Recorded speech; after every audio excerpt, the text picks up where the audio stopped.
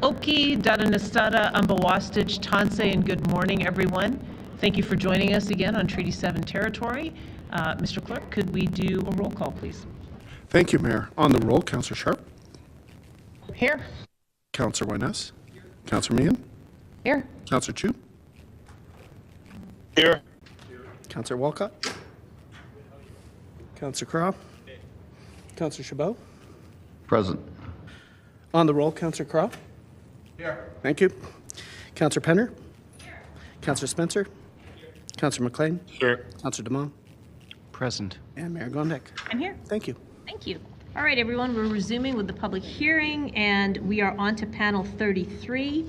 I'm going to first call out the members of panel 33 and make sure everyone's here, and then I'm going to confirm if everyone's ready to go on panel 34 as well. So do we have Luca Lachner? Hi, you can come grab a seat at the front. Do we have Henry Hansen?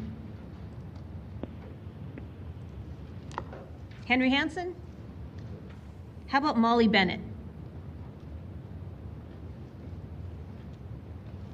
And how about Andrea Riccio? Hi. What about Natalie Offakani? Yeah, I'm here. Hi, thank you. And go ahead. I'm here. Thank you. Thank you. All right, everyone, we're resuming. Okay, so let me ask you again. Do we have Henry Hansen? Do we have Molly Bennett? Okay, we've got 3 people from this panel. I'm going to see if there's anybody available from the next panel. On panel 34, do we have Lorraine Robinson? Do we have Dave Vizdos? I'm here, Mayor. Thank you. What about Andrew Bembridge? Scott Miller? Richard Lotz? Present. Oh, thank you.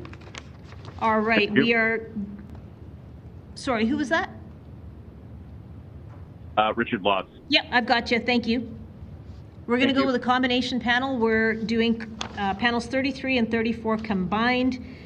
So we have Luca will start us off, Andrea will be next, then Natalie, then Dave, and then Richard. So Luca, please start us off. Good morning, Mayor Gondek and councillors. I'm Luca Lachner. I'm from Ward 14, and I'm a student at the University of Calgary in the Bachelor of Design and City Innovation program, and I'm in favor of blanket rezoning.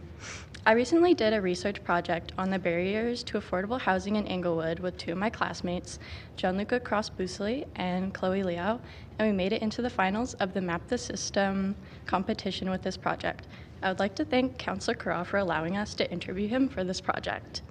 One of the insights I gained through doing this project was how convoluted the process is to add any type of density on R1 or RC1 land, which in the last census in 2021 made up 50% of our city. My team looked specifically at the process of creating a secondary suite in Inglewood because it has the potential to add density while not disrupting the neighborhood's character. And we found that just for the land use redesignation, you need at least 12 documents and a minimum of $2,547. And if it is approved, it must go through 3 governmental departments and your community association. And community associations are often opposed to any dense development because the people who make up these associations are securely housed, and their main concern is their own property value. And the last key step in this process was looking at any restrictive covenants that may prevent densification. All this is on top of the expenses that would be needed to develop and build a secondary suite. This lengthy process is filled with jargon that is not understood by many people and has steered away people who may be interested in creating a secondary suite or a lane home on their property. These developments could add missing middle housing into the existing communities of Calgary. Passing this blanket rezoning would allow the process to become a little bit easier and create opportunity for more diversity in our suburbs, created by the residents instead of developers. The lack of density and diversity of housing in Calgary was created as an easily exploitable situation, as seen in the dramatic increase in the number of people going into a form of houselessness, as previously discussed by a representative of the drop-in center. According to Calgary's last census in 2021, 23% of Calgarians are paying over 30% of their income on housing. This has likely gotten much higher in the past 2 years because of the influx of people moving to Calgary. It is crucial that we remember that the people most affected by the housing crisis are unable to participate in these decisions and these discussions because they are busy trying to just survive. If you want to actually make changes in people's lives, the city needs to genuinely engage with these communities through activities that people actually want to go to instead of just random meetings. And through this, we can gain an understanding of how to create meaningful and long-lasting affordable housing initiatives and programs that will genuinely improve the lives of your citizens. If this relatively small action of rezoning is unable to be passed, I believe that there's a small chance of the city enacting larger projects that will dramatically help Calgary's housing crisis. We cannot allow the largely unfounded claims made by well-off homeowners stop us from creating a city that shows through its actions that they care about their citizens' well-being, through authentically engaging with its citizens most affected by these pressing issues. Housing should not be treated like a commodity. You're playing with people's lives, and housing is a human right. Thank you for your time. Thank you for your presentation. Let's go to Andrea, please. Good morning, Mayor and Councillors. My name is Andrea Riccio, and I'm speaking in support of the proposed bylaw changes. I'm a 60-year-old native Calgarian. I'm a retired real estate lawyer and have lived in Calgary for most of my life. I grew up in Renfrew. In the 60s and 70s, Renfrew was a mixed-income neighborhood, a socioeconomically diverse community where working-class immigrant families lived alongside professional couples that worked in offices downtown. Unfortunately, today, the working-class family of my childhood simply cannot live in Renfrew. But then neither can my daughter, a registered nurse who's studying to be a nurse practitioner. For the last 28 years, I've lived in Hawkwood. My neighbors and I started our families there in the mid-90s. Our kids are now in their 20s, graduated and working, but guess what? Still living with mom and dad. Each of them needs a car to get to work. So right now, the 3 households to the east of me own a total of 15 cars. Also on my street, some of my neighbors have taken in their elderly parents. So I'm effectively living in a gently densified intergenerational multifamily neighborhood without any changes in zoning. I'm part of that sandwich generation that can't downsize. My point is that Ward 2, where I live, is not immune to the effects of the housing crisis. And the social and economic repercussions of that crisis are felt citywide and across generations and income levels. I love my neighbors' kids. I've watched them grow up, but I feel their frustration. They want to be less car dependent, but without improvements in transit, their only option is to live closer to where they work, but they can't. And if they can't find affordable housing that meets their needs, I fear they will move to cities where they can. And without an educated workforce, our ability to attract investment to the city will suffer. As a council, you have little control over the many factors that impact the price of a house: birth rates, immigration, changing demographics, commodity prices and the resulting booms and busts, buyer preferences, interest rates, labor costs, etc. But one area where you do have a significant impact is on the cost of land. There you have a significant ability to influence the supply of land and the ability of builders to convert that land into housing. Through regulation, you can make a supply problem worse and make housing unaffordable, not only for people with lower incomes, but also young middle-income earners. Extensive academic literature over the last 20 years finds that housing markets with restrictive land use regulations are less responsive to changes in demand, making housing more expensive.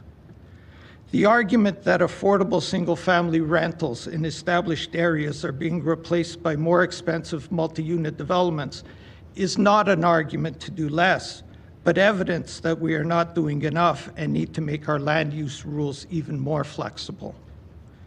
If there is a strong demand for affordable housing in an area, the current rules limit the ability of builders to respond to that demand. And so they build what is allowed and leave it to the market to determine the price. The market will always satisfy the needs of the wealthiest first. With RCG, there's the potential to create more affordable housing, but without it, there's zero chance. What I worry about most is that the current regulatory environment is in effect creating invisible gates around established communities like Renfrew that will result in a very segregated city. What I fear is that in this fight to preserve the character of a few neighborhoods, we will lose the character of our city as a whole, from one of opportunity to one of privilege. I want the next generation of Calgarians to have the same opportunities I had. I hope you do too. Thank you. Thank you for your presentation. Let's go to Natalie Ofokani, please. Hello. Thank you, Mayor and Councilors. My name is Natalie Ofokani. I'm from Ward 4, and I'm in favor of blanket rezoning. As of today at midnight, I will have completed my undergraduate degree in Law and Society at the University of Calgary. This fall, I'm going to law school, and the University of Calgary was my top choice. While I was accepted into U of C, I can't afford the rising costs of renting here. I'll be going to the University of Saskatchewan directly because housing is cheaper there, and so is the cost of rent. And I can assure you, I'm not the only person leaving the city after graduation due to the rising cost of housing. What I would briefly like to talk about is the argument that some have made about how no councillor campaigned on this issue and it would be anti-democratic to vote on it now. And with all due respect, I find that assertion a little bit ridiculous. You've all voted on motions that you did not campaign on, and that's okay. That's just the nature of how holding a public office works. A lot of issues come up each year, and when I vote, I know that the person I vote for will have to make decisions that they didn't campaign on, and I trust that they will act in my best interest and the best interest of my community members anyways.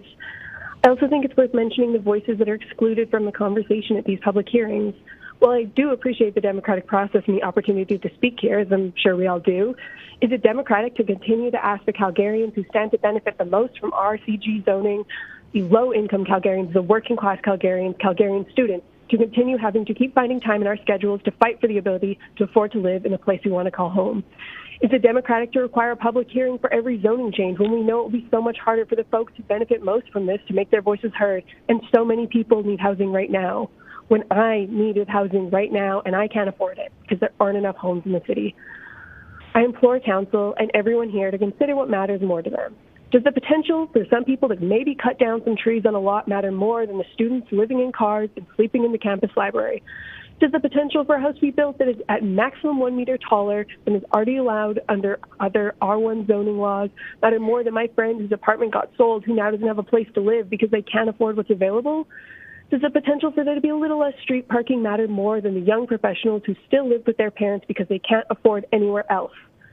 Does the potential for a home to maybe be built in different styles than the houses around it matter more than the Calgarians like me who are leaving the city directly because they cannot afford the cost of housing? I know none of you know me, but I can assure you I'm a super cool person who would have been a great addition to this city.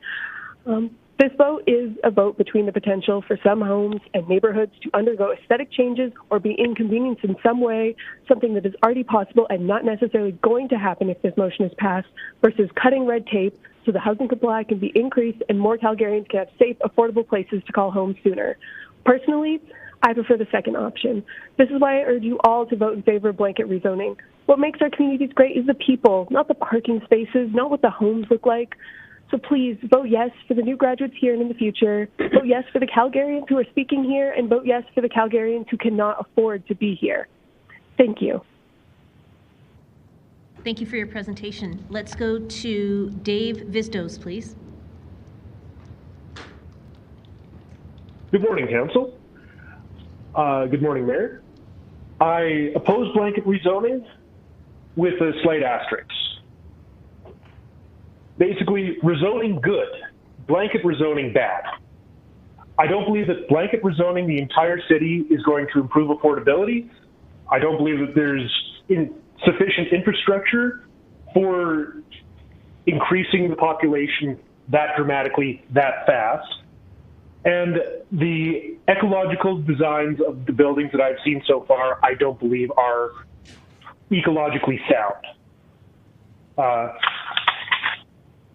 In terms of affordability, these new houses that are being built are going to be basically the cost of my bungalow in Varsity as a starting point. If you're trying to improve affordability, you should be building affordable housing. You don't build a horse barn because you need eggs.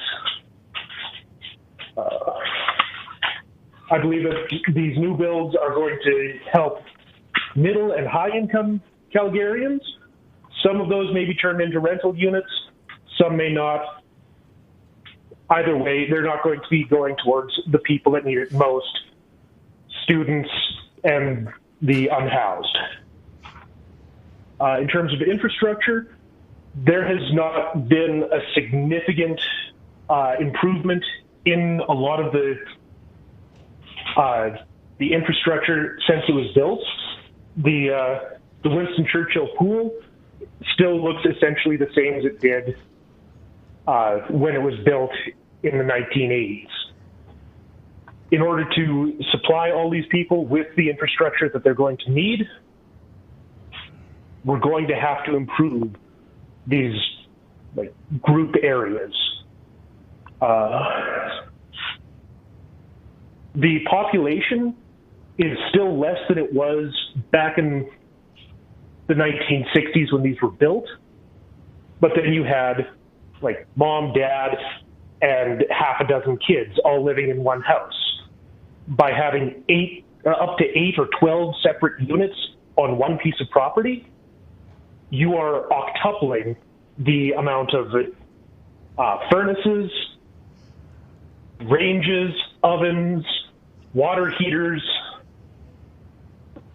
that are going to be used in the same amount of area. Are we improving the power, gas, and water supply to that area? I haven't seen a lot of action on that. Then there's grocery stores, there's medical services. I was watching the news this morning, and there's a number of medical places that are shutting down because they can't afford rent where they are now. Ecologically, yes, living in tighter neighborhoods is more ecologically productive, but if you already have the building built, subdividing that is going to be less destructive than to tear it down and build a whole new building. These new buildings are going to be hardscape covering 60%, buildings are going to be covering 60% of the lots, and then hardscape could cover 80%, 90% of the lots. There's no place to put snow, there's no place to allow rainfall to be absorbed. It's all going to be going back into our sewer systems and adding issues there. Are we going to be mandating new parks? Are we going to be mandating improvements in, once again, the infrastructure? If we were to do this intelligently and put up rezoning where it makes sense, where it would have the best impact, I'm all for it. But if you're going to rezone so a developer can tear down a house in the middle of a sleepy cul-de-sac and put up one of these 8-plex condo units, it doesn't make sense. Thank you, Mr. Vizdos. You're just at time, but please hang on the line. If you could just mute yourself, I'll let you know if there's any questions for you, okay? Thank you. Thank you. Let's go to Richard Lotz, please.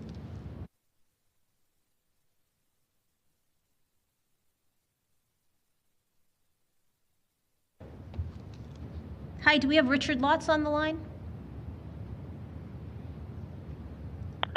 Pardon me, I was muted. Okay, please go ahead. Good morning.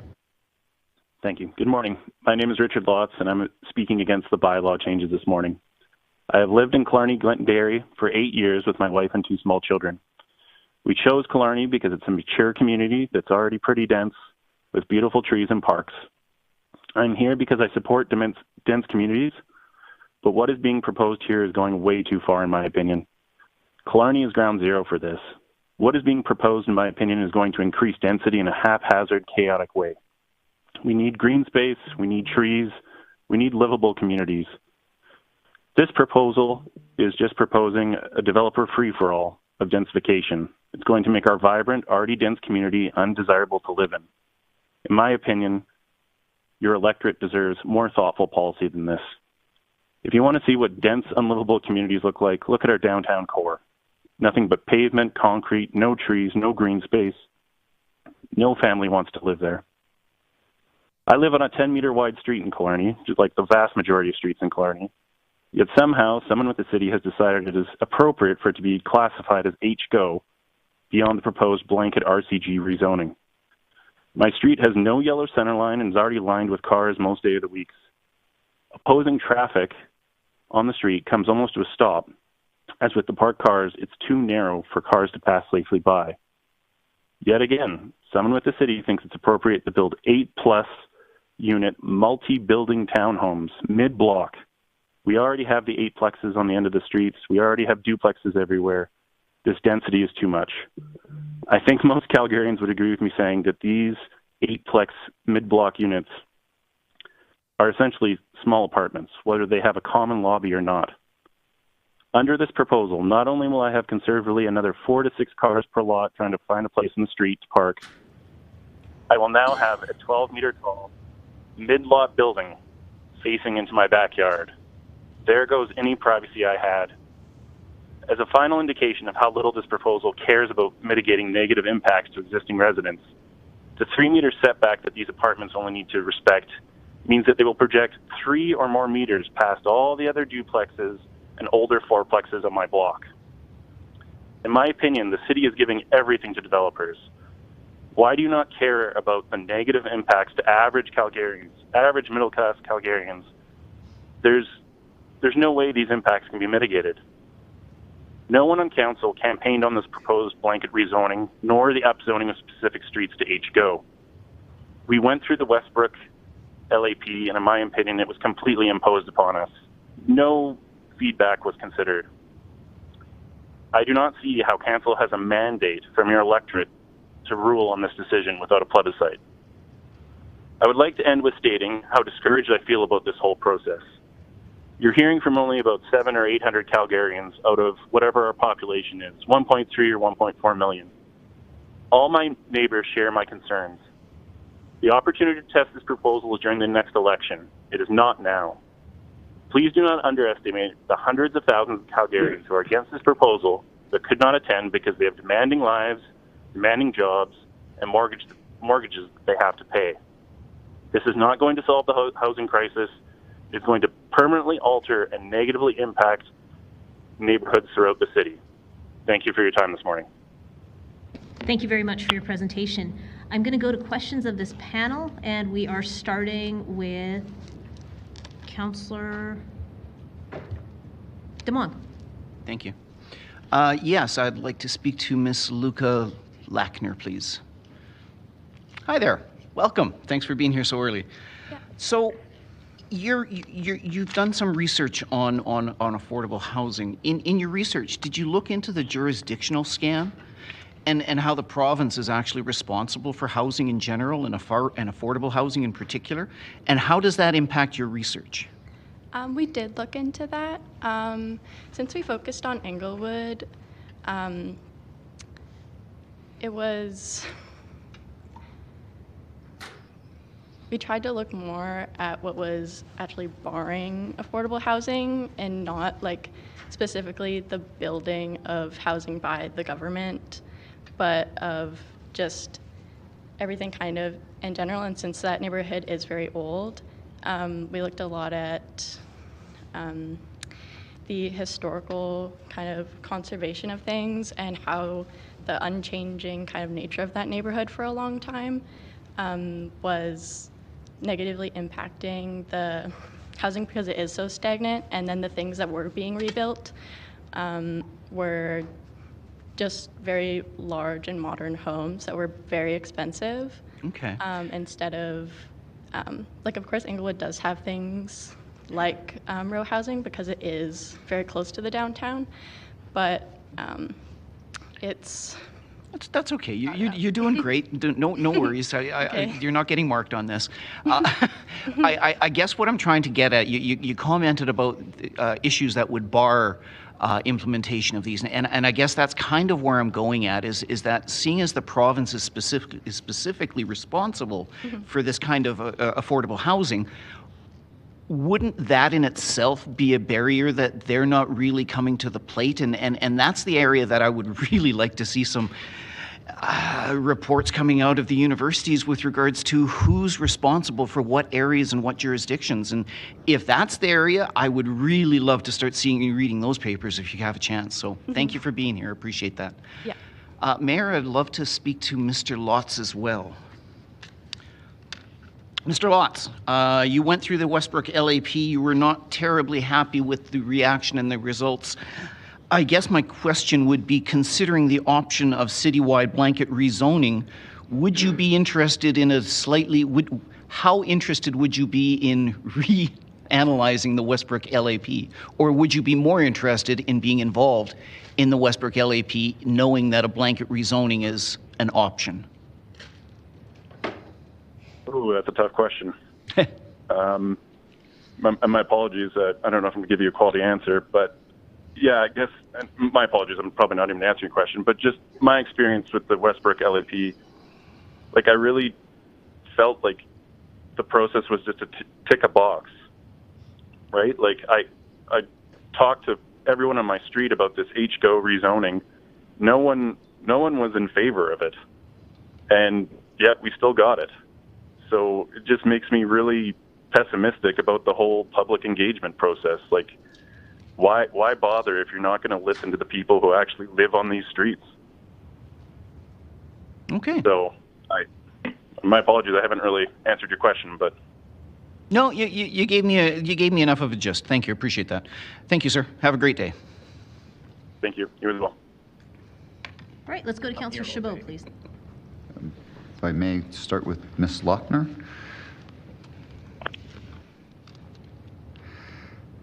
Ms. Lochner, first of all, good on you for being here. I know it's not easy facing this group of individuals. I've been on your side multiple times before I got elected, so I know it's not always easy. But I have to question you on a conclusion that you made in your presentation. Having been involved with my community association since 1998, and I've heard lots of folks say all kinds of reasons as to why they were opposing certain things, density in particular, at certain locations. And while there are a few that would typically state that it's because of financial implications, that's not the bulk of what I heard. So I'm trying to rationalize as to how you came to the conclusion that community association folks' main reason is because of financial gains or losses to their property values.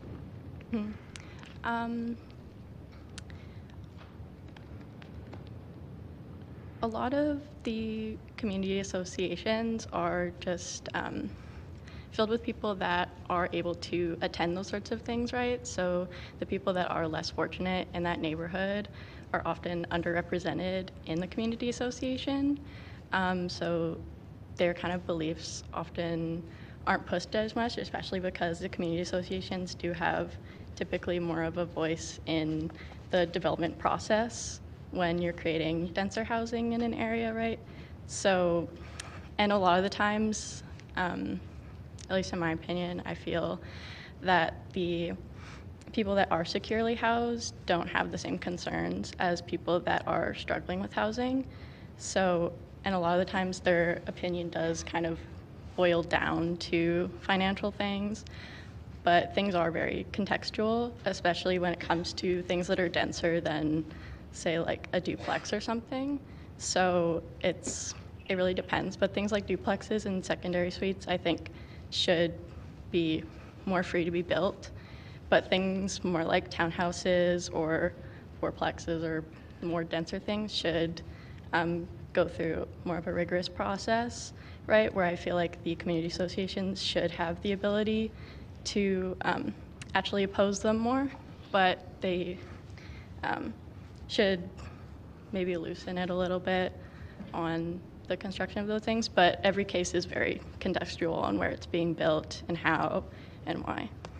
And no, I don't disagree with anything you just said. It still doesn't tie it back to the idea that it's all financial and as far as community associations, because from my perspective, it's been predominantly with regards to quality of life, certainty of use, expectations. In some instances for myself, I've had a chance to live in different types of communities depending on my life situation at the time, and I chose that. And many folks choose to move into the community they do because of what it offers to them. And so when there's a significant departure from that, where they've actually gone from a high density community to a lower density communities by choice, they feel that somehow we are now intruding on them and giving more power to the developers and taking away power from the residents. Councillor Chabot, that's not a question. That's a debate. So anyways, so you don't think that that's a component, that quality of life is a big component of why? I feel like it may be a component of why, but that, I guess, argument could often be boiled down to finances as well, because in those lower density communities, people are often richer and they want to maintain that. So, yeah, I don't know. Yeah, well, I have some debate on that at a later time. Thank you. And now for Mr. Lotz. Mr. Lotz, based on what you said, it sounds to me like you feel as though the voice of the residents has been muted to some degree. Am I correct in that assumption? Yes, that's how I feel. And does this apply just generally or strictly in relations to this matter? Westbrook, LAP, and this matter. And like, I understand people are struggling. I understand that. Like, I'm not trying to come across here as a terrible person, but like, Killarney is already dense. We have duplexes, we have fourplexes, we're getting eightplexes at the end of every block. We're doing our part in densification. And now, like, these mid-block, 8+ unit, 2 separate buildings that are 12 meters tall, nowhere on the city pamphlets do they show the configuration, the mid-block HGO configuration. Like, this is a substantial departure from anything in Killarney, which once again is already a dense community. And in my opinion, we're already doing our part. And this is too much. This is too much. There's no, like, I don't care about the financial. I don't view my house as a financial investment, but this will absolutely have a negative impact on the quality of my life if there's now going to be, 8 to 12 unit HGO buildings built all along my block. Like, if I wanted that, I would have lived and I would have bought in the Beltline. Like, there needs to be some balance here. That is my message. There needs to be some balance. We cannot give everything to the developers. So, if I'm hearing you right, this has more to do with use and enjoyment of your property rather than financial? In my opinion, completely. Okay. No further questions for me. Thank you. Thank you. I don't see anybody else in the queue for this panel, so thank you very much for joining us today. We will move on to the next group, but let me see if anyone's here from 33 and 34 that I called earlier. Do we have Henry Hansen? Do we have Molly Bennett? Lorraine Robinson? Yes. Thank you. Do we have Andrew Bembridge? Yep, here. Thank you. Do we have Scott Miller? Yes, I am here. Perfect, thank you. And I'm going to dip into panel number 35. Do we have Sarah Ritchie?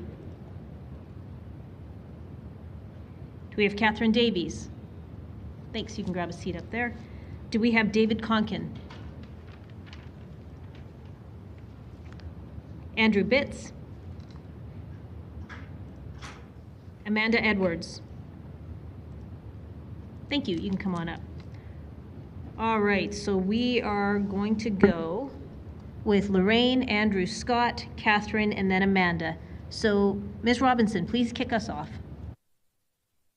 Yes, good morning, Mayor Gondek and City Councilors. My name is Lorraine Robinson.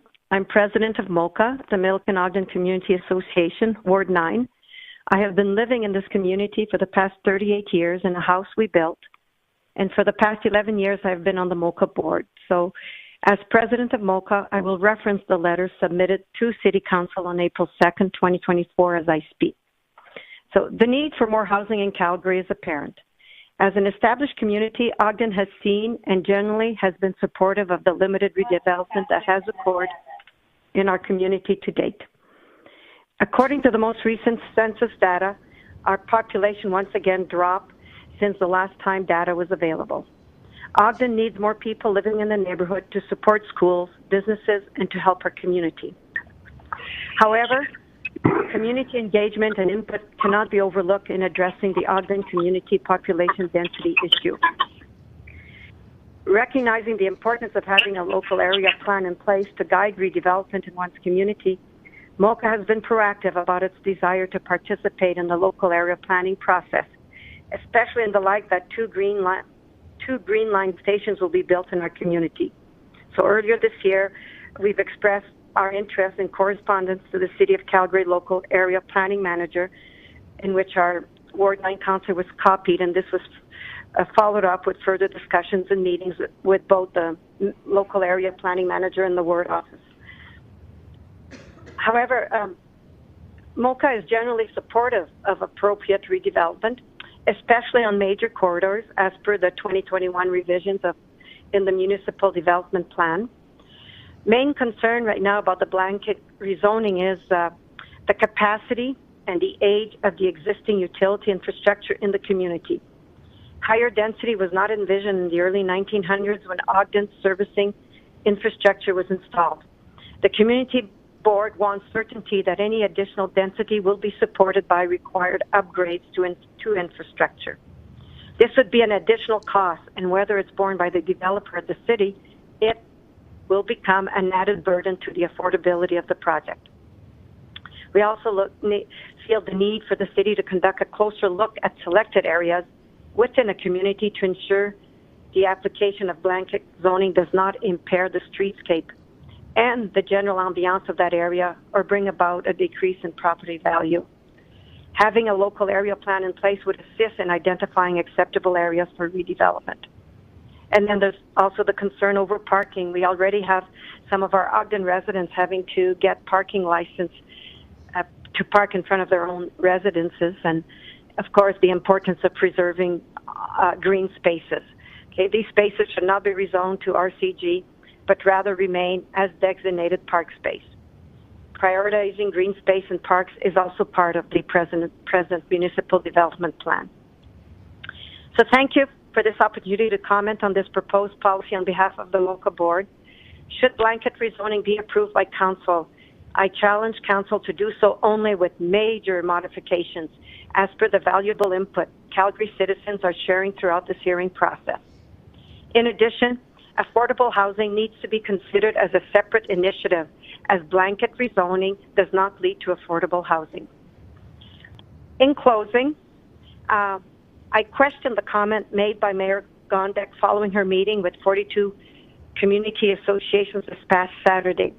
In both her CTV and City News interviews, she stated that the proposed land use bylaw amendment was not a prerequisite to receive the $228 million in federal funding for affordable housing. However, in the Honorable Sean Fraser, Minister of Housing, September 14, 2023 response letter sent to Mayor Gondek, In regards to the city's application for the federal government Housing Accelerator Fund, he writes, in terms of Calgary's application, I was pleased with several of the proposals slated for discussion at council meetings over the coming days.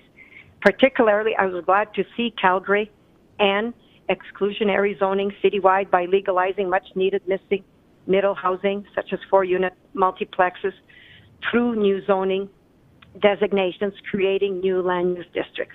And 2 more, invest in affordable housing on public lands with walking distance of transit, and streamline building permit approvals to increase the speed at which housing gets built in Calgary. So he closes his letter by stating, I am eager to be able to approve Calgary's application, but I will not be able to do so before you make good on these commitments. So basically, thank you, Ms. Robinson. Ms. Robinson, I gave you about 20 extra seconds just so you could finish the quote. So thank you. Please hang on the line in case there's questions for you, okay? Let's go to Andrew Bembridge, please. Hey, good morning, Calgary City Council, Mayor Gondek. Appreciate you inviting me here to speak today.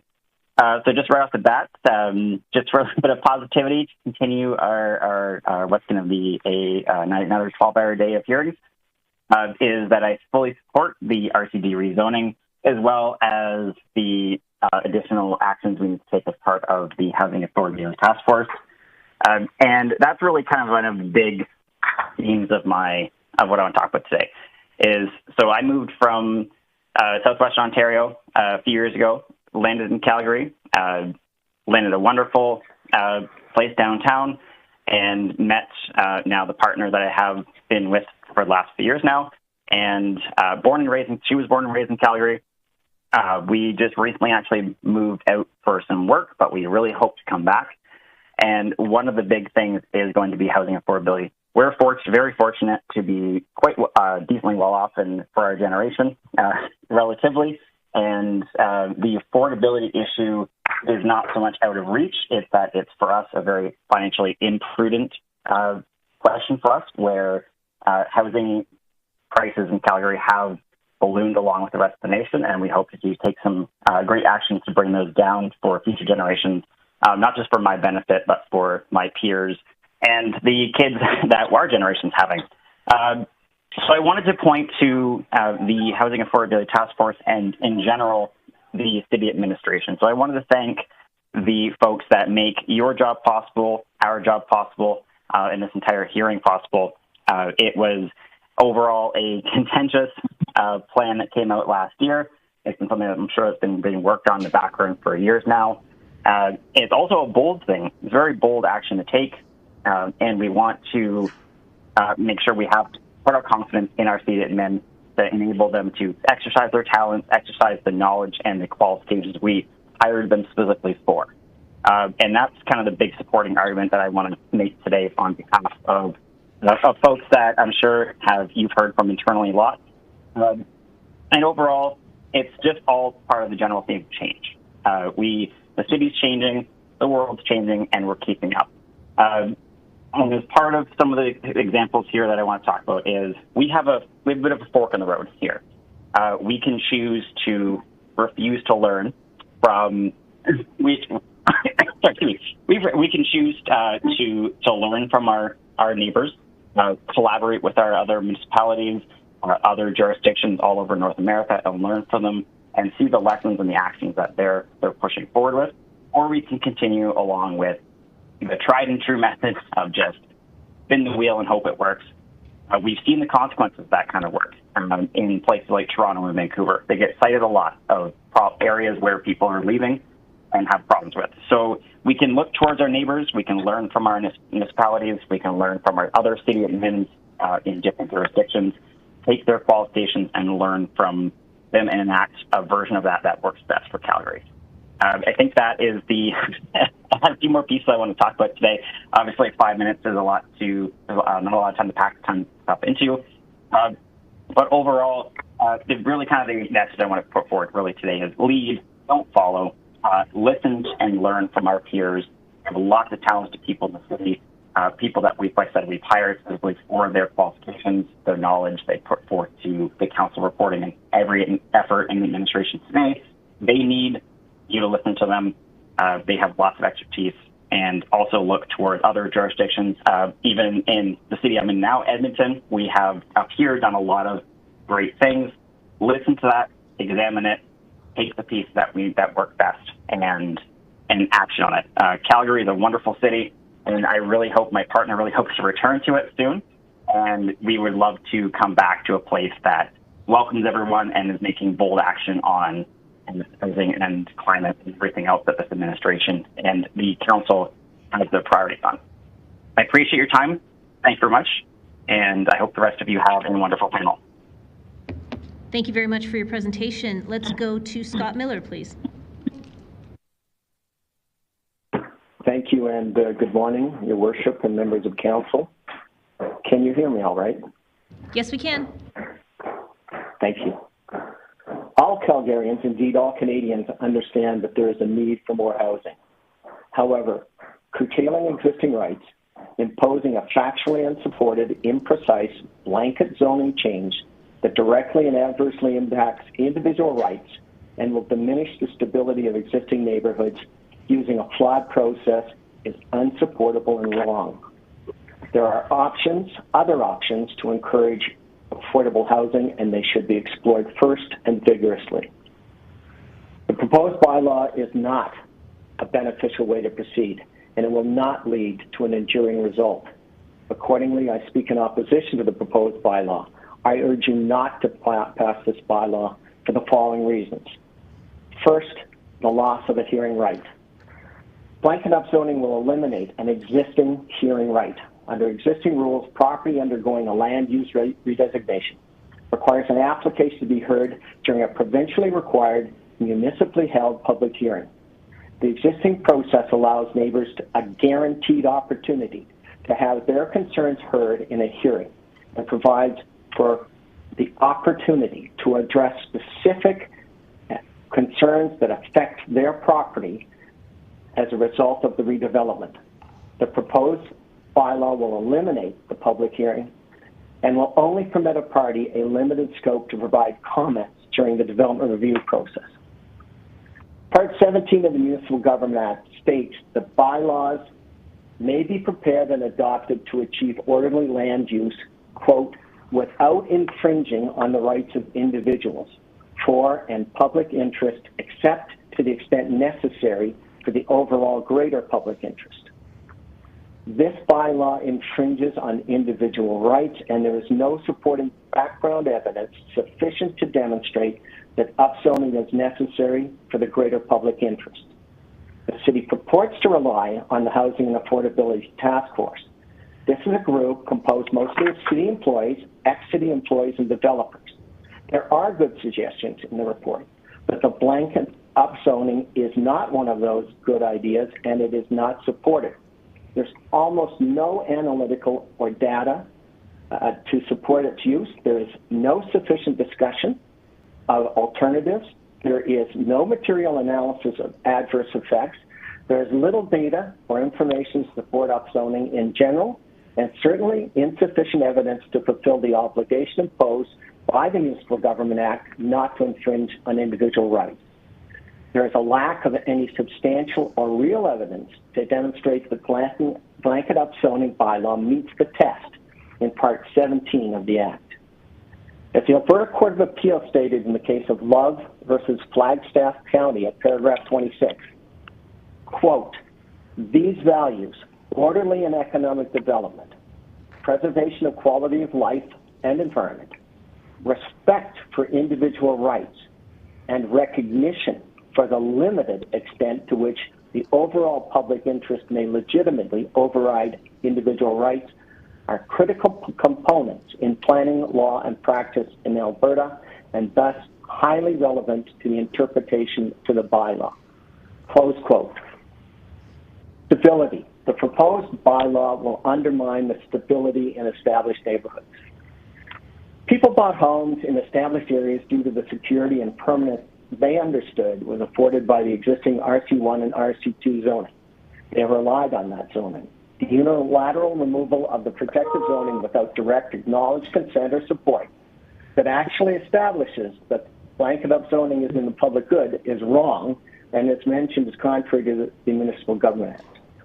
Homeowners have a right to rely upon the existing zoning, as the Alberta Court of Appeal again said in Love versus Flagstaff County, quote, central to these values is the need for certainty and predictability in planning law. Although expropriation of private property is permitted for the public, not private good, in clearly defined and limited circumstances, private ownership of land remains one of the fundamental elements of our parliamentary democracy. Without certainty, the economic development of land would be unachievable. Who would invest in land with no clear indication as to how it might be used and what use it could be put? Hence, the importance of land use bylaws, clearly defined specific uses of the property at any limits. Thank you, Mr. Miller. Thank you. You're just at time. Please stay on the line in case there's questions for you. Let's go to Catherine Davies, please. Hi, good morning, everyone. Can you hear me? Mayor and Council, I'm grateful to be in front of you today at this marathon public hearing. My name is Catherine Davies. I'm a homeowner, a longtime community association volunteer, and along with Willem Klompenhauer, whom you all met yesterday, I'm a co-founder of More Neighbors Calgary. Willem is the data guy with the fancy maps, but I'm the person with lived experience in a neighborhood with a lot of RCG development. About 10 years ago, my community, Banff Trail, underwent an ARP update, which is something we don't do anymore. This coincided with the introduction of the RCG Land District, and the city did some proactive rezoning in Banff Trail. Around 600 lots were rezoned to RCG, including my own.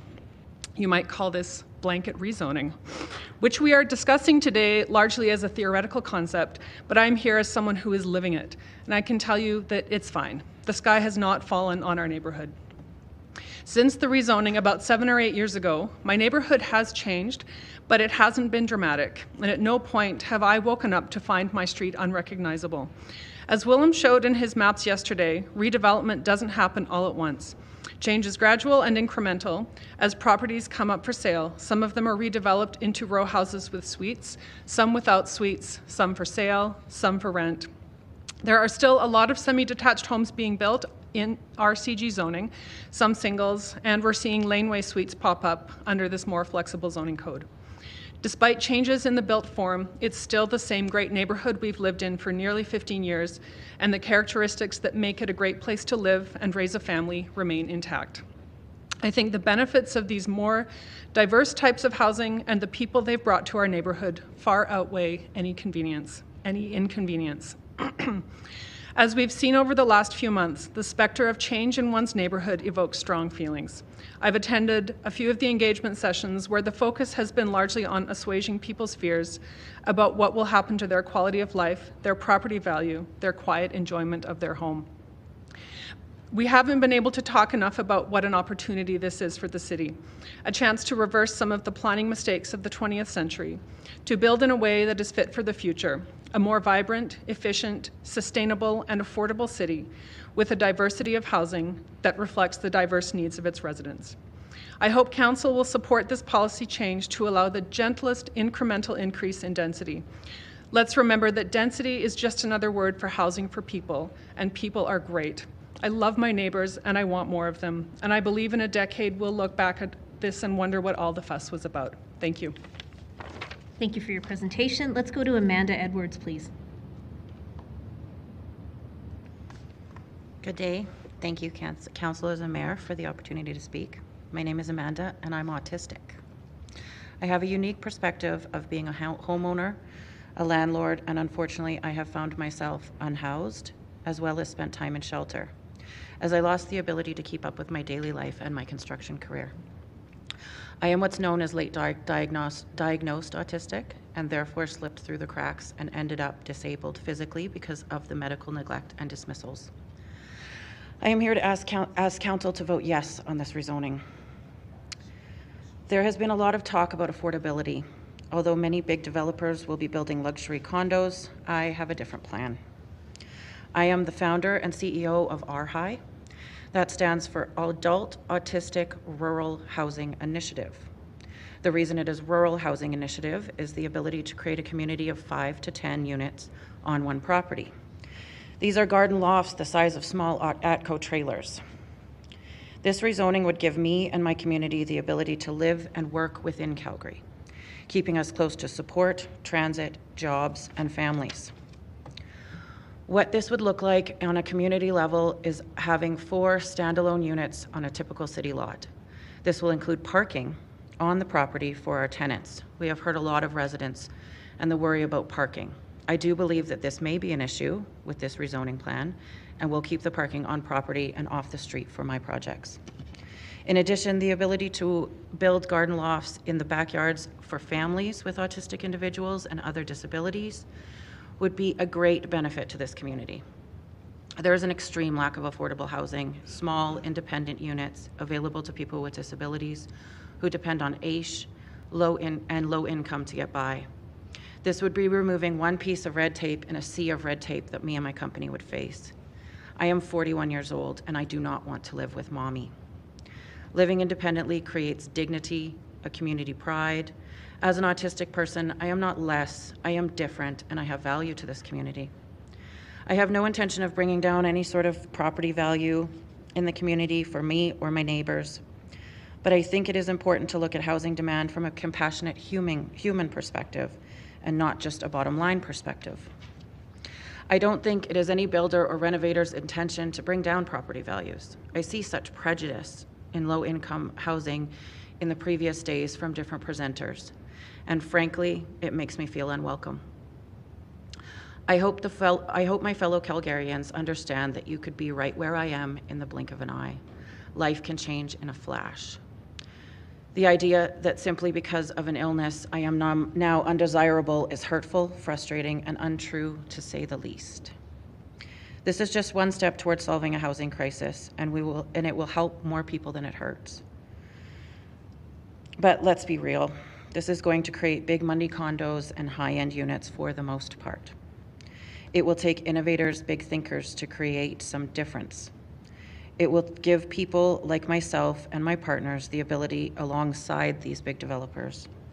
Additionally, I would like to ask that Council consider working towards converting some of the vacant office buildings in the downtown core, as these buildings are already accessible with ramps for people with mobility issues and are constructed of concrete, which in my community helps with noise and our sensitivity to noise pollution.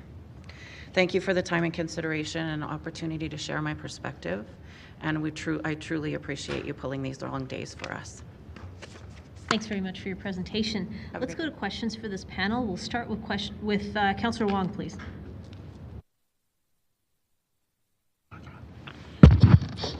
Oops. Thank you, Mayor. Ms. Davies, please. Ms. Davies, sorry. Hi. Thank you, Catherine. You mentioned you were with the Banff Trail Community Association, right? Yes. That was did you say over a course of 10 years? Yeah, I think I joined the Community Association first in 2016. Okay. Sorry, I will clarify, I'm speaking here as an individual, not in any way representing the Banff Trail Community Association Board. No, I understand that. And you also mentioned that ARP was done in 2016. Mm-hmm. And over I the course, think it was 2016. Roughly, about 10 years, let's say. Mm-hmm. And you've also mentioned that Banff Trail has seen more infill developments put in there, correctly? Yes. Okay. And Banff Trail is also being next to university, and Banff Trail is populated by a lot of university student rentals? Yep. Okay. Do you know, over the course of that 10 years, when we did the ARP, we did more infill developments, the change of ownership of property, did you see more neighbors being, how to say, owner-occupied rentals versus full rentals? Sorry. I'm going to do a little cautionary note here. That's talking about the user and not the use. Okay. And I don't think I know the answer to that question anyway, so. Okay, fair enough, fair enough. The other question is, in the last few years, as we've seen more infills coming in, have we seen more infills being more of, if I could say, of a higher quality, higher class versus what typically has been there? I would say so. There are some projects in our neighborhood that I think are very high quality, and I think they're architecturally very interesting, and I think they really contribute to the visual aspect of our community. I mean, we're originally a bungalow community, and as much as I love the bungalow I live in, it's a lot of the bungalows are just they're not character homes. They're not particularly interesting. Okay. The reason I asked that question is that I had a bunch of U of C students come by and dropped off a stack of supporting letters, and one of the comments that was played back to me was that while we do want to see more rentals in and around the university area, they were concerned that some of these rentals may be less affordable. Mm-hmm. Do you think that would be the case? I think that's a really, really interesting question, and it's maybe a bit more complex than I can answer in a short period of time. But I think there's been this narrative through this whole public hearing that we're seeing affordable bungalows being torn down for luxury condos or luxury row houses, and I think that's not, I mean, maybe in some parts of the city that's happening. In Banff Trail, we're seeing some bungalows torn down that are affordable, but they're affordable because they're almost slums. Like, they're old, they're asbestos ridden, they're not being invested in, and they're not high quality rental. And so we're seeing some of that replaced with what I think is high quality rental housing. There's one close to me. It's purpose-built rental. It is definitely not luxury housing. Like, it's very modest, but it's clean and fresh. And I've been on Rent Faster recently, actually, and I've been gobsmacked by some of the prices that are being charged for these bungalows that clearly have not been updated since 1976. And I question the narrative that the new construction is substantially more expensive than the bungalows. I don't know if that answers your question. No, that's good. I just want to clarify comments I got from students versus your lived experience too. Great, thank you. Thank you. And that is it for questions of our speakers on this panel. So thank you very much for joining us today. Appreciate you being here. I'm going to do the next panel, but I'm going to go back and see if we have anybody here. Do we have Sarah Ritchie? Do we have David Conkin? Do we have Andrew Bitts? How about Henry Hansen? Molly Bennett? Hi, you can come on up. What about Patricia McCunn-Miller? How about Roger Smith? Hi. You can come up and grab a seat as well. Do we have Mark Henry? Hi, who do we have on the line?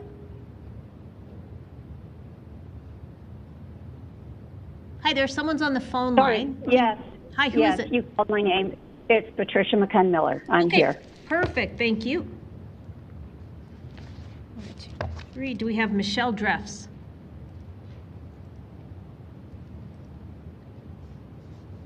Do we have Steve Such? I'm online. Perfect, thank you. So the order of this panel will be Molly, Patricia, Roger, Mark, and Steve. So we're ready when you are. Sorry, did you not hear me say that I was here? Hi, who's this? Sarah Ritchie. I didn't I thought hear I you. unmuted myself when I said I was here. My apologies. That's okay. You know what? We'll add you to this panel. We'll do 6 people. I'll put you right at the end of this panel. Sorry, I will have to hang up at 11 a.m. Okay, I'm hoping we get there. Ms. Bennett, please go ahead. Okay. Good morning, Mayor and Council. Thank you for the opportunity to speak with you all today. Thank you to Council and administration for the hard work that you do for our city. Some of you may have gotten the chance to meet me in my role as the advocacy lead with Bike Calgary, but I'm here today representing myself. You'll hear support from Bike Calgary President Doug Clark at a later panel today. But so just a little bit on me. My name is Molly. I'm 30 years old. I grew up in North Haven Drive, just down the street from North Haven Elementary in Ward 4. My parents brought me home from the hospital they had purchased at age 26 and 27. They bought this home on the income of a disability support worker and a deli manager.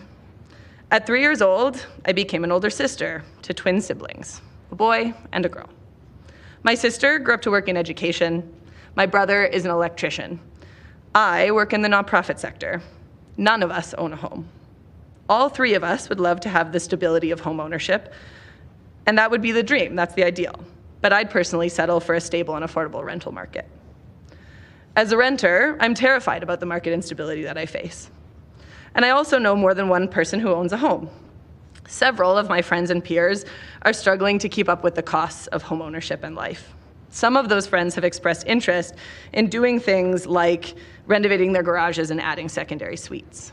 Right now, this process is slow, confusing, and limited by things like parking minimums. Base RCG would remove some of those barriers and help some of those folks in my life bring in some rental income to cover their costs while increasing housing supply. This increased density would also give people like me access to rental properties. It would give me the choice to live in the area of the cities I desire to, near the amenities I like to frequent. And for me, as somebody who does not own a car, this is really important. I could also secure a long-term rental on a secondary suite in a friend's property, which would give me an access to some intentional community that's also really important to me. I don't have children and I don't have a family of my own, and so being in community in that way would feel really good for me. And I think it might even give me the stability to save and perhaps afford a home of my own if that's something I wanted. But let's return to North Haven for a moment. A few years ago, my mother, who still lives in the area, told me that the elementary school was at serious risk of closing. So few people can afford to raise a family in this neighborhood anymore, she told me. And I felt sad to hear it.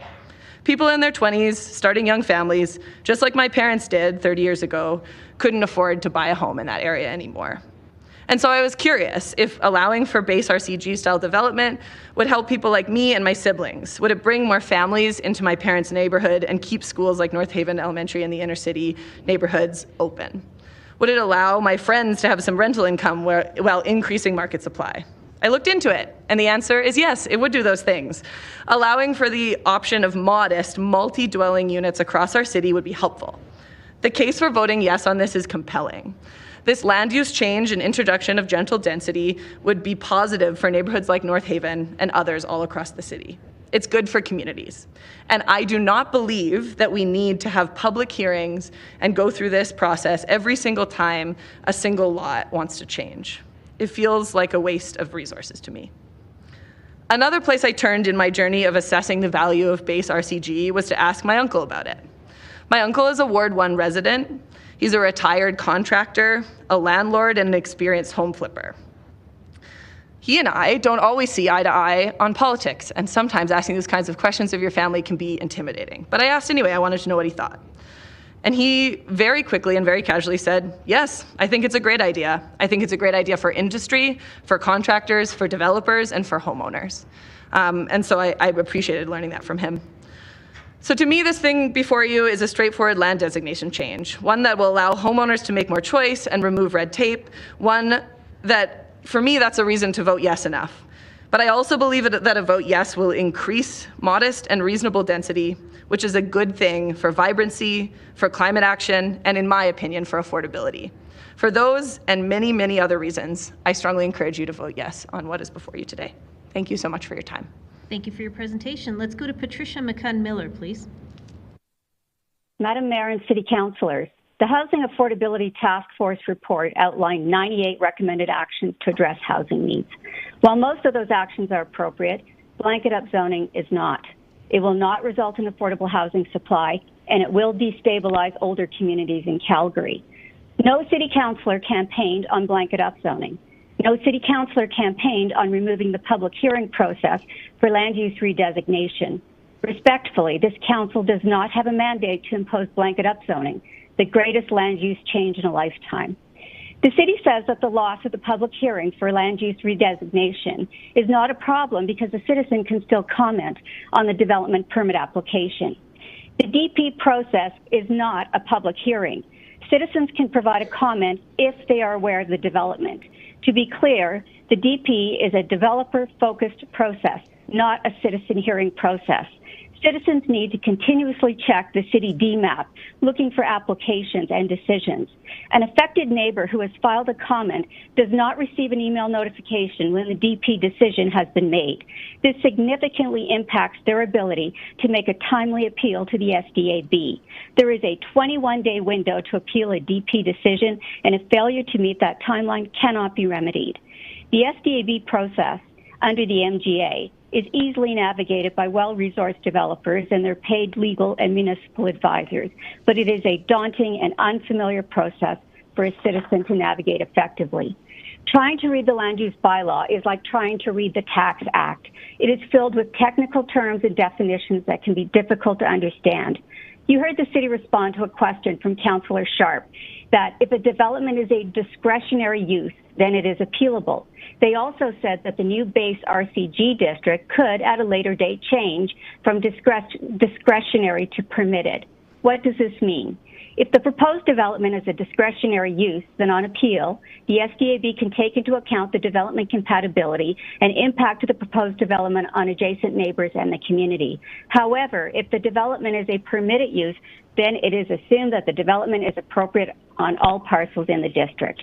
This omnibus hearing, by its very nature, defeats the right to a land use hearing on your property or a neighboring property. It does not consider the specific context of your property, your community, and your impacts. So why are hearings important? The MGA explicitly recognizes the preeminence of individual property rights and states that bylaws must be prepared and enacted without infringing on rights of individuals for any public interest, except to the extent that it is necessary for the overall greater public interest. Those property rights include the use and enjoyment of that property. The city should limit the encroachments on use and enjoyment. That is why a land use redesignation hearing is so important to understanding potential encroachments and impacts. 61% of Calgarians own detached or semi-detached houses. This is the largest single capital investment a person will make. That investment decision relies on the certainty and predictability of the land zone of that home purchase. Blanket upzoning imposed after the investment has been made destroys certainty and predictability and is contrary to the principles of planning and development under the MGA. So why the rush to blanket upzoning? According to city reports, we have an adequate supply of zoned land for brownfield and greenfield development for decades to come. Housing affordability is a serious issue and one that requires systematic analysis, thought-through decisions, incremental actions, and careful evaluation. Blanket upzoning is not incremental action. It is a drastic measure that is not supported by compelling data. Well-known international health advisor Hans Rosling, in his book Factfulness, discusses instincts that distort our perspectives. In discussing the urgency instinct, Rosling says that the urge to make quick decisions and take immediate action hinders our ability to think analytically and make sound decisions. He says, be wary of drastic action. Ask what the side effects will be. Ask how the idea has been tested. Ask where is the data. Step-by-step practical improvements and evaluation of their impact are less dramatic but usually more effective. Incremental steps with community collaboration will get redevelopment done in a way that will add housing choice and affordability for rental and ownership. Data must be used to tell the truth, not to call to action no matter how noble the intentions. I urge councillors to oppose blanket upzoning. Thank you for your presentation. Please hang on the line in case there's questions. Let's go to Roger Smith, please. Good morning, and thank you for hearing me. My name is Roger Smith. I'm a born and raised Calgarian. I live in Southwest Calgary in Ward 8. I'm here opposed to blanket upzoning. But I'd like to be very clear. I recognize there is a need for affordable housing and more housing. But I'm very concerned that blanket upzoning is an abdication of planning. And you are responsible for planning. You are the stewards of the city. What you do today will have impacts that are far-reaching. And I'm afraid that the city, in its delight of accepting funding from the federal government, is forgetting that fact. Now, I know that the city administration earlier this week said that this condition, or this upzoning, is not a condition to receiving federal funding. That, in my understanding, is inconsistent with previous statements made by this administration. It's also inconsistent with what happened in Ontario with the City of Windsor. The City of Windsor turned down tens of millions of dollars because it refused to change the zoning rules to get the cash. The National Post reported in February that Mayor Drew Dilkens ultimately said that the majority of his council didn't want to bring in such a significant change. He is quoted as saying, "It's a wholesale change to the way the system is set up today in terms of having public consultation and having some sort of process where you can look at things." He also said, I think a lot of people want certainty to know what they're buying, a home or a building, a home in an area. What's possible? What could happen? What does the neighborhood look like? This proposal will deny that. I'm not saying that we don't pursue some higher density in very many places, but let's do it in a nuanced and planned way. I also understand that the city is recommending this because they believe it will result in more affordable housing. Now, I'm not an urban planner, but I did have the opportunity to review some papers on the topic, and I was left with the conclusion, because the academics told me, that there's just not enough data to reach that conclusion. Jenna Davis of the Brookings Institute, in a commentary published in July of 2021, made the following observations. Upzonings have ignited a hot-button issue of gentrification, and we've seen that. We've pitted generations against one another by this proposal. Despite these tensions, she continues, minimal empirical work has examined the effects of upzonings. She postulates the question, given these findings, should cities continue to uphold upzonings as a core solution? The answer is that scholars must conduct additional research on upzonings to better understand their effects. I know that Auckland is cited as an example where it was upzoning successfully obtained low or more affordable housing, but that report that came out 2 years ago has been subject to other academic criticism. The suggestion in the critical paper is that it was based on a biased sample. And if a full data set was used, the spillover robust treatment effects turn into a negative. We need a bit more study. I'm reminded of an event that took place in this city in the early 60s, where the city was approached by the CPR. The CPR wanted to get into land development in downtown. And the city was gobsmacked by the idea of getting that amount of financial investment. And so they reached an agreement with the CPR that in exchange for some rail lands downtown, they would allow the CPR to build a rail line on the south banks of the Bow. The city doubled down by proposing to put a parkway. Parkway is a freeway right along the south banks. It would have destroyed Inglewood and all the communities to the east. It would have destroyed the river valley. Could you imagine if that had happened? The city was forced to relook at it because the citizens of Calgary raised concerns. Citizens of Calgary are raising concerns now. Please take a look at this. Now, what are the solutions? Corridors and nodes.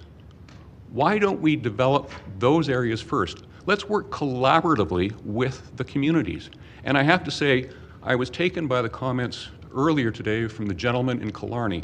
I don't believe that we've had a collaborative approach. The area redevelopment plan for Windsor and Elboya proposed mid-block buildings in excess of 4 stories. In excess of 4 stories. It's like negotiating with a hostage taker. I'm sorry, there's just no other analogy. If you approach us collaboratively, we will work with you. We want to. We recognize that there is a critical need here. But please, let's meet in the middle. Thank you. Thank you for your presentation. Let's go to Mark Henry, please. Good morning, Your Worship, members of council. Having fun yet? My name is Mark Henry. I reside in Meadowlark Park, and I'm a landowner who would be impacted by this proposed bylaw amendment. I'm here to speak in opposition to it. My concerns are twofold. First of all, blanket rezoning, by definition, assumes that all sites, all applications, all applicants would be equally acceptable to the City of Calgary for RCG redevelopment. And council, you know that is not the case. Every site's different, one size doesn't fit all, and that needs to be taken into account. And don't take my word for it.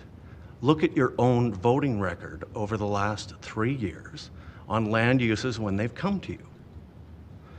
6% of the time, council has rejected them. Now, 6% may seem a small number, but going forward, if approved, previously unacceptable developments will be increasingly finding their way into communities, and they're going to be there for decades.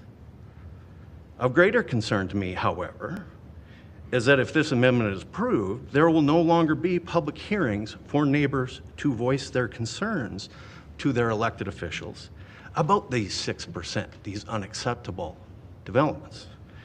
And that assumes that the lack of council oversight won't increase that number over time.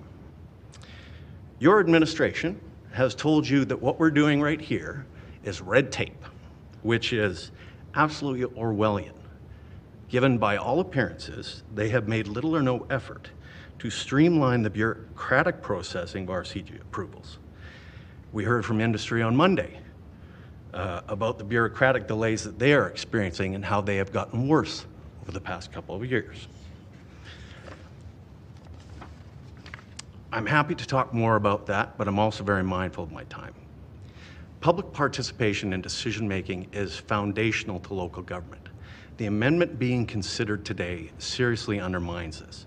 It would strip away future opportunities for residents to have their 5 minutes unfiltered before the people they elect to talk about their concerns around local redevelopment issues. This public component is very important. One hopes that it actually influences your decision-making, certainly, but moreover, the ability to actively participate in decisions by citizens lends credibility to them. Whether or not people choose to participate and whether or not they agree with the final outcome. Cutting the public out diminishes the legitimacy of the decisions themselves and the process. The irony is certainly not lost on me. You are holding a public hearing, the biggest one in Calgary's history, to legitimize the elimination of future public hearings on local redevelopment. You can't make it up, Council. I hear many councillors complain about how angry and divided people are today. And much of this is attributable to people's loss of confidence in institutions.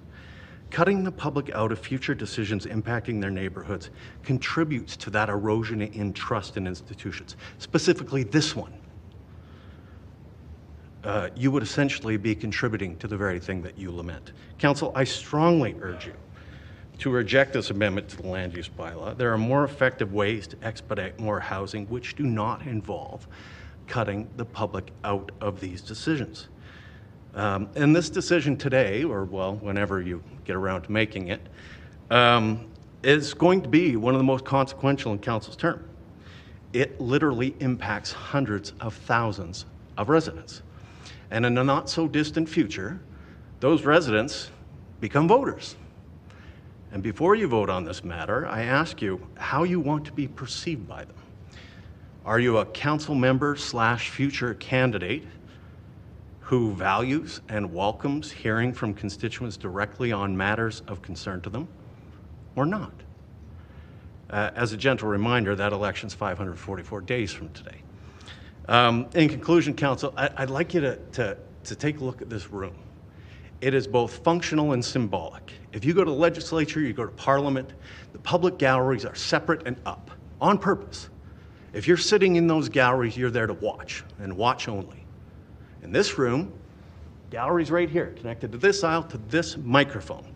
It is the physical manifestation of the principle that in local government, the public's voice plays a central role in your decision-making. And I sincerely hope you consider that as you consider this matter. Thank you for your presentation. Let's go to Steve Such, please. Hi, can you hear me? Yes, we can. Good morning. My name is Steve Such. I'm here to speak against the proposed upzoning of the entire city to RCG. I grew up in Calgary and have had the privilege of living in several of its neighborhoods. One of Calgary's strengths is its diversity of neighborhood types. Our needs change as we move through different stages of life. As a childless couple in our 20s, what we looked for in a neighborhood was very different from what we wanted with 3 children and pets. As we age, we will look to change again. Calgary has offered many different choices to suit our needs. I'm against the blanket upzoning for reasons that many have already stated. It creates a homogeneity of neighborhoods that do not cater well to different stages of life. It dramatically reduces green space in the urban canopy inside the city. Massive infills in RC1 areas will shadow and overlook their neighbors. And for family-oriented neighborhoods, it increases traffic, parking density, and becomes a safety issue for children in the area. Saying that, I support the city in its efforts to increase the supply of less expensive dwelling units to help support its growing population and to reduce urban sprawl. I believe that the city should focus on high-density housing in the 6+ and 12+ story form factor along transit corridors and by further increasing density and encouraging small form retail in specific areas like the Beltline, Eau Claire, and the East Village, where infrastructure, transit, and basic services are already available. When we look at specific areas to densify, we should be considering the cost and the speed at which we can provide those supporting services. Canada has seen unprecedented population growth over the past 3 years. Levels of immigration have doubled.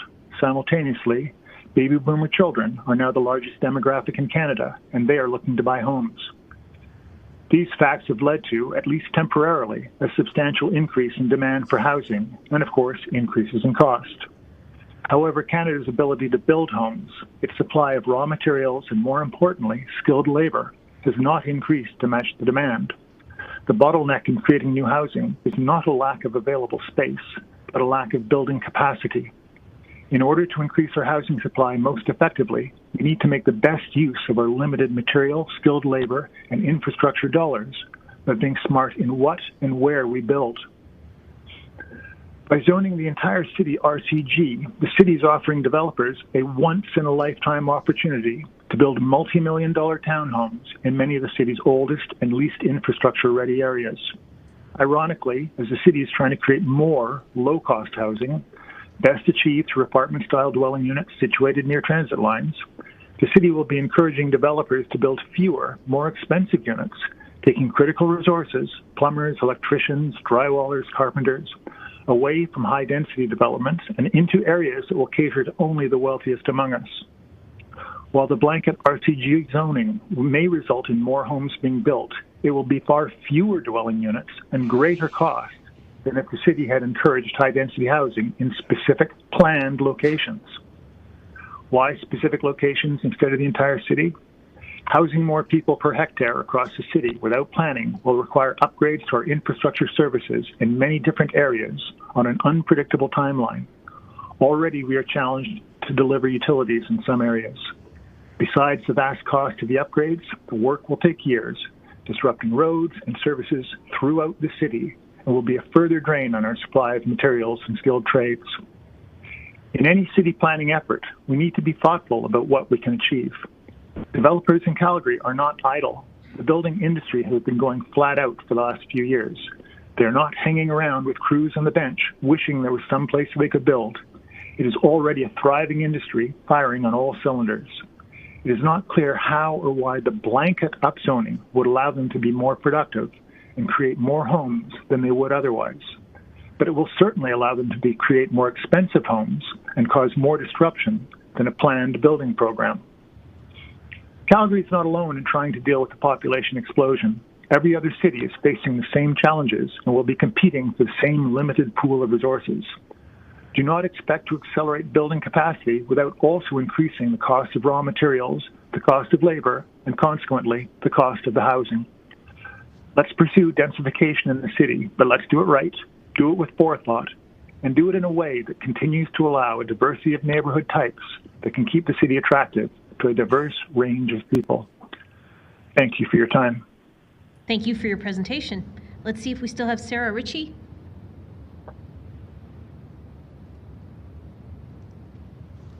Okay, we will go to questions of this panel. Let's start with Councillor Chabot, please.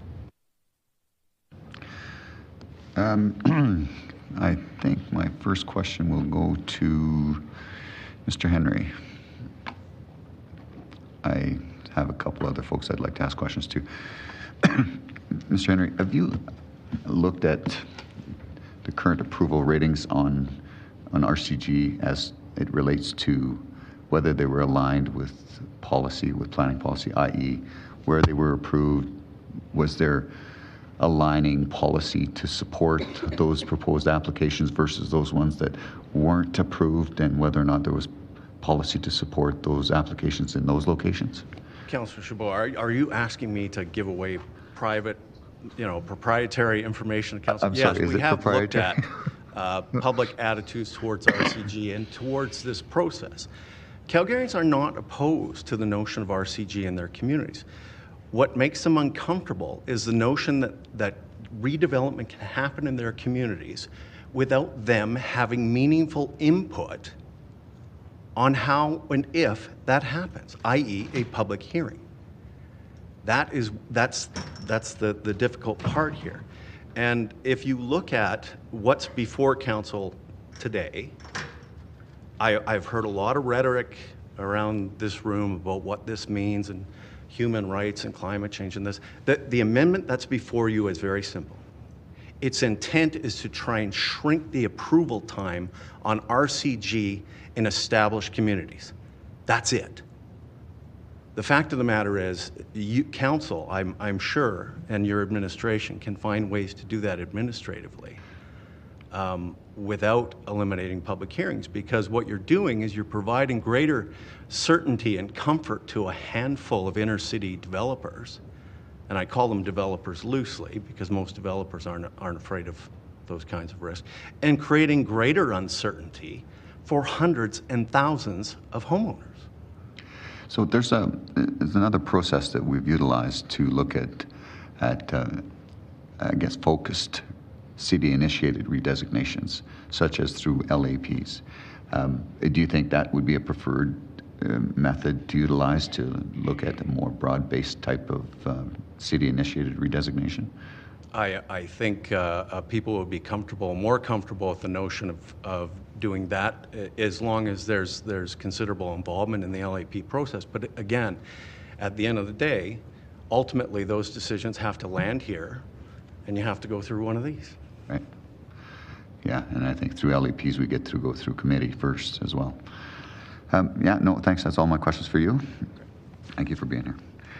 My next question goes to Ms. Patricia McCunn-Miller. Ms. Miller, thank you for your presentation this morning.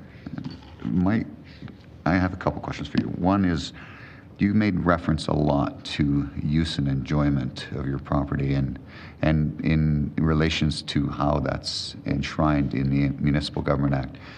Do you believe that also has direct implications to this city-initiated redesignation, and why? Thank you for your question, Councillor Chabot.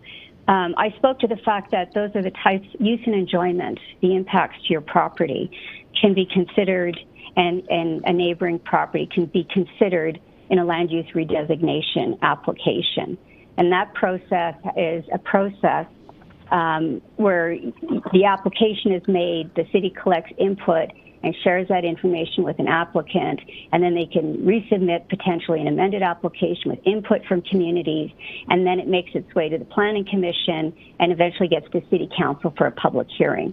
So there are all these steps where there's an ability for the average citizen to speak to impacts to their use and enjoyment. Everything from, massing, mature trees, landscaping, noise, traffic, loss of property value, that type of thing. So that's why it's such a critical step and should not be eliminated.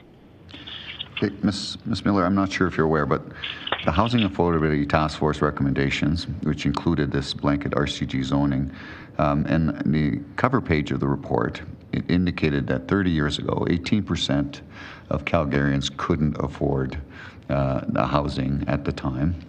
And today, 18% of Calgarians can't afford housing based on their current income. So not a huge change in the percentage, but of course a significant change in the sheer number by virtue of the fact that our population's doubled. Therefore, there's twice as many people now that have a need for the same housing, same percentage. Why do you think the city has now placed such a significant urgency today versus even, say, 30 years ago when the same percentage exists? Well, I think that the city has repeatedly stated as that there's a housing crisis with, I think the comment has been 60 new residents a day coming to Calgary, and it creates this sense of urgency. But data needs to be looked at in context. And so during the last 20 years, Calgary's population growth rate has varied between about, I think, roughly 1.8 to 2.8%. Now, the Alberta Census Division, in a report to Treasury Branch and Finance in 2023, estimated that Calgary's average population growth for 2022 to 2051 in a medium scenario is going to be 1.8%. Now, in the short term, we are experiencing these increases. There's been a shift in terms of the makeup of that population growth. Currently, about 42%, the report says, has been due to immigration of non-permanent residents, so migrants fleeing war, temporary foreign workers, and international students. But these NPRs are forecasted to turn negative once we see shifts like, for example, Ukrainians returning to their home, and they estimate that to occur around 2026, and will stabilize after that date. All is to say that the growth we've experienced recently will not be maintained at this level and will potentially decrease. So when we evaluate options, we have to understand that data is inherently uncertain, data may change, and we can't just look at the worst case or the high case scenario. So that's why I said we need to move incrementally and evaluate and work with communities, because this is a serious issue, and not take drastic measures because we created this sense of urgency when in fact our population growth rate is similar to what it's been for decades. Thank you for that response. Only other question I would have would be for the last speaker. You seem to, was it Mr. Smith? Mr. Such. Sorry, you. Go ahead. Do you want Mr. Smith or Mr. Such? The last speaker. That's Mr. Such then. Thank you. Sorry, Mr. Such. You seem to speak from a position of authority in regards to the industry as response to the housing need. Are you? What's your? I guess. How do you come to that conclusion? Are you in the industry? Are you directly involved with the industry? Do you think that we're maximizing on the potential resources, and therefore this RCG is not necessarily a bottleneck?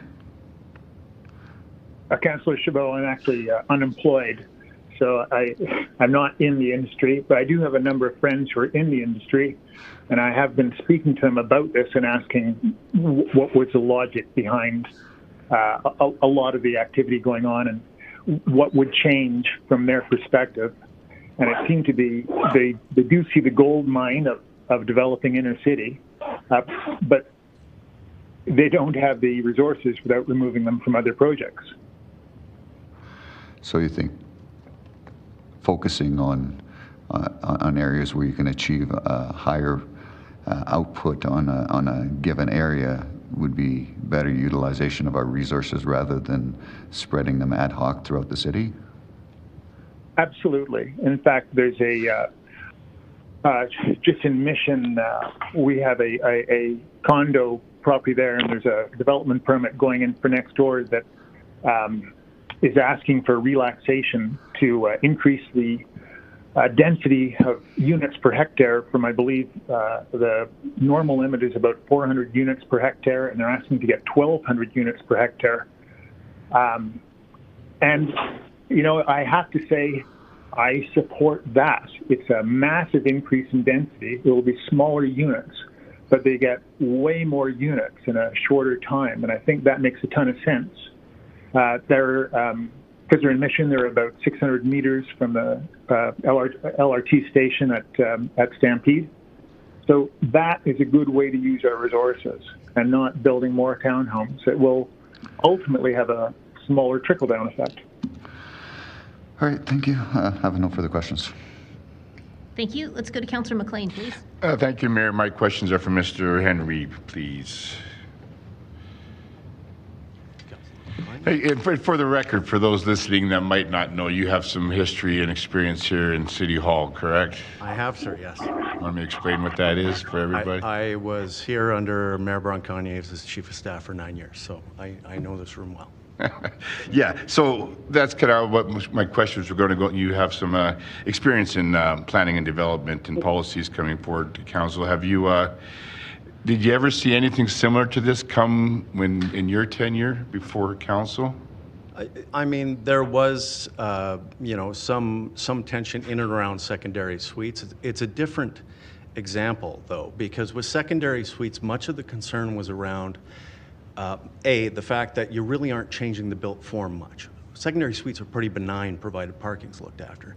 And secondly, the sort of unseemly situation where people would have to come to a public hearing and explain their personal circumstances about how they wanted to have a child or a parent or somebody in a secondary suite, and it seemed quite cruel. Frankly, you're not in that situation. We're not talking about people who are looking to have their parent or child live in a secondary. These are developers. These are professionals who build homes for a living and make a profit.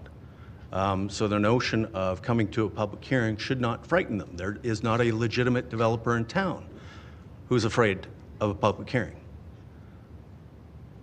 So I guess what you're saying is, you probably never saw, as we all know, this is historic, the amount of interest in this, and you think that's the main reason is because the public hearing process is being eliminated? Is that? I would say that's probably the biggest concern. What you have is hundreds of thousands of homeowners who are feeling uncertain. It's not that they're necessarily opposed to redevelopment in their communities. It's not like they're necessarily opposed to RCG. But in the absence of having an actual application in front of them and seeing the plan and seeing the applicant, how on earth are people supposed to be able to say, yeah, I'm okay with that? That's really what the public hearing is about. And yeah, for the record, our longest public hearing was 3 days, so you guys are about to break that today. Yes. Well, and I think the idea is, and you'd mentioned it as well, that to shrink the time and cost, that's kind of what we're looking to do. I know Councillor Sharp had put forth a notice of motion once for concurrent applications or reducing fees. What would your advice be? What could we do to shrink time and save costs? That's really the irony of this, because there was a notice of motion that went to executive committee in September, signed by 7 members of council, and by an 8-7 vote, it didn't make it onto a council agenda that looked at making concurrent development permits, land uses coming forward through the planning department as a default. You could still opt out and go two-track if you wanted. You should be looking at your fee structure so that it incentivizes people going to a default. I'm not sure why you bother sending low-density residential land uses to Calgary Planning Commission.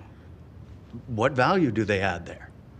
I don't know why you haven't spoken to the Minister of Municipal Affairs to ask on low-density land use applications, could we cut the advertising requirement from a month to 2 weeks?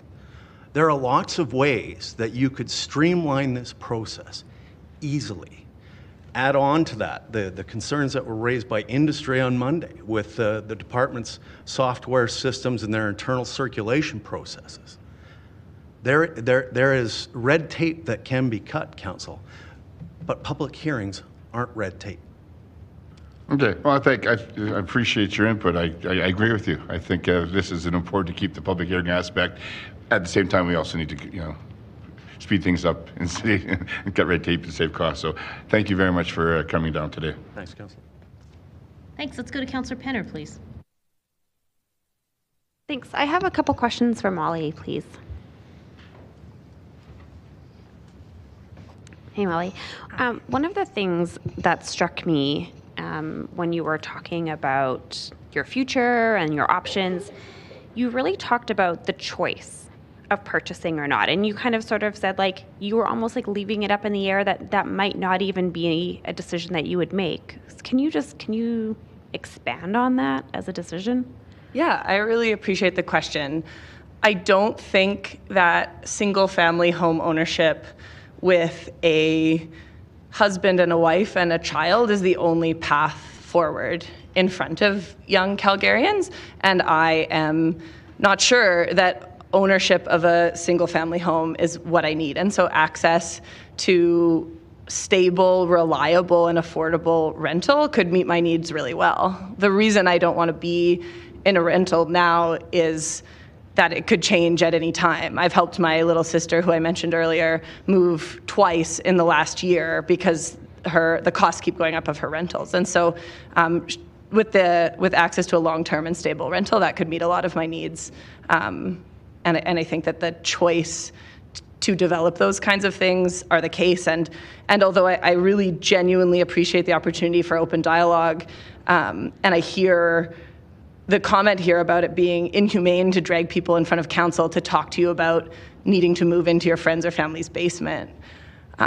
When I stood here in front of you folks at the last public hearing, I was nearly in tears telling you about the unhealthy relationship that I left and moving into my parents' basement, which feels very harmful and embarrassing for me. And if somebody in my family could build a secondary suite above their garage and I could live above it and I could be near my parents whether they aged in place, or I could be near friends and their children. I saw somebody wearing a shirt the other day that said, "In my auntie era," and I want one because I don't know if I want to have kids, but I love kids. And I would love to live in a secondary suite above friends or family and be in community, to support older folks as they age, to spend time with young people. Maybe that's renting, maybe that's ownership, but right now I don't feel a lot of stability and choice in that.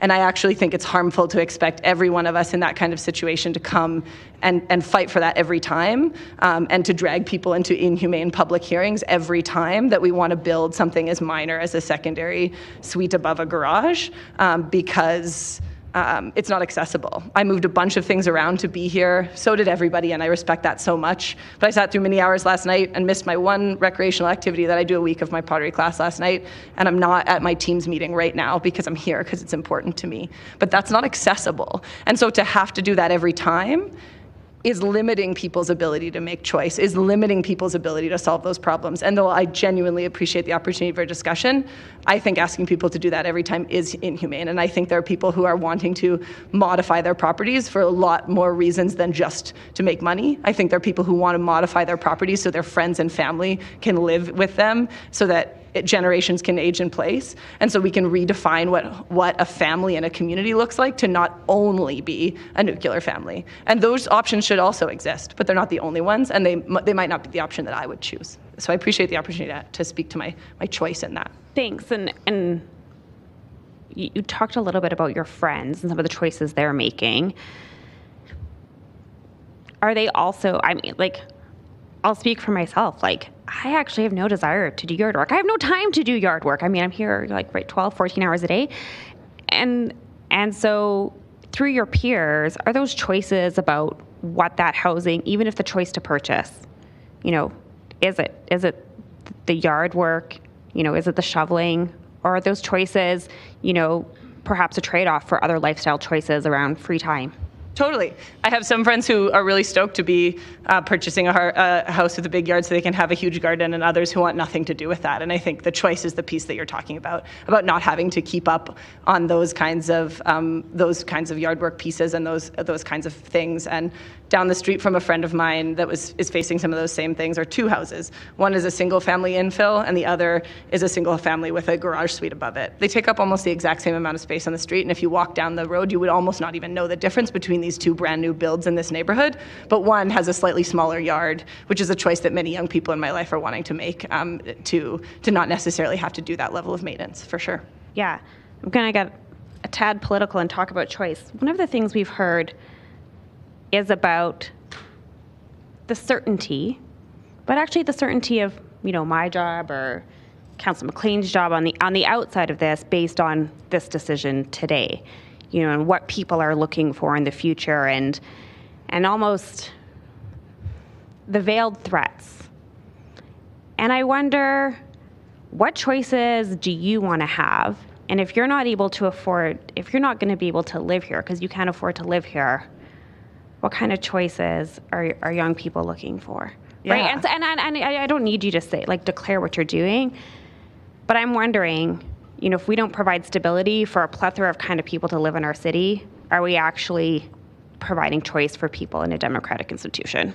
I totally agree. I see lots of people in my life regularly questioning whether they have a future in this city and looking to other places. And I would look to other places if it meant I could find some of that stability, for sure. That's a legitimate fear for a lot of the people in my community. And I appreciate the fact that when we give folks access to a mic, the many things that they are frustrated about come up. I hear that and I feel that.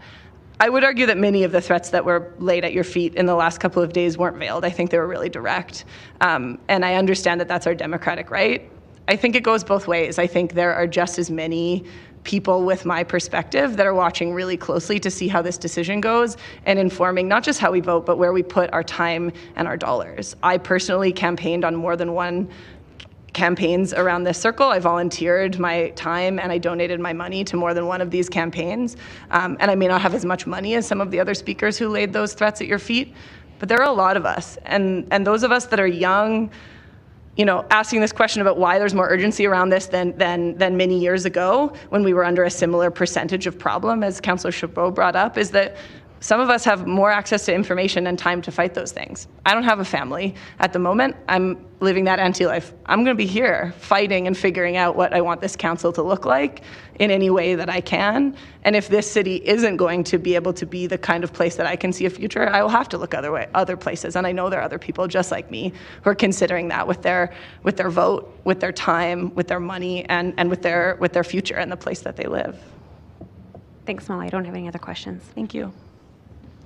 Thank you. Let's go to Councillor Chu, please. Thank you, Worship. And my question will be, I have a couple of questions for Patricia, please.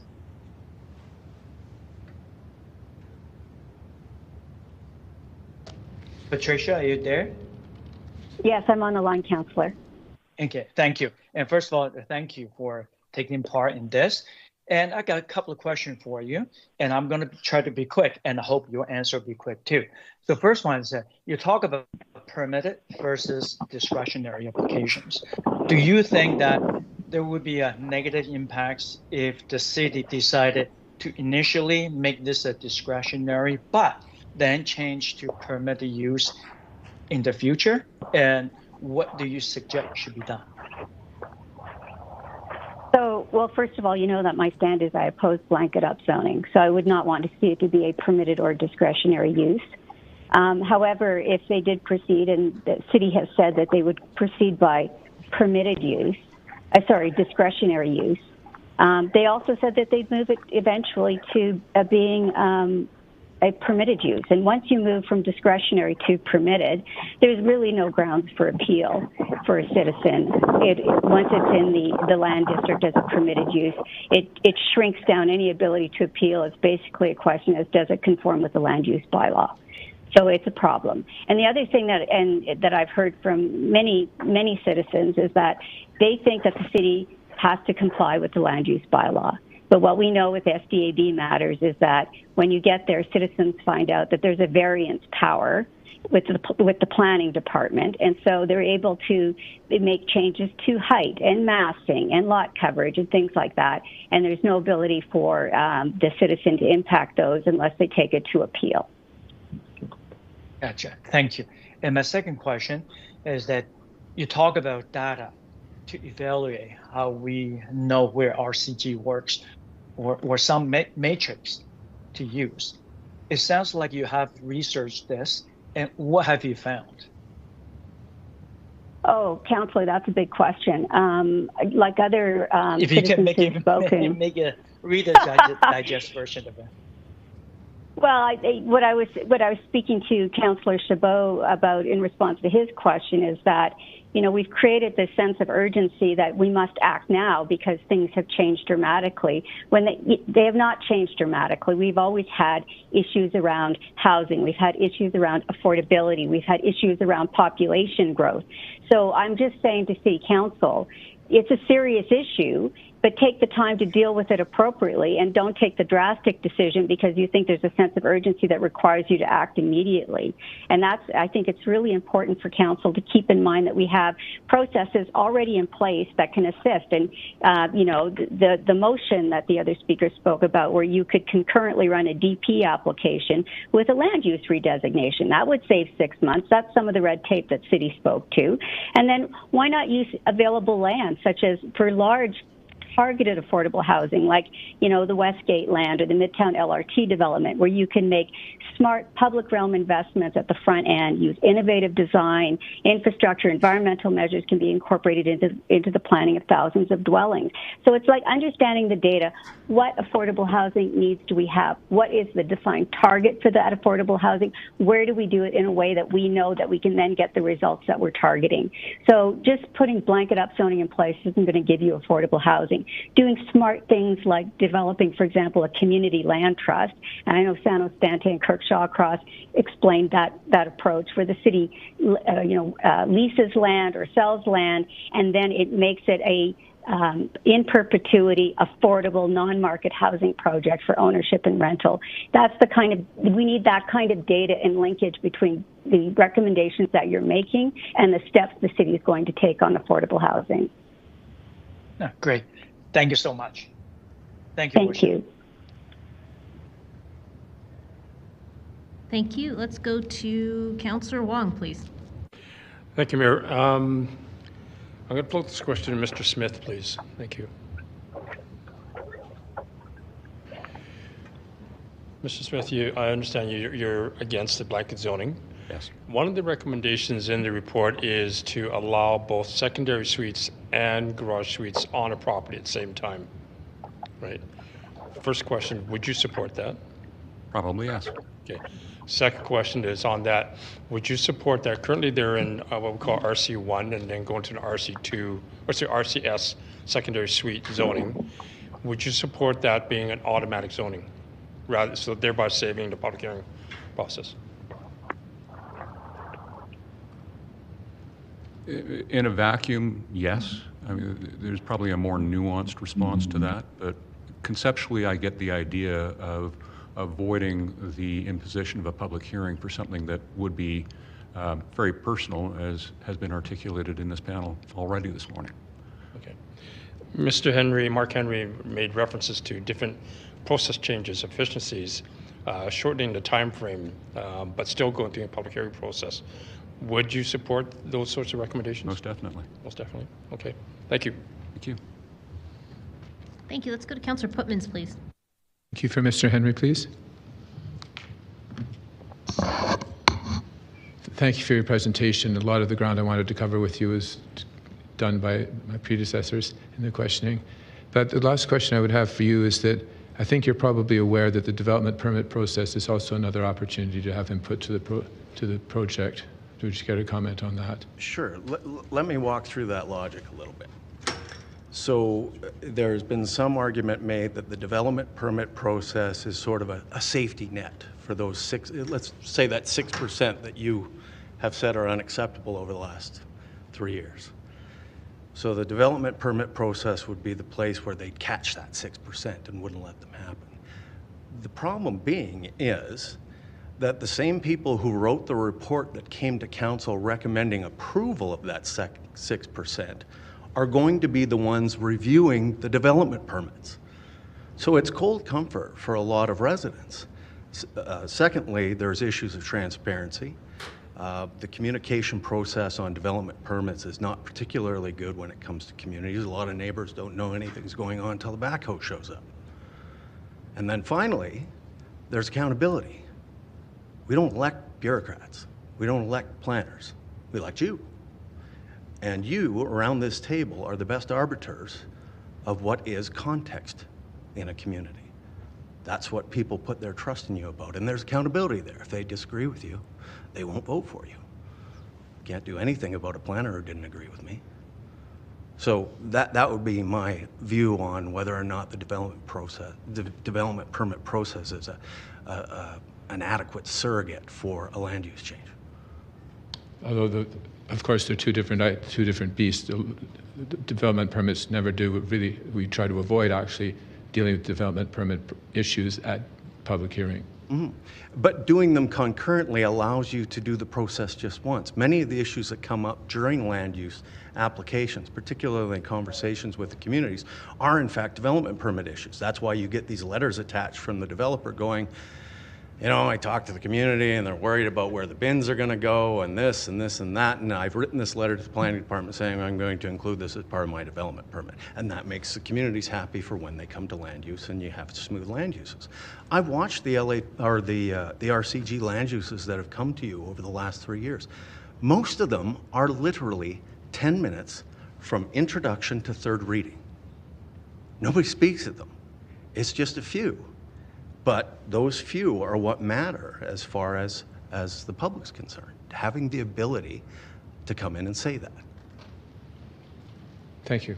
You're welcome. Thank you. Let's go to Councillor Sharp, please. Mr. Henry, I'll start with you and then I'll move on to the next question. I have a kind of a weird ward where we annexed Links Ridge, which is DC, direct control for those that don't know, and they are restricted residential single. They're safe from this.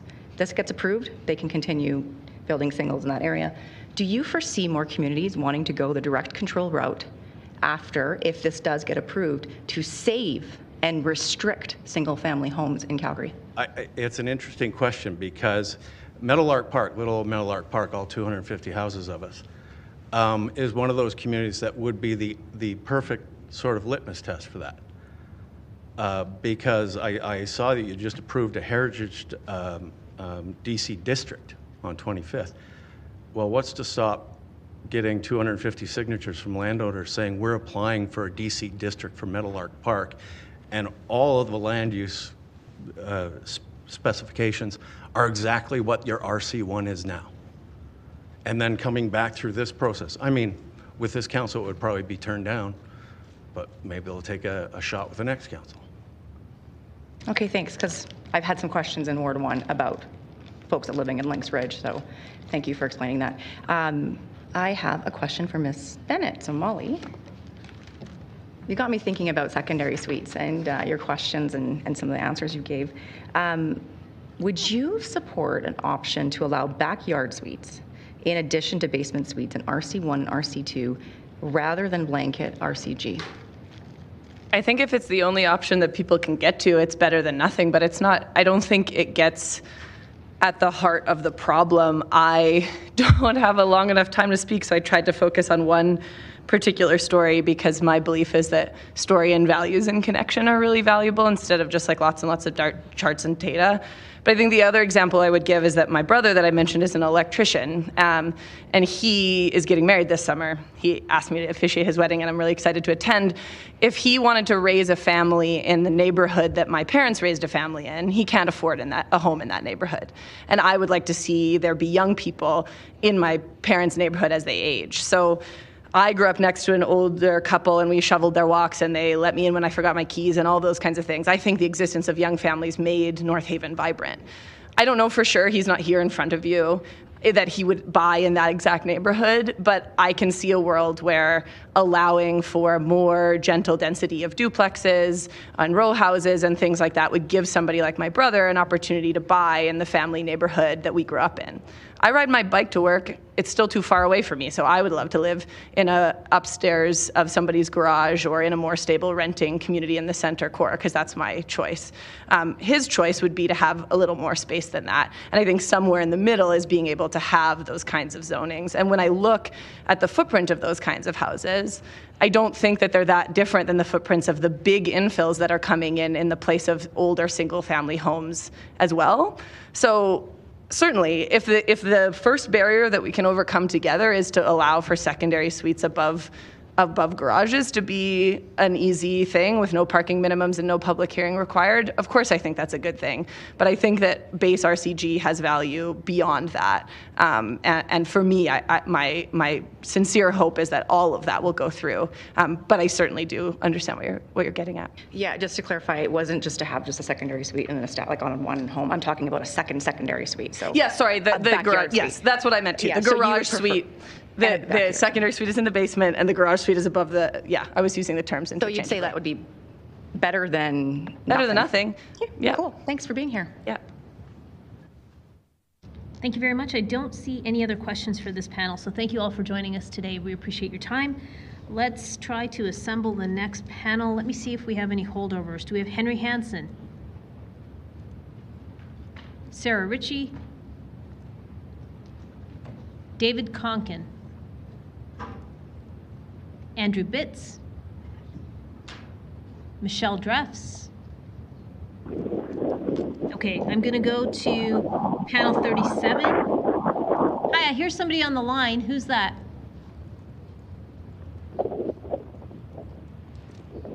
Hi, if you're on the phone line, can you tell me who this is? Okay, then how about just mute instead, and if I call you, then you can let me know you're there. Let's go on to panel 37. Do we have Cordell DeRosa? Thank you. Please come on up. Do we have Sharub Kabur? Hi, you can please come on up and grab a seat. Do we have Hannah Sophia Chrysostomo? Thank you. Please come on up. Do we have Benjamin Paye? Do we have Susan Quinn? Hi, please come on up. We'll go with 4 people on this panel to keep it together for number 37. After lunch, we will move on to panel number 38. So before we start with this panel, for anyone that's listening along, after we have our lunch break, we will come to panel 38.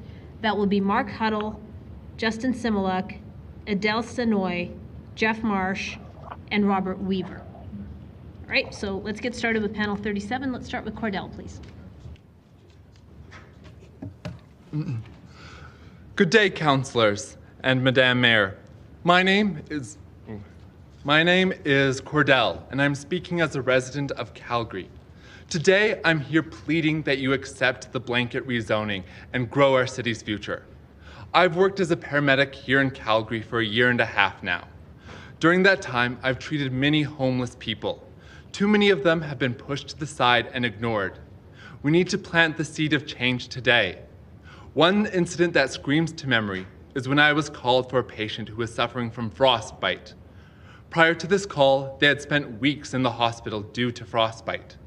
A week after being discharged, they once again had to call for frostbite. That is where we came in. The treatment they needed when they left the hospital was time away from the cold and more time in a safe environment. I know I can confidently tell the story without fear of breaching FOIP, since this story is not a unique one that I have seen at least 3 times in my 1.5 years. Our housing crisis puts more strain on our shelters, more strain on EMS, and more strain on our hospitals. It is your duty as councillors to help alleviate these issues. Moving to a personal note, I was born and raised in this beautiful city. But the rapidly growing cost of homes makes me sad because many of my peers are looking at moving away as they are struggling to afford housing. If nothing is done to slow the increase of home prices, many of my peers and even myself may be pushed out of this city. You have the ability to keep this city available to a diverse group of people. The rezoning won't just mean that it helps with the housing crisis. It can also be a tool to build a better Calgary, opportunity to grow more vibrant communities all throughout the city by moving Calgarians' access to all forms of, improving Calgarians' access to all forms of amenities. I'd like to touch briefly on a common concern I've heard in these meetings, the increased number of parked cars. What this concern forgets is the fact that transit becomes more viable when it serves more people. And it also allows for increased access to amenities, which means people won't have to travel as far, and this will also decrease their need for a car. It is time to push forward and move away from the antiquated zoning legislation of the past and allow us to plant the change we need so we can grow a better Calgary. Change is inevitable. We can stifle our growth, aggravating the housing crisis, or we can work to build a better Calgary. Well, you should continue to act beyond this rezoning. It is the most powerful tool in your guys' disposal to help alleviate this issue. Apply blanket rezoning for those in crisis, those who are looking to build a better future, and to build a more vibrant Calgary. Thank you, councillors. Thank you for your presentation. Let's go to Sharug Kaboor. Hello, my name is Sharug Kaboor. I am a Ward 9 resident currently living in Forest Heights. I am a political science and communications university student living with my parents and my sister who is also in university. For context, I am in favor of blanket rezoning. We've lived in Calgary for the last 20 years, after my parents immigrated from Sudan to Regina in 1999 and then to Calgary in 2004. The entire time we've been in Canada, both of my parents have worked full-time, and despite this, we have never been able to afford a single detached home or even to live in one. We've been renting townhouse units, apartments units, and duplex units and the likes for the last 24 years.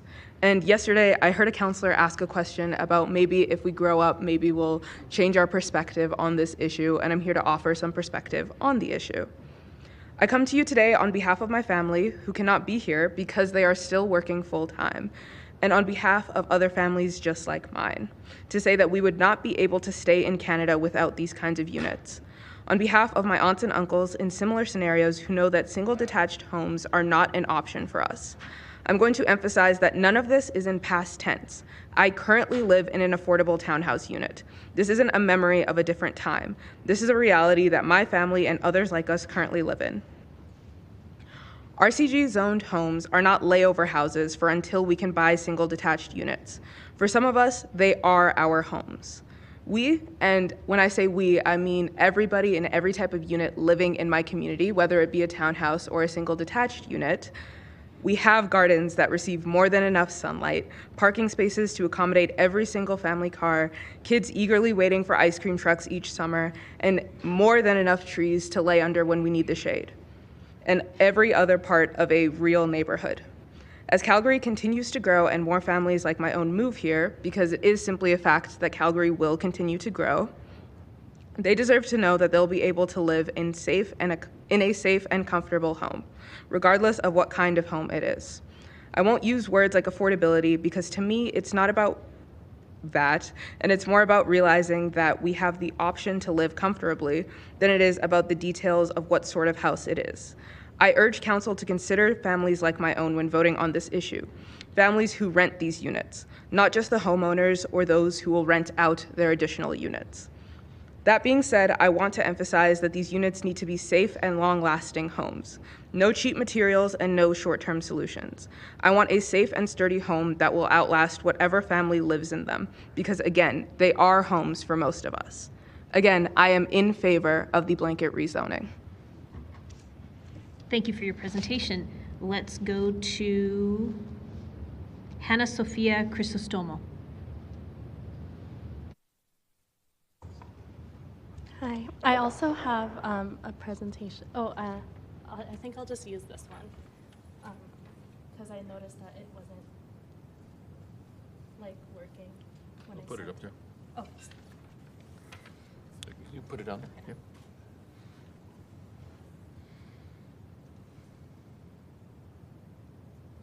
And then I think I also had materials to distribute. But if not, it's okay. The clerk's just going to come and get your materials. Oh, it's okay. I didn't have enough copies, but I submitted it as a public submission. So okay, then we're fine. Thank you.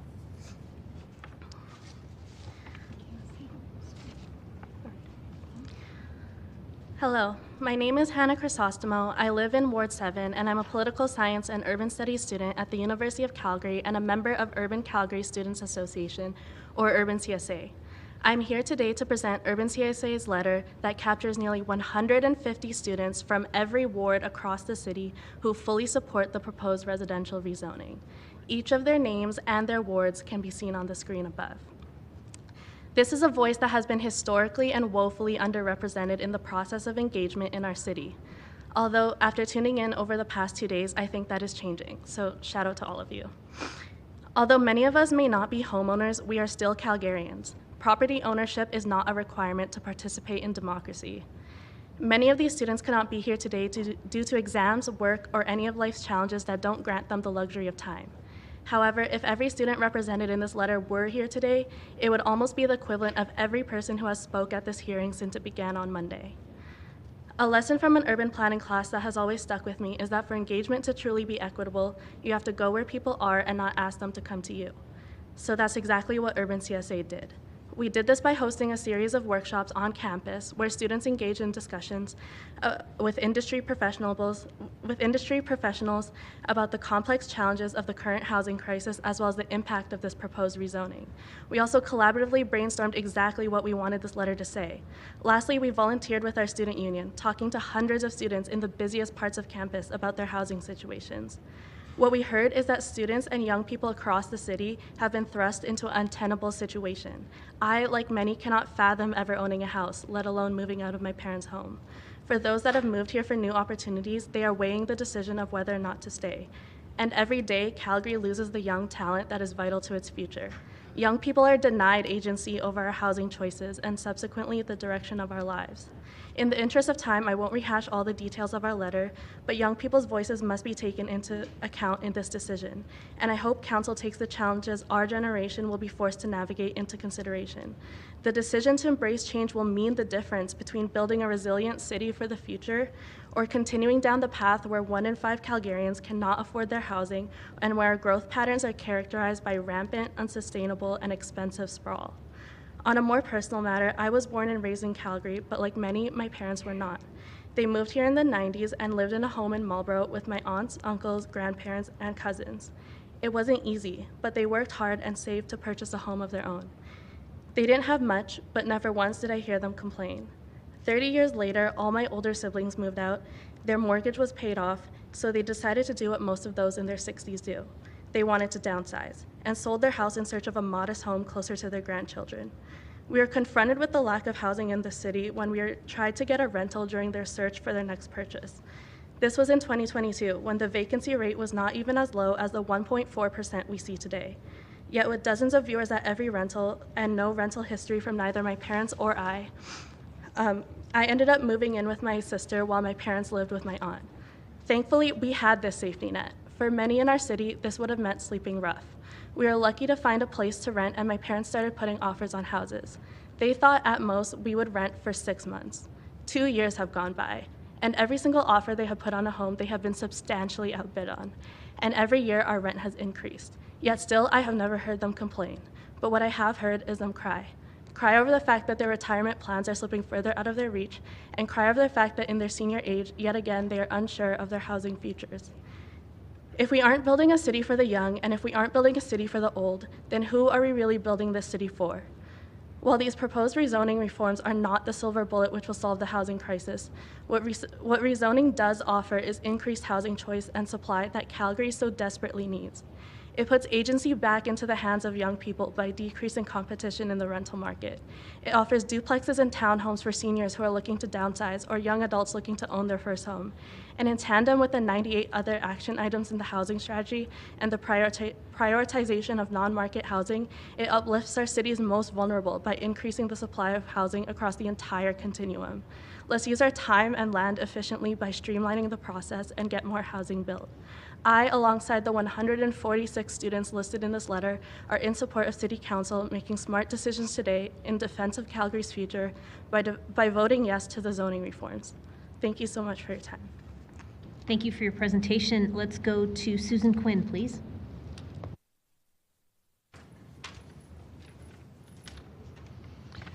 My name is Susan Quinn. I live in Ward 11. I'm a retired business professor. I am very privileged to be a homeowner, and I have been for many years. I'm not part of any organization. I'm speaking on behalf of myself and my husband. I'm also glad that I can be here because I can speak for a whole bunch of people who can't be here. People who have 3 jobs, a lot of students, single people in single-family homes, people in shelters. I'm privileged. I can be here. I'm also delighted that I can, as you can probably tell, since I'm a boomer, break the stereotype of every boomer being against rezoning. I am not. My husband is not. We are firmly in favor of the rezoning proposal. What I want is flexible zoning. I want the RCG to be enacted in Calgary. We need more housing available for people. I do not want Calgary to take over the prime agricultural land that we value surrounding Calgary in order to build more suburbs. That's not what we need. We need more density in the areas where we already have housing. And it's imperative to me that that be done sooner rather than later. Calgary needs more housing of all sorts, and flexible zoning will allow Calgary to stop the sprawl. Stopping the sprawl allows us to protect the wetlands on the city's periphery. It will lower taxes, since taxes won't any longer go to support the sprawl, and helps to reduce carbon emissions and allow more diversity in our communities, which apparently for some is a scary prospect. Right now, Council approves anywhere, you know the numbers, between 95 and 97% of the rezoning proposals that get submitted to Council. So my question always is, why don't you just cut the red tape and make it blanket rezoning? I don't know, makes sense to me. Why is this important to me? Well, I have two examples. A friend of mine is partially disabled. She lives in a multifamily townhouse. She lived in a multifamily rental property. Herself, her husband, her daughter, and her granddaughter.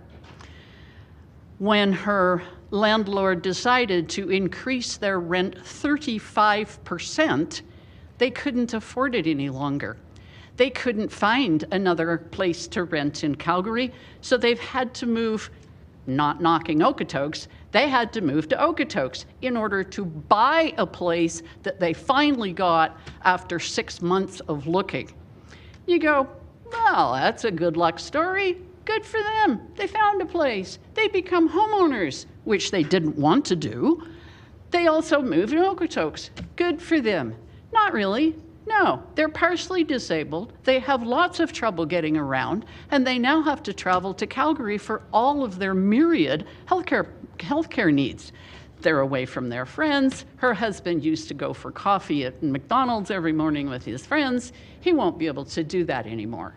I think that's a shame. If there'd been more options for her, she would have stayed in Calgary. But a more immediate question that I have for you, or a point that I have for you, is my daughter. My daughter is living in Ontario. She'd like to move back to Calgary. She has a professional accreditation. She is has lots of work experience in her field. She makes what I consider a shit ton of money. She's doing well. She can't move back to Calgary. I'd like her here. We're getting older, as you can see. We would like her to live close to us. She's looked at Calgary. She can't afford it. She can't afford rent. She can't afford a house. And my husband and I are not rich enough to be able to buy her a house, which some people in my area can, or even to subsidize her rent. We can't do that. So that she is looking at moving elsewhere and not into Calgary. She's a millennial. She's the kind of person Calgary needs. She can't move here. She's not going to. I'm not only sad, but I'm incredibly disappointed about that. One other point that I'd like to mention is about the community associations which presented a proposal. I don't know how my community association had some sort of drawback to the proposal. I wasn't consulted. I don't know how my community association got onto that list as not wanting rezoning. Ms. Quinn, I don't know how. And I see my time's up. I hate to interrupt you. Your time is up. Thank you for your presentation. Let's go to questions of this panel. Let's start with Councillor Wong, please. Thank you. Ms. Cristodomo. Thank you. Thank you, Hannah, for being here. And thank you for that slide. And I realize you've got a good chunk of the students that are in Ward 7, and Ward 7 has 3 different post-secondaries here. But the question I've got is, when we talk about blanket rezoning, we're rezoning all across the entire city. For the students themselves, the 146 there, is it predominantly in the inner city or around the entire city overall? Well, the signatures that we have, they are predominantly inner city, but I think this is like due to a multitude of factors. Like everybody who has signed this letter understands that it's going to be impacting the entire city. So I think the clustering of signatures is largely due to because the post-secondaries are located in Ward 7, and also many students don't have a car, and the inner city established communities do have better transit access. So many of those that are renting or go to the universities in general, whether it's SAIT or U of C or anywhere near, live closer to the inner city. But everybody who did are signatories on the letter understands that it's for a blanket rezoning. And would the preference also be around transportation corridors, particularly transit stations, BRT stations, and that? Yeah, like I do think that increasing density along like collector routes and like in transit is really important. But I also think that like a lot of these, I know there's been like a lot of talk about like the local area planning process, like that can take up to 3 years, and we like I believe like the next round is, feel free to correct me whenever, but like I believe the next like locations are going to be like announced in like quarter 3 or 4 of like this year, and then they're gonna start in like 2000 like next year. Like we do have like the local area planning process. We also have the MDP. We have like targeted density, but we can also be using like blanket upzoning as another tool to be increasing density. So just my last question. In the previous panel, I believe you were here listening to the previous panel, Councilor Sharp asked Ms. Bennett the question about secondary suites as well as backyard suites. Outside the students, I'm talking about your family, associates, and that. Would that be an acceptable form of housing for them? Sorry can you repeat the question? Would living in a combined secondary suite as well as a garage suite as well as a single family dwelling, would that be an appropriate form of dwelling? Yeah, I would love that. Like my parents, I'm the youngest out of all my siblings. Both my siblings already have like their own family, so I understand that like I do help them quite a bit. They're already like 65. So I would love to be able to like live in a secondary suite or like a backyard suite while they can like have extra income. I mean, if they are able to ever like buy a house in the near future, so they can retire, I would love that. I would love to be close to them so they can age in place and I can help them out with like anything they need. Great, thank you, appreciate that. Thank you. Thank you. I don't see any other questions for this panel, so thank you very much for joining us today. We appreciate you being here. That brings us to 12 o'clock, so we will go into our lunch break. However, before we do that, a couple of quick announcements. Firstly, panel number 38 will be up next. I'm going to repeat the names. It's Mark Huddle, Justin Similuk, Adele Sonoy, Jeff Marsh, and Robert Weaver. The panel after that is 39. It's Natalie Robertson, Ahmed Watu, Alex Williams, Connor Meinke, and Brian Thiessen. So that's what we will do after the lunch break. This evening, we will be taking the full 75 minutes for our supper hour, simply because some people have to attend a firefighters event at Heritage Park.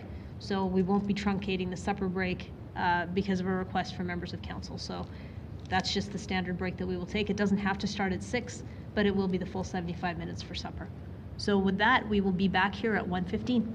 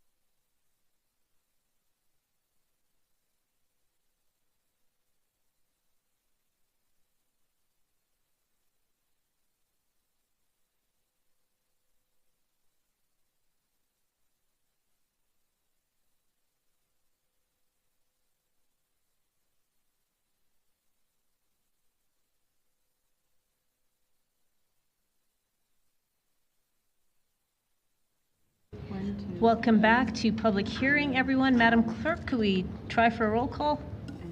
Thank you, Mayor. On the roll, Councillor McLean. Councillor Meehan. I'm here. Councillor Penner. Councillor Pootmans. Councillor Sharp. Here. Councillor Spencer. Councillor Walcott. I'm here. Councillor Wong. I'm here. Councillor Wyness. Councillor Carraw. Councillor Carraw. Councillor Carraw is here. Thank you. Councillor Chabot. Present. Councillor Chu. Councillor Demong. Yep. Councillor Dhaliwal.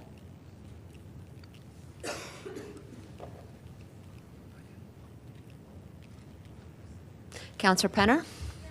Thank you. Councillor McLean. Thank you. And Mayor Gondek. Here. Thank you, Mayor. Thank you. All right, we are resuming the public hearing. We are kicking off with panel number 38. Do we have Mark Huddle? Hi, right there. You can come and grab a seat up there. Thanks very much. How about Justin Similuk? Adele Sonoy? Hi. Do we have Jeff Marsh? Hi, you can grab a seat up there too. What about Robert Weaver? Present. Thank you. So somebody on the line, you've got your live feed on. If you could mute it and mute yourself, please, that'd be great. When I call you, that's a good time to unmute. So we have 4 speakers from this panel, and that's what we will go with. It'll be in the order of Mark, Adele, Jeff, and Robert. So when you're ready, Mr. Huddle.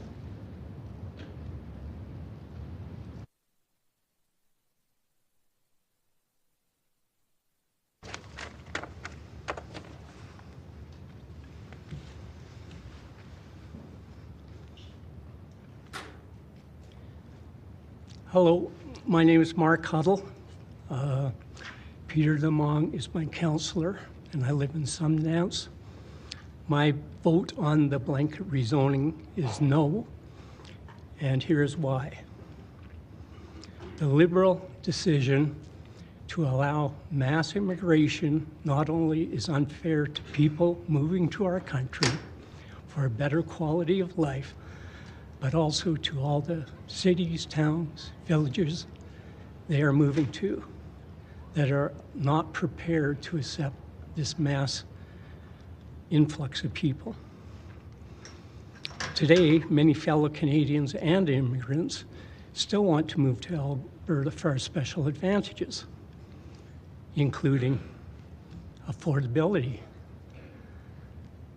and reasonable house prices, which they don't have in their own provinces. The notion blanket rezoning will bring down the house of pricing is only a pipe dream.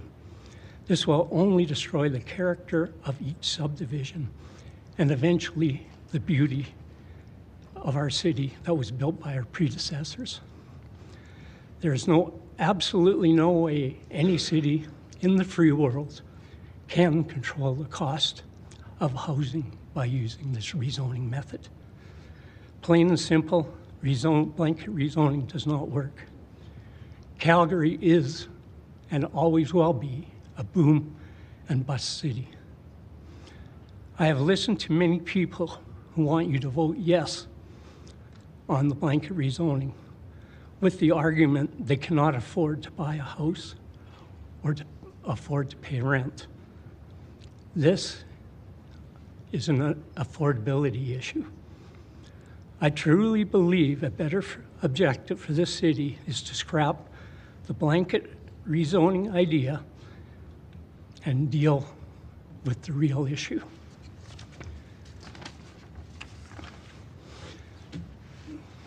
I found this slide on the Alpha House, and it talks about city wanting to increase supply, support affordable units, et cetera, et cetera. There's 5 bullets up there. So why don't we become the first city to solve the affordable housing issue for our less fortunate? Easy to do? Yes. The most important thing is this city must work with the province and the federal government to create a funding model. The city must then find true affordable housing providers to partner with and know the full cost of building from beginning to end, including markups. The city must create new, specially designed, high-density subdivisions that have the requirements to support the needs of our less fortunate. In this subdivision, it will include subsidies that will be screened, administered, and maintained by a Calgary City or a co-op type model partner. Housing is to include R1 subsidized starter type housing for the low income. This can be done with the ability to pay back none, some, or all the funds as their wages increase and house values increase. This will allow people to build equity and then to be able to sell and move to other subdivisions. Subdivision must also include mobile home parks, must have duplexes, triplexes, quadplexes, townhomes, apartments to meet all their needs. There's also a super need to provide regular transit service 365 by 24 hours to a C-train station to make them mobile. Next, create funding for converting our vacant towers into apartments that are downtown. Mr. Huddle, I'm sorry, you're just at time. Okay. So thank you for being with us. If you grab a seat, if there's questions for you, I'll let you know. Not a problem. Thank you. Let's go to Adele Sonoy, please.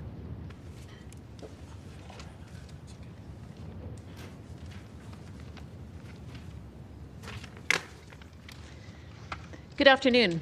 I am vehemently opposed to the blanket rezoning of Calgary and to removing R1 and R2 neighbourhoods. Transitions between low and higher density must be retained. It's astounding that we're having this conversation. This is not planning, and it won't fix affordability. It makes many think there's something deeper going on, or you'd adopt creative solutions like open up brownfield spaces rather than this destructive agenda. For 22 years, I've made my home in Ramsey, in a house born in 1905. I enjoy a backyard, a garden, a place for family and friends to meet and gather, and where our various pet cats have found their mini wilderness. These things are important and something that most people aspire to. I don't want to have my property rezoned, or any in my area, as I don't want there to be precedent set on my street for density creep or built form busting. This sledgehammer approach to destroy the transitions to R1 and R2 is destructive and will lead to increased homelessness. These properties were purchased to enjoy community and a bit of space. Oh, but cost is not a planning consideration, unless you're a developer. Then you get more than an entire hour of public hearing time in what would be better discussed during engagement. Gardens and pets are important for the health and well-being of hundreds and thousands of Calgarians. Your actions affect the quality of life of not just men, women, and children who live in this city, but also our pets. I rely on my garden, and my garden relies on sunlight and carbon dioxide, which are imperative for plant productivity and growth. Do children not learn this in school anymore? There's already a house beside me that's not at all contextual and limits access to sunlight, negatively impacting the use and enjoyment of my property. If there is 0 side setbacks and 60% coverage is proposed, I won't be able to have a garden. And it's over 1 kilometer to a community garden, too far to be considered a kitchen garden. Curiously, in 2023, Calgary had an annual budget of $2.8 billion, which for 2026 leaps to $4.9 billion. The extra $2.1 billion, infrastructure. The $57 million per year enticement from the feds is only 1.9% of today's budget and 1% of the 2026 budget. I'm sure that money can be found somewhere else, unless there's something else going on. Will the city provide full disclosure of what exactly the $57 million per year will be spent on and to whom?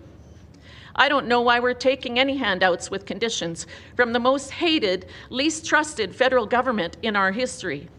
The crisis created by the federal government is the elephant in the room. The immigration policies need to be changed. Calgary can stand up to Ottawa, not take their handouts. As the 4th largest city in Canada, surely we have the standing and clout to tell them to create more reasonable immigration policies. The bribe the city took to be returned, page 3, the bribe the city took to be returned and the contract you have signed needs to be ripped up. It says homes built under the agreement are to be to green building standards. What does that mean? Upgraded windows, electric furnaces, electric? No natural gas heating? We were close to an electric grid failure 3 weeks ago, and you're ordering electric vehicles. My parents still live in the same house they bought in 1977, and which I still refer to as home. I don't understand why at the time, but things were tense at home when Communist Party member Trudeau Sr. was in Ottawa, and I imagine things are tense in many homes now with Castro Sinclair Jr. in Ottawa.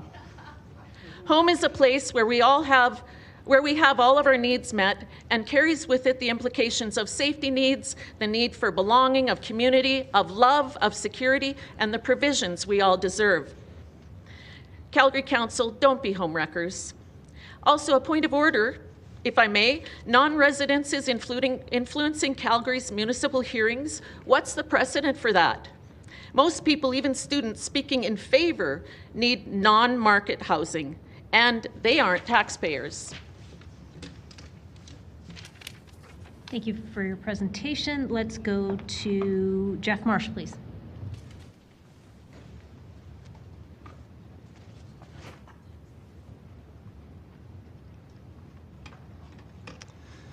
Good afternoon, Mayor Gondek and members of City Council. My name is Jeff Marsh, and I have serious concerns about the proposal that's before you. As many of you will know, I'm the president of the Hounsfield Heights-Briar Hill Community Association, but I'm not speaking to you today in that capacity, as what I have to say doesn't pertain to my neighborhood, but the robustness of the city as a whole. The subject I would like to bring to the forefront of the conversation for a few minutes is neighborhood diversity. Now, to be clear, I'm not speaking about housing diversity, which we've already heard a lot about, and involves increasing the variety of dwelling types that can be constructed on any particular parcel. By neighborhood diversity, I'm simply referring to what our streetscapes look like, how we use them, how we interact with them. The reason I want to talk about this is because, as proposed, neighborhood diversity will be the unseen victim of blanket rezoning. It's the pending changes to our streetscapes, how we use them, and how we interact with them that underlie many of the concerns I've heard expressed at this hearing so far. Yes, blanket rezoning gets us housing diversity in spades, but it will effectively eliminate the already too limited choices and options we have in neighborhoods and streetscapes. Allow me to explain further. Traditionally, Calgary's built a very homogeneous matter when it comes to new construction. You have groups of singles, my neighborhood, Briar Hill being a great example.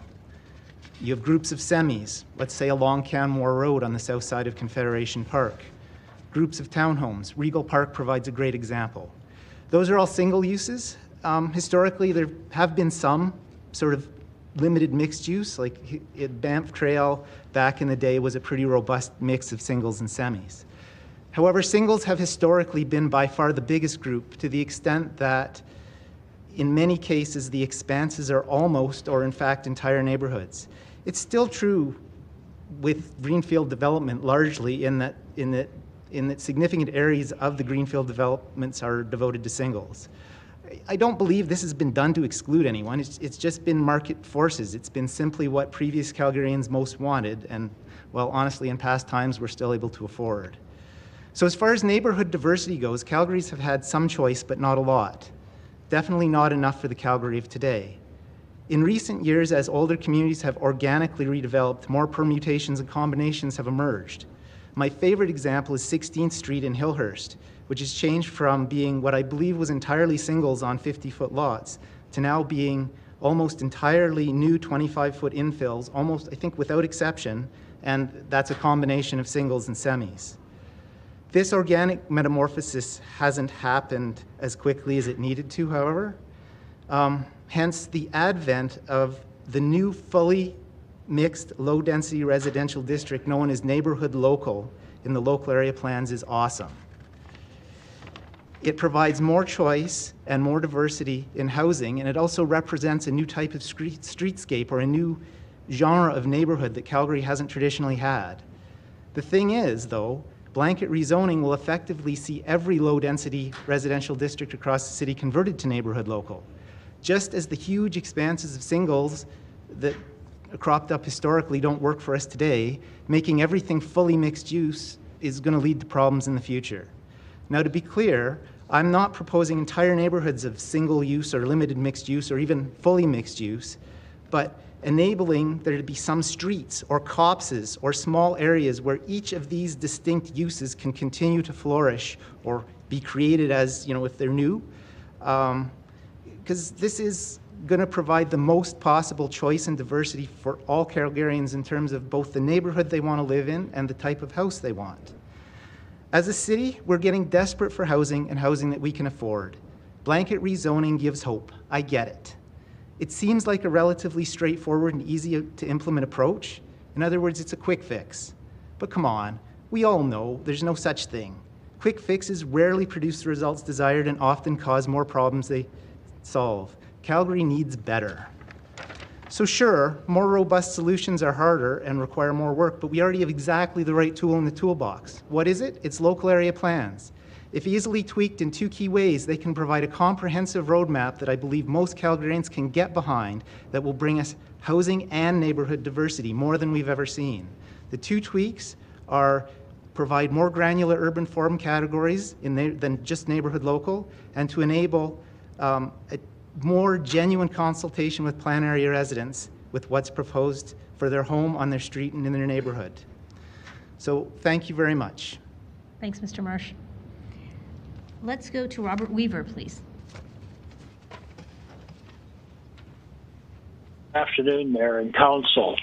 I'm Bob Weaver. Our family has lived in Upper Mount Royal since 1992. As with many of our neighbors, we're opposed to the rezoning proposal as it applies to our community. In my presentation, like others who spoke to the uniqueness of their community, I will speak to the values that we feel our residential community of Mount Royal holds and why the proposed rezoning will be detrimental to our community and its historic significance. Upper Mount Royal was developed based on the early 1990s planning concept of the garden suburb, which is unique in North America. It's on full display as one walks or drives through the neighborhood, the wonderful mature forest cover that provides shade and microclimate away from the pavement and our modern downtown community. Streets that follow the natural contours of the land, generous open spaces for parks and recreational areas, the separation of different types of traffic routes, the mixture of 100-year-old homes and more recent but respectfully designed single-family dwellings with setbacks and side yard clearances that illustrate the spaciousness and commitment to a unique and special place. This planning concept was recognized by the city when in 1998, bylaw number 1Z98 identified Upper Mount Royal as direct control district and confirmed R1 single-family residences with existing setbacks and other caveat restrictions, preserving and ensuring responsible development and the preservation of the original garden suburb. Additionally, in June 2008, Upper Mount Royal Area Redevelopment Plan objectives included enhance and ensure the continued stability and character of this single-family home community, encourage the conservation and compatible renovation of the existing housing stock, encourage new development to respect the existing residential character of the community and reaffirm the single detached residential use of the community and prevent the encroachment of commercial and higher density residential development. This rezoning proposal ignores the uniqueness and heritage value of this historic inner city neighborhood by splitting the designations, identifying approximately one half of Upper Mount Royal as RC1, not subject to rezoning due to the unique nature of the community, and the other half proposed RCG. This division defies logic and ignores the very basis for the garden suburb concept.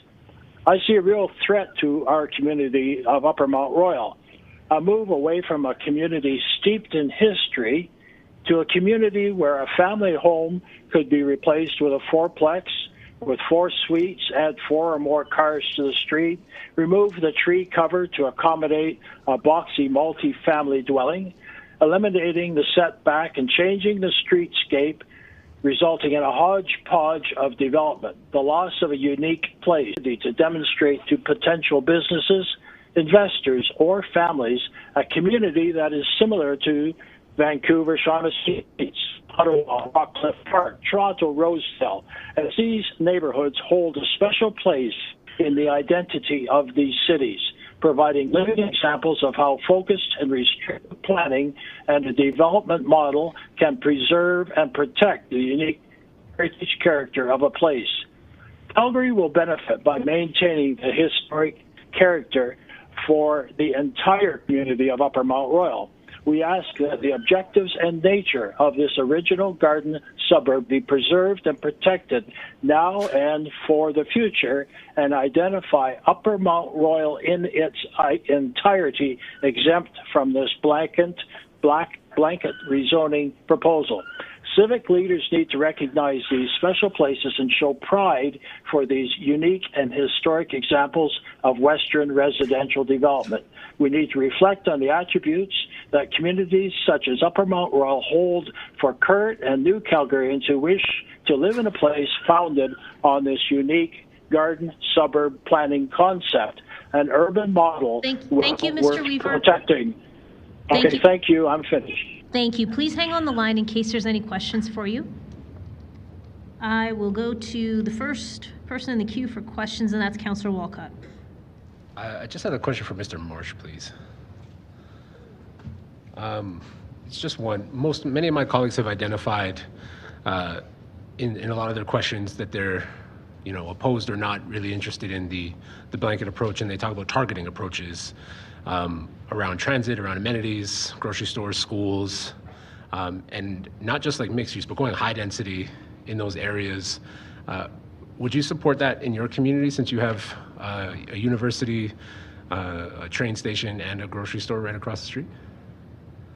Yes, to a great extent. To actually, I would actually support it to a greater extent than our current draft local area plan allows. Right, I've had discussions with Fraser McLeod, who's running that, about that very thing. And when we talk about high density, or we're talking about like very tall apartment buildings, that's something that would be supported around that area?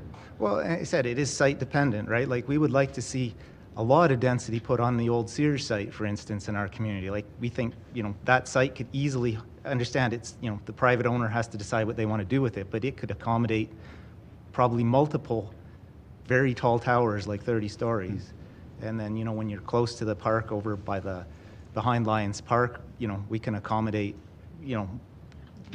like well beyond RCG. Have you opposed RCG in your community before? Yes, I have. Okay, that's all my questions. Thank you. Let's go to Councillor Wong, please. Thanks, Mayor. Mr. Marsh, thank you. You made reference to neighborhood local and a slight nuance to that. Do you want to explain what you meant by that? Well, neighborhood local, I'm going to suggest, is kind of just like the blanket rezoning, because it's all of it's RC1, RC2, RCG, all mixed together. So it doesn't doesn't sort of allow for any distinction. That's what I'm calling fully mixed low-density residential use.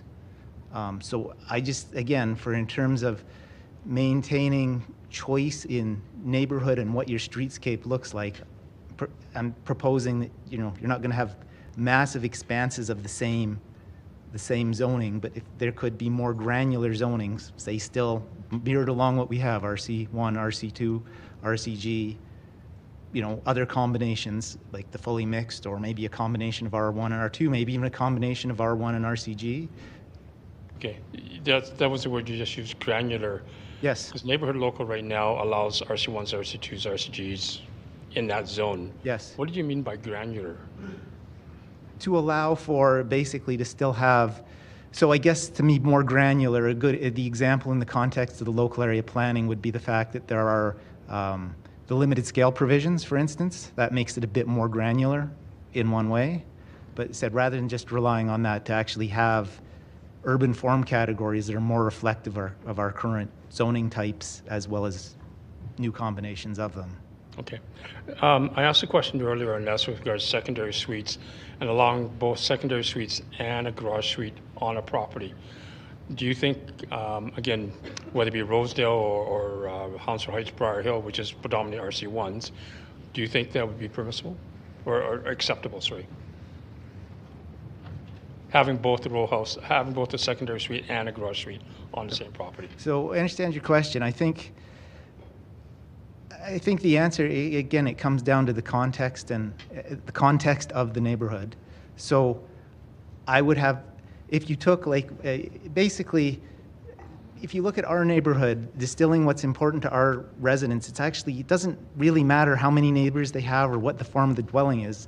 If you get right down to brass tacks with most of our neighbors, it's about having elbow room and open space and greenery. So if you can do a backyard suite, a basement suite in the house within the existing 45% lot coverage, there wouldn't be any objection. Same thing, if you can put as many units as reasonable go within, it's about maintaining the envelope and the look and feel. It's not actually about what it actually is. So when you talk about elbow space, it's about site coverage then? Pardon me? When you talk about elbow space, you're talking about site coverage? Site coverage is the big, that's yeah, the 45% lot coverage, and we discussed that with the local area plan, is we actually wanted to be kind of a test site to say, hey, whatever you want to build, as long as you maintain the 45% coverage with, the same height, the same setbacks, maintain the building envelope, we're trying to be as creative as you want within that, but unfortunately we haven't seemed to get any uptake on that. Okay. The last question. You talked about the variation of the neighborhood that you're in right now, and in Hounslow Heights, Briar Hill, you have a mix of bungalows all the way up to McMansions. Is that fair? That's correct. Yes. Not much other diversity than that, though. Well, in core of the neighborhood, we do have we have some low-rise apartments in the south side of the neighborhood, so there is some diversity. But the core heart of the neighborhood there's not much variety. Great. Thank you. Thanks. Thank you, and that's it for the questions for this panel. So thank you all for joining us. Appreciate your time today. Let's go on to the next panel. Do we have Natalie Robertson? Yes, I'm here. Thank you. Do we have Ahmed Watu? Hi, you can come on up and grab a seat. Do we have Alex Williams? Hi, please come on up. Do we have Connor Meinke? Hi, you can come on up. And do we have Brian Thiessen? Hi, please come on up. All right, so as this panel is getting assembled, let me just give you a heads up on who will be next. The next panel after this one will be panel 40, and I'll be looking for Arthur Milholland, Margaret Fong, David Pelletier, Paul Dunn, and Steve Zacher at that time. So let's get started with Natalie Robertson, please. Thank you. My name is Natalie Robertson. I'm a doctoral candidate and research coordinator at the University of Calgary. My own research and my many side projects all deal with residential development policy in Canada and Alberta generally, and in Calgary specifically. And though I'm only here representing myself, I'm also a property owner impacted by this rezoning, and I'm here today to speak in favor of RCG. Calgary bylaw number 17 from 1885 prohibits walking any beast of burden on the sidewalk. I can only imagine the righteous indignation of property owners whose rights were stripped away despite purchasing land where beast of burden strolling was once allowed. How dare the city change rules to accommodate a growing population and changing needs? Obviously, this example is a bit absurd, but it does illustrate my point. Land use rules are updated to reflect contemporary conditions. The neighborhoods impacted by this rezoning have been rezoned before. The first official land use bylaw, 1934, replaced in 1954. A new one released in 1972. Big update in 76. A new bylaw in 1980. Amended repeatedly. A new one in 2007, and a new one planned for 2025. Land uses in established areas changed and evolved as time passed and the city grew. And so I find it a little bit entertaining when homeowners living in established neighborhoods claim that their neighborhoods should be time capsuled. Okay, so like what year should we pick? Because I'm guessing the answer will depend on the year that any one person moved in. Cities change. That's what cities do. And though RCG changes the letter of the law, it doesn't change the spirit of what is already happening. This vote just removes some of the bureaucratic processes holding things up and gives a framework to the allowable array of housing possibilities ranging from doing nothing to adding density. It doesn't force anyone to do anything. It accommodates incremental change, but, and I cannot emphasize this enough, the C in RCG, the word contextual, is the key to its success. So I listen to residents' concerns about redevelopment, and it strikes me the issues around massing, privacy, shadowing, character, and trees, these are not zoning issues, they are architectural and design issues. We cannot legislate taste as much as I'd like to, but we can encourage good design through regulations. We can require density only move in one direction. We can stop entertaining requests for variances or relaxations on height, lot coverage, setbacks, or whatever else. The potential inherent in the C of RCG is where the answer lies. My CA submitted a letter to council opposing rezoning because they felt there wasn't enough consultation with current residents. I am absolutely a believer in community engagement. Current residents are a valuable source of information, but the neighborhood itself only belongs to residents temporarily. All of us leave our neighborhoods eventually. And so decisions about the future of the neighborhood and of the city cannot be built around serving short-term interests tied to random points in time, like I mentioned earlier. It is in the city's best interest to densify, and the neighborhoods best able to absorb that density were built with large lots and big setbacks. Will RCG zoning solve the affordability crisis all by itself in the next 5 months? Of course not. It's a crisis tied to exclusionary zoning perpetuated over decades, and recent research is positive, but it's only one of the steps required along with other things, addressing short-term rentals, real estate investment trusts, and rent gouging. I live in Thorncliffe. My area is ripe for redevelopment. My yard is massive. I don't need that much space. Thank you. Thank you for your presentation. Let's go to Ahmed Watu, please.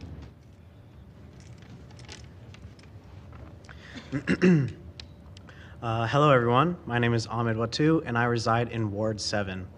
I'd like to give a quick personal anecdote for why I am in support of the proposed rezoning laws and some considerations I hope council members take to heart when making their decision. Over the past weekend here, I put my pencil down and as I finished the final exam of my university career. And in approximately a month from now, I'll be walking the stage as I'm handed my bachelor's degree from the University of Calgary. However, instead of these next few months being filled with excitement for the life I have ahead of me, there is a perpetual air of stress and anxiety.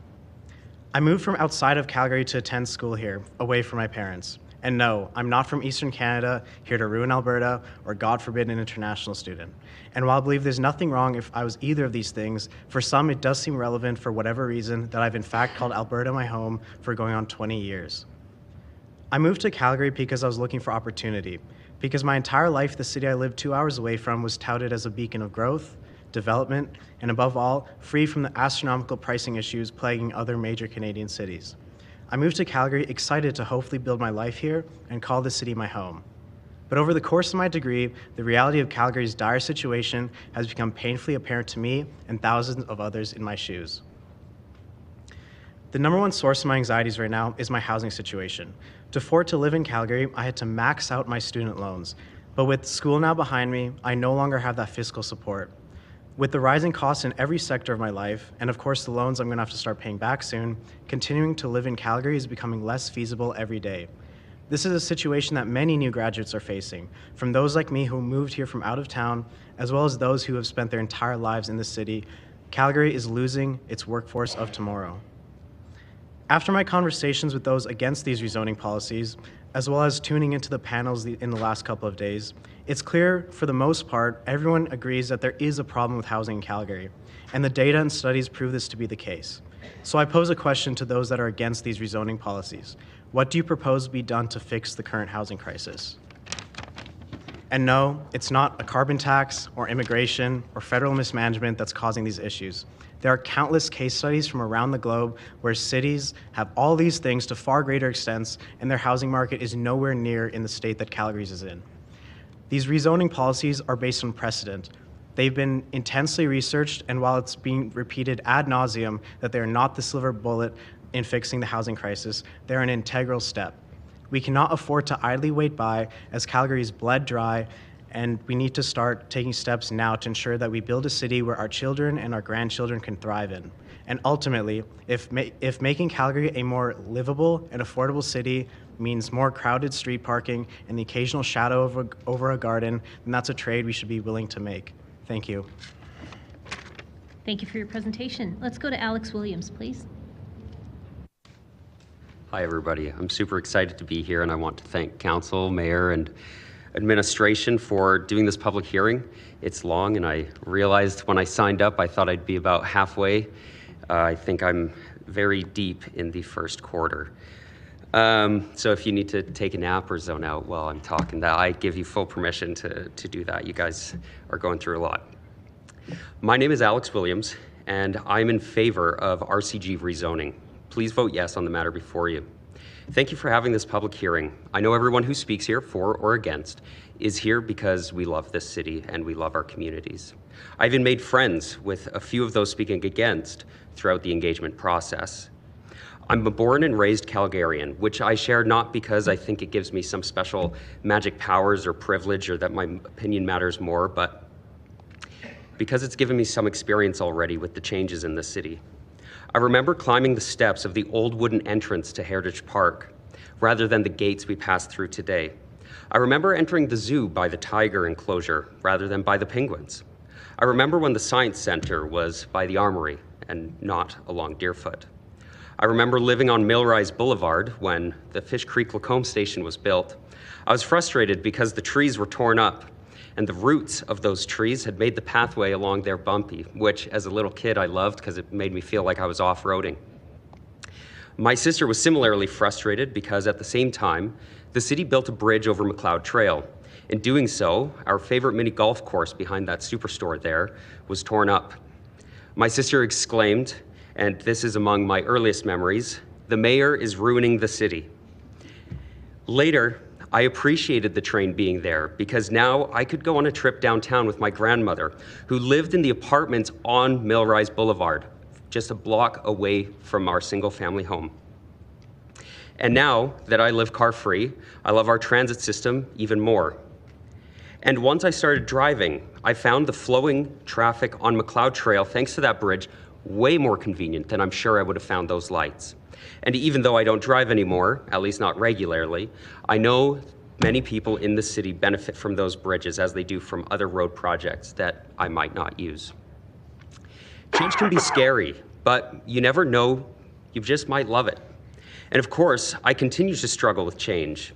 Even when I like change, I'll often miss what I had before, like that one-lane bridge that was over Fish Creek Park in southwest Calgary that's replaced with the ring road now. I miss it, even though what we have now is almost certainly better. Since living in Millrise, I've lived in Evergreen, Willow Park, Mackenzie Town, Cranston, Brentwood, which when I moved to Brentwood, I bawled my eyes out in my car because moving to the northwest or really anywhere north of Glenmore Trail felt like moving to the other side of the planet. Harvest Hills, Citadel, Marlborough Park, Braeside, and Acadia, a real hodgepodge of communities. In 2022, I was working remote and decided to road trip around Canada and the US for a little bit. When I came back, I spent 4 months trying to find a place to live. I was looking at places across the city with anywhere from 1 to 4 bedrooms. I was looking with roommates I knew, roommates I didn't. I was looking at basement suites, detached houses, townhomes, apartments, anything. I was offering 3 months rent up front. I was turning up to showings with lines of people. Had I not had the support of family and friends with whom I could stay throughout that period, I would have been homeless while working 2 jobs with thousands of dollars saved up. We're in a housing crisis, not just one of affordability, but availability too. When I finally found a place to live, it was an illegal basement suite, which I only found because friends of mine had just bought a home, and I told them they could do the upgrades while I lived there. I got lucky. I knew somebody. Cities are organic, constantly changing. To stifle the slow, incremental change allowed by this rezoning is to demand and encourage more difficult, intense, and uncomfortable change later.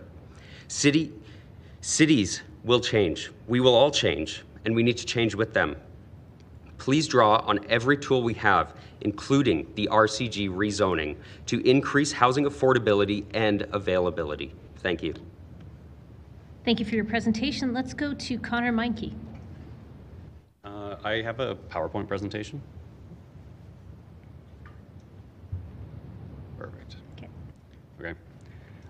Hello, my name is Connor Meinke. I'm a process engineer focusing on mining and how mineral demand affects decarbonization efforts, but I'm representing myself today.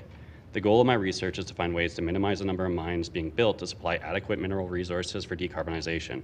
The single most important thing that we can do is reduce car demand, and that's through upzoning cities, investing in cycle infrastructure, and public transportation. As denser neighborhoods consume less CO2, encroach less on farmland, and benefit by the cube squared law and economies of scale, bringing down per capita infrastructure costs, along with increased green space. I'm arguing in favor of this motion with the caveat that it's pretty much the bare minimum that we can do to bring affordable housing and decarbonization. Anyway, moving on to the next slide here.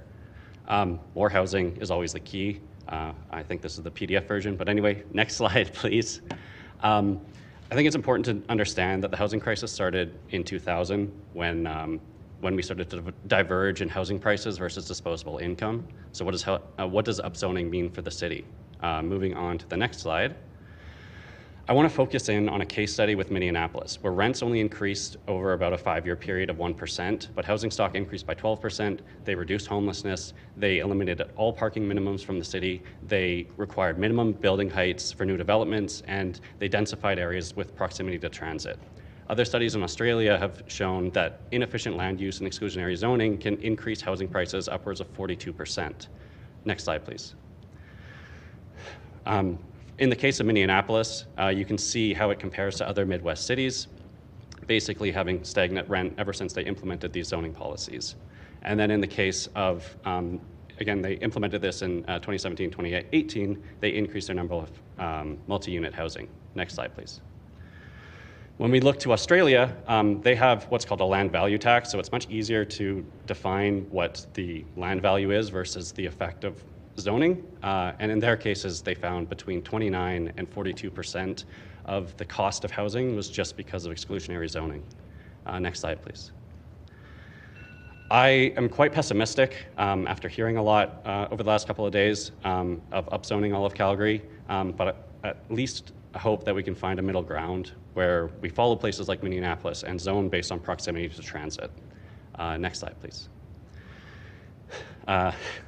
It's a little bit better on the PowerPoint, but you can see the zoning of Calgary. It's almost all single-family housing compared to Minneapolis, where they basically have a radiating effect outside of their transit zones, where you get denser housing near rapid transit and other transit systems, and then slowly decreasing outwards. If we go to the next slide, we can see one of the examples being Interior 3, where this is near normal transit zones, where they upzoned up to 3 stories. On the PowerPoint, there's also interior 6, which is 6-story buildings, mixed zone usage and all of that, and that's just one step outside of their rapid transit systems.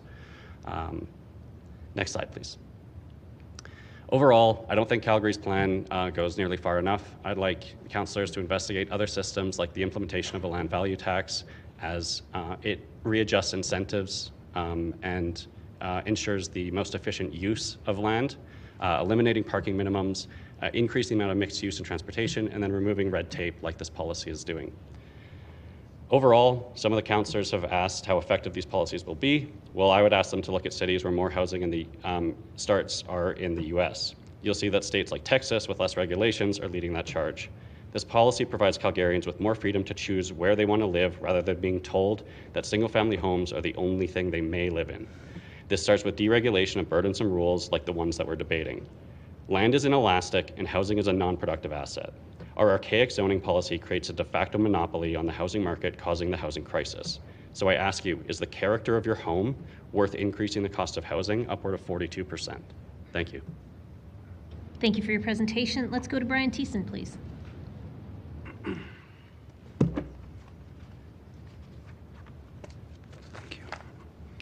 The decision before City Council today concerns building a welcoming and sustainable future for Calgarians, one that aspires towards economic growth and expansion for our city.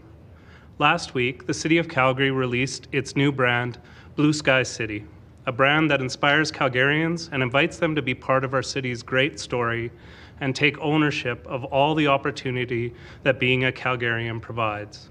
Calgary is a destination to be lauded in Canada, defined by its limitless potential, and we want to preserve that competitive advantage in every way possible. But the debate we're having today goes against that ambition. The question before you today is, will you let a lack of ambition and pessimism stand in the way of what Calgary has to offer? Will you, against your better judgment, allow these limiting perspectives to fester? Or will Council seize this moment and welcome the opportunity to build a city that is focused on the future instead of one that lingers in the past? Calgary is a destination for students and workers from across Canada, a destination for young families and aging seniors, a destination for emerging leaders with big dreams in clean energy, tech, the fine arts, and higher education. Calgary is the blue sky city, and Calgarians want so badly for you to meet this moment. They need you, members of council, to make it easier for them to have a place where they can plant roots, where they can celebrate their milestones, where they can dust themselves off, pick themselves up, and try again. They need your help to make it easier to call this place a home, a place their kids and grandkids want to return to, because there's no better place in the world to work and live. The long-term prosperity of our blue-skied city is determined by the decisions you make today. As I've been watching the public hearing, I've been struck by the number of people who look like me, share many of the same experiences that I've gone through, who are simply unwilling to give young people and young families the same opportunities and experiences and a chance at building a good life here in Calgary. We have seen speaker after speaker talk about their single-family home as their path to prosperity, determined to preserve it at all costs, even if it may no longer serve them. But the reality is, we have to adapt to changing demands of an evolving city. Despite feelings of hesitation and discomfort, we need to think about evolving our approach to housing the same way we adapt to evolving technologies and a changing city. Change is never easy, but it's necessary for current and future generations to succeed. I urge you to envision the kind of future we want for Calgary and how we can work together to support our people, realize our potential, and keep up with our world-class reputation now and well into the future. As a world-class businesses consider Calgary as a place to set up shop. Their questions are about adequate housing, transit, and the arts. We need to build the kind of world-class city that sets us up for success in the next 50 years. That work begins with voting in favor of rezoning and supporting your housing strategy, but it certainly doesn't end there.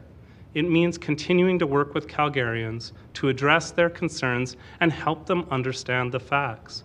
We need to push against this misleading narrative that a 16-story building will immediately start popping up and remind people that most communities will experience slow incremental change. We need to push aside the red herrings about expensive infills or flooding the market with subsidized housing, because these are a small part of a much larger conversation across the housing spectrum. Experts in Canada and across the world recognize that choice and diversity in the housing market are the ultimate path to housing options that meet the diverse needs of our community. And we need to remember that our citizens' housing needs evolve over time, from student housing to young people starting their careers, to starting families and ultimately retirement homes, hopefully near family. We need to correct the common misconceptions about density harming the environment and point those speakers to the overwhelming body of research that shows multifamily units use less water and energy than single detached homes. We need to remind them that the promise of Calgary has never been a promise of single-family zoning, but one of opportunity, entrepreneurship, and vibrant communities in which every Calgarian has a chance to live and prosper. And we cannot fulfill this promise without your help. Council, we need you to create the conditions for all Calgarians to succeed and be proud to call this place home. Thank you for your presentation. Let's go to questions of this panel, starting with Councillor Sharp. Thank you. Mr. Thiessen, I have some questions for you. Thanks for being here today. So great presentation. So my question to you, you're obviously supportive of the amendments. Do you think it's important that people have a say in what's being built in their communities? Yes, and that's why I think the City of Calgary has a permitting process. It was interesting this morning, you had Mr. Henry speak, and he talked about, in your current process of zoning approvals, 6% of those approvals are rejected. And he said that sounds like a small number. It's because it is a small number. 6% is a very small number. 94% are approved already. If we could remove those from the process, and you could use your current permitting process, you could even revise it, you could consider amendments, you would drastically reduce the number of people flowing through the system, and any concerns could be voiced as part of the permitting process. Okay, well, thanks for that. So you're okay with the public hearing then being removed for low residential permits, including like the land use portion? That's what I'm specifically speaking about, and you're okay with members of the public, including students and younger generation, not being able to speak to that in their community? I think I'd put it a different way. It's your expert task force's recommendation, and I would say that I am supportive of the recommendation of your expert task force, yes. Okay, that's interesting. Do you believe the city planning department knows communities need what they need better than what those that live in the communities need? So like our planning department put this task force together. So would you say they actually know more than what the members of the community know about their community? Again, I would ask you, Councillor. It's not a question for me, it's a question for you. No, I would ask you, Councillor. You struck the task force. You keep talking about city admin striking the task force. You're city council. It's your responsibility to address the housing crisis. And so you're trying to put it on me to say, I recommend your administration, do I adopt your administration's recommendations? And I would say to you, Councillor Sharp, do you, having identified a crisis, having said we need an expert task force, having adopted 69 of the 70 recommendations, decided that you would reject your expert task force's recommendations on zoning? Actually, no, we did approve the housing strategy, which was struck by the task force. This is a public hearing to remove all public hearings for those to come speak to on land zoning. uses. So Yes. I'm talking specifically about this bylaw. I'll Yes, refrain. I do support the recommendation of your task force. Yes. Okay, do you think that administration does a good job listening to the community feedback? Well, you have a lot more experience with city administration than I do, being a city councillor. I can tell you my experience.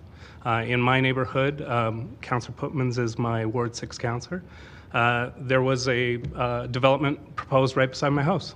And unlike what a lot of the fear that I heard in the room talking about no notice, notices were put up, billboards were put up.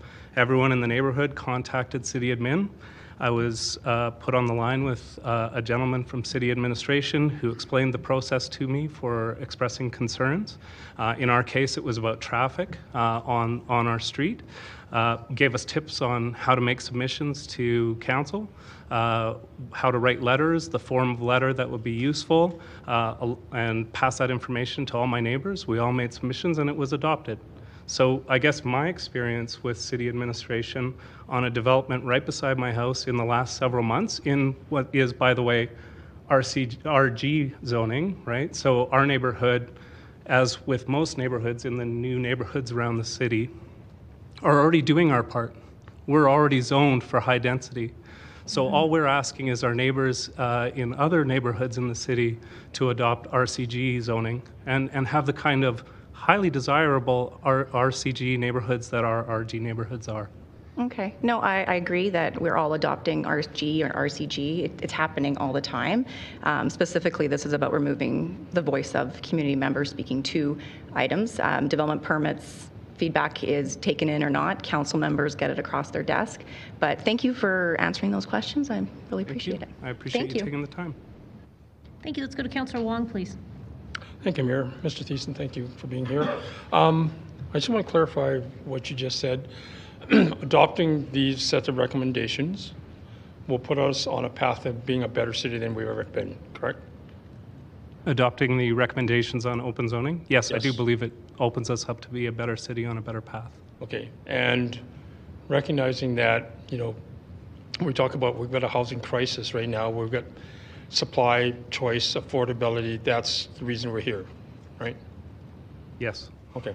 I guess my question, if you can just help me understand as well, because last week we were at the Calgary Economic Development report to Calgary communities, and they cited that, you know, Calgary is a place where people wanted to be, people wanted to invest, people wanted to come here.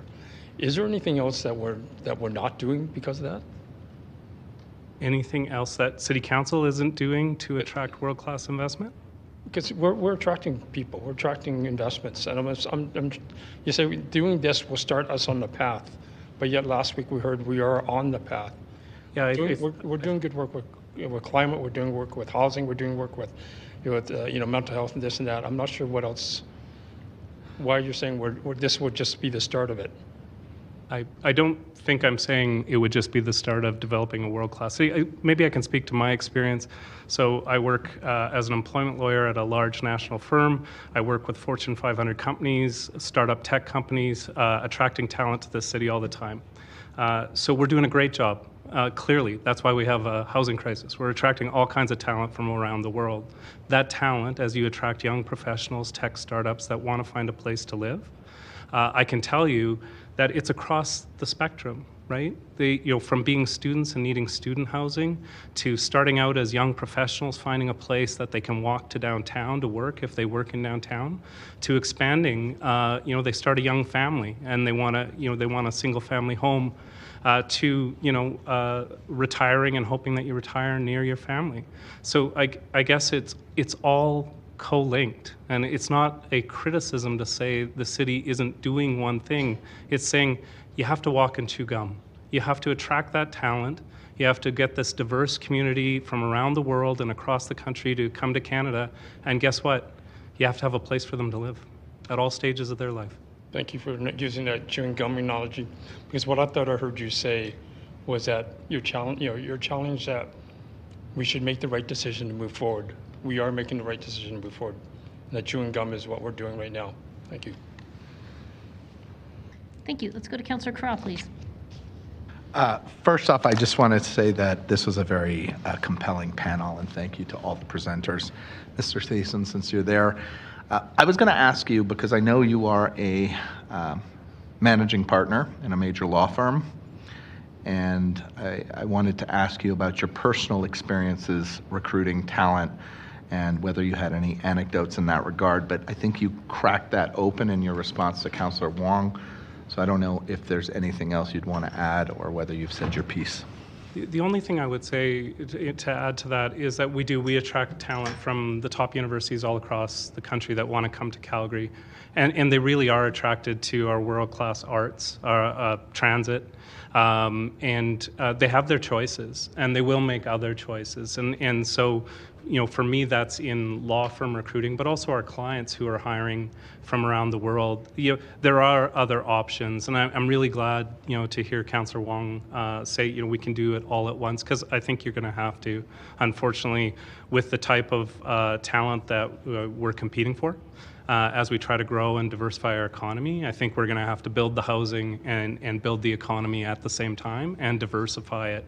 And, to be clear, the provincial government spent millions of dollars advertising across Canada. That's part of the reason why we have so many people wanting to live here.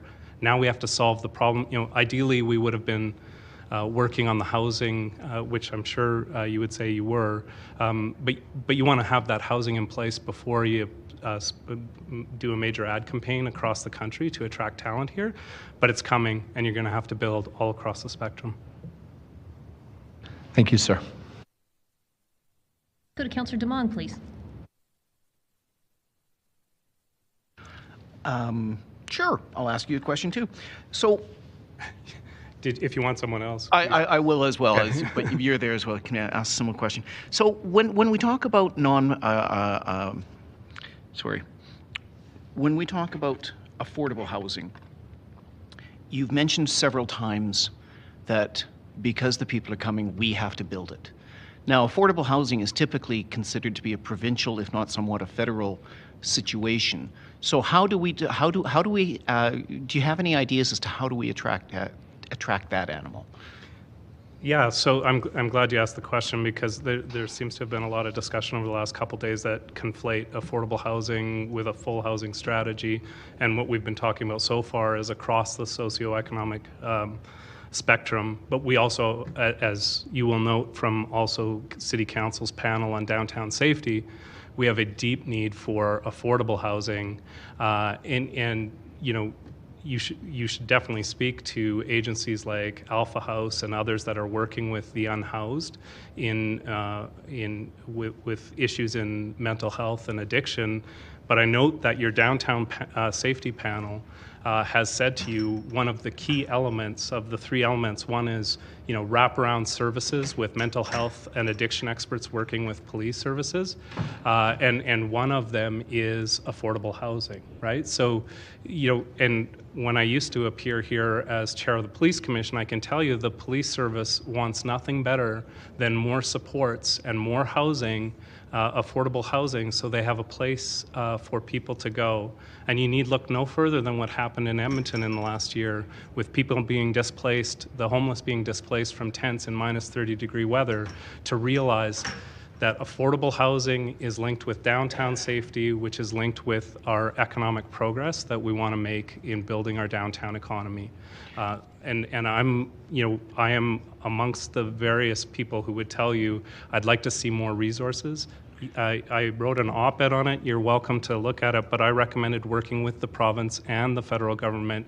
And I think all levels of government need to put a lot of resources into affordable housing. And I did read your op-ed, but I guess what I'm trying to ask from you is if you have any ideas as to how we can actually bring the province to the table to actually start talking to us about this, as opposed to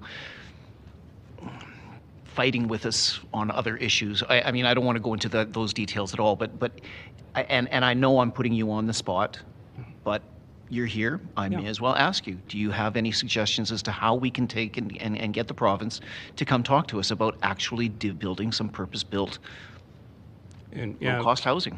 Councillor Demong, I know I don't want to presume that City Council or the Mayor and others have probably made all kinds of efforts and probably have your own relationships with members of the provincial government. I can speak to, when I was on the commission, I would meet with the provincial justice minister, both NDP and UCP. I worked closely with them as well as City Council on policing issues. I can only tell you that my experience was it starts with building relationships, sitting down with each of them and talking about what their priorities are on affordable housing. My understanding, I've met with several of the UCP MPP ministers that are looking to build on tourism, for example, in this economy. They, like most elected officials, they strike me as individuals that want to help the city and are willing to engage with City Council on affordable housing. So it sounds very simple, but I always start with talking to them, meeting with them on a regular basis and developing a relationship and finding the common ground which we all share, which is all of you and all of them, I assume, ran for public office because you wanted to improve things.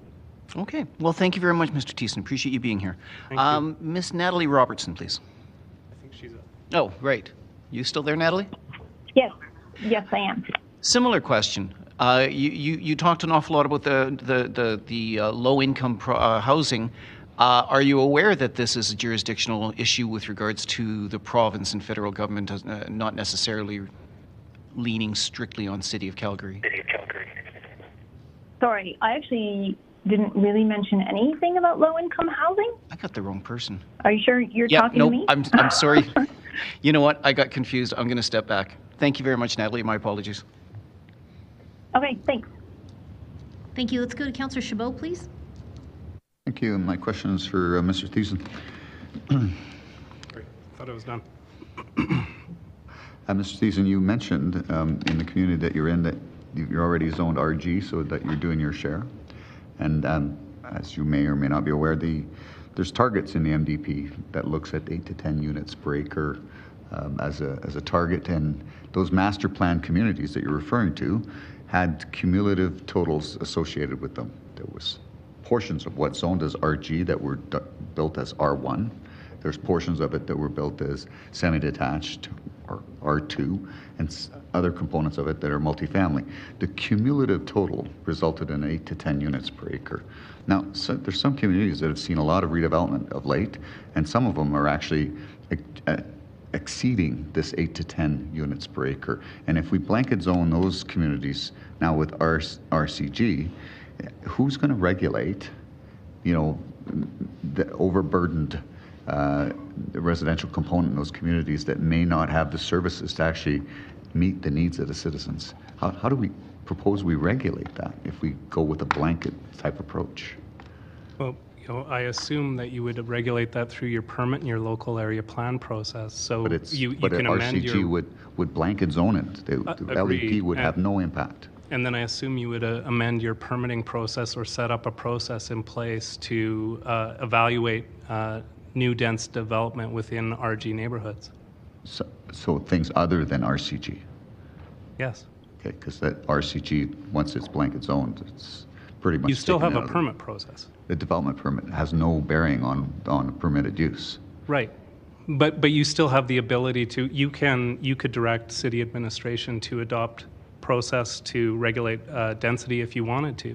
Right? You can like open it to zoning RCGs? without eliminating your processes or without having, your city council, you could ask if you wanted to, and keep in mind, in my neighborhood, which you're speaking about, we have 14-story condos and row houses, and so we're far exceeding the density.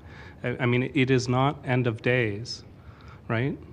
Anyways, most of those communities that you're referring to, the cumulative total is taken into consideration, which includes those high-rise towers to come to that number to achieve that objective of the MDP. So understood.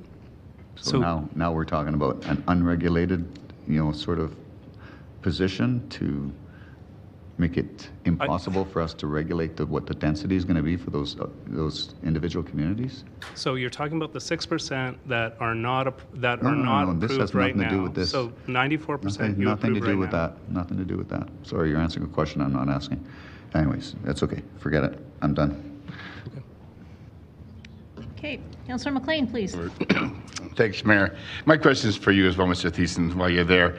I don't think we have to ask you, you're supportive of the blanket rezoning that's been put forth, so we've established that, and I'm sure you're aware that by the city's own outreach that 71 or 2% are against it. I think Livewire's done extensive research, way higher opposition, or Councillor Spencer here, I think in his ward was 70 plus. In my ward, so I guess, say for example that this failed and went to a plebiscite, which I was suggesting in my notice of motion, And so all the councillors, and so say that we have to now run on a policy of agreeing with this blanket upzoning, whether you're a councillor or a future mayoral candidate. Would you think that would be a very good platform if you put that at the top of your ticket, said, I'm opposed, I really want to blanket rezone the city, and that's your platform at re-election time? So hold on, Councillor. You're asking a question about elections. Yeah. And we're talking about a land use item. So I would say maybe that's just a step too far. So it's actually his opinion. I think it ties in if we're talking about land use. For councillors, we've all talked about how this would affect we've talked about in numerous questions how this would affect people's councillors' positions to get re-elected. It's been brought up before. I'm just asking his opinion on it. It's been brought up before by members of the public. And I've been giving members of the public the latitude to say what they wish to say. They have also talked about many other things that are not before us. However, it's their 5 minutes to present. We, as members of council, understand what's before us, so I would ask not to put presenters in a position where they have to weigh in on something that's not before us, please.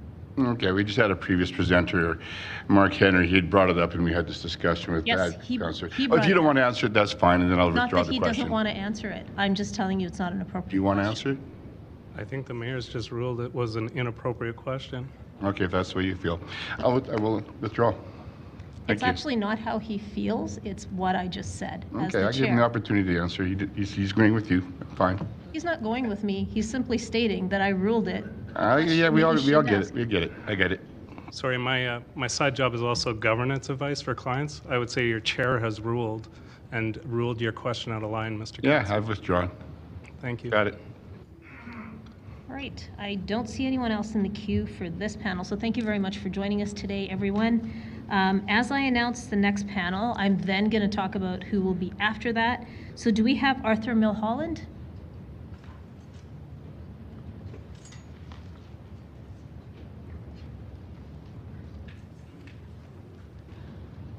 I'm assuming one of you gentlemen is Arthur Milholland? Yes, hi, you can go have a seat. What about Margaret Fong? How about David Pelletier? Thank you. Paul Dunn? And Steve Zacher? Or Zacher, you can correct me. Zacher, thank you. And do we have Margaret Fong?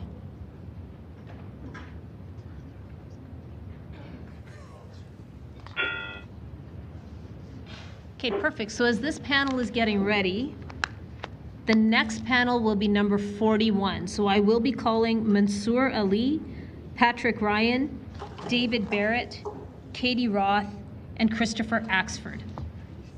For now, let's start with Mr. Milholland, please.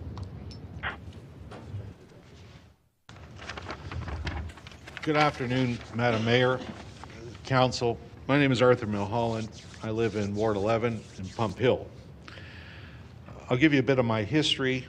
I'm in the oil business. I'm an oilman. I'm not a land developer. I'm not a speculator here in Calgary, and my business is not in Western Canada. But that being said, as I moved here in 1983 from Ontario to work in the oil business, I rented, the first place I lived was on 57th Avenue, which today be Windsor Park. In 1985, I purchased a starter home in Canyon Meadows, which at that time became a starter home community due to continuing greenfield development. In 1996, I purchased my current home in Pump Hill, where I remain today. I realize that for the last 2.5 days, you may have heard some offensive things, you may have heard some things that you agree with, and rather than go and rehash what people have said, I'm opposed to this bylaw, and but I also have some solutions as well, which I think are important. The purpose, what I believe, and a lot of people have been speaking for the last 2 days, and I've been running a business and keeping this online while I'm working. What is really is to cause the redevelopment of established neighborhoods in a blanket one-size-fits-all approach, what I believe is using the heavy hand of government. The issues at hand, and I'm going to summarize, and I'm not going to talk too much about most of them: affordability and supply. Basic economics says increase the supply and you also increase the affordability. It's more complicated than that. What the discussions have been here, blanket rezoning, in my belief, will do nothing to increase the affordability of housing and will have limited material effect on the supply of housing in this city. The second thing is, it is highly likely to increase average cost of homes in the neighborhoods that they were placed on the square foot of the land that they're built on. Second issue is opportunity. Now, on Monday there were five individuals from a developer here, all in a row, and I firmly believe that this will do nothing more to create the opportunity solely for developers and land speculators. And second is consultation. In Ward 11, and that's you, Ms. Penner, there is very poor to no interaction with you as the councillor on this and other development issues, including the Glenmore Landing redevelopment, which that's another issue. When I say no transparency, when people of the community want to talk to administration or council about a redevelopment, we're excluded. And Glenmore Landing is a prime example of that. The fourth thing, which is apparent here, is social justice. Okay? Fifth, politics. And last but not least, I do have some solutions. Social justice. This is not a social justice issue in difference to what is being portrayed. What is being portrayed is a transfer of wealth from homeowners in established communities through a decrease in property values in adjacent properties by unfettered development that drastically changes the nature and character of established communities. Go to Houston, Texas. You'll see it. There are no studies that I can find, nor anyone else, which indicate an increase in property values in this type of development, but there is an awful lot of substantial intrinsic experience to evidence a decrease in property values after the initial phase of redevelopment. There is no transfer of wealth, no social justice in transferring of wealth under diversity, equity, and inclusion to another DEI segment of society, which I call didn't earn it. What is being proposed here today is nothing more than neo-Marxism as illustrated by progressive municipal governments and governments across North America. Politics. This policy clearly emanates from the current federal government, being the governing Liberal Party of Canada and Prime Minister Justin Trudeau. Mr. Milholland, I hate to interrupt, but you're over your 5 minutes, so thank you for your presentation. I'll let you know if there's any questions for you. Yep. Thank you. Let's go to Margaret Fong, please.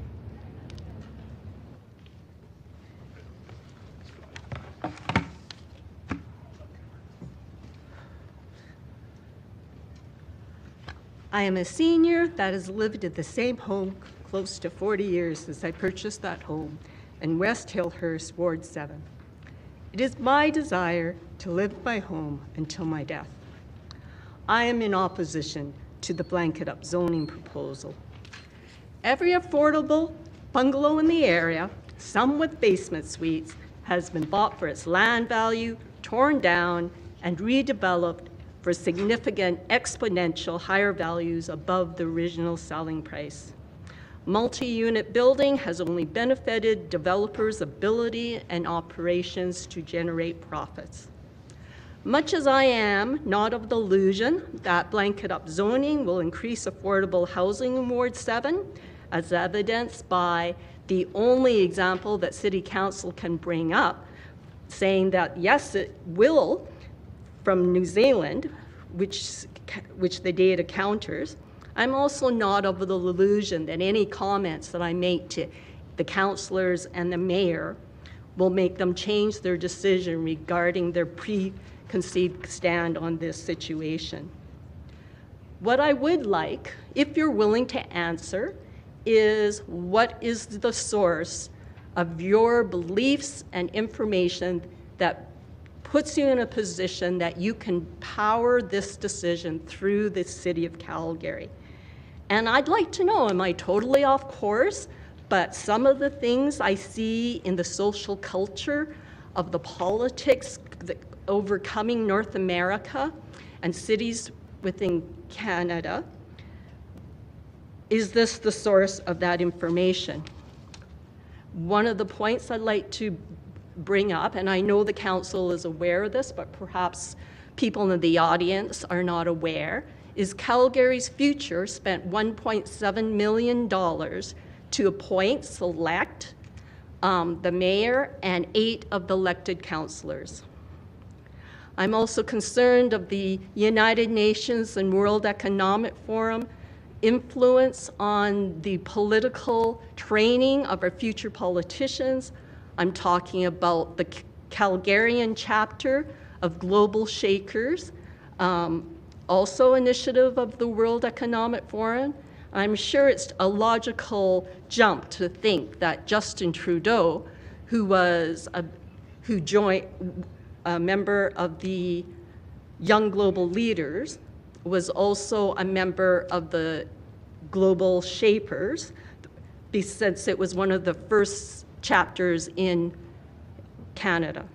I also would like to bring up ICLEI, the UN establishment for local governance. I mean, they're trying to distance themselves from the United Nations, much like the Global Shapers and Calgary's Future. So, Councillor Pootmans told me a few nights ago that the reason there is such a rush for this is because if we don't act on this blanket rezoning, our property values will reach Vancouver and Toronto. But what is that belief brought onto? I'm not afraid of urban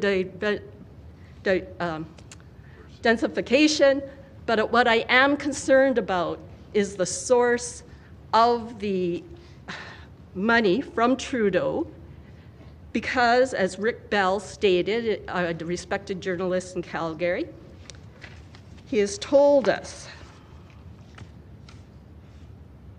the Trudeau types don't give you dough unless they get to be the ventriloquist and you get to be dummy.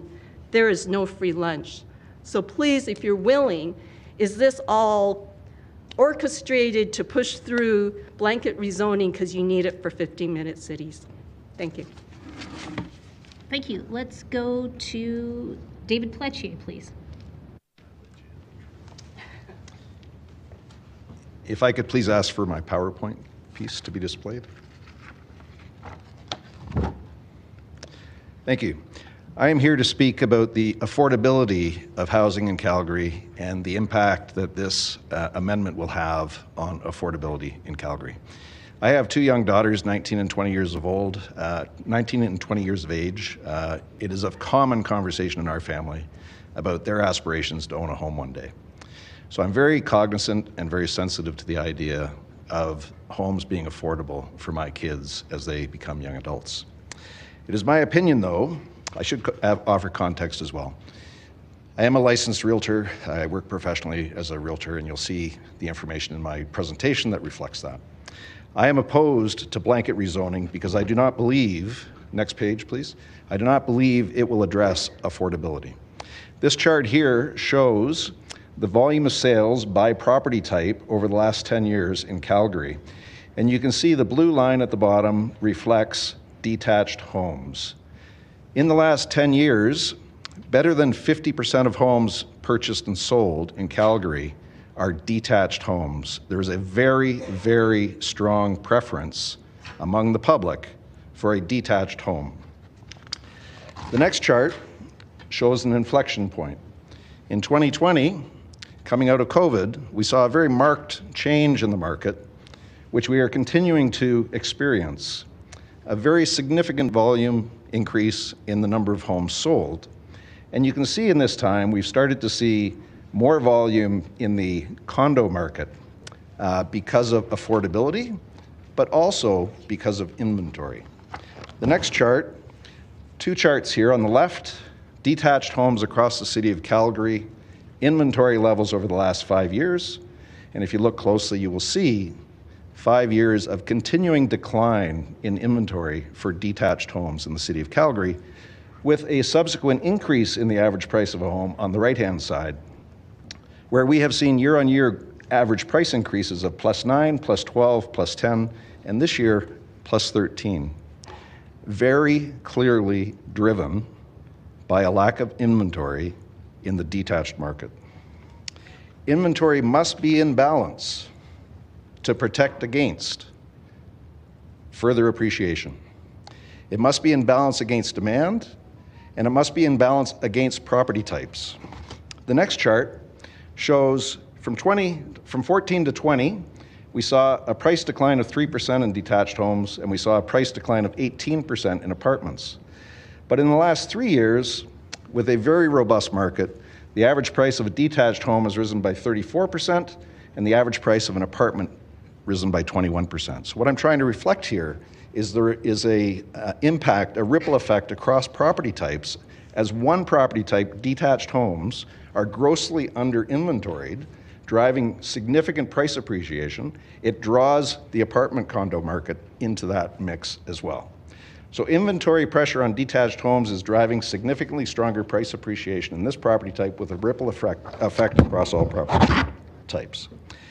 Next, detached homes are the preferred property type. 50 to 60% of homes that transact in this city are detached homes. Next, ensuring a balance of inventory across all property types is critical to controlling appreciation. The next chart, migration. The city of Calgary grew by 4.7% last year. It's a huge increase. 19,000 people came from Ontario, 12,000 people came from BC, 99,000 people came internationally. This is our housing crisis. We're bringing more people into this city than we can support. This migration is putting undue pressure on our housing position. At this moment in time, go back to 2015 and 2020, we wouldn't be having this conversation at that point. The market wasn't robust. The next chart, housing starts across the country have skewed very heavily to condos, and detached homes are declining. Next, housing starts must come across all property types, including detached homes. Housing starts must not come at the expense of existing detached homes, which will put further pressure on the inventory levels of detached homes. Funding must not come with the caveat of destroying existing R1 communities. This is a time for leadership, and you're failing terribly. To spend 2 weeks going through this panel when you've clearly made your own decisions is a disgrace. Mr. Paletti, thank you very much for your presentation. Let's go to Paul Dunn, please.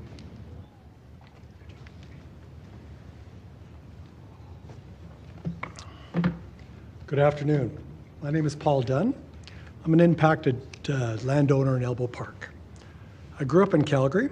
After finishing my education, my wife and I rented for many years while we worked and saved up enough money to afford the right to call our mature RC1 community home.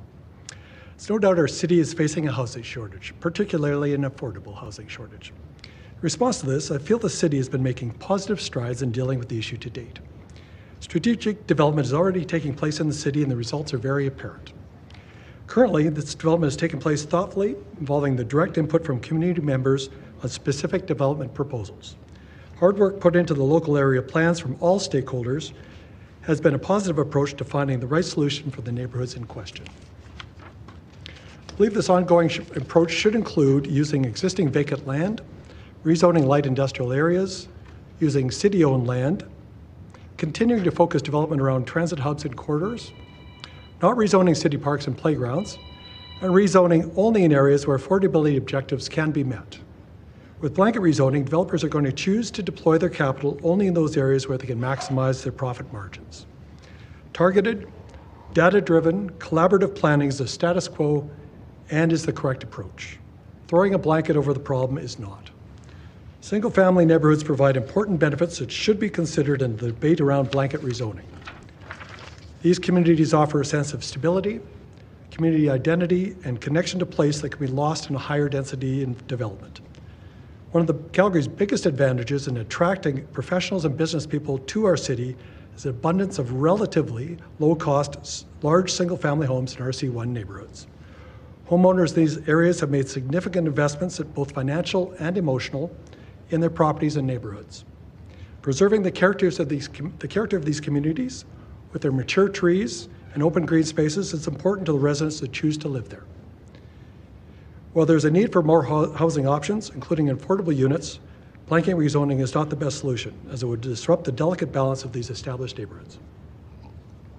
Not all areas in the city are the same, nor do they need to be. Having a diverse mix of zoning throughout the city is a plus for Calgary and should be embraced. Rezoning our current housing shortage will take time. There's only so many contractors and tradesmen available to build new housing. They're currently close to being maxed out.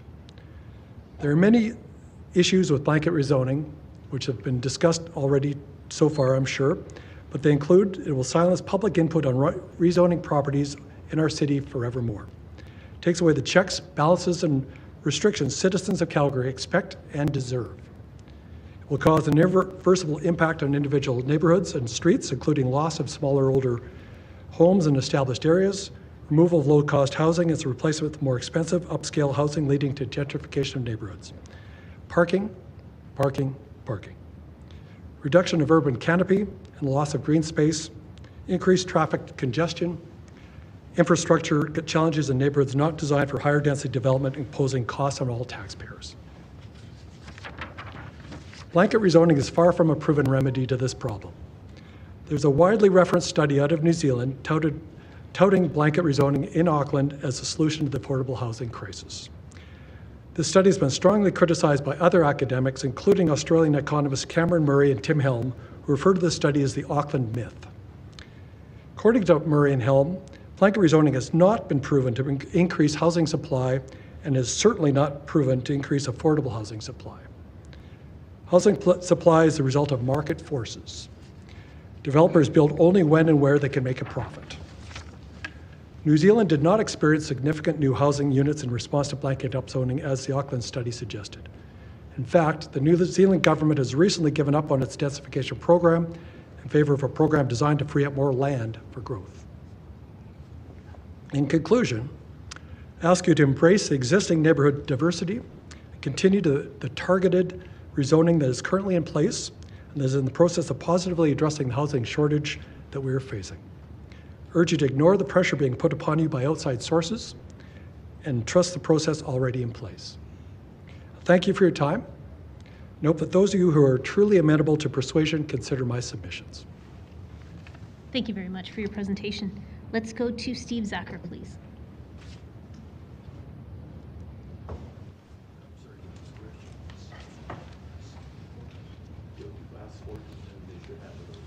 Okay.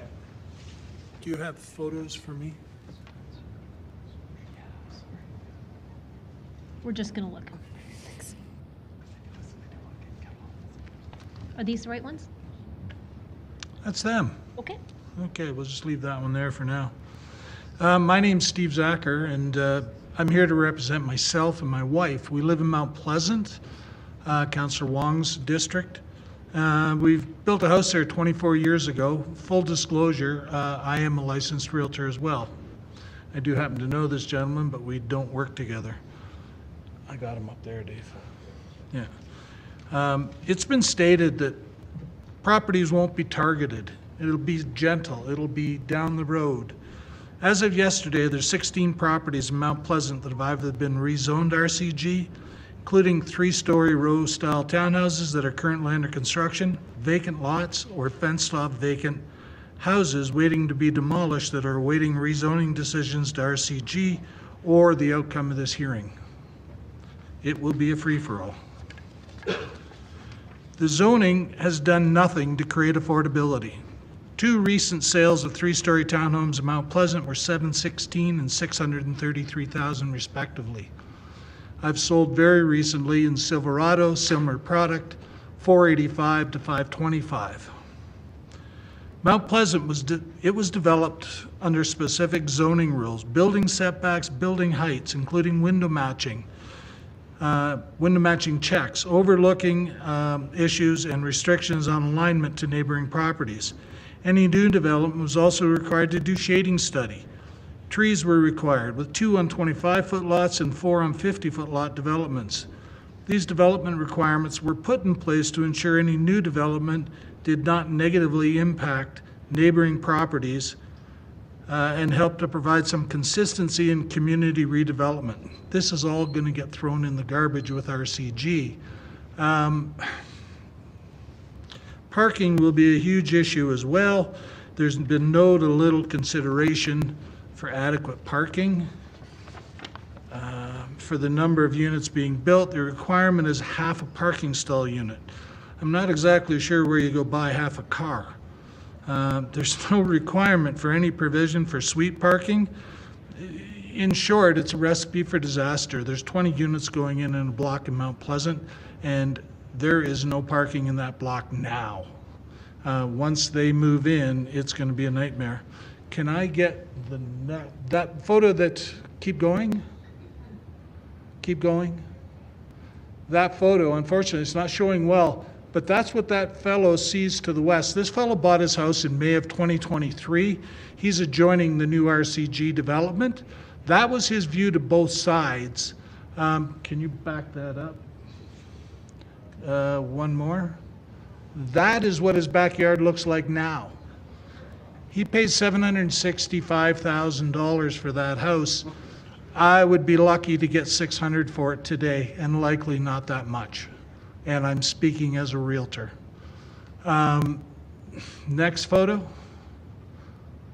That's what he gets to look at when he comes out his side. And then the side, down the side of the property, please. You get the idea.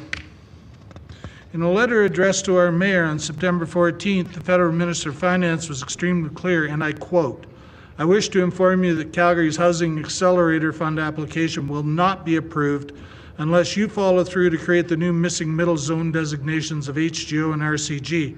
Otherwise said, in order to receive a positive decision from me on your application, you must end exclusionary zoning in your city." End of quote.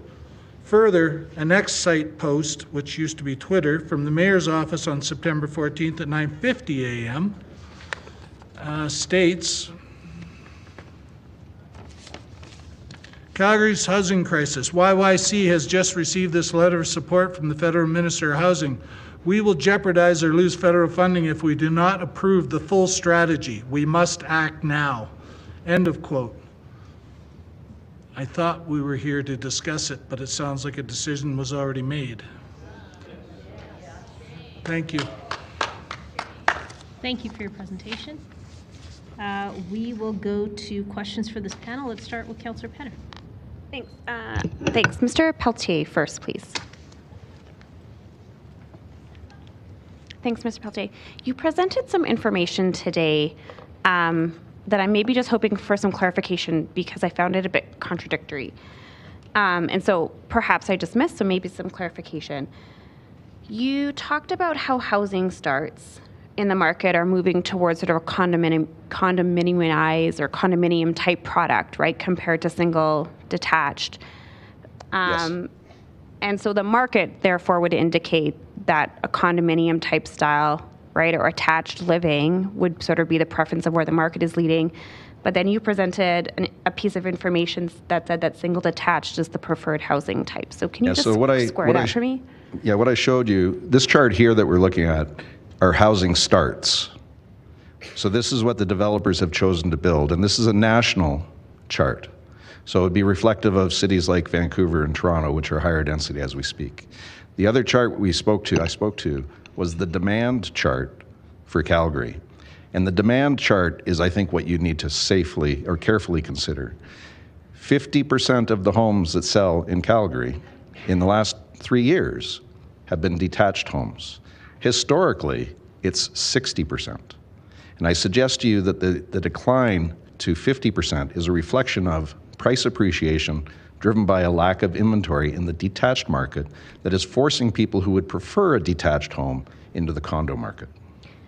When 87% of the homes in our single or in our established communities are single detached, can we actually accurately measure demand on a housing type, on a housing form that doesn't actually exist? That is a reflection of the consumption.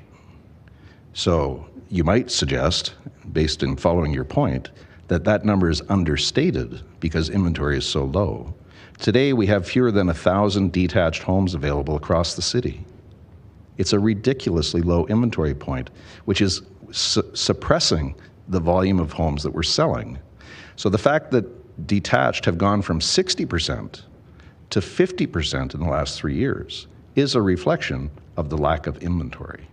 And when you have a lack of inventory, you have rapid price appreciation in the detached market, and it has a ripple effect on the condo and the attached market. And so if we had more supply generally across the market, then it would ease pricing pressures across the market, regardless of housing type. Well, I would suggest you need a balance of inventory by housing type in order to protect against one housing type appreciating. Because if one housing type appreciates, they all follow. There is a ripple effect. Do you have an idea of what that balance would look like? If, like, would you say 87% of homes in established areas being single detached is a balance? I would say, based on demand, the city should reflect approximately 60% of homes being resale homes. We're not talking about we're not talking about rentals. But from a resale perspective or new construction perspective, demand reflects 60%. So 60% of people would prefer to be in a detached home. That's what they've chosen to purchase. So that means... my challenge to the council is, as you look at accelerating the development of homes, it is critical that the acceleration of development increases across all property segments, not just higher density, perceived more affordable homes, and certainly not at the expense of existing detached homes. Okay, thanks. I think that's really good information, right? I hear you say that there's room in the market for another kind of product. I have a question for Mr. Mulholland, please. Yes. One of the arguments we've heard over the last couple days, and one of the arguments that we're, I think likely to hear, is that blanket rezoning is having or has the potential to radically and swiftly change neighborhoods. But I've heard you say that in your research, that this is actually going to have limited impact on supply. So can you square that? So you're in the camp of you're against blanket rezoning, and that's totally okay. But I'm hearing the argument from others who are against about the radical and swift change in their neighborhoods, and you're saying your evidence is saying that this actually isn't going to increase a lot of supply. So can you help me understand that maybe? It's a very good question. So let's look at what the concept now, well, the way I view it, on redevelopment of an established neighborhood is piecemeal. So in effect, a developer will pick a neighborhood, Kingsland, buy a duplex, tear it down, build a unit in there, and you've got a whole row. So I said I had some solutions. One solution, if you want to go down this road, and I'm not against the concept of densification, but I am against the concept of changing character of neighborhoods. How about pick Kingsland? I live in the Southwest and I always have. If you went and said in a neighborhood that's old established, that's ready for redevelopment, have it so that a developer, and let's just make the math simple. If the average city size lot is 100 by 50, that's 5,000 square feet a lot. So have a developer say, okay, here's a neighborhood here, talk to the community, but we'll approve a development for the kind of housing that you're suggesting on 50,000 to 100,000 square feet of lot. So in other words, corner to corner, and then that's the most efficient way to increase the supply. If you go out to, say, off of the new Stony Trail, down south of the Cecina Reserve, There's a new development going on there. What do you see? Construction equipment. So if you want to build houses, increase your supply quickly, and whether it's a mixture of the units in established areas or new areas, make it efficient for the contractor to build the houses. In other words, is materials are cheaper if you buy in bulk, labor is just one after another, after another, after another. That's why greenfield developments work. But piecemeal doesn't work. My concern is that if you go into an established neighborhood, it's not going to affect me. I'm not here for me. Land's too expensive in Pump Hill. But take Palliser, right next door. You go in and buy one house and do what the photographs here showed, the property values on each side are going to drop. But say to the developer, buy 10 out, all in a row. Now, before COVID, as I understand, is at Meadowlark, which is a beautiful community, bungalows, large lots, but it's bordered by Glenmore Trail to the south, Elbow Drive to the west, and basically Chinook Center to the east. There was a developer who had went to every homeowner in the community and pitched them to buy their house, buy their property. That gives the homeowner a fair value because most of these people are retired. This is the largest single asset they have. It is. And so you can get a fair value, but don't forget, they're displaced as well. Tear them all down and build a high-density development. I don't think there were that many people unfavorable to that. But where it gets unfavorable is picking them off one at a time. On Monday, Councillor Walcott was upset about a description of what it's termed. What I call it is essentially going in and destroying value by the first development. So you know, I'm not saying what you're saying is bad, but what I'm saying is you got to target it and you got to talk to communities. You will find that if you focus your efforts, and look, I'm in the oil and gas business. If you want to go develop an oil field and you got to deal with a surface landowner, you just don't just drive in like a bulldozer. And you have to make it cost effective, and you also have to, in this case, realize that the individual that owns the property has an investment, and they need to be treated properly. That's what I mean. What I hear, and you pay an awful lot of attention to, is the social justice issues. Well, let me tell you, I was young, I had a young family, I came to this city and I worked my tail off to afford what I had. And the thing is when you did not come to the Palliser, Bayview, and Pump Hill Community Center, there were 400 people there. They wanted to hear from you. What do you thought? You ignored us. And had you been there, I would have said exactly this to you there. And this isn't the forum to talk about the Glenmore Landing redevelopment.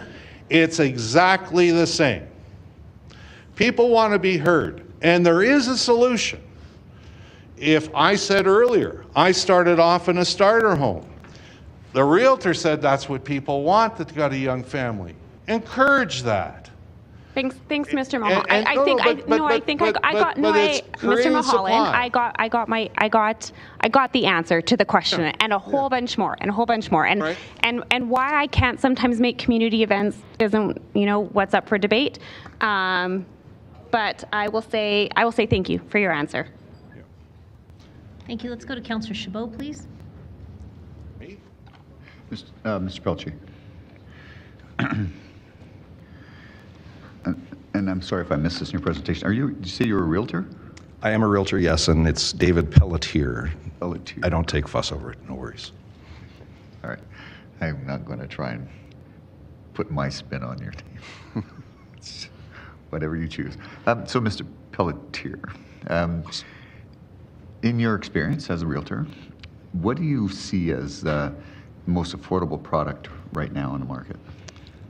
Condos, yeah. even though that you've seen a significant appreciation in value just recently? We have seen an appreciation in value, and my charts did show that in the last 3 years, we have seen 21%, I think is what it says. Sorry, if I may. Yeah, there you go. In the last 3 years, detached have appreciated by 34%, condos by 21%. Right, I did remember it correctly. Sorry, I was too fussed. So. It's all good. So you made a statement that you believe that the lack of product on the detached market is helping to drive the this the condo units pricing up. And do you think that this RCG would further exacerbate that? The way it is planned at the moment, yes, I think it would exacerbate that, because I think everything I hear from those in favor of the amendment is focused on higher density. And higher density, if you increase higher density, and you've seen it in the housing starts, if you increase higher density, you are decreasing the share of available product in the detached market as a share of overall supply, and that will drive appreciation.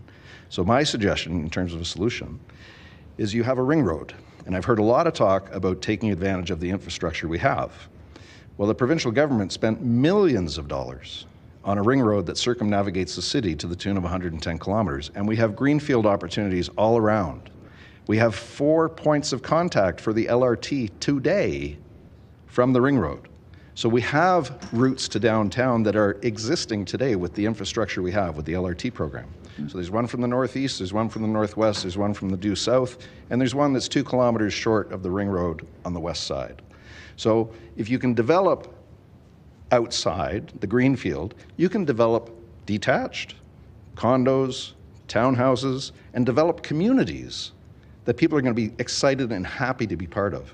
And an example of that is the University District, where I think the city has done an exceptional job of developing a community of higher density homes in an area that does not compromise the integrity and the quality of life for the detached homes in the area.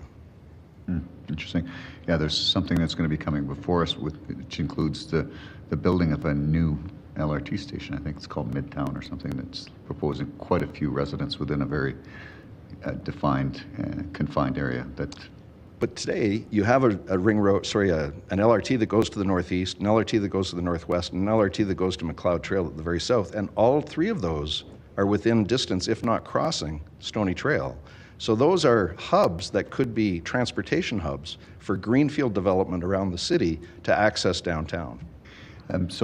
Last question for you, again, because of your expertise. The row housing product and some of the other products that have been created through this RCG rezoning, how do you see those as being, affordable or competitive? And on what realm would you place those as far as equivalent products, say in the detached? Well, I think we've seen a lot of people report over the last 3 days about this new development of row house, townhouse, semi-detached. And these homes being built in desirable areas with access on transportation routes and being built brand new and being marketed at $1 million. And so, that's not really an affordable housing solution. And so I think I go back to the Greenbelt and, the periphery of the city where we have infrastructure. You've got a 110-kilometer ring road that is not just a transportation corridor, but it's also a utility corridor. So a lot of the infrastructure is there. And we are choosing, based on this model, we are choosing to ignore that as a first priority, and I think that should be the first priority. Yeah, I'm not sure what other questions to ask you other than, do you think that there's a possibility for other sort of, mortgage helpers, if you will, for entry-level folks? Great question. I think that plays to social assistance and assisted housing.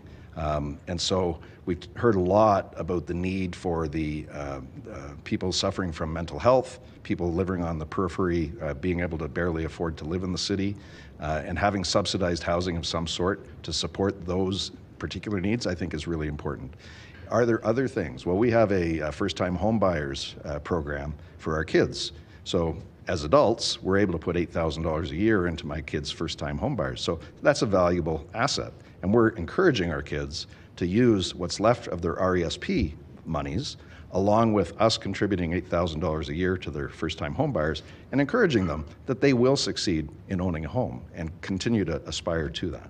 I've seen a lot of single-family homes in my area develop basement suites primarily as a mortgage helper for some of those first entry folks moving into those homes. And then there's been some discussion about the possibility of adding backyard suites and or above garage suites as an additional supporting element for those entry-level folks. Do you see that as something valuable? I see that in some communities, but I absolutely do not see it in other communities. So for instance, I live in Discovery Ridge, and Discovery Ridge is an R1 community. I purchased in Discovery Ridge in 2005 as an R1 community, and I want and expect that to be honored. I'll give you an example. In December, we were very fortunate to spend a couple of weeks in Tofino as a family. It was beautiful. On the beach, walking, we had space, it was wonderful. And on the way home, we stopped in Vancouver for 2 days. And I felt crowded and uncomfortable in Vancouver. And I extrapolate that as a metaphor to our own community in Discovery Ridge. I feel like I've got space to stretch out and enjoy myself. And I don't want to be in Altadore for myself, okay? And Altadore is a beautiful community. But there needs to be communities like Discovery Ridge to support those people who prefer that. Thank you. Thank you for being here. Thank you. Thank you. Let's go to Councillor Wyness, please. I'm sorry, thanks. This is for Mr. Pelletier. Gotta love the real estate conversation. I'm just kind of curious what you think would happen if we do zone and single-family houses are torn down what would it do for the single-family market? I think that would have a devastating effect. And I'll use Discovery as an example. I shudder to think of the day that a home in Discovery gets torn down and turned into a fourplex. The impact that will have on our community will be emotionally devastating. And the day I see that happen, I'll be looking for somewhere else to live. That is just not the community that I want to live in. I chose to live in Discovery because it has space, because it has access to an amazing park system, because it has close proximity to nature. I don't value that density myself. I prefer a community where I can, as I say, stretch my wings. What built form do you have? Sorry, I have realtor up.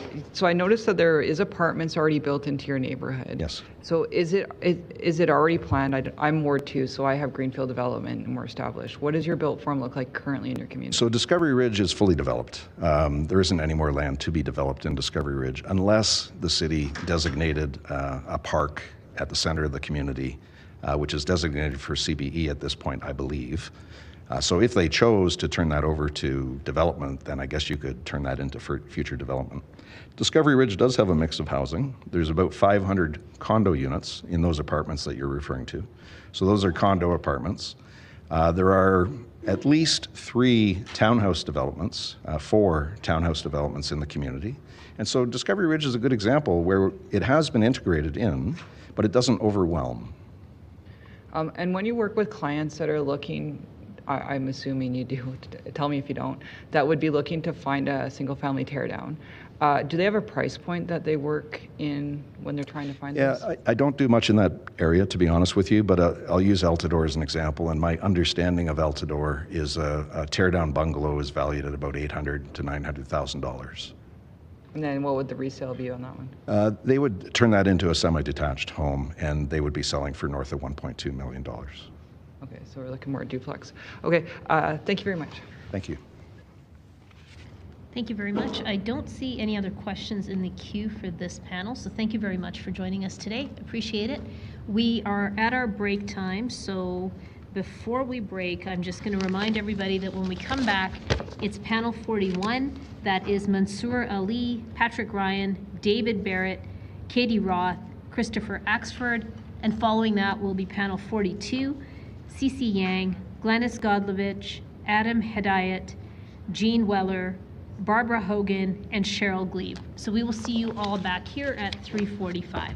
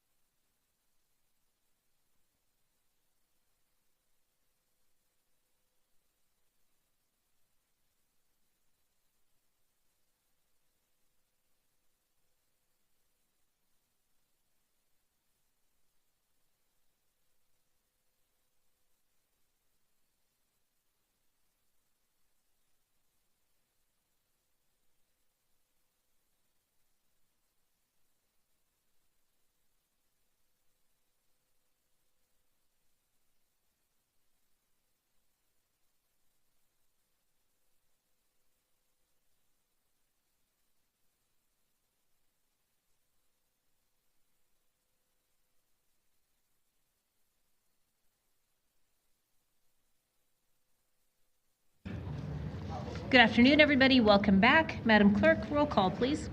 Thank you, Mayor. On the roll, Councillor Meehan. Here. Councillor Penner. Here. Councillor Pootmans. Here. Councillor Sharp. Here. Councillor Spencer. Here. Councillor Walcott. Here. Councillor Wong. I'm here. Councillor Wyness. Councillor Carra. Councillor Chabot. I'm here. Oh, thank you, Councillor Carra. Noted. Councillor Chabot. Councillor Chu. I'm here. I'm thanks. trying to enable. Thank you. Thank you, Councillor Chabot. Noted. Councillor Chu. Here. Councillor Demong. Yes, please. Councillor Dollywall. Here. Councillor McLean. Here. And Mayor Gondek. I'm here. Thank you, Mayor. Thank you. All right, let's start with panel 41. Do we have Mansour Ali? Yes, I'm here. Hi, Mansour, is that you? It is. Okay, it's just a little bit hard to hear, so you might want to get closer to the mic when I call you back to speak. Do we have Patrick Ryan?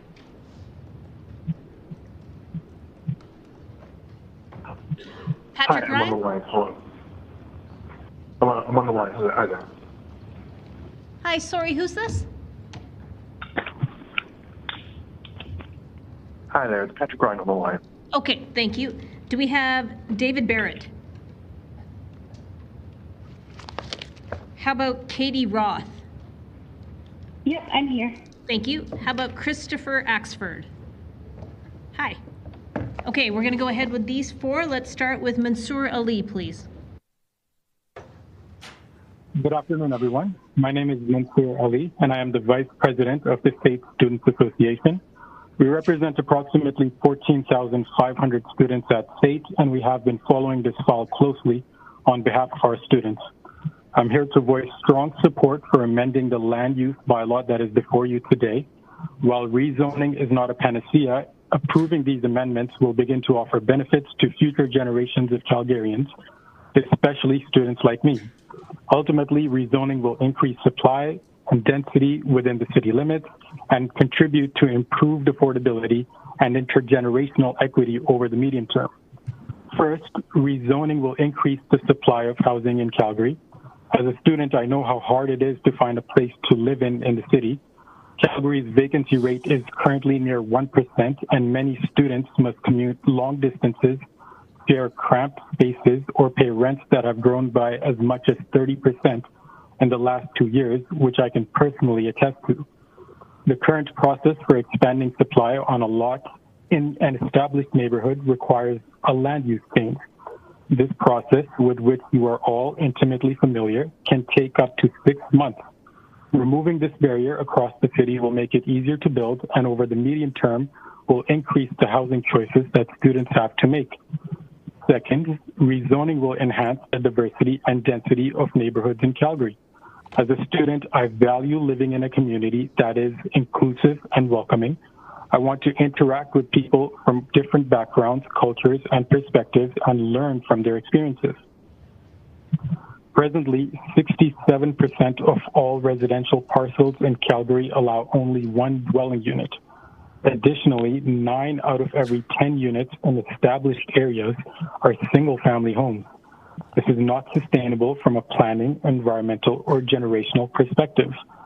Gone are the days that new graduates can get a job, save quickly, and buy their own detached home.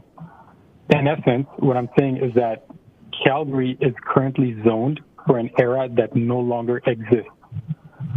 By allowing more housing options in low-density areas, and not only in the neighborhoods adjacent to post-secondary institutions, there will be more opportunities for different types of students to choose a neighborhood that works best for them.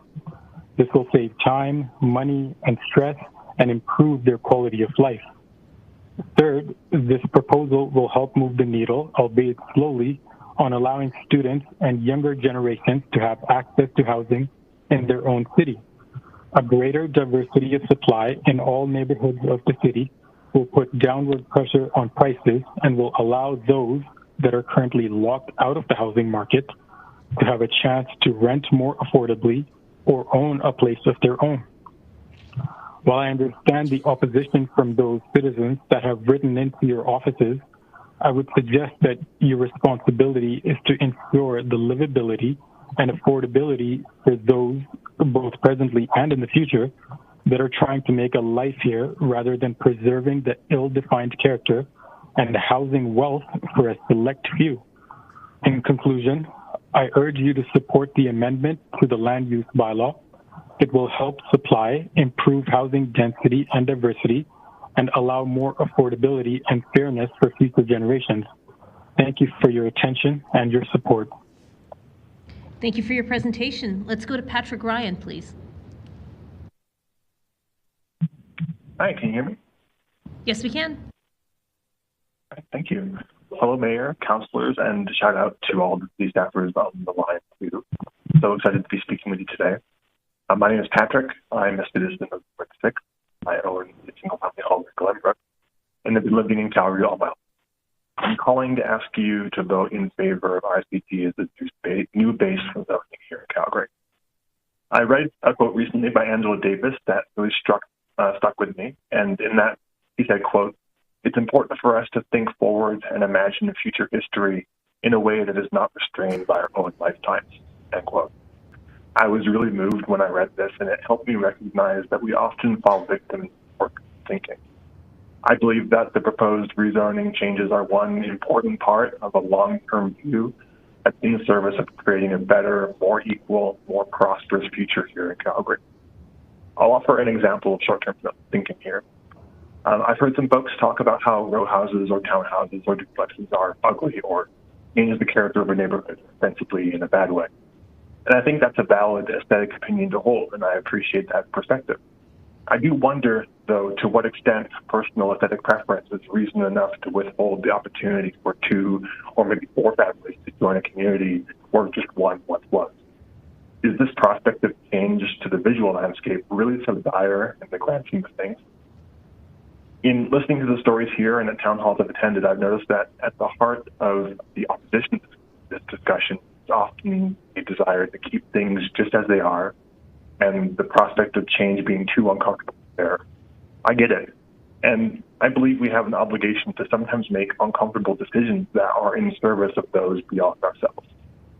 I wonder about established communities like Glenbrook and what it'll take for them to sustain a vibrant neighborhood that has people of all stages and phases of life over the long term.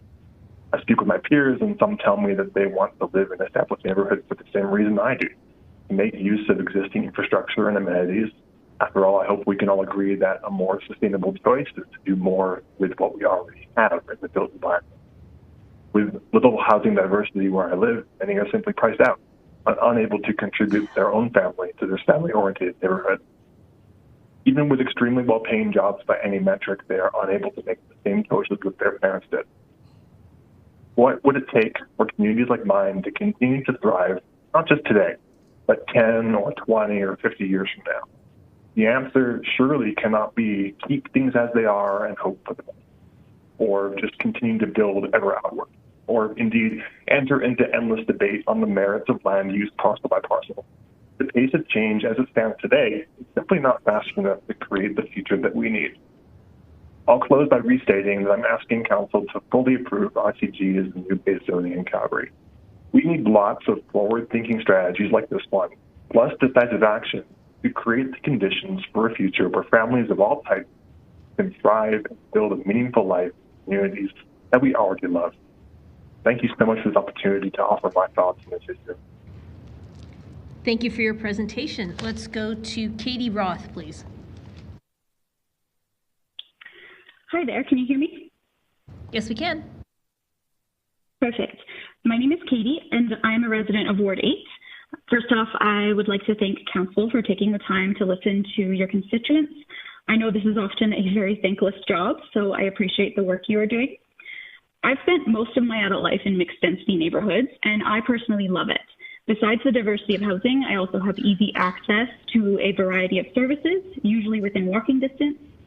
And I have the freedom to choose whether I bike, drive, or take transit because I'm relatively close to where I work. But I realize that this kind of neighborhood is not accessible to many people due to lack of supply. Competition can be fierce, even for something as modest as a quadplex unit like ours. I believe the current zoning restrictions are not reflective of the changing needs of our populace. there is an increasing demand for middle density housing, which would allow for people to make smaller moves along the housing spectrum, rather than being forced to choose between high and low density options. My husband and I were lucky enough to afford the move into middle density, but some of our family and friends are not so fortunate. I have friends who have been priced out of Calgary's housing market entirely because they cannot afford to raise children here. And relatives of ours are stuck living in apartments that are too small for their needs because they cannot make the jump into a single detached house. And I'm sure anyone who has lived in a single bedroom apartment knows that space constraints can impact our hobbies, whether or not we have pets, and our decision to have children. But most of us cannot simply move to a detached house from a tiny apartment. We need diverse housing options that reflect the incrementally changing nature of our lives. I believe base RCG zoning is an important step in filling the missing middle housing gap. I know blanket upzoning will not immediately rectify such a complex problem, but I don't see that as a reason not to implement it. The longer we delay, the more drastic changes will have to be made later to accommodate a growing populace. I think we have an obligation to future Calgarians to make the city more livable and sustainable. And contrary to many people's fears, it won't happen overnight. Much like the legalization of secondary suites in 2018, I think upzoning will incrementally, slowly, improve options for the diversity of people who reside here. And while I agree that parking, shade, and tree canopy are all legitimate concerns, I believe they should come secondary to housing availability. In your decision-making, I would ask Council to center the needs of those who struggle to find housing. People like myself are going to get by no matter what you decide. But my friends and family, middle-income Calgarians, need policies that increase their chances at success. I understand that for established homeowners, reworking the system feels like a kind of loss. But we are all looking for the same things. We all want stable housing, access to services, and vibrant communities. In order for everyone to have that, we're going to have to adapt. I believe we're capable of making space for others in our communities without losing the things that are truly important. In conclusion, we have an opportunity to make housing more equitable, more diverse, and more sustainable for future Calgarians, and I believe it requires very little change in this moment to do so. I am asking Council to approve RCG zoning so we can prevent urban sprawl, reduce red tape, fill in the missing middle, and gradually create a better Calgary for all who call it home. Thank you for your time. Thank you for your presentation. Let's go to Christopher Axford, please.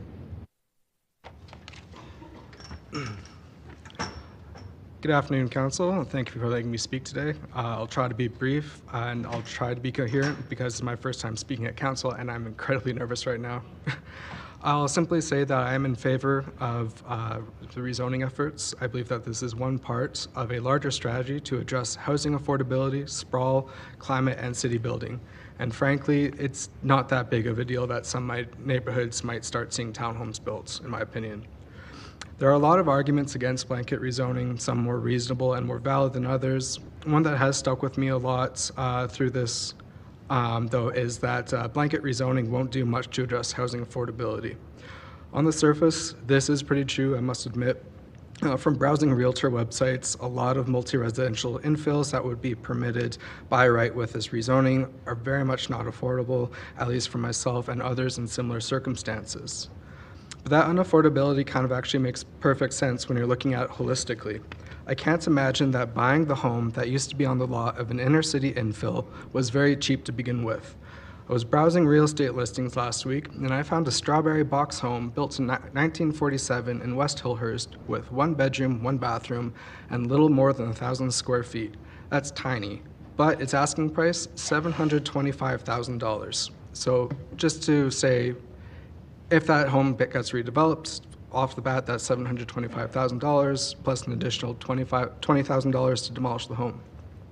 Then factoring in the costs of going through to the rezoning hearing, development permit process, development charges, cost of labor, material, and sometimes community consultation, turning one home with 1 bedroom into up to 4 dwellings is going to cost well over $1 million before profit margins are even factored in.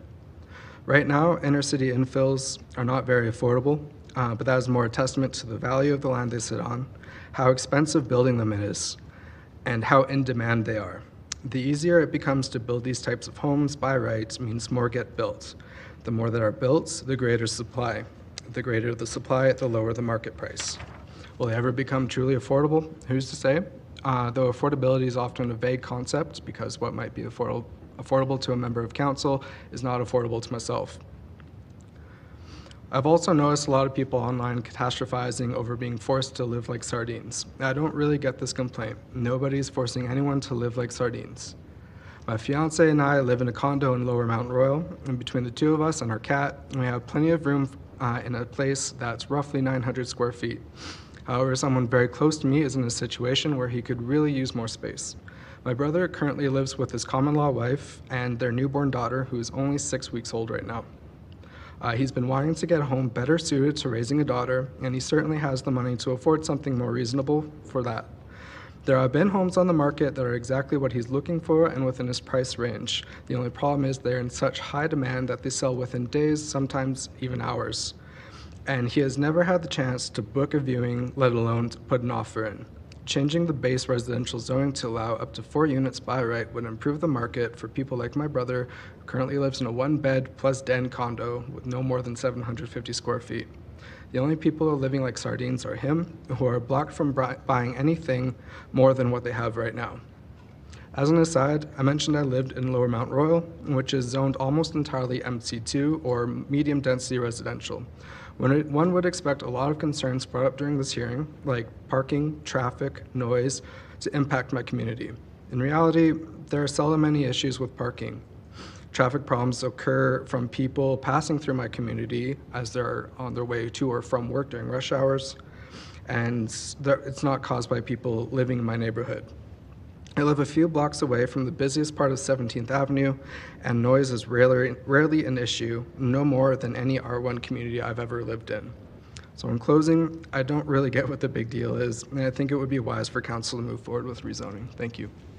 Thank you for your presentation. Let's go to questions of this panel, starting with Councillor Sharp. Thank you. I'm going to go ask a question to Mr. Ali. I just feel like as a SAIT alumni, I'd like to ask you this question if you're on the line. Cool. Yeah? Yeah, I'm on the line. Okay, great. I'm just wondering, what is SAIT doing to ensure that there's appropriate housing for the students? And second to that question is, what can someone like myself that's alumni and sits on some of the chats and boards, can we do to advocate outside of chambers? So this issue kind of goes above and beyond what states can really do. They're quite constrained in the amount of funding they get from the province. Mr. Ali, it's really hard to hear you. Is that better? That's way better. Yeah. Thank you. Okay. SAIT themselves are very constrained on what they can do as far as housing goes. They've been very generous in helping us with affordability as far as food security goes. So a couple of years ago, we started serving breakfast at SAIT in the mornings for students that may not be able to afford it. A couple of years ago, we used to have about 250 students take advantage of that every morning. Now that's up to about 600 students because a lot can't afford to eat. And SAIT has been quite helpful in helping us fund these types of programs where we can feed these students. They've also helped set up funds where if a student comes into some sort of emergency, SAIT can step in and help them fund whatever that crisis may be. So SAIT is doing a lot internally to help affordability, but as far as housing goes, that's something that SAIT takes the view has to be dealt with by municipally or on the provincial level or on the federal level. This issue is far bigger than something that just SAIT can address. Thank you. Yeah, I think it's, obviously our job as a municipality to advocate for more housing at a provincial level. Just a question and maybe some feedback. Has SAIT or, the Alumni Association ever had a list of students that are looking for housing and that maybe alumni that have secondary suites could take them in? Like if I had a secondary suite that was empty, I could offer it to a SAIT student.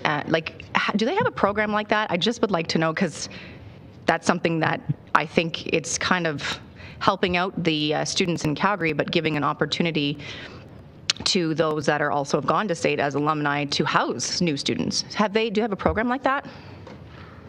Councillor, I think that's a great idea. We don't currently have a program, but we do have a list of students that would be looking for housing. This was the first year that state actually fully filled up their residences and had to turn students away. So I think this is something we could probably work on in the future if you'd be up to it. I think that'd be a great idea, and I know names and phone numbers are private, but I think as alumni, and any obviously institution, U of C, I pick SAIT because I went there, but I think there's an opportunity to maybe info share and open up basement suites, secondary suites. If you're an alumni and have it, it's an opportunity for us to step up.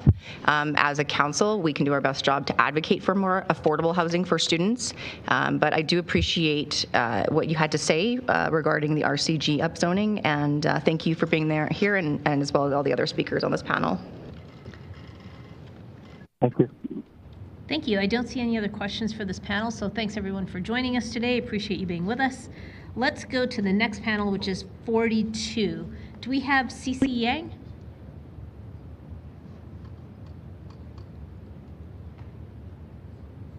What about Glenys Godlovich? I'm here on the phone. Hello. How about Adam? Hi. How about Adam Hedayat? Jean Weller? Hi. Do we have Barbara Hogan? Do we have Cheryl Glebe? Hi. Okay, I'm going to see if I can pull a couple of people from the next panel. So from panel 43. Hi there. Hi, who's this? Sorry. This is Sarah Ritchie. I was scheduled for panel 35, and I unfortunately wasn't able to stay for that with my work schedule, but if there's a time soon that I can be fit in, then I am available for the rest of the evening. We're going to put you right now as the fourth person on this panel. Perfect. Thank you so much. You're very welcome. So the order will be Glenys, then Jean, then Cheryl, then Sarah. So Glenys, you can kick us off. Right. Thank you very much. My thoughts about this are the following. I am concerned that this particular matter is advancing too quickly without ever having been a matter at the electoral level during the previous election of council. This means that people have not had the chance to question their councillors ahead of time about where they stood, and as a result, we're having something brought to us now which hasn't got sufficient background. That said, I think not only is it premature in that regard, I think it's irresponsible. And I think it's irresponsible because I truly believe that it's an abrogation of the responsibility of council to plan for a city.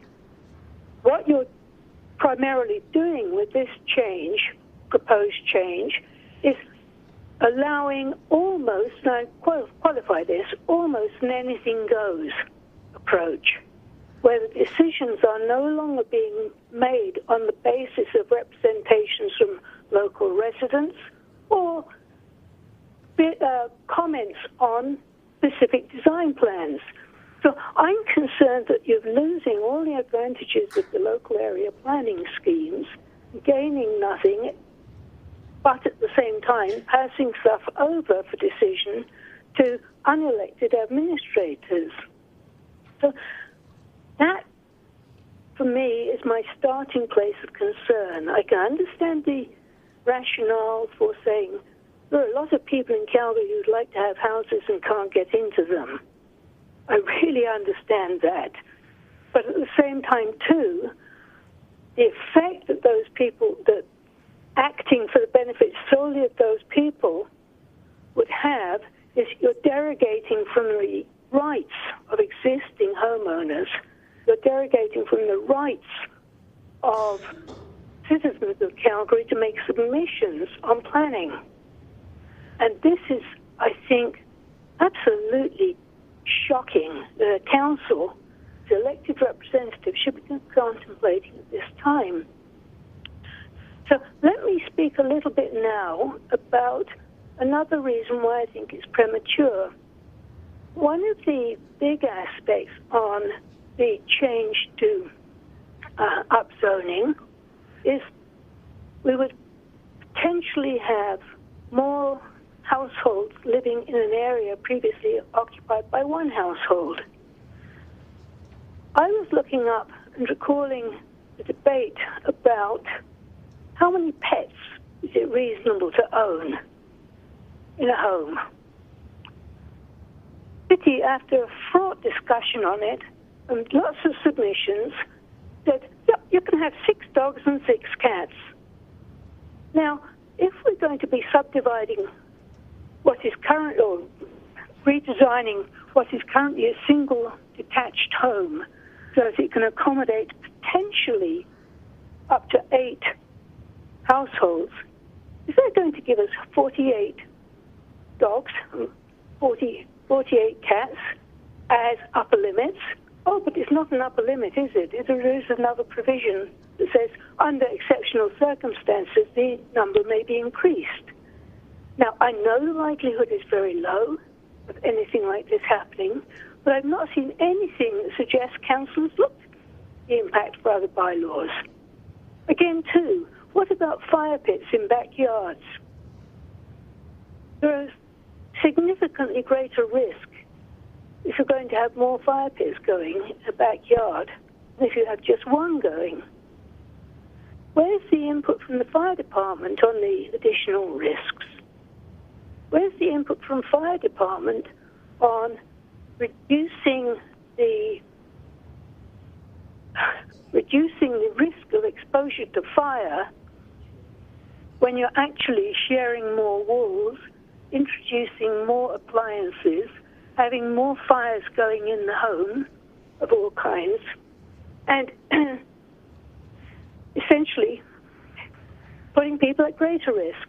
So I think we needed to do more background work on other areas that needed to be considered.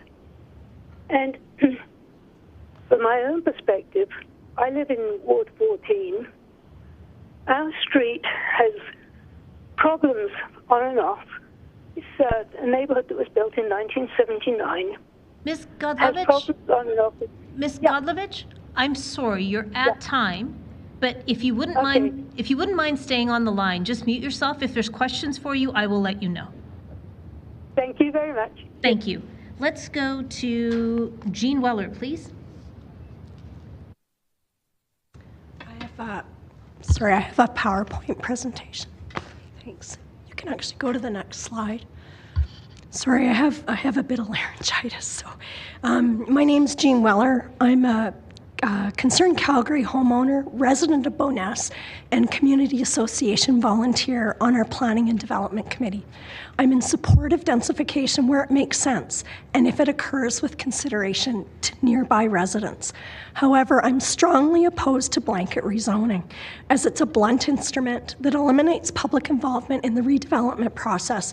It disregards the context of the neighborhood, and it is a faint hope to solve Calgary's housing situation. I reject blanket rezoning for a number of reasons. It will not create affordable housing. There have been land value capture studies presented at Sustainable Calgary Conference in 2022 that demonstrated how increased density in established neighborhoods actually results in higher housing costs and land values. Presenter Dr. Byron Miller, coordinator of Urban Studies program at our own University of Calgary, states that the evidence strongly suggests that simply leaving affordability to market forces alone is not going to solve the affordable housing problem. Presenter Patrick Condon of UBC and author of Sick City said, if there was any place that would have proved that adding density would reduce prices, it would have been Vancouver, and we know that didn't happen. I continue to see evidence of this trend in my community, where affordable bungalows are torn down torn down and replaced by duplexes and multiplexes, displacing many renters into a tight rental market. Just a block from my home, sorry, could we go to the next slide? Just a block from my home, 3 bungalows have been replaced by semi-detached housing. 2 of the units have already sold at about double the list price of the original RC1 properties. Nearby, row houses are listed for just over $700,000. Next slide, please. It's been suggested that the redevelopment of multi-units will be incremental. As a member of the Planning and Development Committee, I see tens of applications each month.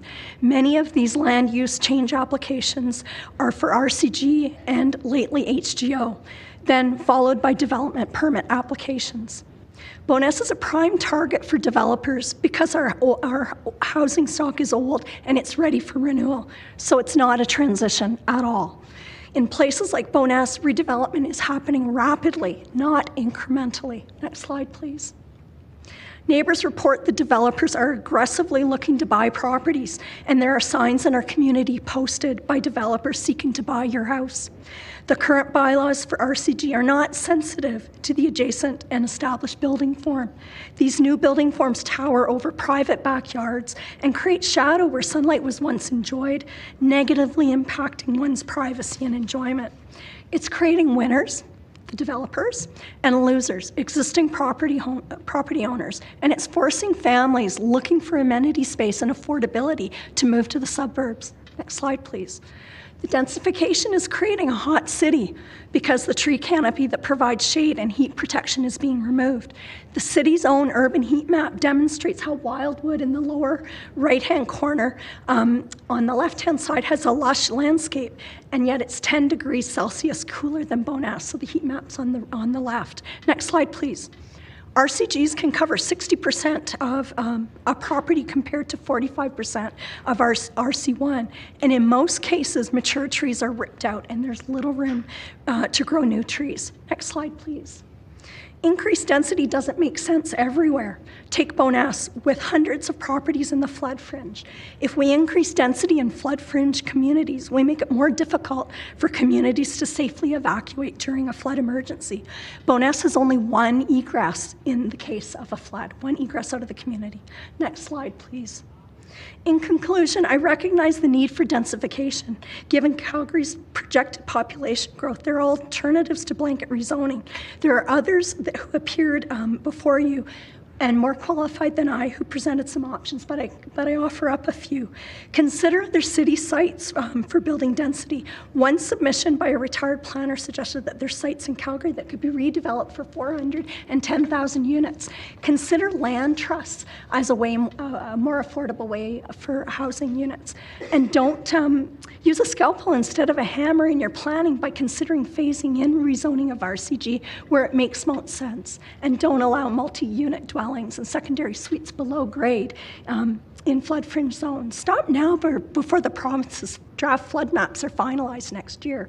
Thank you very much. And lastly, Ms. Weller, thank you. Thank you. We've got this as part of our package because you've submitted the presentation. Actually, there was a problem with my submission, so it didn't make it into your package. Would you like to have it submitted? I would love to have it added to the package. Thank you. We can accept that. We'll just come and get it from you. And please grab some water. Thanks for taking the time, even with... Thanks. It was important for me to be here. It was worth losing my voice. Thank you. Thank you. Let's go to Cheryl Gleave, please.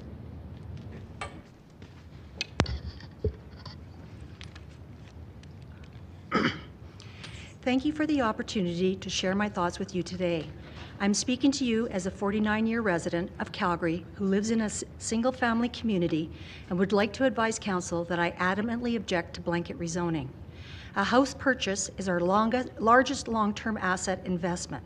It's not just a house we purchased, it's our home and the neighborhood we invest in. I purchased my dream home 4 years ago, and I do not feel that any person or organization has the right to change my lifelong personal and community decisions. With respect, when did we as citizens decide that a group of people at City Hall get to say, we don't care what the zoning rules were when you bought your house, we know better and we're changing them. To date, I have attended a total of 11 meetings, and I've written numerous letters to Council and the province with respect to blanket rezoning. The 8 following points are a few of my findings, and I would like to share them. 1. If approved, the citywide blanket rezoning will be the biggest change to residential zoning since the creation of the land use bylaw, a decision that the public was notified 34 days prior to April 22nd. There is something fundamentally wrong with that. Why the push? 2. Some of the council have taken the stance that 15% of the population should garner more attention and consideration than the remaining 85% that are against rezoning. This, to me, seems like the tail is wagging the dog. We are a democracy, all citizens have equal say, and when you boil it down, the majority decides, not the minority. May I remind council that the country is watching this unfold. 3. RCG will not open up the affordable market or help the most vulnerable. In fact, New Zealand found densification results have been known to be disastrous for middle and lower income households, sending house prices through the roof, lowering living standards, and increasing poverty. 4. We also know that the city failed to keep pace with build demands, and your failures cannot be at the expense of single homeowners. It really feels like it's rolling downhill. 5.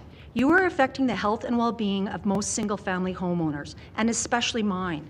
I made my home purchase under the assumption that I would have certainty. I have to tell you, I am absolutely terrified what could happen next door or in my community, especially when you're eliminating the possibility to object to land use changes in front of council, which, by the way, the city is effectively silencing its residents. 6. We have been told as citizens that we grapple with change. It will be gradual. I'm here to tell you I have firsthand knowledge. I purchased my first home in West Hillhurst. The change was quick and thoughtless. It didn't take long before I became disenchanted with the area and moved. I never want to live in a high-density community that lacks cohesion, character, and safety ever again.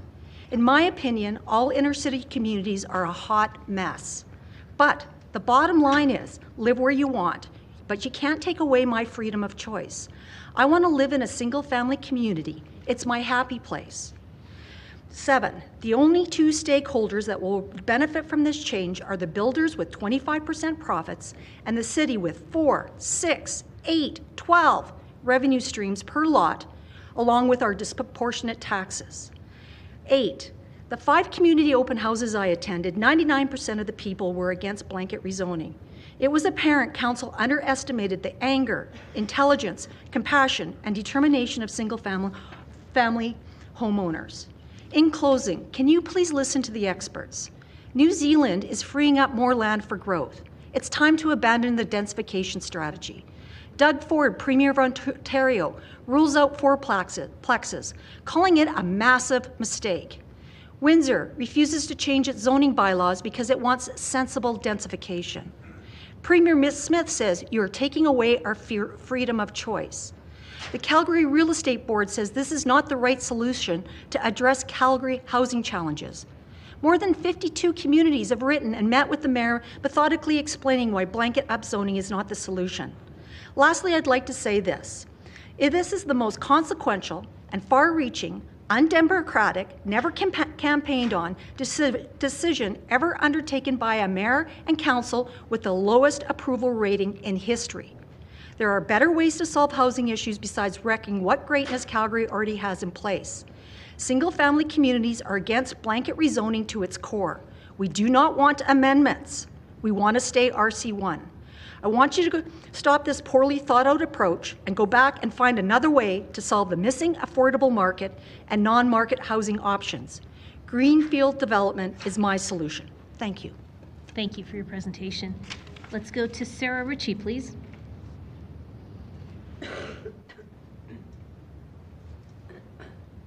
Hello. Thank you for your time and thank you for having me here today.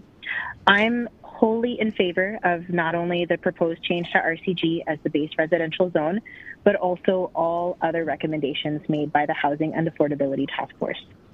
We're in the middle of a significant housing crisis that has been decades in the making, and we need significant changes to help all Calgarians. Rezoning is just one step among many, and we will need to do a lot more than this to ensure both availability and affordability of housing. So while RCG is no silver bullet to solve the housing crisis, it is a first step and an important one. I'm a resident of Ward 4. My city councillor is Sean Chu, And I'm one of the lucky ones because 4 years ago, my husband and I bought our first home here in Calgary. We wanted a safe place where we could raise our kids. We wanted tall trees and nearby green spaces. We wanted a place where we could walk to the grocery store and easily access transit without needing to purchase a second vehicle. Last fall, when Council was considering the Housing and Affordability Task Force's recommendations, I called in and I spoke about how much I love townhouses, specifically how much I love my townhouse community. We knew 4 years ago that with our budget, we would find the best fit for us in a townhouse. And our idealistic pie-in-the-sky list of things that we hoped for, we found all of them too. We also found ourselves in a physical space that made it so much easier to meet our neighbors. We make new friends on our front step while our kids blow bubbles and draw with sidewalk chalk. We walk across the lane to birthday parties. And don't even get me started on how many doors we can knock on at Halloween. However, to hear some homeowners who have come forward during this meeting speak, it sounds like once there's one townhouse on the block, there goes the neighborhood. But you know, and I know that RCG zoning only might allow townhouses depending on context. And even in the cases where they are approved, what's so bad about that? You and I know that RCG zoning does not allow for large apartment buildings. You know and I know that the allowed 75 units per hectare equates to a maximum of 4 units on a typical 50-foot lot. You and I know that the maximum contextual height only increases by 1 meter, from 10 meters under RC1 to 11 meters under RCG. You know and I know that RCG zoning doesn't force anyone to sell or redevelop their property. This is not the end of single-family dwellings. It simply provides more choice for landowners. In fact, nearly all case-by-case applications for RCG zoning are already approved by this very council. And as we can see from Edmonton's example, RCG results in small incremental changes. This is still low to medium density. Please, if you're worried about the impact of townhouses on neighborhood character, come for a walk with me. I'll get out the kids' bikes. So, I am a homeowner in Calgary. I'm grateful that I have housing, and I want that housing for everyone, not just for me. Housing is not just for people who already have it. We've heard here in council from homeowners who believe increased density in their neighborhood will reduce their property value. I do have my doubts about the truth of that fear, but regardless, housing is a human right. It's not a guaranteed investment opportunity. The voices of current homeowners like myself should not be valued above those of renters and other residents of our city. Renters and other residents are our fellow community members. Ballooning home purchase and rental prices are quickly pushing an entire generation out of the housing market, and decisions made by council on this issue impact all of us in every neighborhood and quadrant of the city. You and I know that council has a responsibility to do what's best for all Calgarians. I would urge you to consider what that truly means in this context. All Calgarians includes both owners and renters. It includes all demographics and backgrounds. It includes the youth who are our future. The numbers are clear. Our current path will not provide even close to enough housing to meet our city's needs. We can anticipate 100,000 households in need of affordable housing by 2026. And we need to build 40 to 50,000 more homes to meet demand. We need council to step up and show that we are a city that values the human rights of all of its people. I urge council to approve the proposed RCG rezoning, taking this first step on the road to improved housing availability and affordability. Thank you for your presentation. I appreciate all the presenters coming and joining us today. There's no questions for you, so thanks for being part of this panel. Let's go to the next panel, which is panel number 43. Do we have Karen McPherson? Do we have Jasper Woodard?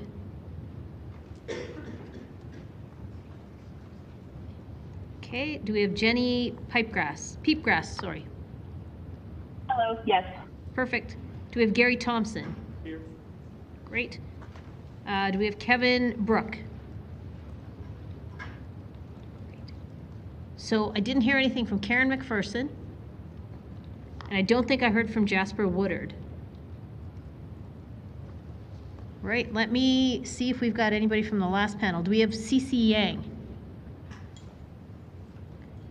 Adam Hedayat? Barbara Hogan. All right, let me see on panel 44, do we have Marguerite Paulson? Hi, you can come on up. And do we have James Durward?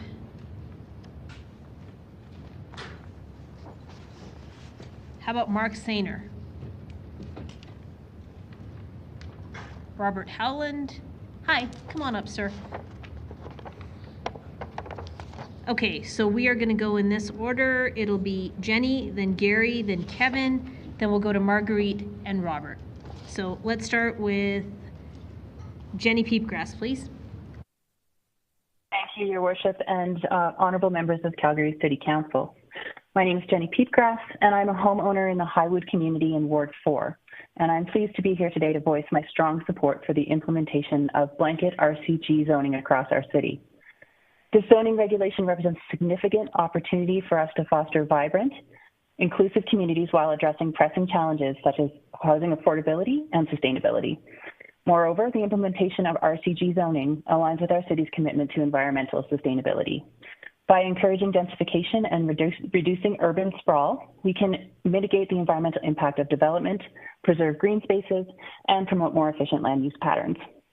Most importantly, blanket RCG zoning will have a positive impact on housing affordability issues by facilitating the development of diverse and more numerable housing options. Studies indicate that a 1% increase in overall housing supply correlates to a 10 to 30% drop in rental costs. Did you forget anything? No, he didn't. Did Vishak forget? Sorry about that. Okay.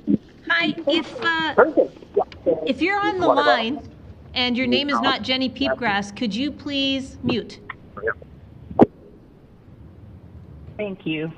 A 1% increase in overall housing supply correlates to a 10 to 30% drop in rental costs, which will have a significant impact on affordability in our city for those who need it most. Does it solve the entire problem? No, but let's not let perfect be the enemy of a very good start. I remind those concerned about what specifically will be built in the blanket rezone, that a blanket rezone does not eliminate regulation, scrutiny, or input on development and building. It simply streamlines the process, reduces red tape, and allows the market to respond to demand in a timelier fashion. Further, there's nothing in the title of your home that stipulates that the neighborhood you selected will never change. It's an odd thing to demand or expect. I would also encourage those who've expressed concerns about parking, building height, and neighborhood character to reflect on drawing an equivalency between minor inconveniences and basic human dignity. Not having constant convenient parking in your neighborhood is simply not the same hardship as having to sleep in your car. Can we as a city adjust to an incremental change for the sake of increasing housing supply and assisting our fellow citizens in accessing safe housing? I'm confident that we can. So in conclusion, I urge the Calgary City Council to embrace the implementation of blanket RCG zoning as a forward-thinking approach to urban development. By prioritizing sustainability, inclusivity, and community well-being, we can build a city that is not only livable but also thriving for all of its residents. Thank you so much for the opportunity to share my perspective. Thank you for joining us. Let's go to Gary Thompson, please. Hey, I'm Gary Thompson, a resident of Ward 6. When I was growing up, like many people my age, I believed that everyone wanted whatever the Canadian version of the American dream was. In any case, my actual dream is to one day live in a small condo close to transit. I'm on too tight of a budget to afford a car if I even wanted one. Topics like housing are far from being just about me, though. A lot of my friends fell deep into debt after high school and can barely afford renting out shared basement suites, if they can even afford to move out of their parents' houses. I'm often seen as doing a lot better than many of my friends, and I'm 26 and still living with my mom. Since graduating high school, I've seen the situation get much worse. I would text old friends to find out they're living out of vans. I would hear stories from friends going into debt to pay off even worse debt because they couldn't afford anything after the cost of schooling. Stories of people I used to hang out with who are now couch surfing. All that's to say, we need more affordable housing, and I'm grateful that Council has passed the housing strategy, though there's still a lot that needs to be done, including what we're here to speak on today. So then, why am I here to speak in favor of blanket upzoning? First of all, it genuinely does improve affordability. Y'all formed a task force to investigate that. Supply isn't meeting demand, and the population continues to skyrocket. The new housing doesn't even need to be affordable because it increases the supply. People who can afford it will move there, leaving vacant housing elsewhere. We need more supply that requires higher density. Why? Firstly, lower density causes car dependency. We are facing a climate emergency. We need to let people choose different modes of transport, and we can't do that if we keep sprawling out the suburbs, as access to transit and amenities diminishes further from the city center. We can't sustainably expand upon greenfield development for many reasons, and one of those reasons is that those most in need of housing don't tend to own that many cars. Secondly, housing has to go somewhere. Less densification means more greenfield development. That means more natural habitats around the city getting destroyed, more paradise paid to put up parking lots, or in this case, 2-car garages. Denser housing is also more efficient. Shared walls means fewer surfaces to radiate heat from, resulting in not just an energy savings, but also a lower utilities bill. So right now, developers apply for upzonings, wait about 6 months or so for council to vote on them, and almost all of them get approved. We could cut out so much costly bureaucracy there. Like 2023 was estimated to have a 3% population increase over 2022. We've got an estimated vacancy rate of around 1% right now. 3% does not fit into 1%. There's a significant demand for more dense housing. So why should we fear streamlining approval for places people want to live?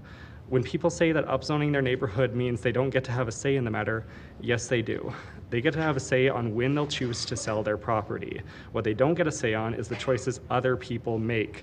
When you buy a house, you do not buy the surrounding area. Property investment does not guarantee a return on investment. It gets impacted for better or worse by developments in the surrounding area. That's all part of the decision to buy in the first place. I'll finish on one last note. I actually don't think RCG goes far enough. In the middle of my neighborhood of Glenbrook, there is a restaurant which serves some amazing pizza. The amazing thing about this pizzeria is it's only a 5-minute walk for me. It's so convenient. Why can't even more things be that close? Well, because it's actually a food truck. That's the most the zoning will allow for. I took a trip to India in December, and when I came back, Calgary just didn't feel the same. The city I visited had a thriving local business at every corner, minutes away by walking, no such thing as zoning, hardly any parking, the streets were bustling. Comparing it back to Calgary, many of the most thriving neighborhoods here are higher density, with a lot of the commercial space mixed in with residential in historic neighborhoods once serviced by cable cars. If even something as small as RCG were made to be this contentious, I would be pushing for more medium density mixed use. When we build neighborhoods with nothing but houses, that doesn't sound like a community to me. That sounds like driving far away to do anything, hardly ever having a chance to say hi to your actual neighbors on the street. Please vote yes for RCG upzoning. Thank you. Thank you for your presentation. We are going to Kevin Brook, and as we go to Kevin, can I confirm that Nathan Hildebrand is also here? Okay, you can come on up and grab a seat. We'll just add you to this panel. So Kevin, please go ahead.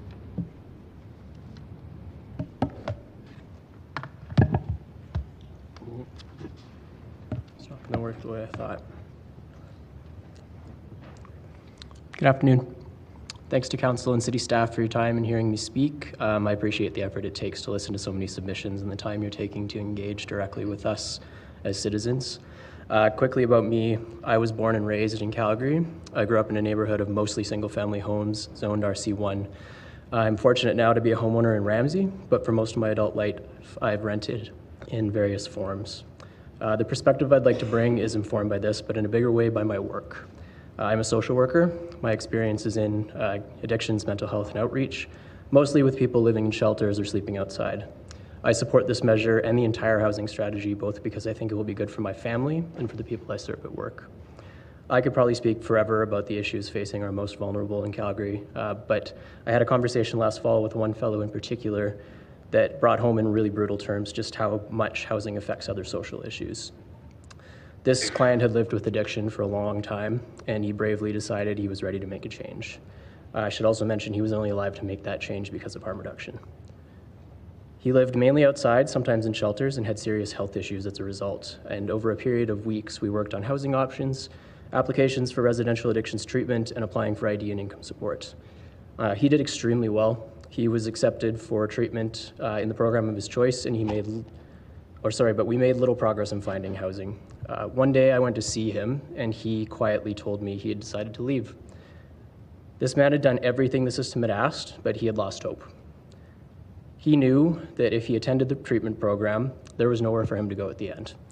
Even if there were, Alberta income support recipients receive a maximum of $824 a month to rebuild their lives from literally nothing. This is what people in Calgary face on a daily basis. This is a crisis. Let's take this client's case into the hypothetical. Say he somehow finds a place to live, but it's a basement unit at the edge of the city in a greenfield development. This client probably isn't going to find an office job downtown. Without a car, he'll need to take transit, which if you're not going downtown, we know can be time-consuming, if not completely impractical if you're starting at 7 o'clock in the morning for a labor job. I've encountered countless people in this situation. Many are not even at all like the client that I've described, but what you might call regular people who have just been squeezed until they had no other options and ended up on the street. If the human side of this is not enough, let me remind you that poverty and homelessness are extremely expensive to public services. We've built a city that structurally prevents those at the bottom of the income ladder from improving their lives. RC1 zoning, low density, and not enough viable alternatives to driving are the 3 pillars of that structure that would all be addressed by a change to RCG. We need the flexibility to build small and middle scale housing in these existing areas that already have the jobs, transit, and services people need. This doesn't just mean row houses, but also accessory apartments, basement suites, backyard cottages, you name it. It would increase the value of existing neighborhoods with minimal new infrastructure required, benefiting the city. I've heard many fears expressed about the negative consequences of this change, and I get it, fear is natural. Believe me, I would much prefer that a huge monolithic gray mansion wasn't built next to my little bungalow.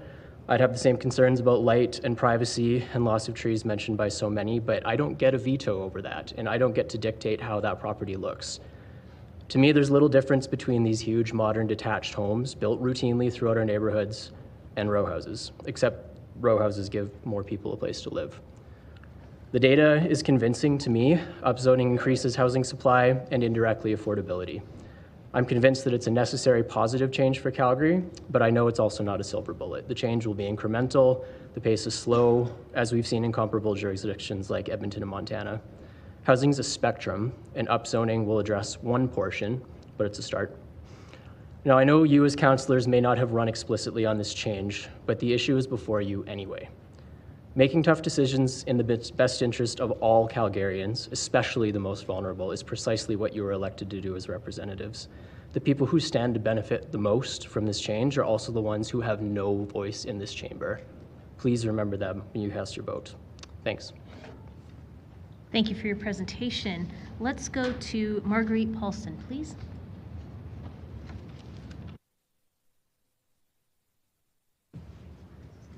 Thank you.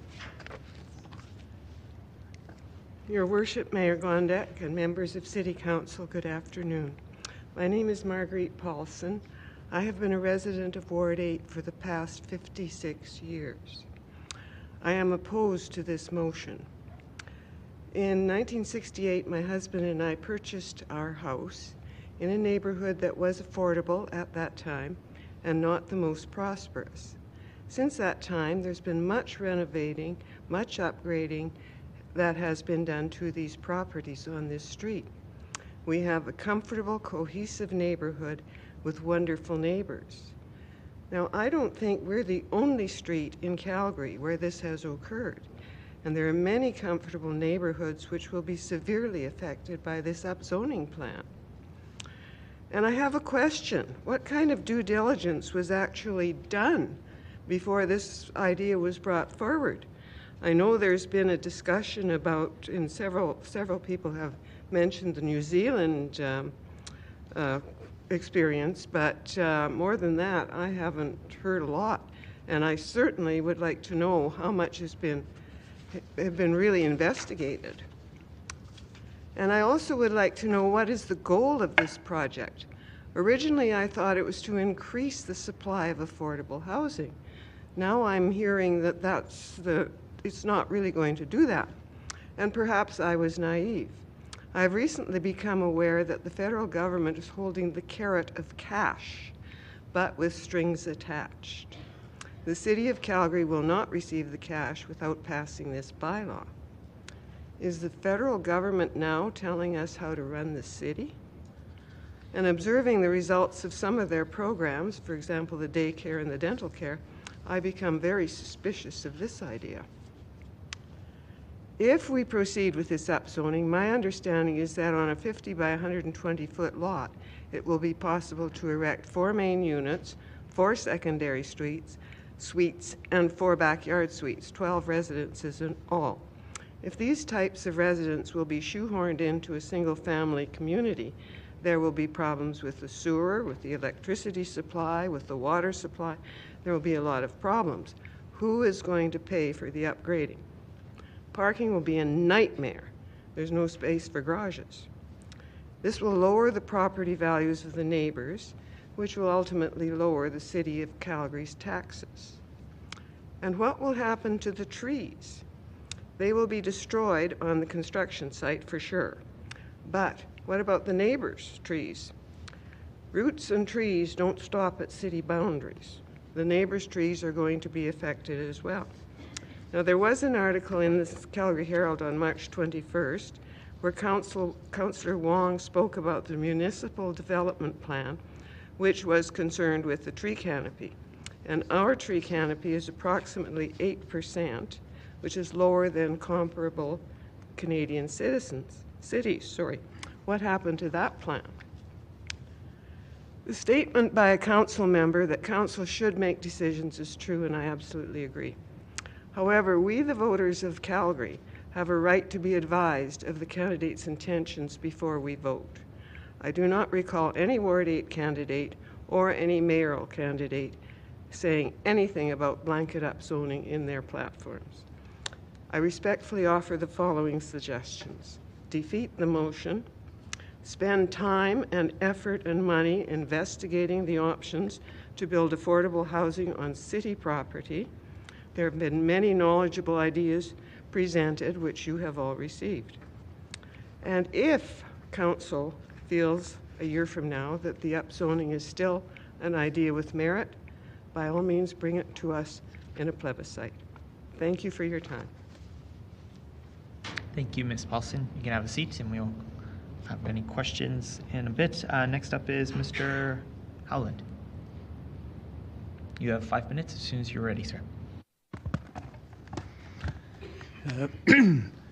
Thank you, Mayor and Council, for this opportunity to participate. My name's Bob Howland. I'm representing myself, my wife. We've owned our home in Parkland since 1990.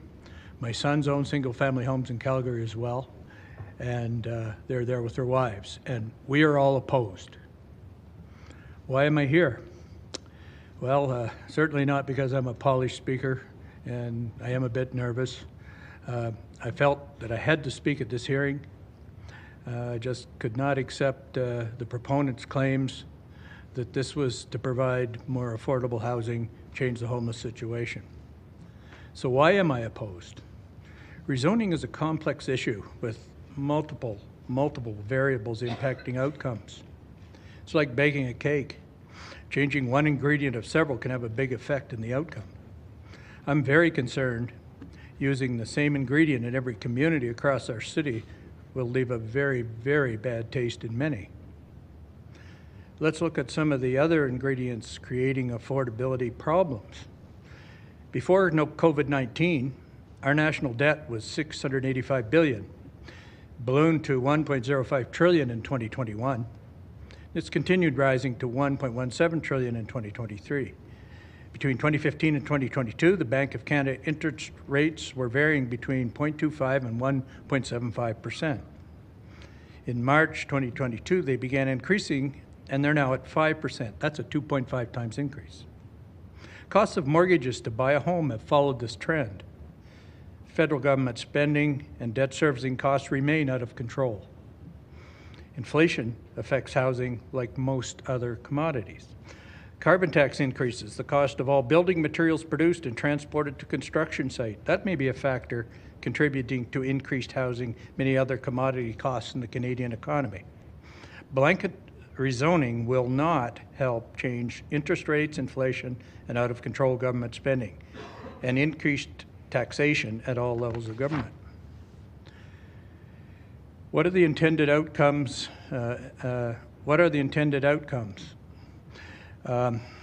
Previous presentations, from presenters opposing have covered the negative impacts and unintended outcomes very well. I would point you to panel 7 and 8 in particular, and I'd point you to panel 40 today. That was very informative, I think, especially during the Q&A. Traffic, parking, infrastructure access, privacy, visual impacts, housing units not compatible with existing communities. The list is very long. I hope that the proponents on this council and the mayor, I hope, are listening. My Parkland neighborhood and many other communities have unique character and sense of community. All our one communities across Calgary are unique and different. That's why citizens choose to live in different areas. This feels like a recipe to change the unique fabric and character of established communities across Calgary. Not everyone likes the same cake. Not everyone chooses or can afford the same place to live. Seeing the developers and builders pitch compelling presentations has confirmed my concerns are well-grounded. Developers and home builders' prime motivator is maximizing shareholder profit, regardless of what they might claim about their ability to mitigate the negative impacts. Is anyone in council wondering why they're lined up so strongly supporting blanket rezoning? I heard student groups and other young single people present very compelling cases on the need for affordable accommodation. Yes, that is very important. But citizens in other age groups and family situations have different needs, different perspectives on what they value in the communities they reside in. I cannot accept blanket rezoning will achieve the outcomes some stakeholders and council members claim that it will. I also feel it will seriously infringe on my property rights in existing communities, and I feel there are many others across Calgary like that. To conclude, what do I feel council should do? Considering the number of Calgarians affected and the huge widespread impacts of unintended outcomes, defer the vote on blanket rezoning until after the next election. And I would also say consider giving the ability to exclude certain communities from the blanket rezoning amendment. That should be included when and if it ever comes back. Thank you very much for hearing my presentation. Thanks very much for your presentation. Let's go to Nathan Hildebrandt, please.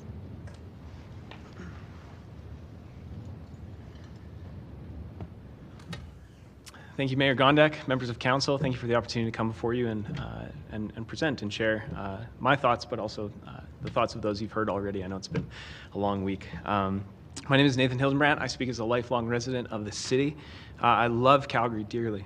I love the people who live here. I love that we're experiencing this great influx that we've seen in the last number of years of people coming from all over Canada and in fact all over the world to come and live in our city, recognizing that this is a great place to live.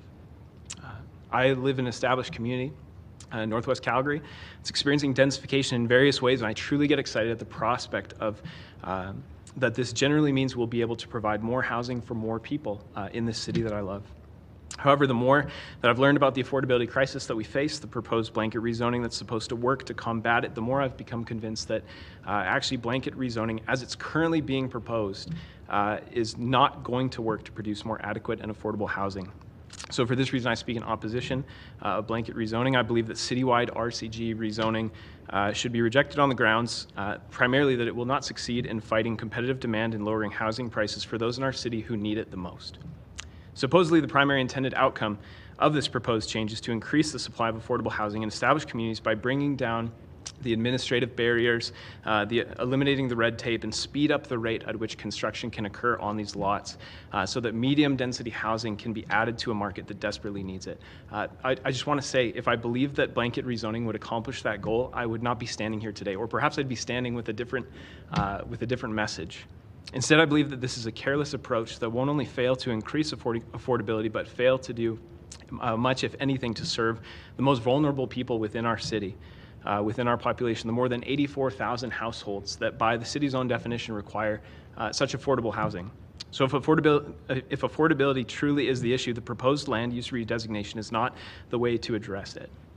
And here I just want to insert, like, just with humility, I know I'm not an expert in these things, and I know there's dozens of people who've come before me and will come after me with more expertise and knowledge in these areas, but I believe that the basic economic principle that just simply increasing supply will lower demand, I believe that's true in theory, but I think it fails to account for the complexity and the reality that Canada has a virtually endless demand for affordable housing.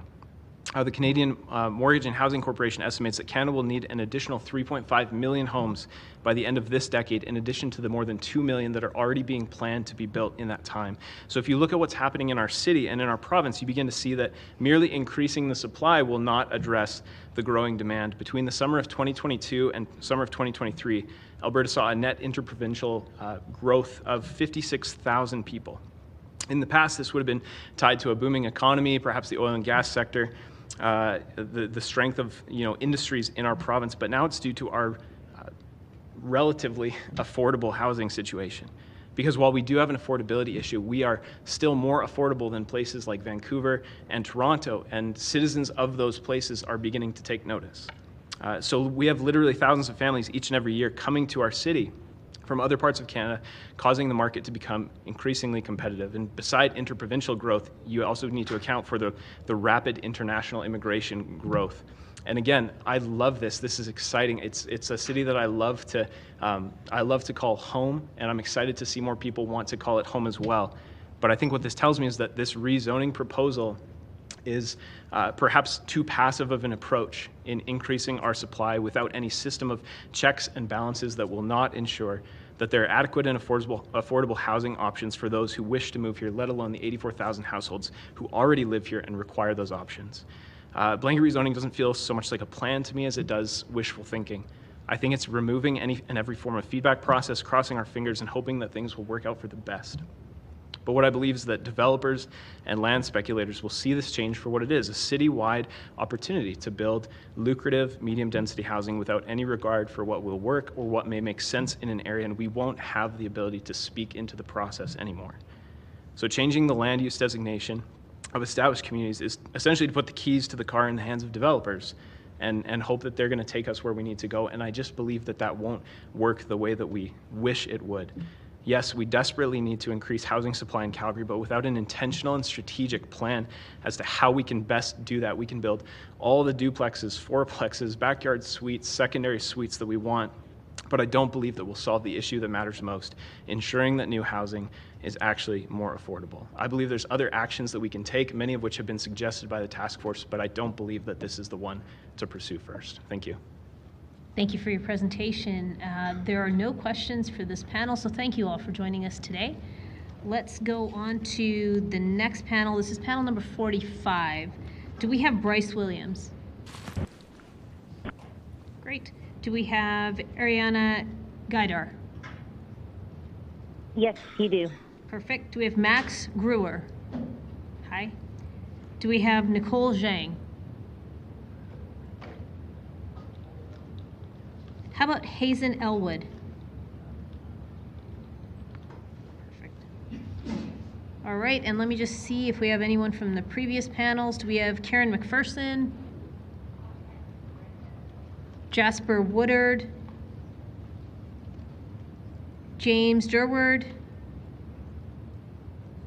Mark Sainer? Okay, we're going to proceed with these four then, please. The order will be Bryce, then Ariana, then Max, and then Hazen. So let's start off with Bryce, please.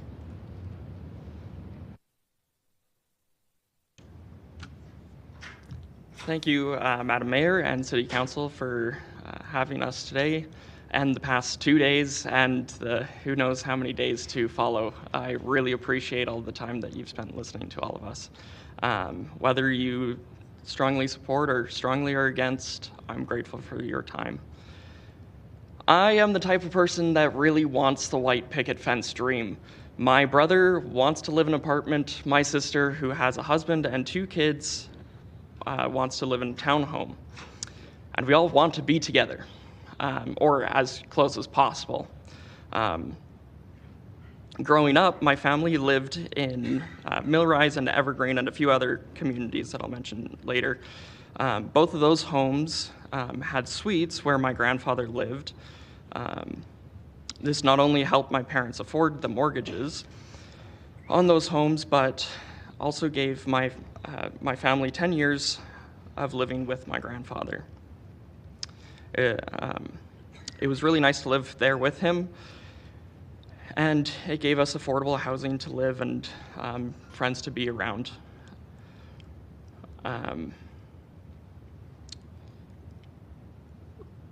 Later, we lived in Mackenzietown, which has plenty of different housing in it, where I was able to visit my grandfather actually the day before he passed away, because the home that he lived in was walking distance from the house that we lived in. Living in Mackenzietown as well allowed me to have my first job walking distance from the house, allowed me to walk to the store whenever needed, because sometimes we just didn't have a car around for someone to be my taxi. My mom loves the outdoors. My mom loves nature and gardening. She built a pond in our backyard that my brother unfortunately fell into one day, and who knows, maybe that's the reason why he wants to live in an apartment. He might just be scared of falling into a pond.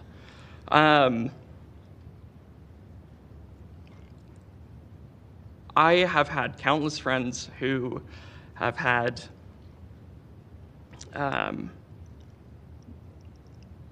the opportunity to move out and live with me, but they just said, nope, I'm good. It's expensive out there and I'm just gonna stay home. And then I know other people who unfortunately have toxic family members who don't want them to live with them. I have a friend who actually just recently got kicked out of his aunt's home. And sometimes it's just a better decision to leave home, but it's definitely a difficult time. Currently, I'm working 2 jobs and going to school to make ends meet. I live with 3 of my siblings. We live in a small family home, a single family home in Acadia, right next to an elementary school, a middle school, and a high school. All of us are single and have no clear plans in the future of having kids, as, again, we're single. And so it'd be nice to have this house used for families who have kids that can go grow up in those different schools. Between the 4 of us, we have 1 car, and that's my car. I like my car. It is a piece of junk because I can't afford anything else.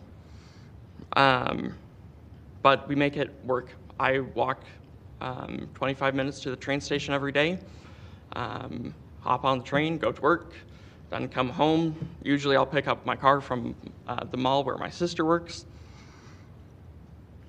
and then pick her up later that day. It's convenient to have, but we definitely don't need it. And I will say that, yeah, the cold days here are cold, but I still walk to work every day.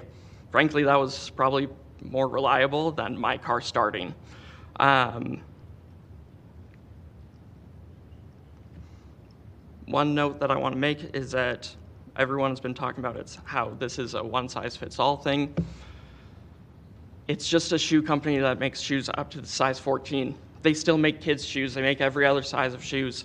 I plan on living in a single-family home one day. It's just how it is. Thanks for your time. Thank you for your presentation. Let's go to Ariana Gaidar, please. Hello, members of council. I'm pleased to have the opportunity to speak in front of you all today. Before I begin, I'd like to take a moment to thank you for your patience and dedication to this matter. I'd also like to thank you for the chance to advocate for myself and my generation. My name is Ariana Gaidar. I'm 18 years old, born and raised in this very city. I started university this year at U of C, beginning studies for my 2nd degree. I want to start with a quick question. When did property rights become more important than human rights? Over the past few days, you've heard many heartbreaking stories. stories of struggle, loss, and pain, struggles that can begin to be bearable with this proposed solution. You've also heard from experts and industry leaders advocating for the future that I now get to be a part of. As a collective, if we don't address these issues now, we won't only be dealing with these issues amongst this generation, but the next too. We are setting ourselves up for failure, doomed to repeat this process. If council doesn't pass this notion, then it'll only be a few years until my peers and I will be in this very spot again, advocating for a change that should have happened years ago. We simply cannot afford to address this issue at a later date. If this isn't addressed now, my generation will be dealing with the repercussions of a lack of attention to a housing crisis. We will be dealing with it from homeless shelters, from overcrowded and unsustainable housing options. The choices each one of you make today decide not just my future, but my peers. You are accountable for the opportunities I have access to. It would be a step backwards in the progress towards our future. The future change makers and leaders that are being cultivated today will simply not have the opportunity to positively contribute to society. Ultimately, we would be robbed of the opportunity to be a valuable part of society. Our heritage is in the roots of this land, and our legacy should be in the very same place. But that doesn't matter if we can't afford to live here. Not if we're struggling to make ends meet, working 4 jobs, or any other of the struggles you've heard in the past few days. These conditions are simply not acceptable for the forward-thinking society we claim to be. In order to meet the standard the rest of the world has set for us, it is imperative we make this change now, for my sake, for this generation's sake, and for the future's sake. I encourage you to take a moment and picture the repercussions of not implementing this motion for the future. Think about your loved ones facing the same challenges that have been brought up to you on this very podium. Think about the next generation of students, eager to achieve their dreams, but ignorant to the fact that they will never get the opportunity because they are burdened with the aftermath of the choices you made today. Because they don't even have a place to sleep at night to even begin to deal with the burden you are placing amongst them. Most importantly, I encourage you to really consider the question as honestly and simply as possible. Why wouldn't we make this change? Thanks. Thank you for your presentation. Let's go to Max Brewer, please. Hello. Thank you for holding this meeting and for putting up with all of us over these last couple of days. I just wanted to say I'm very much in support of this motion. I think that it will be a good thing not only for housing affordability, but also for our city as a whole, for our sense of community, for our access to amenities. However, it is only a first step. Without follow through for things such as social housing programs, cooperative housing programs, increased access to amenities, increased access to public transit, I fear that this will slow the rate at which rents are rising, slow the rate at which housing, the cost of housing is increasing, and in 5-10 years, however far down the line it is, we'll end up in a similar situation we are today. So I just want to take this time to encourage you all to vote for this and then continue pushing for motions that will allow for greater housing affordability and greater access to amenities for all citizens of our city, low income and high income. I think that without access to amenities, without increased access to local amenities, the concerns about parking and traffic are fair, and that also plays into the greater cost of living crisis that we're currently facing across our country, not only in Calgary. Cars are incredibly expensive, and being forced to be dependent upon them, as our current city is planned, is a large, it's a massive burden for a lot of people. Increasing density will allow for an increased number of amenities, and it will allow for an increased amount of public transit, and that will save people money. It's not a catch-all solution. It's not going to solve all of our problems, but I think it will make a serious impact, not only in housing affordability, but in the quality of all of our lives here in Calgary and in the cost of living crisis that we face across the country. Thank you. Thank you for your presentation. Let's go to Hazen Elwood, please. Hey, Council. Thank you, everybody, for your time, and my condolences for your time. And, of course, thank you to everybody who's been coming up and will continue coming up all this week. It's not easy, so let's try to get through it. My name is Hazen Elwood. 12 of you guys earned the right to call me Biz at the Housing Strategy, so let's try to keep that friendship going. You guys already know I'm 21 years old. I'm a freeloader. I wear at least 5 different hats, and it doesn't matter how hard I work and how much I love Calgary if it's not willing to love me back. I cry a lot. I hug my girlfriend, wondering where our future on this planet is. We are the fortunate few of my generation. Many of my peers work minimum wage on a weekday to tread the poverty line. They're not wonks. They're not thinking about long-term policy outcomes. They're thinking about how they're going to find the time to study for their exams, eat food this week, and pay for rent next week. A few years ago, this was my girlfriend, who at 18 years old was kicked out of her home for being transgender and autistic. She could barely work enough to pay for necessities, splitting rent on a clown car bungalow on Center Street North. Yay, Green Line. In today's rental market, she'd have to ration medication and food, and she may have died. Our communities are already changing. The only citywide blanket we need to stop in this public hearing is the anti-educational rhetoric about protecting the very status quo character that's bleeding us dry. This systemic failure to integrate people into our communities has put us over $7 billion behind on this decade's infrastructure maintenance and put 1 in 10 Calgarians at high risk of homelessness. Housing for people like me is about mutual aid and luck, and wheels like these don't squeak because they've already fallen off the axle. When kids are being kicked out of their homes, reaching the lower middle class shelf only by stacking atop each other in a trench coat that looks like a single family home from the outside, protecting the sanctity of land use redesignation public hearings is a tedious, futile, inadequate, and tone-deaf response. It is one of the most tokenistic and worthless outlets for community engagement. Most of us don't have the time or restful blood pressure for community engagement, fighting against the grain in a misanthropic planning culture that pits more places for us to live against existing homeowners' enjoyment of their property. Brain drain used to be a serious election issue, but it's okay, because there's nowhere else for us to go anyway now. Exclusionary zoning has added decades into our timeline for a dignified life. A more flexible base zone would allow those kids on Center Street to renovate, retrofit, give each other more space, privacy, and some extra front doors, maybe convert the garage that they don't use into a studio suite. But today's land use bylaw does not support manifesting your own dignity. Today, you'd need a professional developer and a policy analyst to hold your hand through the process of convincing the government to let you stray from the default. This is one size fits all. This is undemocratic, and it's Kafkaesque, yo. And when people say the same about citywide rezoning, I wonder if it's opposite weak. I commend Councillor Chabot for his dedication to community collaboration in this process, but his suggestion is exactly what commodified Toronto and Vancouver. Calgary needs to do something different. If you want nodes, corridors, and LAPs, put HCO, MU, C-Corps, and doubling the number of city staffers back on the agenda. We must dispel with this fiction that RCG is forced high density when we know it's the most toothless thing we can do, and when we know that our LAPs have been thusly woefully inept at delivering MDP promises. Rezoning is, of course, not the silver bullet for people like me, as many of our Realtor.ca browsers have pointed out, but what they miss is that these redevelopments are in fact more affordable, more ethical, and more available than what they replace, and the mansion that would redevelop otherwise.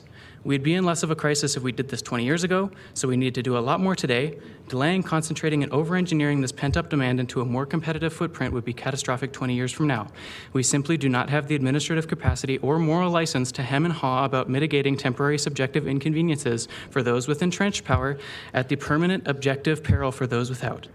Saying housing threatens community or property finally admits that these assets are fragile and survive only by denying others access to dignity, sometimes to certain types of people, and I hear more folks saying that out loud. I don't think they intend harm, and I don't think they're lying, and it's actually nice of them to be so honest. This is what exclusionary zoning was invented to do. It's all it's ever been good at, segregating people and making cities fragile. Traffic, parking, amenities, and asset speculation are festering, yes, but flexible zoning is just the expectorant, and ripping this Band-Aid off slower will not assuage the discomfort.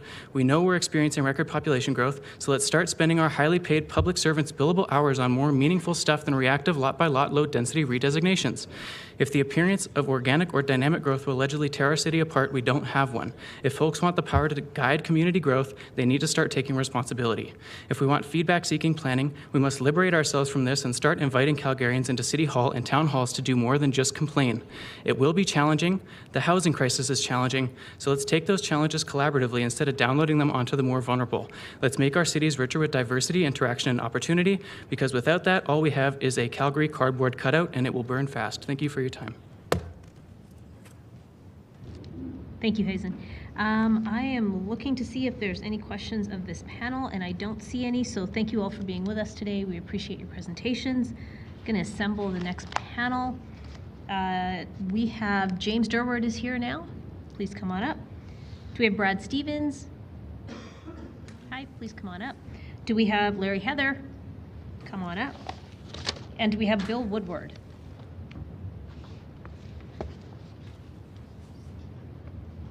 Okay, let me see if we've got anybody else. Do we have Rebecca Burtwhistle? Please come on up.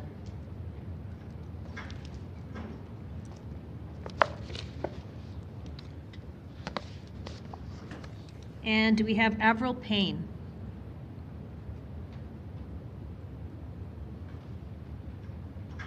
Avril, is that you getting up right now? Perfect, thank you. All right, so we are going to go in this order. We will hear from James, then Brad, then Larry, then Rebecca, and then Avril. So James, please go ahead. Okay, hello councilors and mayor. I am Jim Durward and I live in Ward 8. I'm representing myself and I'm opposed to blanket rezoning. I'm not here to make a speech. Rather, I'm here to get answers to help me understand why the mayor and councilors are supporting upzoning. First, I'm looking to determine if councilors are acting on informed or uninformed personal opinions. And second, whether councilors are placing their personal interests ahead of their constituents' interests. I will ask all of these questions up front, and the first questions are directed toward Councillor Walcott and Mayor Gondek. What percentage of Calgary residents can't afford to live here? What have you done to determine the collective opinion of your constituents? Is the federal funding conditional? And if so, what are the specific conditions that cannot be changed? Is the intent of increased density to lower the affordability of housing? And if so, what is your definition of affordability? If affordability includes lower prices, what makes you think that prices will be lower? If prices remain the same or are higher, how does increasing the density help affordability? Do you expect that by increasing the doors per lot, the city can collect more taxes per lot? And if so, does this not effectively convert part of an individual's property value into tax revenue? If the density is multiplied in an area, say even 4 doors per lot as opposed to 1 door per lot, what are the specific plans for infrastructure upgrades and what is the associated cost? If this plan results in decreased property values, which values are often a main retirement asset for those without pensions, will council reduce their salaries and pensions accordingly? In your opinion, to what degree are increased housing prices caused by federal fiscal and immigration policies? Now, for all councillors who are in favor of blanket upzoning, are you aware of the specific rules that will be applied regarding parking, infrastructure, tree canopy, parks, schools, public transport, sun shadowing, and neighborhood uniqueness? If you are not aware, or if such rules are not yet in place, how can you come to an informed opinion related to the effect of such rules? And if you cannot come to an informed opinion as to the effect, how can your constituents trust you to act in their best interests? Remember, I'm not talking of your personal best interests. As the empty downtown commercial buildings have parking and already exist within a downtown dead zone that needs revitalization, why have these buildings not been fully open for residential development? Are you aware that building everything everywhere all at once results in labor shortages and higher labor and materials costs, and that you are the authors of this predicament? With this self-generated labor shortage, who's going to build these homes? Where will they come from and where will they live? How do you justify a $250 million vanity project that was recently announced when this housing crisis is going on? $250 million in a vanity project. I am a high school graduate, and when I left home, I was 18 years old. Nobody gave me anything, and it took decades of hard work and moving through various neighborhoods to earn my way into the neighborhood where I now live. This process is called life. I had to put in the time and effort before I could get to the end point. Why do public servants support initiatives that penalize constituents while at the same time providing high salaries and golden pensions for themselves? You are playing with our retirement funds when you have no skin in the game. Mayor Gondek, Knowing that the previous plebiscite vote was very close, you could have used your vote to cause a public plebiscite. But apparently the federal bribe was too much to resist. With what we're seeing during these proceedings, are you now willing to put the matter to a plebiscite? Thank you. Thank you very much for your presentation. Let's go to Brad Stevens, please.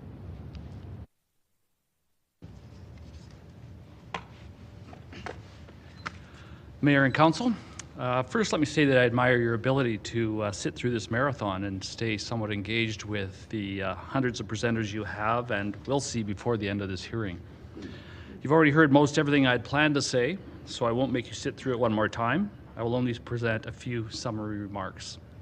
For context, I'm a long-term Calgarian that lives in the inner city, and I feel I would be negatively impacted by the changes proposed. Therefore, I'm here to say that I'm totally opposed to blanket rezoning. You've heard all the arguments. Calgary has many great communities, and I feel that zoning decisions should be community-specific, not broad-based. Increasing densification by a factor of 8 or more in current single-family neighborhoods is a giant step too far to solve a problem that's very complex. I'm also confused as to how RCG and other processes such as the LAP engagement process overlap. The engagement booklet for Chinook communities seems to suggest that even higher density uses are being considered for our inner city community. Will moderate to large scale growth, that's 4 stories or more, surrounding schools, parks, and green spaces in the heart of our community, be layered on to RCG in the future? Why, if the LEP is in stage 3 refinement for spring 2024 and won't be realized, which is stage 4, till fall 24, winter 25, is it necessary to implement RCG now? The process leaves me nervous of the outcomes and distrustful of the planning department and a process that seems to lack clarity for the citizens of Calgary. I'm not opposed to increased densification, but it must be done with a more rational and sympathetic approach. Increased densification may increase supply, but I fail to see how it will increase affordability. The proposed RCG upzoning is a one-size-fits-all option that doesn't address the unique character or wishes of many, perhaps even the majority of residents in existing neighborhoods. Council, please step back. Direct administration to come forward with a plan, a meaningful plan, a plan that addresses the issues of affordability and availability for Calgarians in search of a place to call home. A plan that is laser-focused and not one that will paint all neighborhoods with the same brush. One that maintains what should be a democratic right of citizens to challenge proposed changes to land use designations through public hearings and consultation. Remember the 5 or 6% of bad applications you don't approve that would now slip through in this new scenario. And finally, one that respects what I believe are the wishes of the majority of your constituents, the majority of the electorate, and a majority of the long-term single-family communities that make Calgary such a great place to live for so many people. Thank you. Thank you very much for your presentation. Let's go to Larry Heather, please.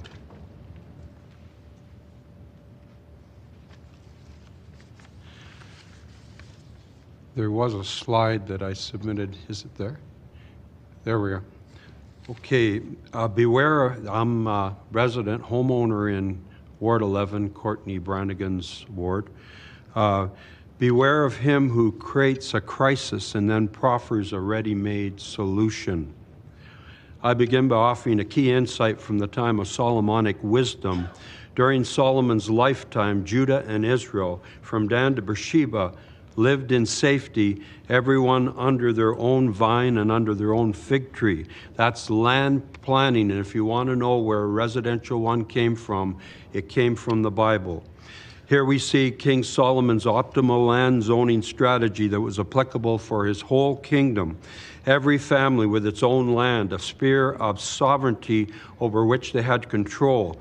They lived in safety because there was ownership title to property, which was not common property that could be intruded upon without notice or permission.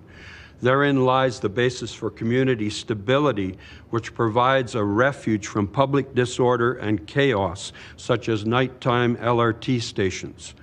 Furthermore, the family was able to set up a productive enterprise from their land that could provide a steady income to independent sufficiency without the need of constantly depending on neighbors or the public purse. Imagine a society where the number of NGOs proliferate so that a virtual public supported army with ample working leisure time is able to amplify their voices within the civic bubble that we have here. The result is that the most productive citizens, the most stable, can no longer be heard over the din. Contrary to the Solomonic wisdom is the spirit of the Tower of Babel, whose denizens wish to make a name for themselves, not by spreading out, but by building upwards. Eventually, this results in six-city syndrome, such as Chicago, New York, Los Angeles, and now manifesting in Vancouver, Montreal, and Toronto.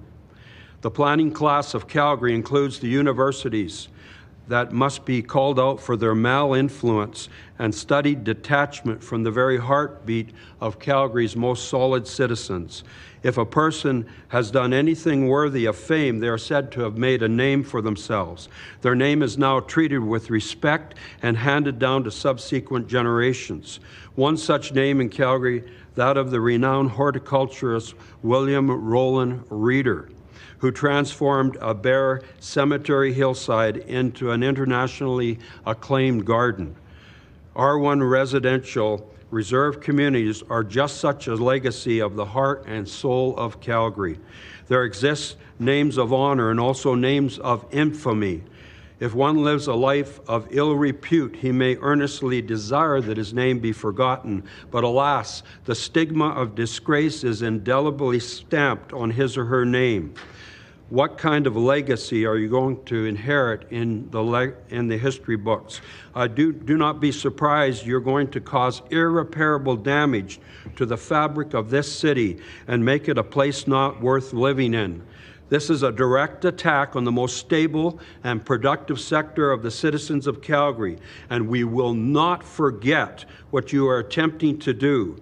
Do not prostitute Calgary's future to federal pimping programs planned by those who are proven to be of ill repute. Imagine a citizenry which no longer feels secure amidst their own community because of a constant flow of the unknown and culturally insensitive comers who constantly live a life out of sync with the community around them. Imagine the decrement of financial value in an R1 detached dwelling that ebbs away as the once valued qualities of life simply disappear from the community you have invested in. Imagine those who have lost this community and all like communities in the entire city. Living outside of the city becomes the only viable option for older and new residences. Blanket zoning will inevitably decouple land and living values after decades of hard discipline, earnings, and sacrifices. The families that are outgrowing a condo or a rental are robbed of a most desirable tier of living to which they would have aspired to. Calgary essentially becomes brown sky country because of a lack of choice. The supposed panic of the moment, the tyranny of the urgent, crowds out and suffocates proven standards of family and community growth. The overvaluation of high density is seen in the suspension of the barren building conversion to residential, and it shows how much more expensive it is in compared to building greenfield in the first place. Reconversion of the core must be in response to market demand and market financing, or its subsidy will lead to certain bankruptcy. Moreover, the collapse of the monetary system is imminent and will stop subsidized planning in its tracks. The answer to urban rootlessness is not to make your most rooted population set adrift in confusion and uncertainty. Gardens and sunshine will become an uncertainty in any new purchase of an R1 detached dwelling that could be dominated suddenly by a behemoth development right beside it.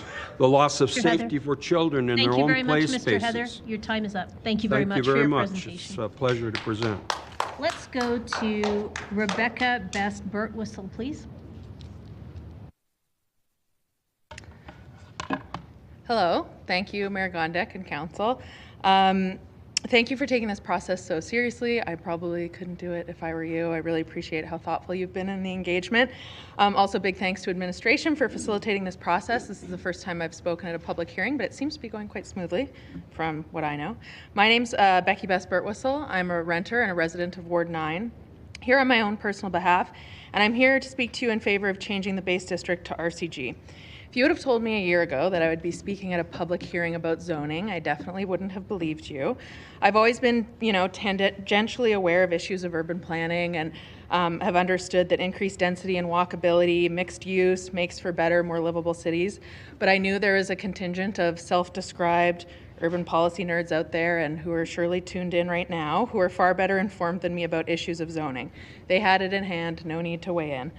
However, as evidenced by the public discourse leading up to this hearing and in the last 3 days, I think it's clear the conversation has become about a lot more than just zoning. I felt it was important for me to come forward as someone who does not own property but still wants to have a say in the future of our city, how we build it and for whom.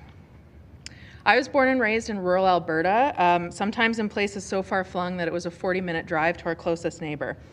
I was never able to see another neighbor's house from our front step my entire childhood. When I moved away for university, living in a city was a big adjustment for me because of something that is fundamental to the concepts of cities.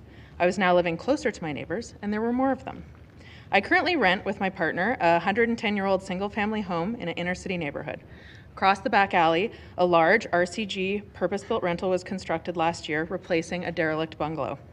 Once people moved into the new development, all of the worst-case scenarios we've heard about the last 3 days materialized. The numbers of bins in the back alley have increased. There are about 3 more vehicles parked on the street, and our backyard has slightly more shade in it. But you know who else crowds the back alley? The totaled car that one of my single-family home neighbors left parked in their in the back of their garage for 2 months. You know who else takes up parking? My neighbor across the street, who lives in a single-family home and parks 2 Ford F-150s and his work van on the street. You know who else makes our backyard slightly less enjoyable? The 2 consistently barking dogs that live in the single-family home next door. As a person who is newer to living in cities relatively in my lifetime, I understand that this is part of the deal. If you live in a city, you will have neighbors. You will live close to them. Some of them will do things you like. Some of them will do things you don't like, no matter what type of home they live in. Leading up to this hearing, many of you have advised everybody engaged in this debate to have empathy for the other side. I would like to take this opportunity to express empathy for those who are feeling anger and anxiety over this potential change. We have built a society in Canada where so much of your financial future is tied up in your home. For many who have been able to purchase, not only is a house a home, but it also represents your retirement, what you might pass on to your children. It simultaneously represents the culmination of your life's work and your entire financial future. So of course, it's very understandable that people feel anxiety about these homes and something they perceive as a threat to them. I would, however, like to state that this anxiety that has been stoked by disinformation by those looking to further politically divide us does not give anyone the right to pull up the ladder behind them, to use generational or even parental advantage that life has given them to deny others the opportunity to purchase a home in the city or neighborhood of their choosing, from getting a little relief on rent, or in some cases, keeping some of our neighbors off the street. Studies have found that something as slight as a 1% increase, somebody already said this today, in housing supply can result in a 10 to 30% reduction in rent. For a family living in a 2-bedroom apartment, that could mean anything from a cart of groceries, $230, or it could be the $695 difference that keeps them housed that month. In the current housing and affordability crisis, I would argue that Council not only has the moral authority, but has the moral imperative to be doing absolutely everything in their power to give Calgarians a bit of relief in this crisis. As many have said before, and surely have said, will say after me, upzoning is not the silver bullet. We definitely need a new metaphor there. Upzoning is, however, an action and a decision that lands squarely in the jurisdiction of a municipal government. I ask Council to not only support RCG zoning, but also follow through with the other recommendations from the task force. I urge you all to be brave, forward-thinking. Do not make this decision with your re-election in mind, as many others have threatened you should. Make this decision based on what is best for our city and all of our neighbors, no matter their stage in life. Thank you. Thank you for your presentation. Let's go to Avril Payne, please.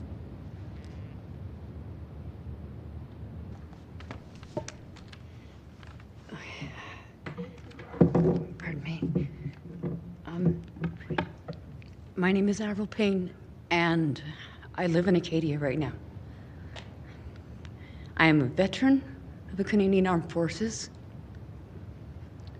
and I have 2 sons who will probably live with me for a long time, both on the spectrum. I also have other family that needs my help. I have never wanted to buy because I never wanted that kind of responsibility of having to fix everything myself. But you know what? I've spent $18,000, $25,000 minimum a year. And when I got out of the forces, I couldn't buy a home. Like, I still struggle. And now for the very first time in my life, I have been told that my lease is not going to be renewed. And I don't have any stability left. Every time I walk by here, and it is hard because I also have PTSD, so getting on the train and getting here took everything. Every time I walk by here, I look at those little shoes out there, and there's a little pair of pink shoes that reminds me of a lady named Rose who spent time taken away from her family, taken away from her home. And I was honored to be a part of her story and to be able to listen to her story. Most of the people that should be here can't be here because they are working 2 and 3 jobs. Like, they are struggling. And they want one of the only things I ever wanted to do was go to the grocery store and not have to count every single penny that I spent. We are standing in one of the most amazing cities in the world. When I got out of the military, this is the only place that I wanted to come back to. And for all the density that we have here and all of the green spaces and all of the beautiful, we have so many spaces that are underutilized. And you know what? Finding options. I bet that there will be thousands of people out there that would be more than willing to do the same thing they do for Habitats for Humanity, to pitch in to build their own homes. And yes, build them up tall, put green spaces on the top. We know how to do that. It would be not only giving a family a place to live and giving them a future, but giving their children something of a future. See, as a veteran, what I want to do is I want to save the world. I still want to save the world. I've wanted to save the world since I was a child. Right now, I want to save my family and all the other families that don't have a voice in this because they have to work their 3 jobs so that they can pay for everything. I was lucky enough to be able to get my granddaughter into preschool. And every time we go to preschool and every time we come back, we pass by Glenmore Landing and the Castle House with the gargoyles. And it's one of the most beautiful houses I've ever seen. When I worked at the Renoir, I would go by there almost every day because it was so beautiful. And it's being upgraded and it's on the market for $1 million something. It doesn't matter. I love that house and I want that house. It's way too much to clean. But the thing is, I took a vow to give my life for my country, for my freedom, for the freedom of everybody here, for the freedom of all the immigrants that are moving in, that have no idea what to do and how to do it. What I'm saying is that we can do this. There are ways. There are ways to do this without infringing on somebody's half acre. I know that my time is up, but I just want to ask, let us try. They tried to do this when the NDP was in, and so many people complained that it was going to cost too much money and that it was going to cost us later down the road. It has. All I want is some safety. All I want is a home for my family that's not going to be taken away from me. And for putting my life on my country, I don't think that's too much to ask. Thank you, Ms. Payne. Thank you for your service. I work my ass off too, every day. Thank you for being here. I'm just looking to see if there's any questions for this panel, and I don't see any, so I really appreciate all of you being here. Thank you very much for your time today. Could someone possibly get Ms. Payne a glass of water? Okay, perfect. Thank you. All right, I am going to call the next panel. I think what we'll do is truncate it. I've got 3 people left on page 47, and we'll try to go there. Do we have Taylor Dowd? Very well. Perfect. Do we have Carolyn Fisher? Perfect. And do we have Tern Kaplan?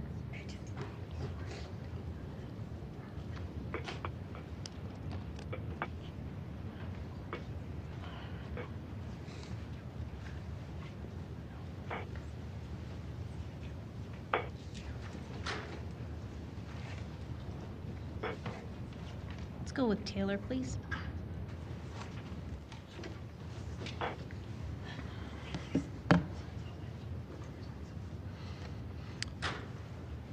Hello, Honorable Mayor and Council members.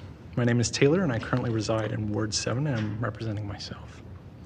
I come before you requesting your much needed support for blanket rezoning. Since graduating from university in 2019, it's my goal to have purchased my own first home before I turned 30 years old. I was 27 then, and now I'm turning 32 this year and I'm unfortunately still renting within Calgary. I do have the privilege of renting in Calgary, unlike much and many who are my age. It's likely that you've heard a similar story, whether it's your friend's children, your family's children, or your very own. The undeniable reality is that homeownership is now further out of reach from young Calgarians than it has been in decades. And this should be a concern not only for those who do not own their own home, but for those who are privileged with home ownership as well. These young Calgarians are the current and future taxpayers who will be funding the costs of infrastructure and services that will support all generations. If these young Calgarians, like me, do not have adequate support for them to be productive in the economy and adequate resources to bring future Calgarians into the world, then we're bound to see more economic instability, larger deficits, and much more obviously, an increase in homelessness within our community.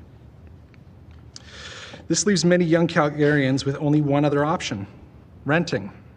Unfortunately, it also has the side effect of increasing demand in the rental market, allowing for landlords to increase pricing to astronomical levels to match that of a standard mortgage payment without none of the benefits of building equity. Naturally, you can deduce that supply is the key issue with the real estate market. Demand for housing will only increase in the coming years, and there's very little, if anything, that can be done at the municipal level to stem it. Therefore, our only options are to increase supply as quickly as we can and have a wide variety of starting options, lower the barrier to entry to home ownership by providing a wide variety of starting options for Calgarian ownership or home ownership. Blanket rezoning will allow us to utilize the existing infrastructure more efficiently by increasing density to allow for costs of maintenance to be spread across a wider population.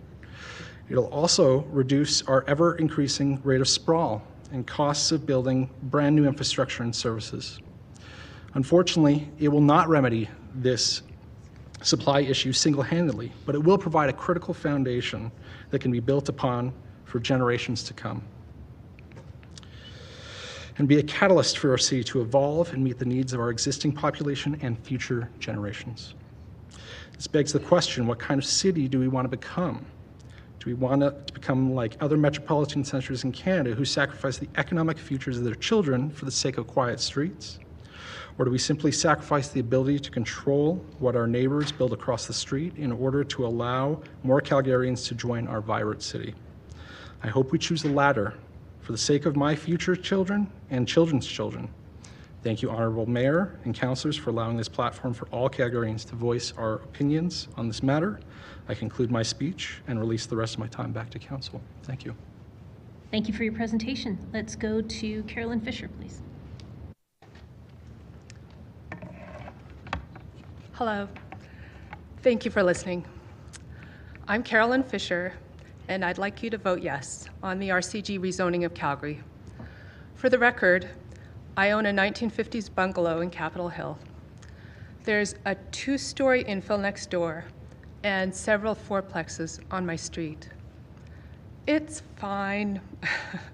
Row houses have not ruined my quality of life, nor the character of the neighborhood.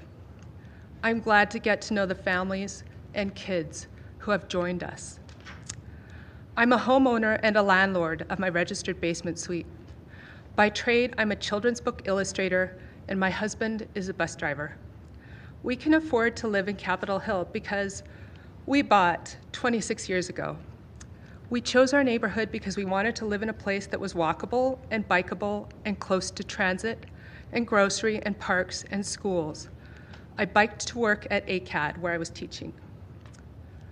Last summer, I rented my suite to new tenants.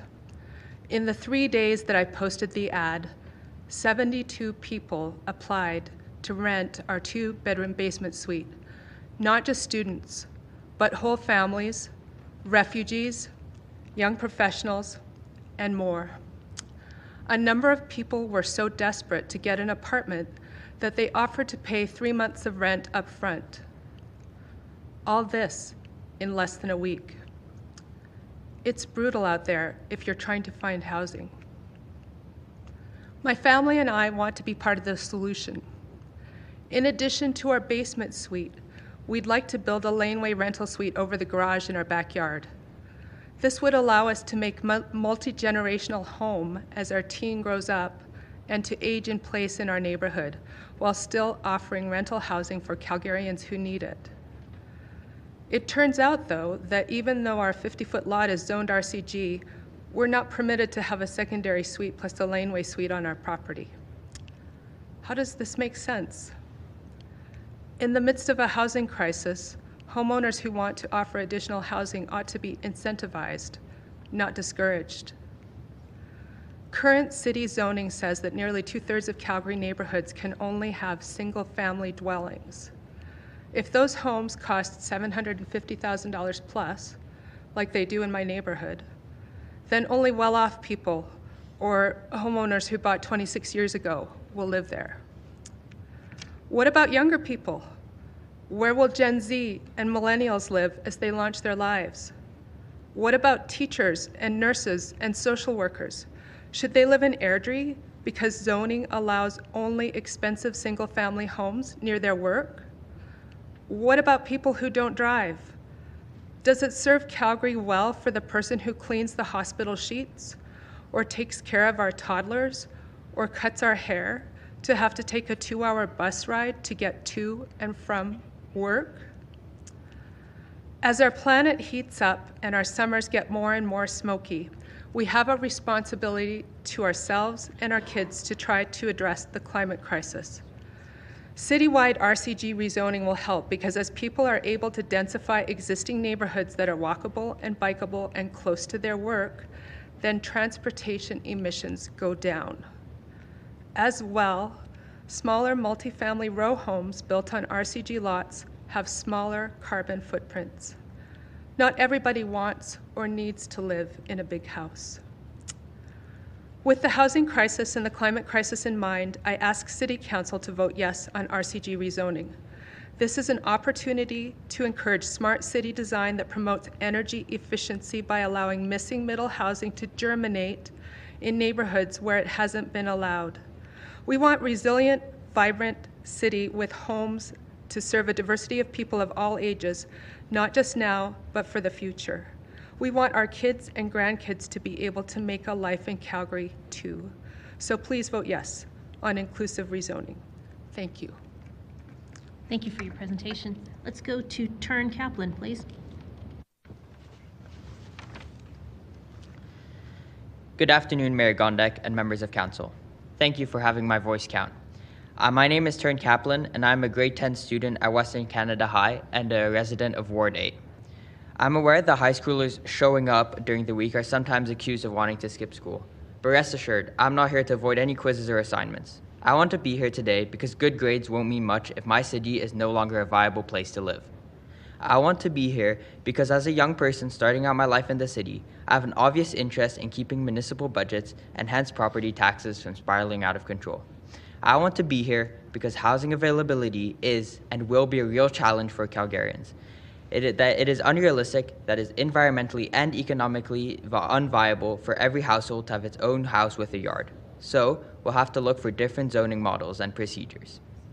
And I wanted to be here because my generation relies on what remains of these prairies to help avoid dangerous levels of climate change and will require a city that is more resilient to the effects of any climate change and other challenges.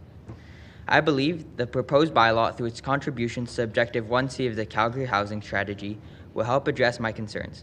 I had carefully prepared my arguments to support this statement, but this is panel 45 and plenty of others have already brought these arguments in front of council today. So instead, let me share a few observations on the hearings. I'm not against a plebiscite in principle. After all, I was born in Switzerland, the country of direct democracy. But after listening to over 40 panels, I'm not sure that we citizens have a sufficient understanding of the proposal to make an informed choice.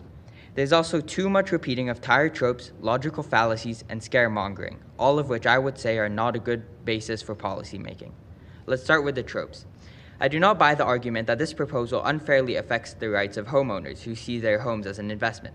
As with any investment, they would have considered the associated risks, which include the risk of change of any kind. Besides, is it the job of the government to protect their investments? I heard logical fallacies that would give my teachers a stomachache. Just one example. People argue that the plan is pointless, that new homes will not be affordable anyways, and rather priced at the luxury end of the spectrum. At the same time, they argue that this plan will bring higher rates of crime to their neighborhood. Why would that be then? The specter of crime-ridden neighborhoods, of course, is one of those scaremongering tactics. If density were the only or even a key driver of crime, why do places like Hong Kong or Tokyo have remarkably low rates of both violent and petty crime? There are also those who feel the democratic process is failing here. In my neighborhood, as I'm sure was the case for most of you, we have received many invitations in a variety of form. We have been directed to ample information, and there's plenty more out there without having to look too hard. Of course, there were opportunities to increase sharpness and clarity, and I appreciate the speakers that have synthesized such information for us on both sides of the debate. And, for sure, ideally, we would have many more opportunities for interaction, but there are 98 actions in the housing strategy alone. If we could already get on with this one, that would be a good start. The fact that we can all speak our minds here, at times without any sense of decorum, without any fears of retaliation, legal or otherwise, is a testament to our democracy. Many in this world cannot afford to have critical thought of their government, let alone voice them. If anything, I see the democratic failure Looking around this room, I do not think that we have our city well represented here. On Tuesday morning, Ms. Johnson pointed out that we have worked in the past. What worked in the past will not carry us into the future. Someone else agreed, but suggested such densification should be evolutionary, not revolutionary. I'm sorry, but the adults in this room have waited too long. Evolution will no longer do. I do appreciate that this proposal might change the character of neighborhoods. Change, of course, does not have to mean deterioration. Change is indeed scary at times, especially as children. We often think of our homes as the one immutable thing in our lives. It's something that will always be there, along with our neighbors and our friends. But if we do not change now, all of us, a little bit, then there may not be any place in the city for my friends and me. Because there's no affordable housing, because our property taxes have gone through the roof, or because Calgary's surroundings have been destroyed. Thank you for your attention. Please vote yes. Thank you for your presentation. I'm looking to see if there's any questions for this panel, and I don't see any, so I appreciate all of you being here today. Thank you. I'm going to announce what the next panels will look like after dinner. First panel up after dinner at 7:15, we will have panel number 48. Panel number 48 is Christy Edwards, Dan Mowat, Barbara Johnson, Paul Maroney, and Richard Hill. Following that, we'll have panel 49, which is Kelly Zarnke, Gordon King, Diane Rogers, and Joel Trubilowitz.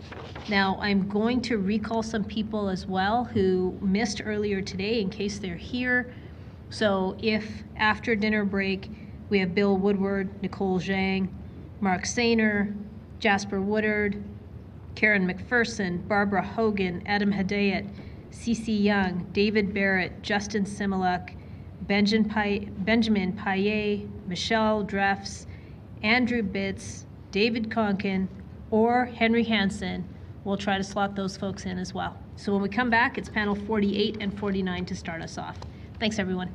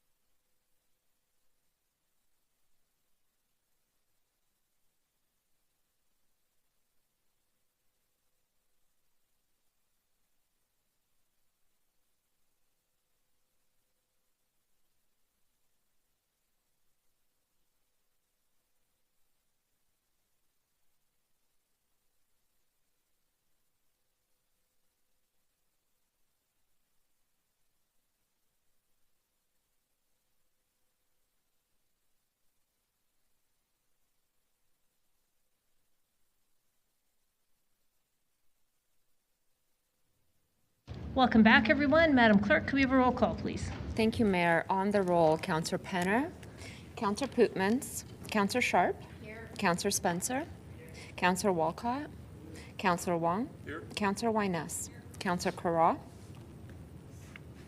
Councillor Carraw, He might not hear you.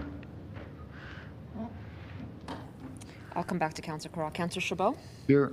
Councillor Chu, Here. Councillor Demong, Here. Councillor Dollywall, Here. Councillor McLean, Councillor Meehan, Here. And Mayor Gondek. I'm here. Thank you, Mayor, and I'll confirm if Councillor Carraw can hear. Perfect. Thank you. Okay, so everybody, we're starting off with panel 48. Do we have Christy Edwards? Hi, please come on up and have a seat. Do we have Dan Mowat? Here. Thank you. Do we have Barbara Johnson? How about Paul Maroney? Do we have Richard Hill? Councillor Carra is here, just for everybody's edification. Apologies. Noted. Thank you. Thank you. Let me double check again. Barbara Johnson, Paul Maroney, Richard Hill. All right, do we have Kelly Zarnke from 49? Do we have Gordon King? I'm sorry, was that somebody on the line? Do we have Diane Rogers? Hi, you can go on up and grab a seat. Do we have Joel Trebilowitz? Hi, you can go on up and have a seat as well. Okay, so we've got 4 people, so we'll start off with this panel. Let's start with Christy Edwards, please. Good evening, everyone. Your Majesty and the fellow councillors. It's a pleasure to look at a lot of friendly faces here on council. I have been heavily involved in the community and have gotten to know many of you through my active service. Tonight, I am surrounded by mothers, fathers, grandparents, brothers, sisters, friends, partners, neighbors, colleagues, and proud Calgarians ready to share their beliefs, values, stories, and ideas. They have let you come to know them in the last 3 days. You have listened patiently, sometimes bored out of your minds, but you have listened patiently. I'm impressed by the caliber and the quality of our residents who have chosen to make Calgary home. We have incredible people here in the city who have worked so hard and mightily to ensure that we have the way of life that we do. They have sacrificed so much. I'm an ordinary Calgarian. I've owned a house and ranch lands. I have a duplex. I'm just as somebody else, just somebody there. I am speaking for myself, and I'm just an ordinary citizen. I moved out west from Ottawa, and the first couple years were hard. I understand the young fellow who talked about homesickness. I was incredibly homesick for 2 years, but I chose that I wanted a job, I wanted a career, and I wanted to make a life for myself. Those were choices that I got to make. I got to rent for the first little while when I moved to Calgary. That was challenging and that was hard. I got to live with various people. Then I read The Wealthy Barber. And The Wealthy Barber is a book that every Canadian should read because it says, buy a house, invest in a house. If you buy a house, you have an identity. So what did I do? I looked around, I looked at the neighborhoods I wanted to live in, and I became a resident of Ward 2 of Jennifer Wyness. I also have parents who live in McEwen, so they're in Jasmine Main's riding, and have been heavily involved in those ridings as well. I understand what it's like to have a home. I painted it. I decorated it. I was able to do different things like that. I was able to attach memories to my house. I got friends and I had parties and I had a lot of other things going on in my house. My house is my home, my identity. I get to home, when I'm tired about being in the public and being out running around and talking to people, I get to home and be relaxed. It's my sanctuary, it's my home. Tonight, we have a decision to make. Yes or no? Are we going to rezone or are we not? Are we going to be able to say we want a different life in Calgary, in your community? Guess what? I live in a duplex. My duplex is on the main street. That means my house has the ability to be rezoned because it's a top value real estate value. You know what? I had renters and I had tenants in my house from all over the world. I had people from Asia, Africa. I had people from all over South America living in my home. I understand what it's like to be a tenant, and I also have tenants. The property of my house is approximately $400,000. You know what? I don't make a lot of money because I decided to serve the community. I decided to give my hard work efforts and time and abilities to the community. That meant that I would sacrifice getting an amazing career and earning $100,000 a year. In Calgary, in 2021, we had an election. I got to participate. I was one of your election trainers. I got to see what was inside the city of Calgary and see what was going on. I got to train all the different people that would actually be working at the different stations. So, where did you all guys come from before 2021? The mayor was a professor at the University of Calgary. We have a sailing captain. We have an entrepreneur. We have an administrator. We have a police officer. We have an educator. 3 years ago, many of you had never sat in the seats that you did, but the people believed in you and voted you in. Now, you have a choice of how you're going to handle things. Are you going to go after the dollars that are available? Are you going to see how things are actually handled? How you choose this decision is critical. Not only does it affect the young people's lives, it affects my life. It affects me. And this makes me very angry and very upset because I'm now feeling threatened. I'm afraid. I don't know what the future holds. I put my money into my house. I did renovations. I did upkeep. I paid property tax. You're at time. Thank you for joining us. If you have a seat, if there's questions, I will let you know. Can we go to Dan Mowat, please? Yes, I'm here. Yes, please go ahead. Good evening, City Councilors, Mayor, staff, and fellow contributors to this public hearing. The proposed citywide rezoning to allow a fourplex unit to be built on a 55-foot lot. Each fourplex could have one secondary suite per unit and one backyard suite per unit. And that's the major concern that I have today. I'm going to try to speak a little more slowly because some of my fellow contributors have spoken so fast that I thought their shoes were on fire. So please bear with me. I'm going to start with two definitions so that we're clear on what it is that I'm speaking about. RCG, which many people are referring to, stands for Residential Contextual Grade-Oriented Infill. And fourplex is the pluralism of the term duplex, the former having 2 ground floor principal units and 2 second floor principal units, each accessible by a separate entrance. I've seen and heard many presenters over these 3 days. Some are meek, some soft-spoken, some aggressive, some naive, and some offensive. But all of them are very passionate about their perspective. Improved housing affordability is needed in Calgary. I acknowledge that.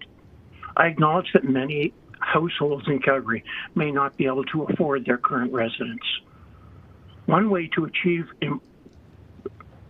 improved affordability is to increase market housing supply. Other ways include taxation reduction, subsidization, non-market housing supply. Blanket rezoning, like most blanket approaches, seldom achieves the real objectives of the problem that needs to be addressed. It may be a hasty solution, but big problems should never suffer hasty solutions. Often, hasty solutions will create new problems and eclipse the original problem. I've seen no evidence that rezoning, such as that proposed, will actually improve housing affordability. However, it will improve housing availability. Recognized empirical studies show that development of higher-end homes quickly delivers benefits to all levels, high-income, mid-income, and lower-income groups through moving chains, and I'll come back to that later. Broad rezoning, as proposed, increases the likelihood that city staff will make interpretations of the bylaws over time. Vast gaps between initial intention of the city council and the actual implementations could occur. There are already bylaws that cannot be enforced by city bylaw enforcement staff because they're too vaguely written. My example of this is Section 41 of Bylaw 32M98. That deals with lodging houses. The province is responsible for affordable housing, according to Councillor Demong. So the federal plan to bypass the provinces with funding is a jurisdictional breach. Permitted use has no right of appeal, while discretionary use does have a right of appeal. Mr. Henry, who presented earlier today, made several excellent points on this topic. You can't do anything about planning decisions after the bylaw is enacted, but property owners do have a voice through council before the bylaw is enacted. I'm concerned that no real risk assessments, that is, for example, what-if scenarios, are adequately performed because of the perceived need for haste in implementing what is determined to be a solution. It's clear that developers, speculators, and real estate investors, such as flippers, seldom deliver on improved affordability. Their motivation is profitability. However, it's acknowledged that they do result in increased housing supply. Increased taxation, limitations on building materials and supplies, and most importantly, the declining number of qualified tradespeople all contribute to cost escalation. Early on day one, Councillor Chabot asked how the proposal could have gone from 4 units to 12 units. And again, I'm speaking of the fourplex situation. A single family dwelling unit. Yes. I'm sorry to interrupt you, but your 5 minutes are up. So if you could hang on the line with us in case there's questions for you, we would appreciate that. Yes, thank you. Thank you very much. Let's go to Diane Rogers, please.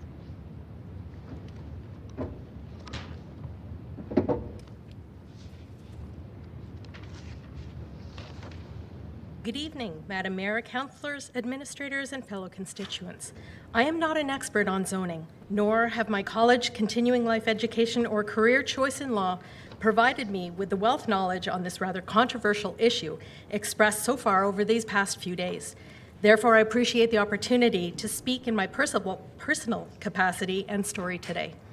My name is Diane Rogers, and I spoke before Council regarding the housing affordability and start of zoning ideas in September of last year. At that time, I had been forced to make a decision to sell my 3-story townhome I raised my family in over 22 years and downsize to a 1,300 square foot main floor of a single detached home where my landlord resides in the basement, which is not legally registered. During this year period, my experience has been demoralizing. I had hoped to purchase again that year. However, a series of devastating events occurred as a result of an unscrupulous landlord. I have suffered the loss of the use of my car over 3 months from a hit and run on the street outside the house because they did not provide me with the parking spot I had been paying for. I lost the ability to budget as a landlord neglected to pay their share of utilities, which were registered in my name because I had the credit. This was terms of the lease. I lost the use of sanitary facilities on more than one occasion as the water pipes inside the external walls froze for weeks at a time, for which repairs were not initiated prior to my rental of the premises. I even lost personal security as the door locks were in disrepair, in addition to the loss of trust from promises that were mere words with no actions. The rental increase went from 100 to 300 to 200 without any written notice of assurance. This is a 20% increase over 1 year. On a disability income, I had no choice but to serve a 30-day notice of termination 1 month shy of my tenancy year, based on a public health inspection that was done, resulting in multiple violations to the landlord.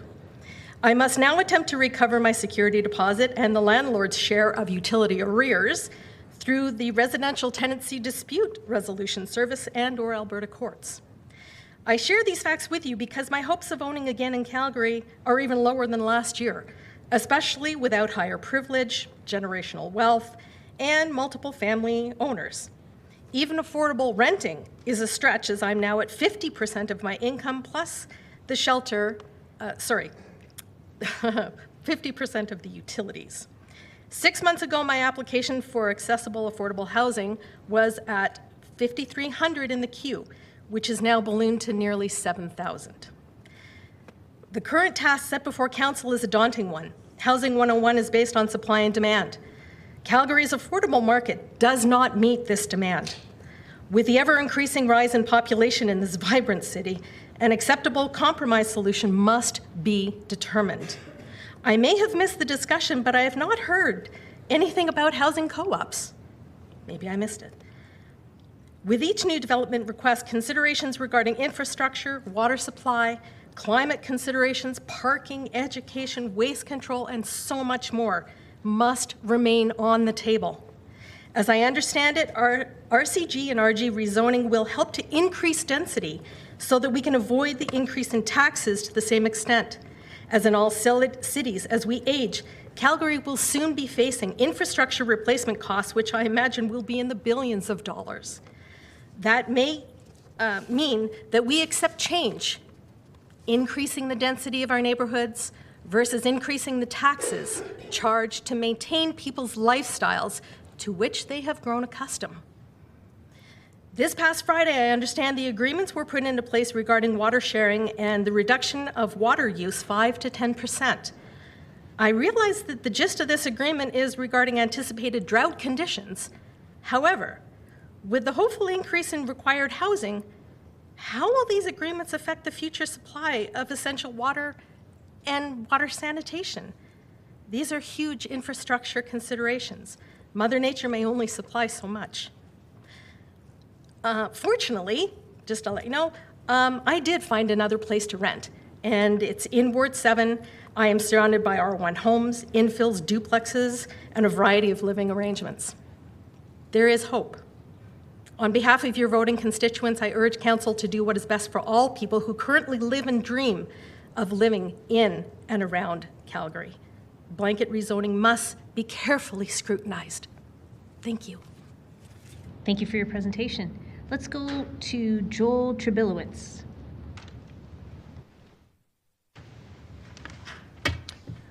Hi, Mayor and Council. Yeah, I'm Joel Trebilowitz. I hope everybody had a good dinner. I'm a resident of Ward 11, and I'm here to represent the City of Calgary's Climate Advisory Committee.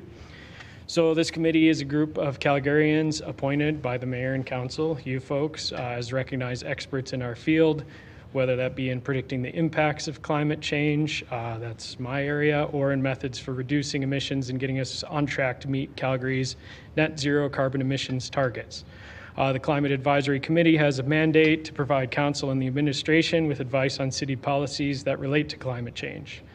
So back in September, I was here saying pretty much the same thing that I'm going to say today.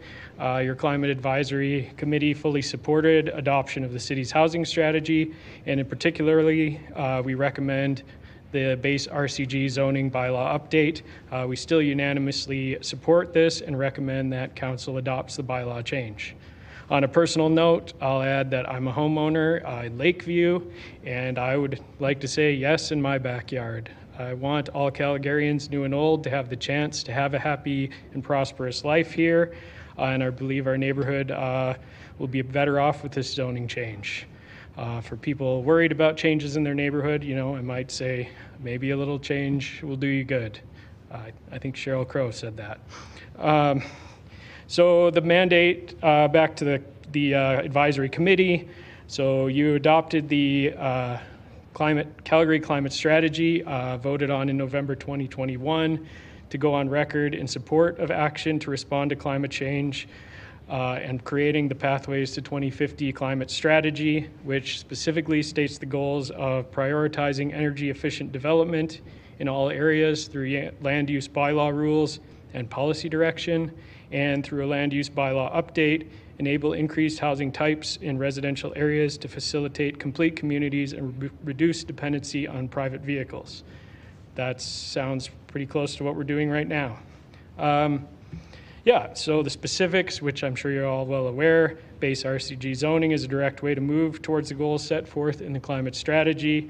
This removes barriers to densification of housing within the city, which is good for both affordability and reducing the carbon footprint. 1/3 of Calgary's total greenhouse gas emissions come from fuel used in vehicles, in part from the need to drive due to our low density. Increasing density means people will be closer to the places they need and want to go. Additionally, increasing density within the city means slowing the outward expansion of the city boundary, leaving natural places more natural, hopefully. Further, base RCG zoning makes it easier to build high-efficiency homes, which reduce the energy consumption from both heating and cooling due to sharing walls and other shared efficiencies. And reducing energy consumption is both a benefit for greenhouse gas and for affordability. Yeah, Calgary is pretty fortunate, I would say, to have mostly avoided serious negative impacts due to climate change so far, but we know various threats looms.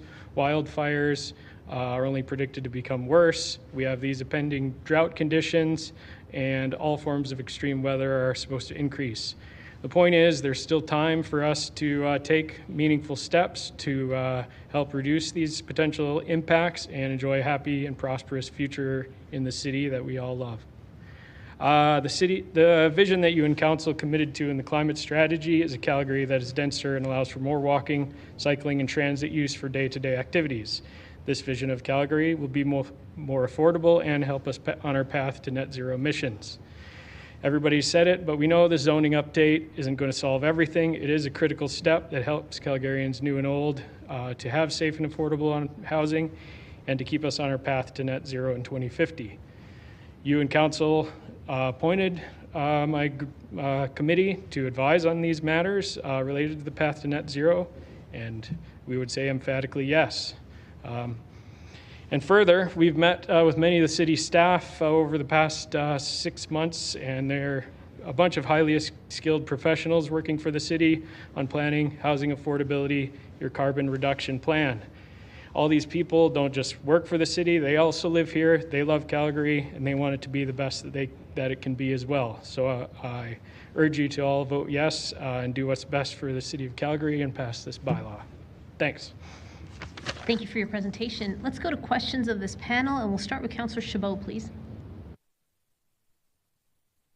Thank you. My question is for Ms. Edwards. So Ms. Edwards, you're very passionate in your submission. However, I don't think you quite got to where I was hoping you were going to get, which is I'm not 100% sure about where you stand on your take. Are you for or against the blanket zoning? I am definitely against the rezoning. I also wanted to say that I'm a Canadian, a free Canadian, free to speak without fear, free to worship in my own way, and free to stand for what I think is right. So I thank you for the opportunity to speak, because I believe I oppose what is not here. So I thank you for the opportunity, and I pledge to uphold myself to this whole entire situation. So thank you. Thank you for being here, and thanks for providing me that 100% clarity. I have no further questions. Thank you. Let's go to Councillor Wong, please. Thank you, Mayor. Ms. Rogers? Thank you for being here.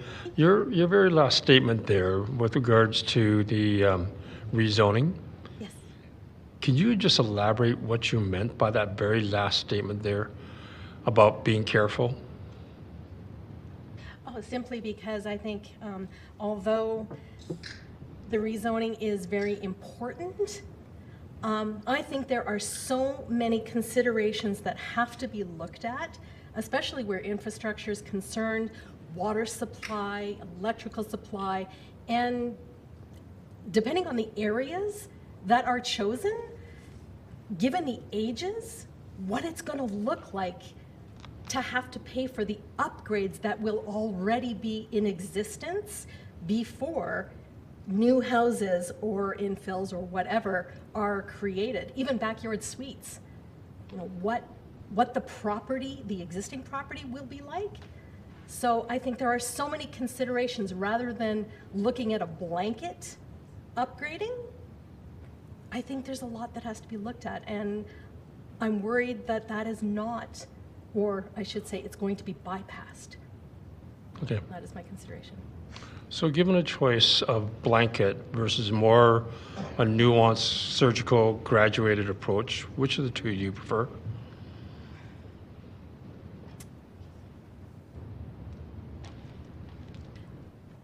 I would say not the blanket rezoning. I would prefer the other, and I know that it takes more time. I realize that. And we are running out of time badly. Yep. So that is one of the reasons why I said that council has a huge daunting task in front of them, because we don't have the opportunity to play the waiting game anymore. However, blanket frightens me. Right. Okay. And then for yourself and for those that spoke before and those that will likely speak after you about rental situations, we certainly feel for you, and we will do our best within our authority and power. But thank you for, and also thank you for coming into Ward 7 as well. Absolutely. It was given to me. And I mean that not out of a physical given to me. It was a blessing in disguise, because what I experienced over this past year rental, having been a homeowner in Calgary for many, many years, going back to the rental situation, I was frightened at first, but what I experienced was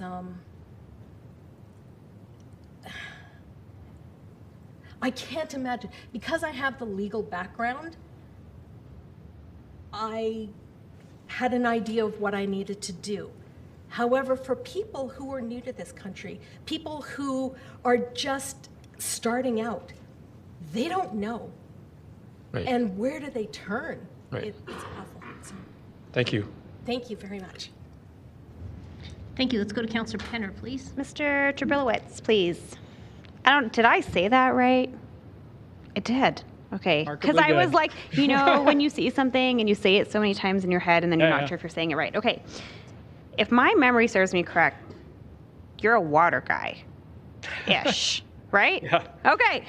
That's my day job. Yeah. Okay. We've heard a lot about you. We've heard a couple criticisms. Do you want to put your like climate advisory hat on or your like day job hat on? Climate advisory hat, I think. Yeah. Okay, good. I'm clarifying so that we ask you the right questions. So I ask you the right questions and I don't go down the wrong path and get in trouble. Climate Advisory Committee. They're coming out in support of this recommendation. How does the Climate Advisory work with administration around things like utility capacity and water consumption? Is that within the purview of the things that you're reviewing?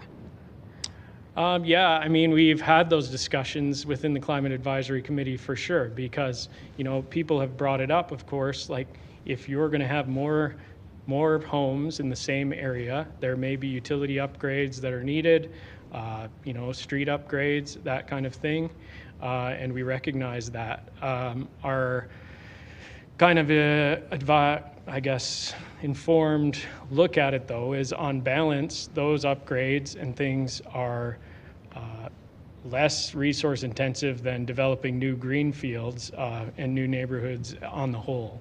So that's, yeah, certainly it's not that you can just build in for free and for nothing. There's upgrades that are needed, but it's still worth it. For sure. So on the balance of it, replacing existing infrastructure is still more effective than building new. Okay. I mean, I know that the city's growing rapidly. Like, there needs to be more houses no matter what. And it's not as though we can just build up and not expand anymore, but allowing this to, you know, this kind of densification to help ameliorate that expansion is the best approach in our opinion. But you're aware of our capacity to do that. Yeah. Okay, so my next question, have you been involved in any of the recent conversations around like water licensing? Or just our general water capacity? Not much more than your normal okay. person. I mean, it's a provincial issue for the most part, and yeah. Okay, but I'm only asking. We had a caller yesterday say that we should probably like not grow so quickly because we wouldn't have enough water, and so I was like, maybe I wonder if climate advisory. So I'll leave it. Thanks for coming. I mean, I would say like we're growing no matter what, right? Yeah. So yeah. Yeah. Okay. Thanks. Thank you. Councillor Winus, please. Thanks. For Ms. Edwards, please. Thank you for coming down today. You mentioned that you live in a duplex, and that's kind of one of the housing options that we're trying to target. Is there an assurance you're looking for out of zoning that is missing from the plan? I'm just kind of curious and like to play devil's advocate too. So, I bought a house that was a duplex. I'm afraid, as I look around the city and I see the different kind of structures that are there, that if one of my neighbors chooses to build a 2-story or 3-story, that's a different kind of structure that's above, or my house value is going to go lower. There is nothing to be able to rent that. So if I have no say about how my developer or the person who chooses to develop it, I have no rights. And so that makes me very upset because all of a sudden I have invested time, money, resources. I have sacrificed from going to events and everything like that. And I have no rights.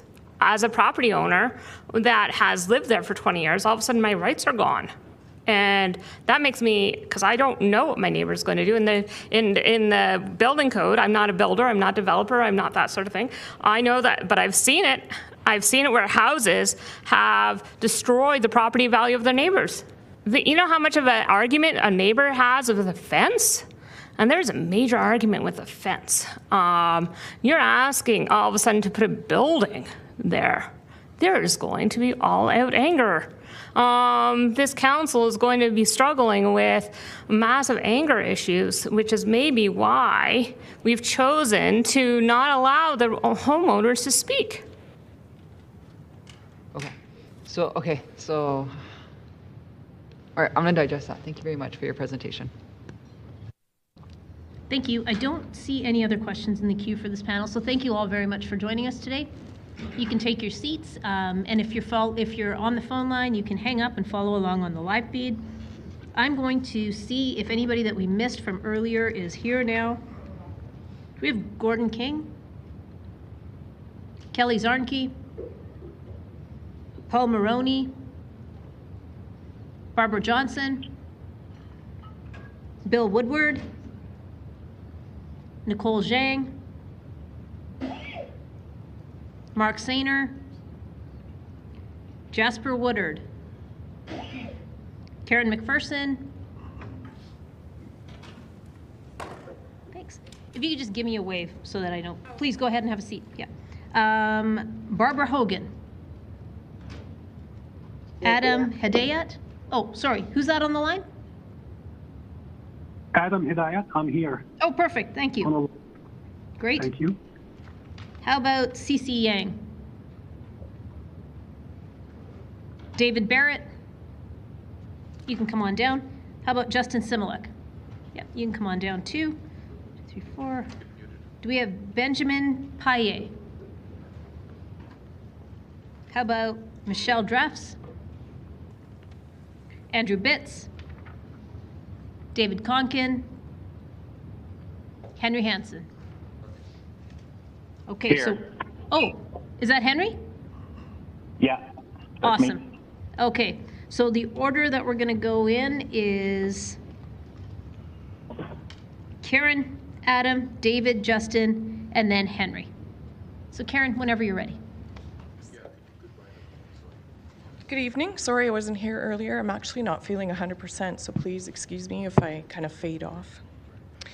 Your Worship, members of Council, and the City of Calgary staff who are attending the public hearing, I just want to acknowledge your commitment to this process by being here for such long hours this week, and I promise to be brief. My name is Karen, and I'm a resident of Ward 4. I live in a townhouse. I love our city, and I'm a former MLA for the constituency I live in. I care deeply about my community. I'm the operations director for Be the Change YYC, a street outreach agency that provides direct support to people experiencing homelessness.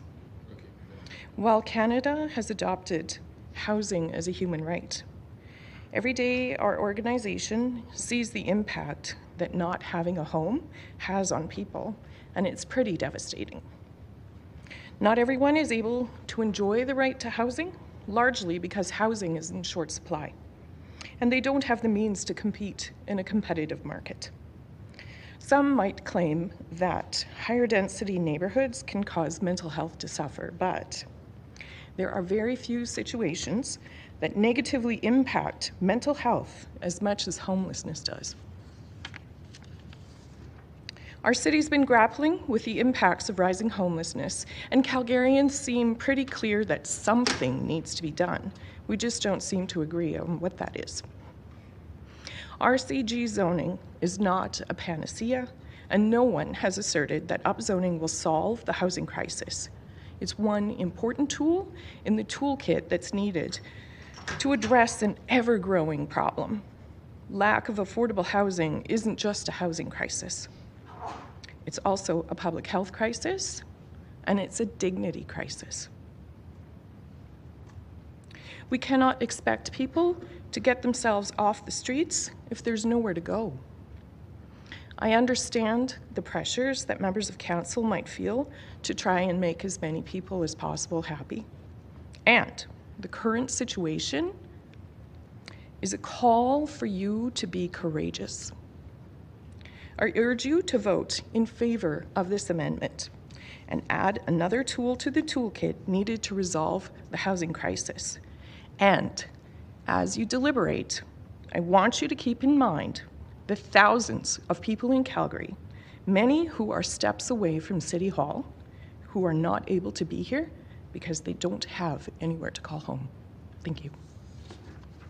Thank you for your presentation. Let's go to Adam Hedayat, please. Mayor Gondek, councillors, thank you for accommodating my delay. I waited for 2.5 days, and I would have loved to present in person, but I had to leave town. My name is Adam Hedayat. Calgary has been my home for 52 years. I'm an immigrant, naturalized Canadian. I live in Ward 11 in a single detached home. I am appearing here on my wife and my behalf as residents and taxpayers in the city of Calgary. I appreciate the pressure making that has to be made in a very difficult time and issue. While I support real initiatives for affordability and reducing taxes and cost of living, I am totally against such blanket zoning policy. I oppose the proposed blanket zoning policy throughout the city for the simple reason that it's going to fail in many communities.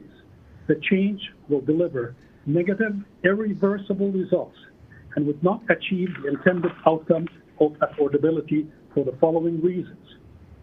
First, many have spoken about the increase in cost of rent, not the reduced cost of rent, as developers buy single detached homes, older homes, and then turn them into infills or fourplexes or 12plexes, I guess, as they could go that far. The beneficiaries will be the developers because they will have a euphoria in picking and choosing wherever profit maximization is going to take place, irregardless of how close to transportation corridors. The irreversible damage of the character of successful neighborhoods that were never planned for such development. I have experienced the long-term impact of other cities much larger than Calgary, and I would be happy to discuss with you if one of the councillors or the mayor would like to ask me about this after, and I'll describe that to you. The negative impact on the relative values of the most valuable possession of most Calgarians, and I understand that there's more than 100,000 single detached homes owned by Calgarians, it's probably 600, 700,000 people in Calgary. The unintended burden on services. People spoke about parking, about water, about sewer, And the one item that I'm familiar with, being an electrical engineer, is the cost of having to replace the distribution systems, as we have to go to electric cars by 2035. Is just to give you the quantum of this number, the Alberta Electric System Operator in a report have indicated that they need $52 billion just to upgrade the transmission system and substation system. So that does not include the distribution system in a city like Calgary. The city and the taxpayers will have to pick the tab for this major change of construction that's not accounted for. There's no evidence that such blanket upzoning produces the results that are intended by this initiative. I would be happy to spend some time later on if somebody would be interested talking about some real solutions. City needs to count on some of the positive success stories that we have in the city. I take Seton, where the hospital has been built, as an exceptional success story, where you have single homes, you have row houses, you have condominiums, you have apartments, you have hotels, all built in such a nice way, and people have the choice of where they need to live and what they can afford. McLeod Trail, 58th Avenue, again, except success stories. 75th Avenue to Heritage Drive with McLeod Trail, again, densification is taking place. As a council, you need to decide, are you democratic or autocratic? I don't know how you make such a decision with more than half the population taking one stand and maybe the other half taking the other stand. And also, you're dealing with symptoms that have been created by a failed immigration policy, where the number of immigrants have been increased from 200,000 in 2003 to 500,000 last year without thinking about education, about services, about all these aspects that needs to be considered. You have three choices. One, continue with the status quo with tweaks. Two, approve a plebiscite and let democracy take its place. Three, leave it as an election issue, because none of you have put this in your platform when you were elected, except maybe Councillor Peter Dumont. I urge you to decline this, investigate the matter thoroughly before you make a decision that will have negative, irreversible impacts on the city. I love Calgary, and I'm sure that you all do the same. Thank you for listening to me. Thank you very much for your presentation. Let's go to David Barrett, please.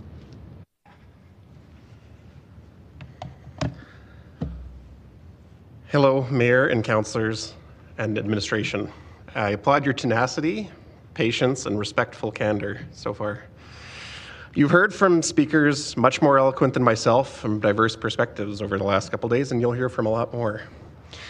I'm going to try and cover off two things in my short 5 minutes before you today. First, I'm going to do something that I don't generally like doing, by telling you a story about myself and where I live as a taxpayer. In the inner city community of Renfrew, I live in a single detached home. In the inner city, I'm surrounded on three sides by properties zoned RC2, all of which have single detached homes currently. One built in 1946, the other in 1947, and one in 1941. Great neighbors. My neighbors across the alley live in a fourplex built in 2008. My and my neighbors' homes were built in the 1930s. Cozy, quirky, single-level bungalows, single-detached, zoned MCG. It has been zoned in some sort of multifamily, duplex or greater since 1952. Well, I acknowledge that this is an anecdote. This is one data point. I also raise this to illustrate the point that this zoning change is by no means radical and by no means confirms that there will be change. In fact, I'd go as far as to say, this is just fine. Things won't change overnight. We're planning for the future. The second point I want to touch on, and Joel, I think, in the panel before me stole a few of my ideas, but I'll let him have it, is the idea that increasing density is bad for the environment. I am, by training and profession, a geographer and environmental scientist. What is being lost in the discussion around environmental impacts of urban growth and change is the concept of scale. One of the first things we do in science when approaching a research question is identify the scale and scope of what we're looking at. In this instance, it seems that many, including some of those around the horseshoe, are focused on the plot scale. Whereas when discussing environmental impacts, we really need to be zooming out. Focusing on the city and ecosystem scale. This is extremely evident when discussing potential changes to lot coverage and impermeable surfaces, though marginal, I'll acknowledge. While there may be arguably some changes in surface runoff, I'm talking about when that rain falls, where it goes, this has to be placed in the context of the alternative as well. Increasing our already extremely high paved road distance per capita further entrenches car dependency and introduces huge amounts of infrastructure requiring upkeep. And it also adds exorbitant amounts of impermeable surfaces, roads. When evaluating ecosystem scale impacts, we need to be switching our perspective to acknowledge that we can build in a footprint that is already disturbed, that is to say, established or built communities. Or we can continue to sprawl out into the areas that are less disturbed or priority, such as agricultural land or sensitive habitat. Building efficiency increases in multifamily homes compared to single detached.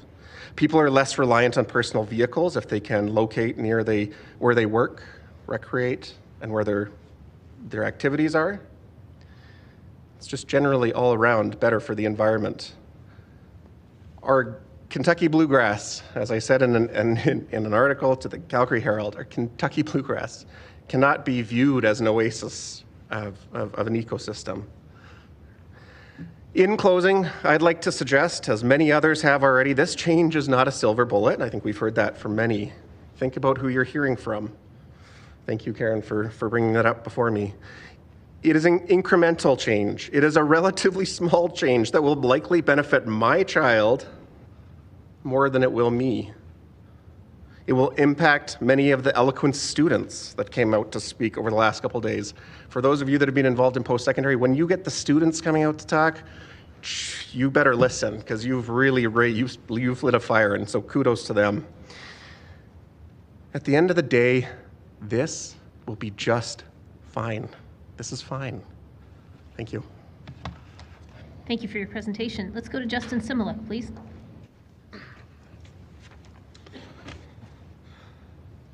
Hello, Mayor and Councillors. I'm Justin Similuk, a property tax-paying homeowner, and I'm thrilled to speak on this item as a step towards 100% supporting the housing recommendations that came forward in September.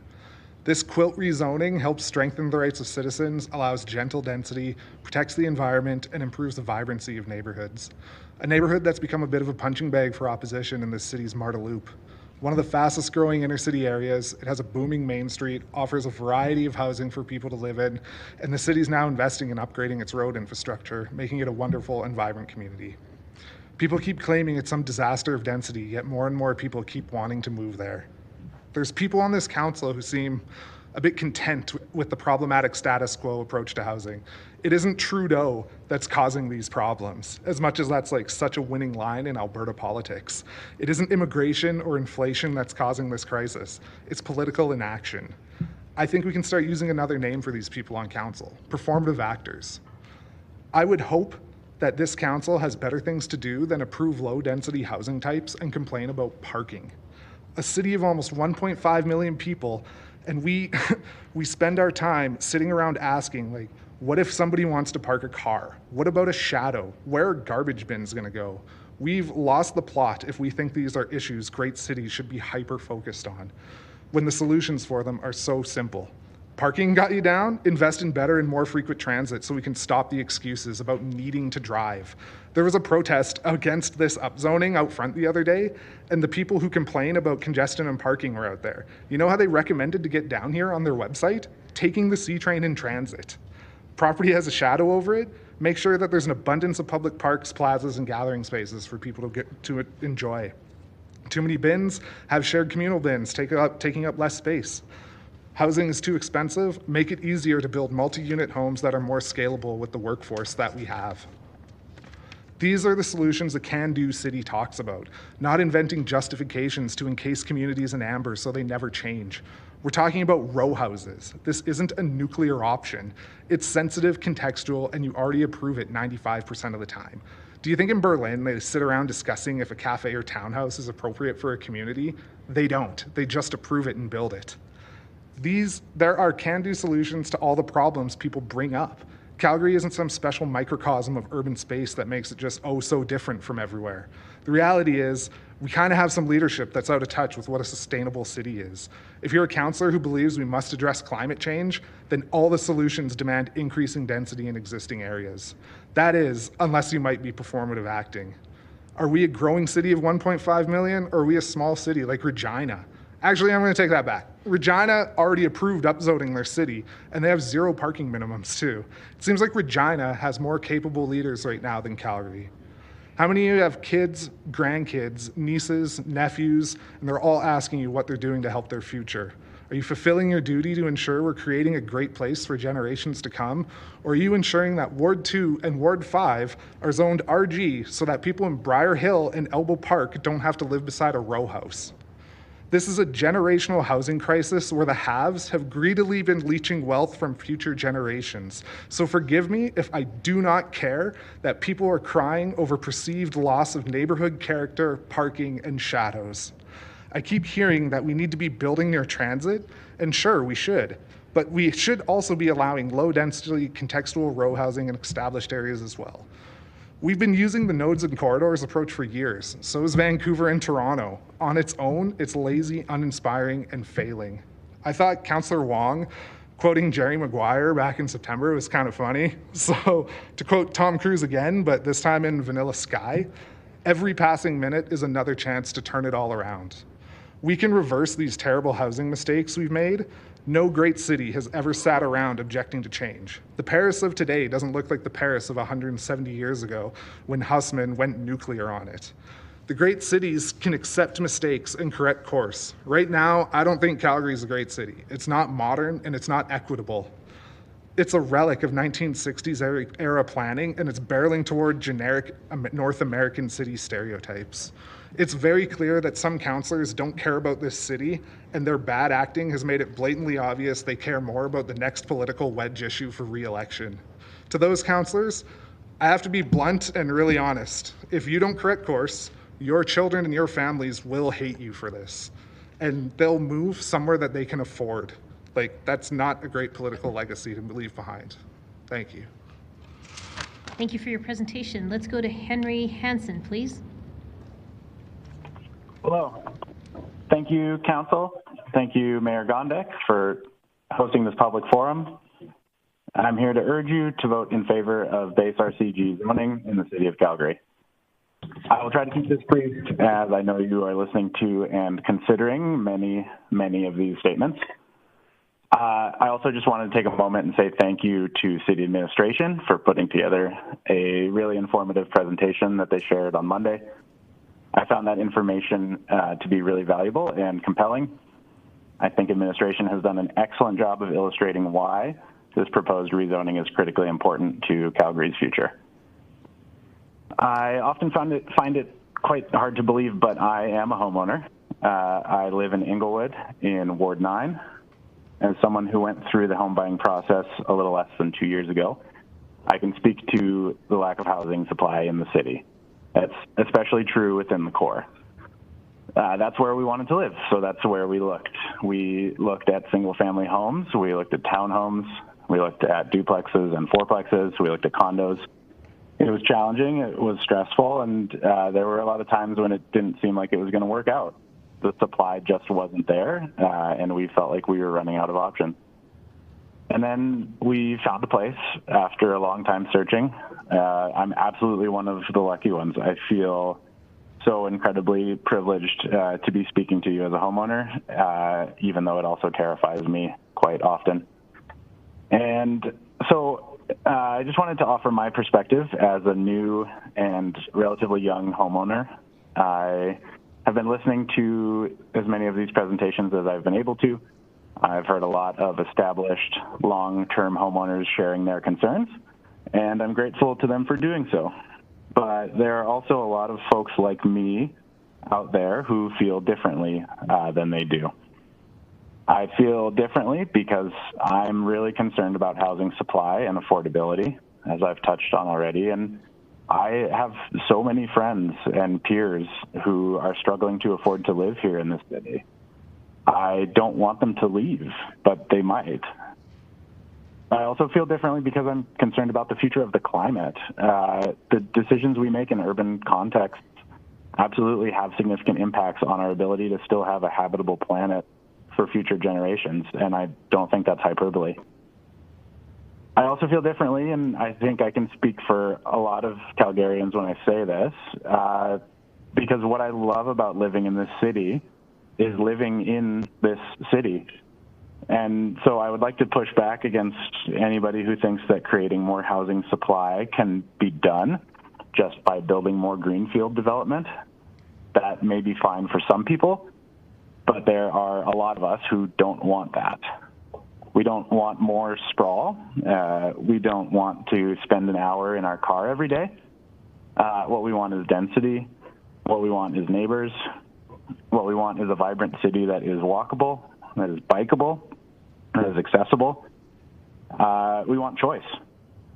I'm a homeowner in Calgary's oldest neighborhood, and yes, I absolutely do want this in my backyard.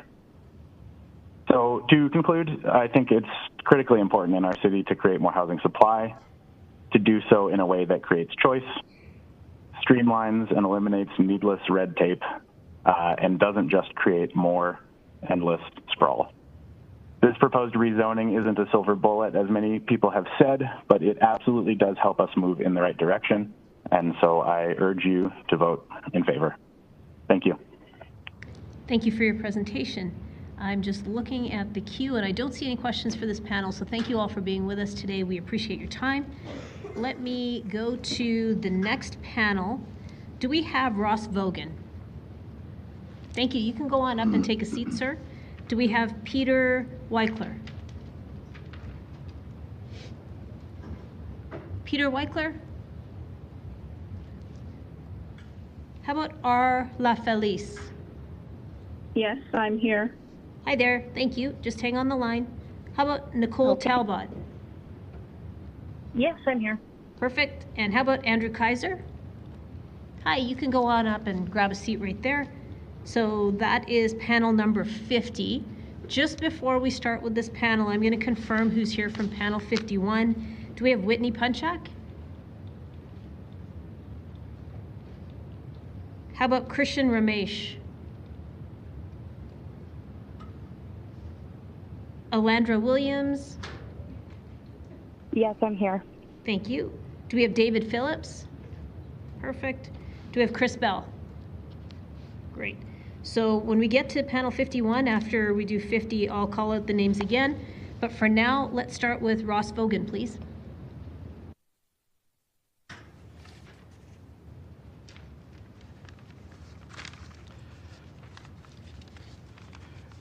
Your Worship, Mayor Gondek, and members of council. My name is Ross Vogan, and I am here to oppose the rezoning proposal. Wildwood has been my home for 56 years. It was developed in the 1950s during a period of unprecedented rapid growth and opportunity brought on by the oil discovery at Leduc in 1947. The city grew from a population of 100,000 in 1947 to 325,000 by 1965. A surge of adventurous people came looking for jobs, spurring a need for new housing. As a result, a plateau area on the south side of the Bow River, along what was then the western outskirts of Calgary, became the community of Wildwood. The residents at the time could choose among 24 relatively small developers, all competing against each other, to build their newly designed single-detached homes. The quality of material and workmanship at the time was relatively high in comparison to later periods, and many of the houses have since been significantly upgraded through renovation. These houses are good until the end of the century, I'm sure.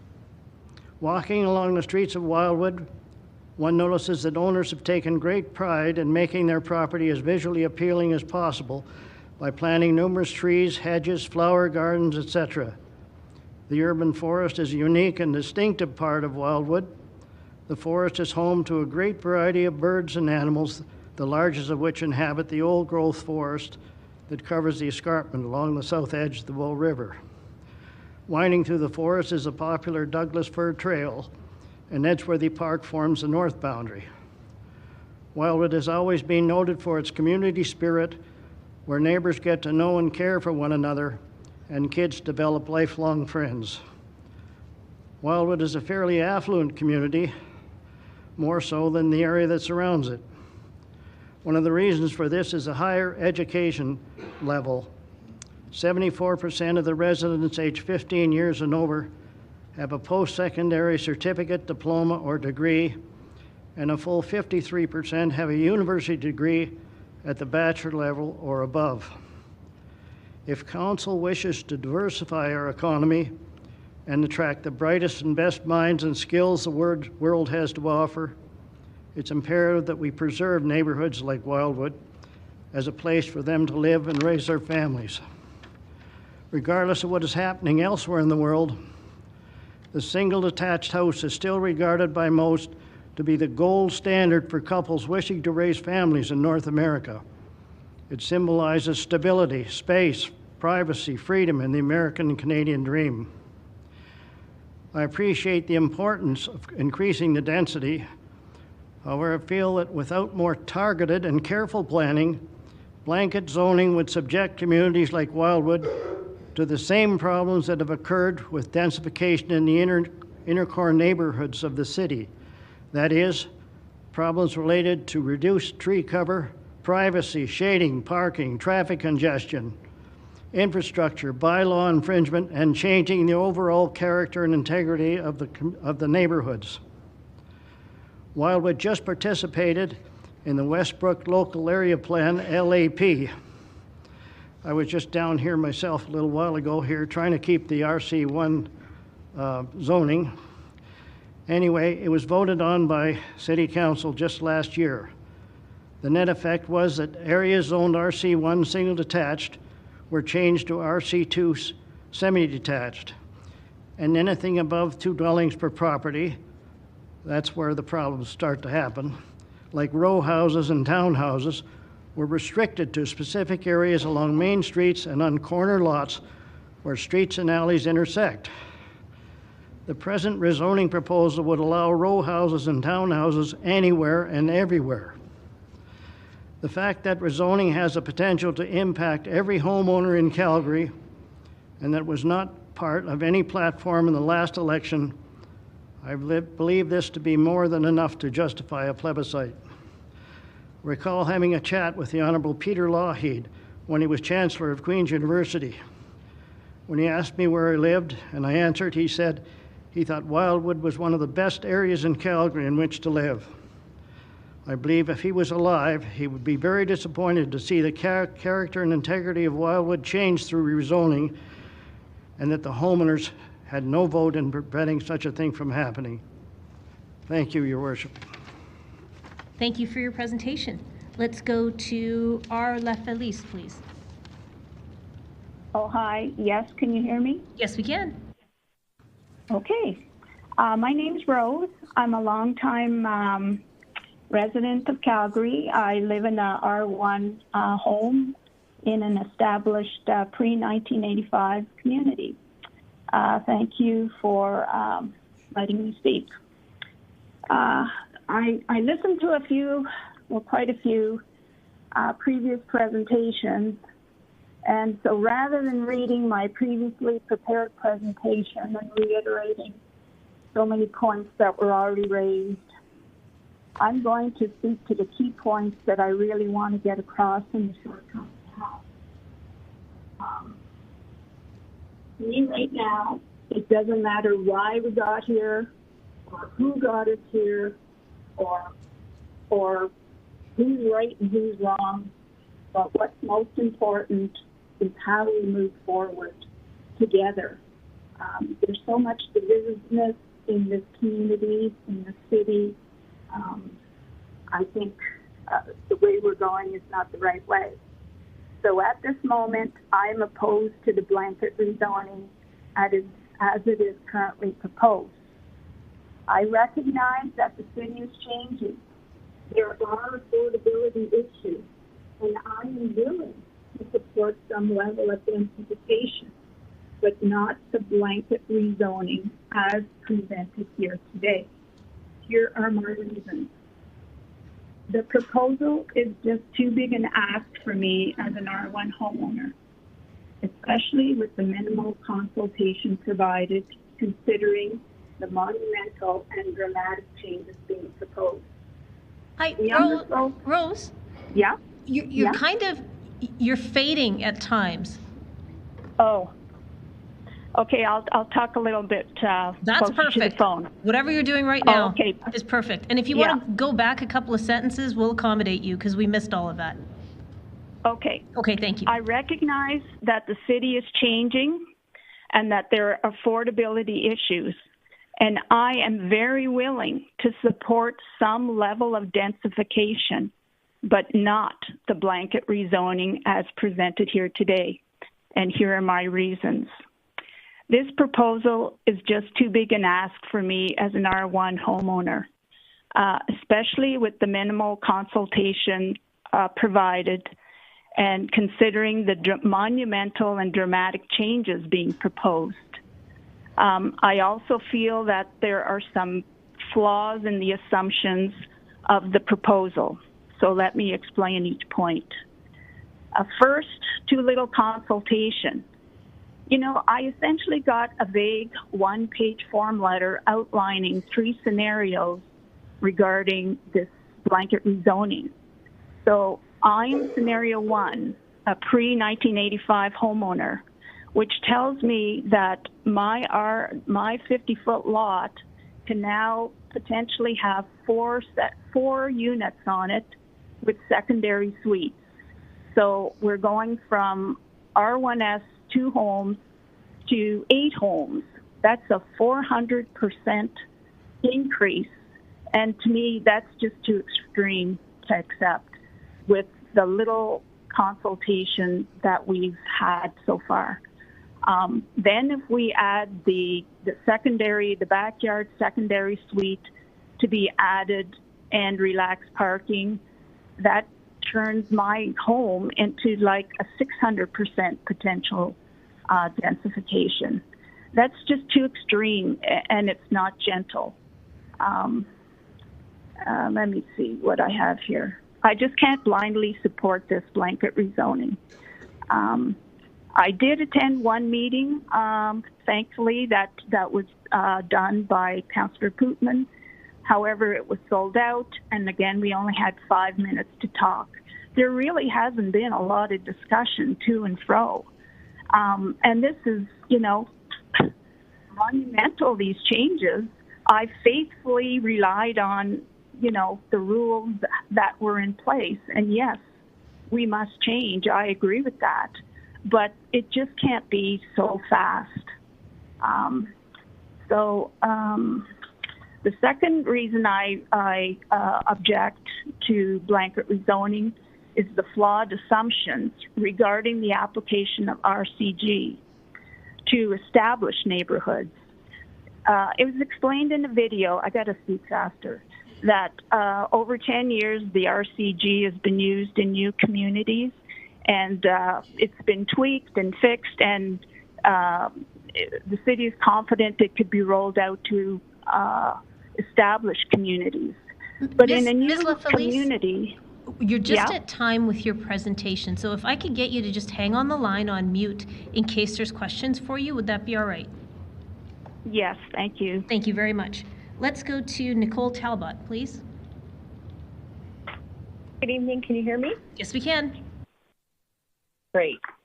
I'm not against nor afraid of change, diversity, or density, but I want the rights of all property owners, current and future, protected, even if they don't yet know they need it. I can only speak to my neighborhood, but it used to be diverse in income, ethnicity, orientation, and affordability. But the city's current zoning LAP is removing that entirely.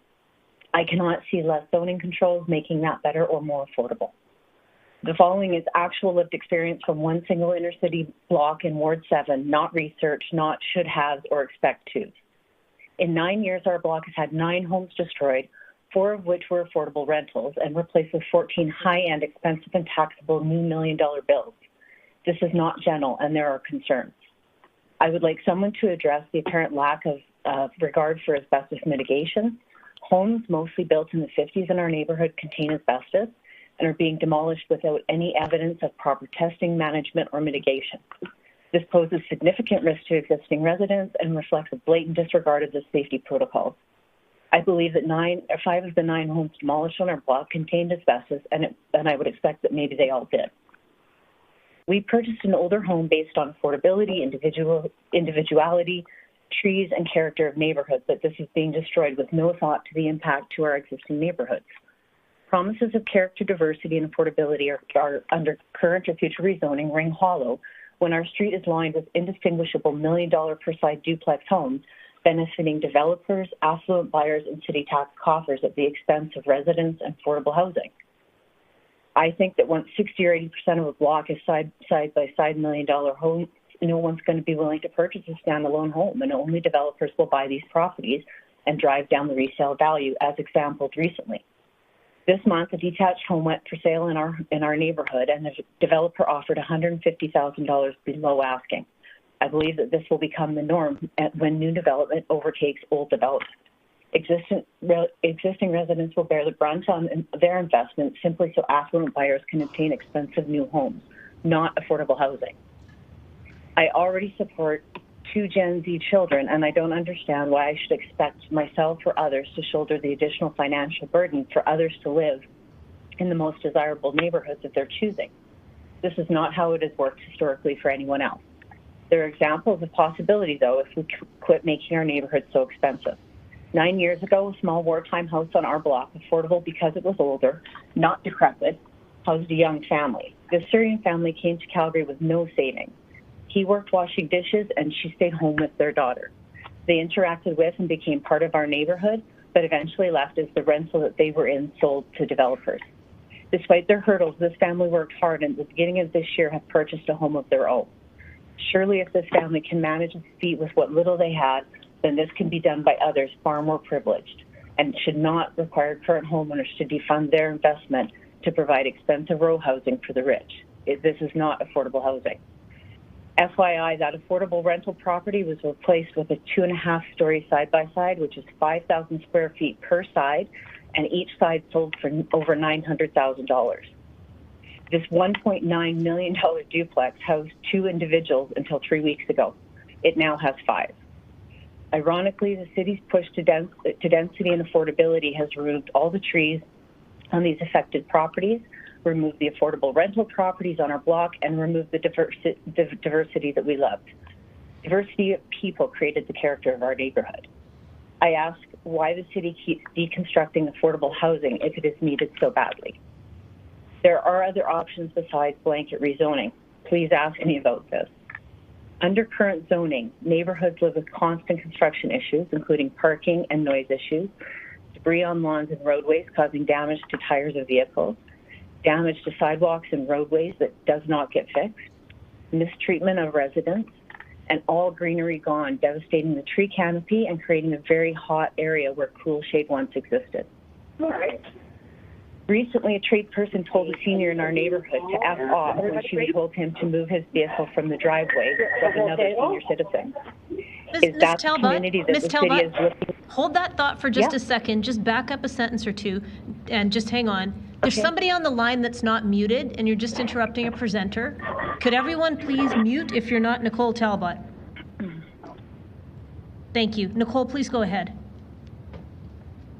Recently, a tradesperson told a senior in our neighborhood to F off when she told him to move his vehicle from a driveway of another senior citizen. Is that the community that the city is looking to foster? RCG is supposed to streamline processes, remove red tape, and make it easier for everyone, but it seems to only be making it easier for developers to profit, the rich to purchase homes, and the city to generate taxes.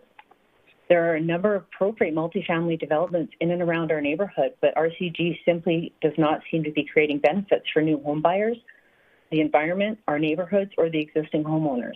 It's imperative that the city reevaluate its approach to growth and development so that we can have housing for all and not just the rich. Listen to your existing homeowners. Thank you for your presentation. You're just at time. But please hang on the line in case there's questions. Let's go to Andrew Kaiser, please.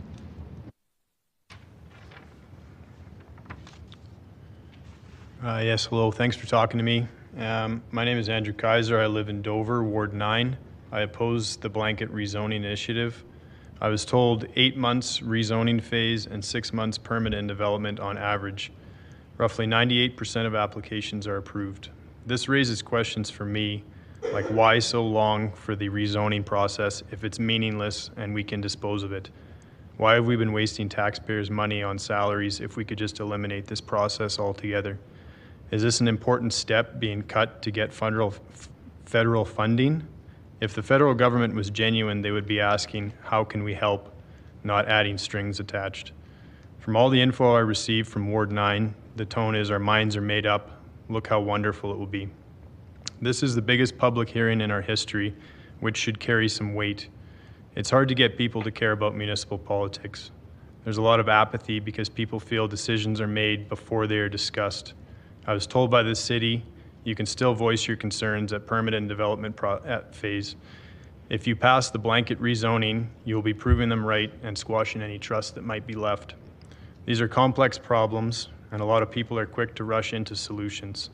It is often the case that with complex problems, they can be made worse if not thinking about the consequences. In fact, if this doesn't fix affordability, which in my opinion it won't, what are we left with? A bunch of new problems. The problem with this is these issues will come up later when some of these councillors may not even be here. Who will be accountable? Life is a series of trade-offs. There is no one-size-fits-all solution to solve problems. Blanket rezoning is an example of trying to unify all neighborhoods. We are all unique with different needs. People who live in dense areas should be free to do so. Those who don't want should have the right to choose. There are lots of people that want to live in single detached. This will drown out their ability to choose. Look at neighborhoods that have changed their dynamic. Inglewood, Martaloop, Manchester, for example. They end up losing their character. It's a matter of perspective. When you haven't lived in your own house for 40 years, hard to speak on behalf of somebody with that kind of experience. I was just wondering about a show of hands of how many city councillors own a single detached home.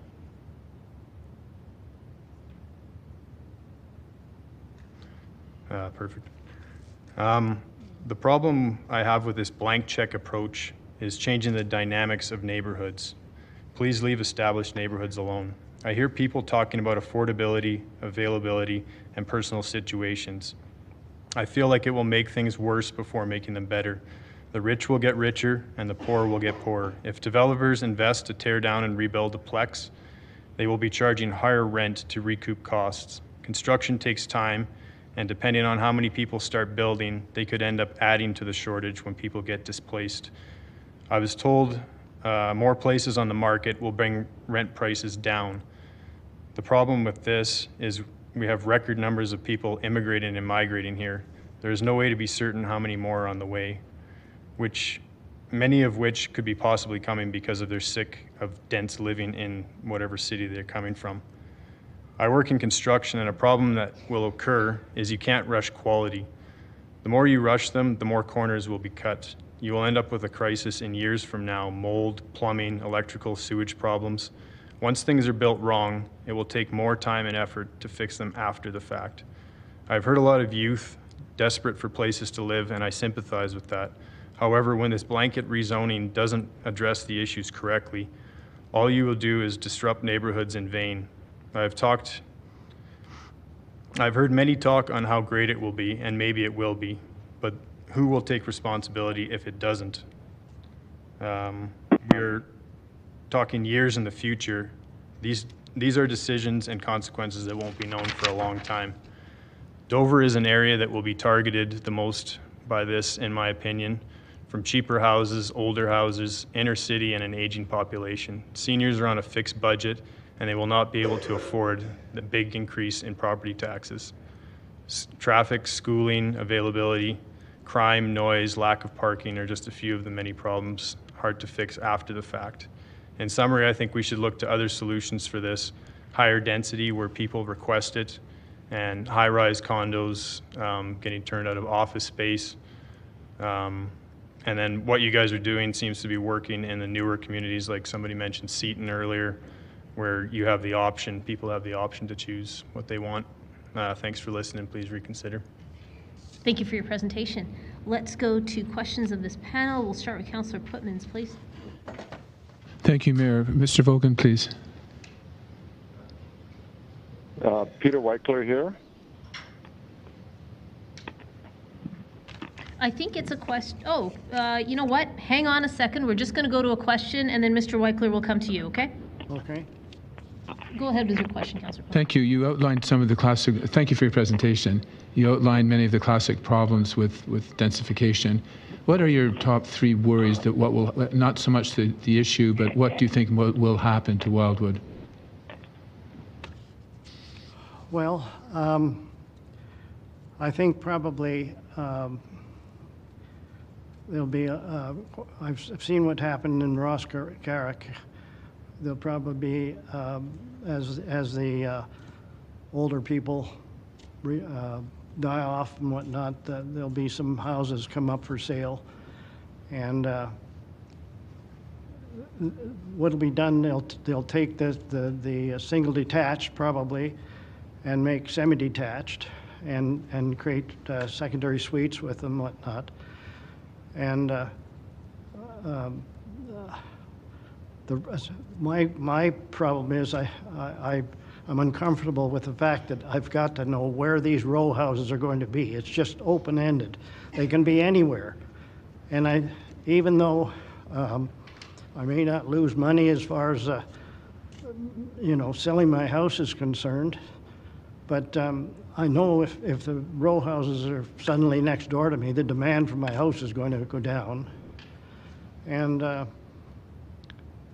it's just sort of living with the uncertainty that when you read the plan, it's going to be row houses everywhere, really, And I don't want that to happen. I don't want Wildwood turning into another Altadore and Marda Loop area.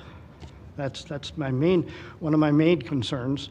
And I think clearly that, you haven't demonstrated that this is affordable at all, really. I think if you're going to do something affordable, you're going to have to move to the periphery of the city, and you consider one of these large wartime type housing developments that brings the price down to $200,000 or $300,000 for a smaller house or whatever. I'd consider. I think you should honor the LAPs that have been done. Honor them and keep to them. Consider things like more trailer parks for some of the less fortunate people and whatnot. I think basically that you people are moving too fast, and you haven't really made it targeted enough and sort of laid out a plan that answers all the questions. I just feel that it would be better and wiser if you had a plebiscite on the matter and give yourself some time to answer all the questions that people have in their minds. That's just the way I feel about it. Thank you for coming out this evening. Appreciate it. Okay. Thank you, Mayor. Thank you. Okay, so Council, the 5th person from the panel is on the line. So Peter Weichler, please go ahead.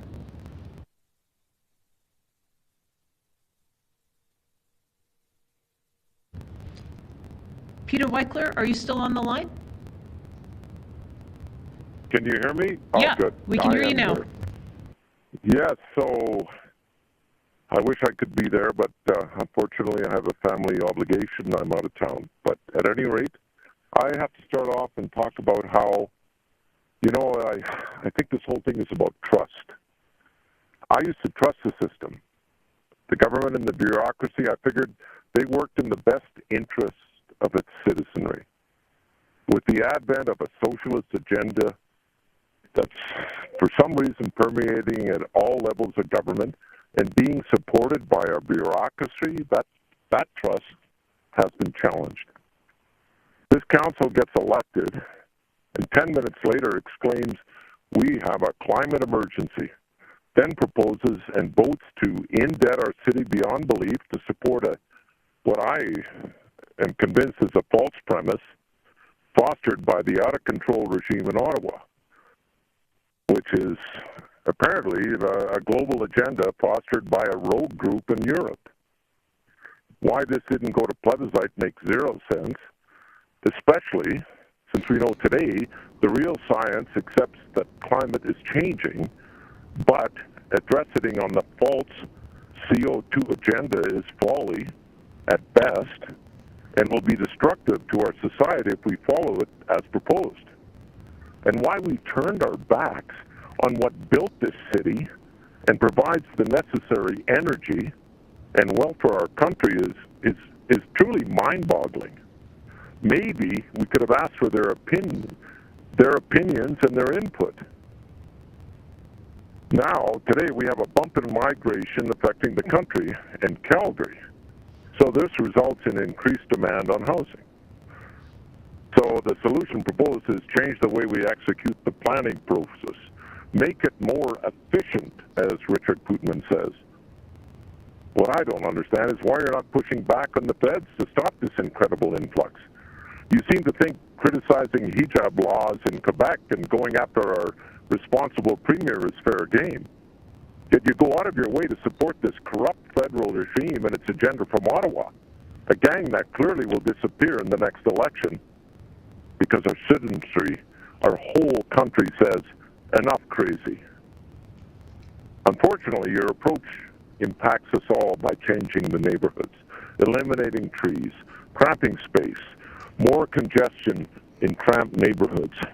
And really, come on, building structures with half a parking space per unit in Calgary? There appears to be no forethought on setting up the infrastructure to handle this before we start building. I call this a serious negative impact on the quality of life we expect and take for granted in our peaceful neighborhoods. Why have we not looked at the old European cities, how they handle it? And why have we not looked at Phoenix? They have an infrastructure. They have housing that seems to satisfy everybody. Why are we trying to copy the lifestyle of Hong Kong? We have the space. And this argument that taking away necessary wetlands is ludicrous. Let's focus on making life nice for all of us.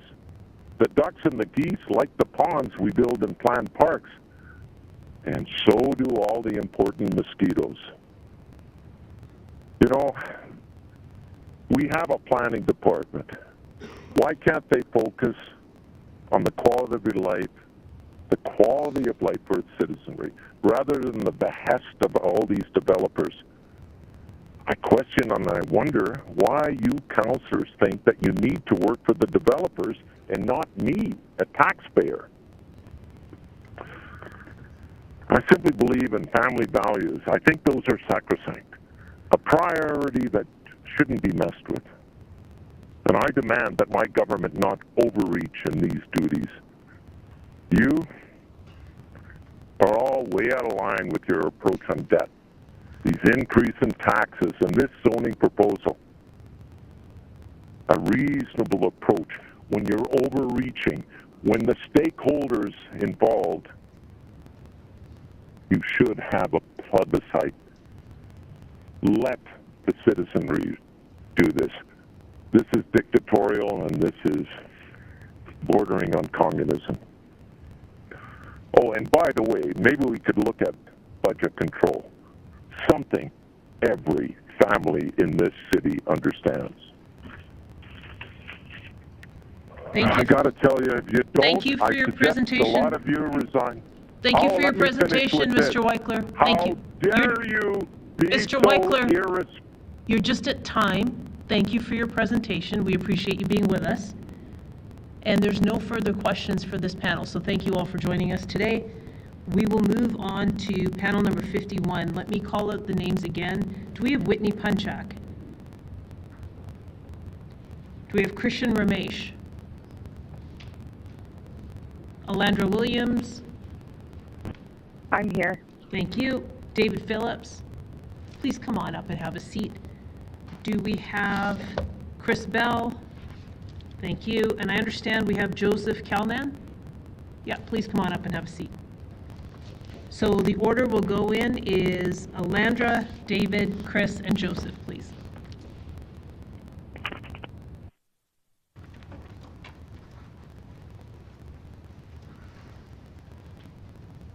So Alandra Williams, we're ready for you. Okay. Hi, my name is Alandra Williams. I am here representing myself, and I am here to urge you guys to vote yes to RCG upzoning. I was born here. I have lived in almost every part of this city. I've watched it grow in my short life as a young adult. I not only have had a hard time finding housing, but I have also met many others also having a hard time as well. I have had friends stay on my couch for a time because they couldn't find a place. When I have looked for roommates, I would receive upwards to 50 messages a day for the room. Unfortunately, I had to turn down so many people. I want to stay here like many others, but I can't afford to buy. If we had made this change 30 years ago, I might be able to. I think it is very important to draw on all of our strategies to build more housing of all kinds in order to build a more resilient city. Thank you. Thank you for your presentation. Let's go to David Phillips, please.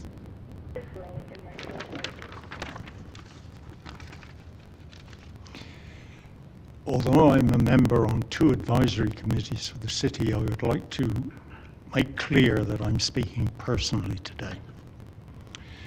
I'm here to urge Mayor Gondak and members of council to see the decision in a strategic context.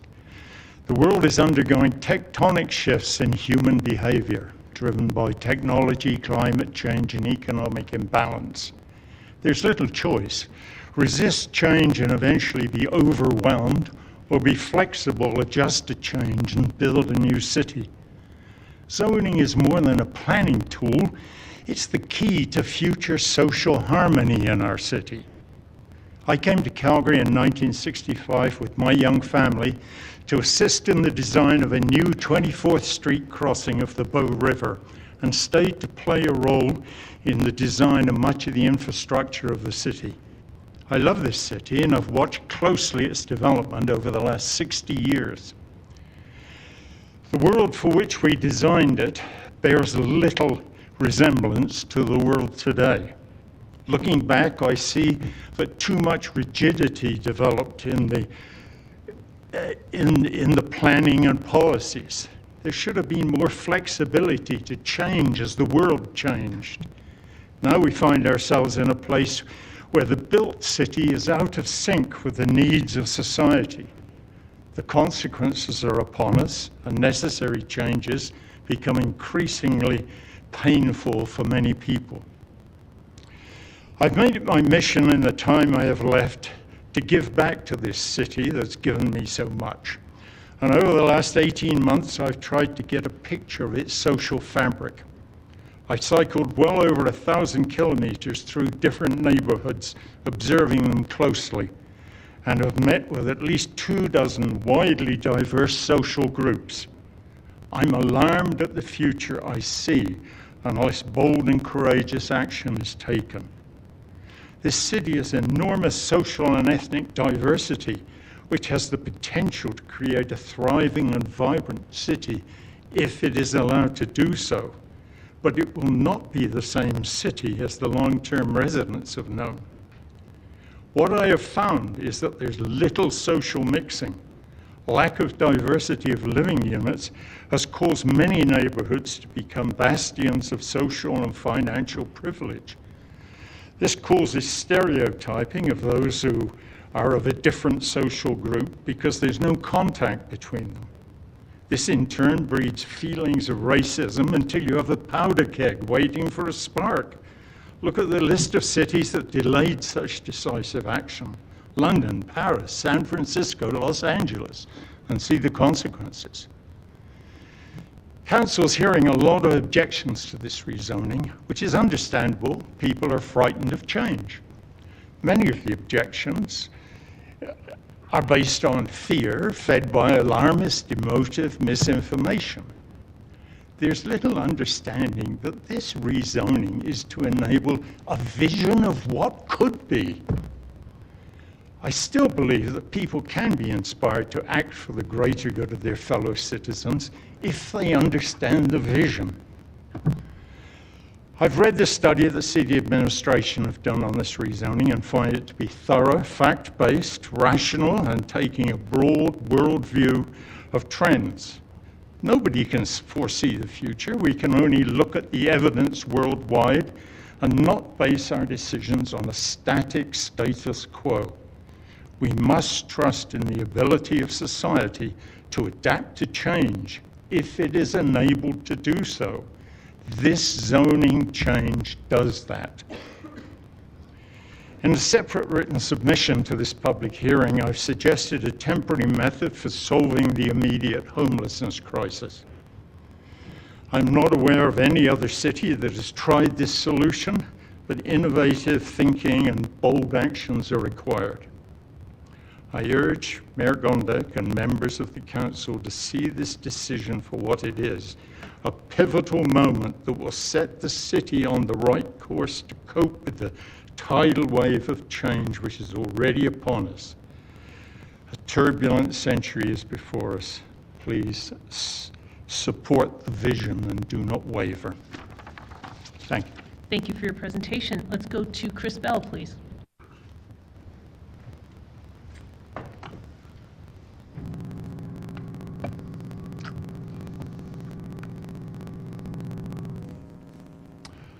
Good evening, Mayor Gondek and members of council. As has been said before, thank you all so much for your time being here today. I am here speaking today on behalf of the Board of Directors of ESG Housing, formerly the Elder Statesman Group. ESG Housing strongly supports this rezoning proposal, allowing row houses, townhomes, duplexes, and semi-detached homes, with or without secondary suites, of course, across the city will be a major help in addressing our housing crisis. Of course, and as you all know, this is a necessary but not sufficient step. We agree that much more work is needed to do, in particular with supporting non-market housing providers such as ourselves. And now I'd just like to provide a little bit of context about our own organization and our journey with regards to the specific type of housing that we're talking about here today. ESG Housing, we provide affordable independent living options for low-income seniors here in Calgary. We currently own and operate 2 apartment buildings in the city with plans to grow, and our residents have extremely low incomes, around $20,000 per year, with many receiving rent subsidies from the province through our organization, which we are extremely lucky to still have. We got our start in the early 70s building, you guessed it, it just so happens, affordable townhouse and row house projects across the inner city on behalf of the Alberta government. These, of course, are just the kind of homes that can and will be built across much of the city if this proposal is approved. Many years ago, one of our former residents spoke to the Calgary Herald about what it was like to live in one of these buildings. This resident, she lived at Alder Court at 1633 20th Avenue Northwest. She started by telling the Herald that she just hated living in apartments and that she really preferred to live in a place, quote, with a front door leading to a yard where she could grow flowers and rose bushes and, most importantly, have lots of privacy. This is the kind of home that I like, she said. That quote is from page 35 of the Herald's February 4th, 1980 edition. Today, low-income seniors continue to call Alder Court home. It has a small scale and fits well within the character of its street. Its height and its setbacks with neighboring properties are also contextually appropriate. And yes, Alder Court continues to provide privacy as well as space for rose bushes to its residents. From my reading of the RCG and HCO districts, these are pretty much the kind of homes we could expect to see if this rezoning was approved. These homes are livable, they provide choice and are wanted, and they have been wanted for a very long time. And now back to the present. This past year, our housing wait lists have grown by over 600%. Every day now, our staff continually receive calls from seniors in increasingly urgent and desperate situations, including those living in unsafe basement suites, couch surfing, living out of their cars, and much worse.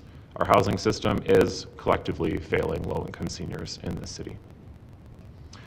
Housing is indeed a system. What goes on in one part of the system ripples throughout the rest, as we've heard today. Affordability problems at the market end of the spectrum, for example, like what we're seeing today, inflate the demand for non-market housing like what we provide, hence huge waiting lists. Many are concerned that homes built today under RCG won't be affordable, and I'd like to emphasize in response something that has been shared many times over the last couple of days. We have to separate the related ideas of housing affordability versus affordable housing, and as we know, the former relates to how easily households can afford market or unsubsidized homes, while the latter refers to non-market or subsidized housing provided by governments and nonprofits like us. Market or unsubsidized homes can, however, become more affordable relatively through filtering. However, that's only when enough new supply is added over time. Adding market supply is thus one important way to ease the pressure on non-market providers like us, in addition to urgently needed non-market supply. Every bit does help. Just like with planting trees, the best time to build housing is 20 years ago, and the second best time is today. We urge Council to approve this rezoning proposal and continue with implementing the city's housing strategy. Thanks for your time.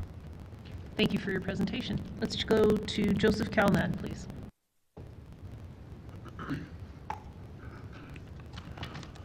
Thank you, Mayor, and thank you, Council. Now, there's many people here who have far more experience than I do, far more intelligent than I am, so while they'll handle the ethos and logos, I'll just generally go for the pathos. So when I was young, I was fortunate enough to be born and raised in Rideau Roxborough neighborhood, and of course, there was a recent op-ed about Rideau. So when I was a young kid, and I'm still fairly young now, so I'm not going to get into that. But when I was a child, every Halloween there were, we would go out on the street and there'd be hundreds of kids there. And, it was really a great experience going around, and there were just dozens and dozens of kids and parents walking around visiting the houses. My parents still live in this house, and I think the most recent number of kids who came by their house is around 15 to 20. So it's gone from a situation where it very much was a community, all ages living there, elderly people, families with teenagers, families with small children, and people hoping to start families soon. And that's generally what the idea of a single family home neighborhood should be. But Rideau Roxborough isn't much of a single family home neighborhood at all. It's a, places for elderly folks who are empty nesters.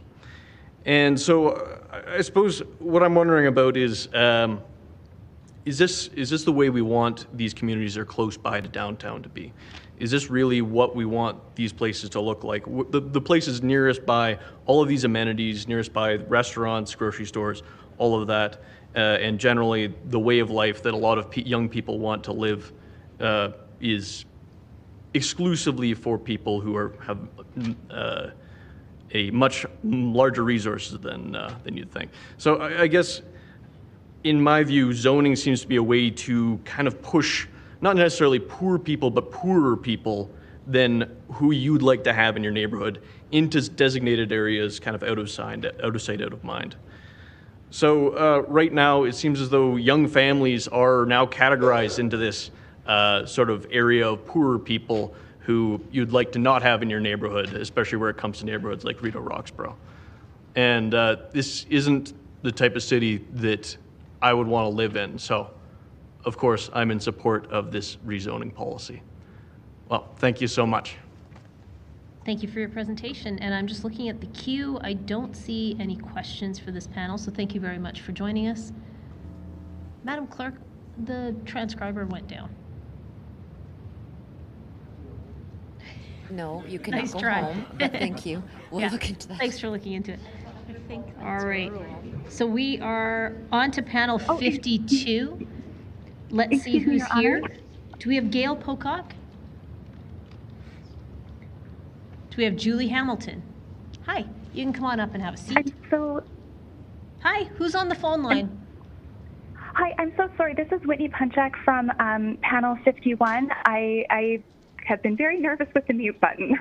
I'm going to see if I can get you onto this panel if there's space, so just hang tight. Thank you. Do we have Fuhong Jiang?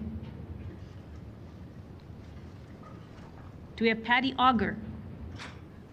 Yes, I'm here. Thank you. Do we have Shane Roberts? Perfect. So we've got 3. Let me just see, do we have Joanne Reynolds? So on to panel 53, just to see if we have Scott Ritchie. Okay, given the time, here's what we're going to do. We're going to go with Julie Hamilton first, then Patty Auger, then Shane Roberts, followed by Whitney Punchak. So we are ready when you are.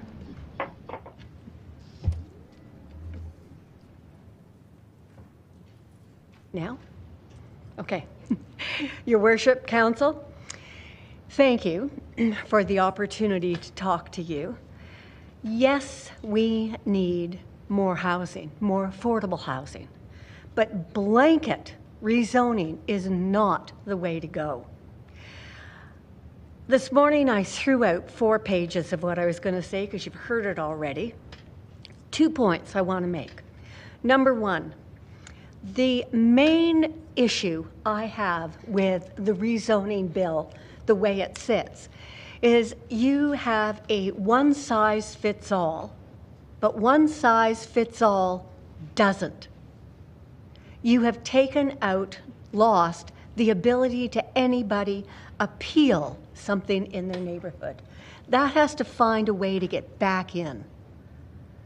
Citizens deserve the opportunity to speak up. Secondly, last night on the 6 o'clock news, one of the aldermen, and I don't know who it was, commented that this issue was generational. And that's quite clear to see. There are a lot of young people who are terrified about their future. We can help them.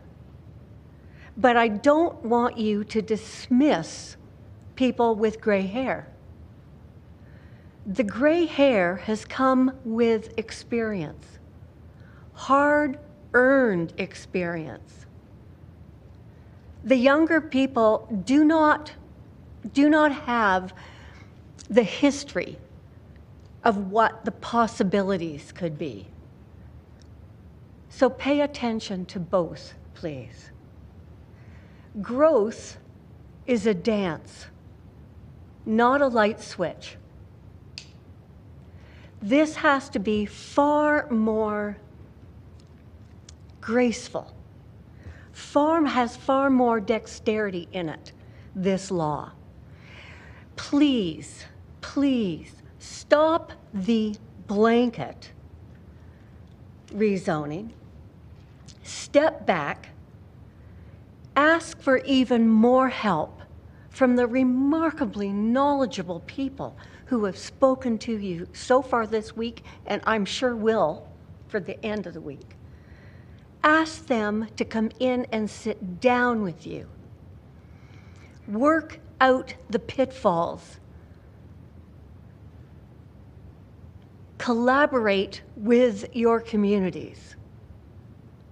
Then come up with a better plan, because Calgary deserves it. Thank you. Thank you for your presentation. Let's go to Patty Auger, please. Thanks, Mayor. I was born and raised Calgarian for 51 years and an accountant for over 25 years. I've also served on my community association board for over 10 years and most recently served as president. Our community is currently part of the in-progress South Shaganappi Community Local Area Plan. I am in favor of plan density as we are doing in the current local area plan, identifying those areas where density makes sense. But I am not in favor of the blanket upzoning, which allows for random development throughout a community. As Community Association President, my board works hard to bring community together from all areas of our community, which is home to high-rise apartments, multiplexes, duplex, and single-family homes.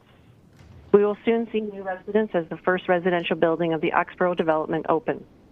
Building community is a challenge and becomes even harder when neighbors are pitted against neighbors, and that is what I see happening if blanket upzoning goes through. I have heard speakers over the last couple of days who are in favor speak about how this will improve affordability. Yet yesterday, when Councillor Sharp asked questions digging into affordability data provided by a speaker, they were advised that affordability is not part of the bylaw being heard. That does confuse me, as that is exactly how blanket upzoning has been publicized as the answer to affordability in Calgary. When I looked at the South Saginapi Communities Area Plan, completed in July 2011, in Appendix A of that plan, it states that the need for affordable housing is consistent over time. In Calgary, this need has been recorded at approximately 18% of all households since 1991. The data referenced the 2006 census, which showed 72,000 households in need of affordable housing compared to 396,000 dwellings, 18%. Statistics Canada 2021 census shows 531,000 dwellings, and using the city's 84,600 of households who cannot afford housing, that is 16%. That is actually less than what it was in 2006. Seems like we are in line with the data since 1991 that the need for affordable housing is approximately 18% of all households. I grew up in a low-income family. My parents rented various houses until my mid-teens when they received a small family inheritance which allowed them to purchase their first home in Eltador. Within years, the infill development started as many of the properties were 50-foot lots. They were not contextually designed to fit the neighborhood, and the infill box that was built beside my parents loomed over their little bungalow. An air conditioner unit from the neighboring property was within feet of their bedroom window due to limited space between the properties. This pushed my parents to sell. They reaped the benefits of the impacted developers pushing property prices up as they competed to scoop up real estate that was primed for the upzoning. Their little bungalow at $500,000 torn down and 2 infills built, just to sell each of them at more than $500,000 individually. Not more affordable, less house for the same money, and more money for the city as property taxes. The same applies today.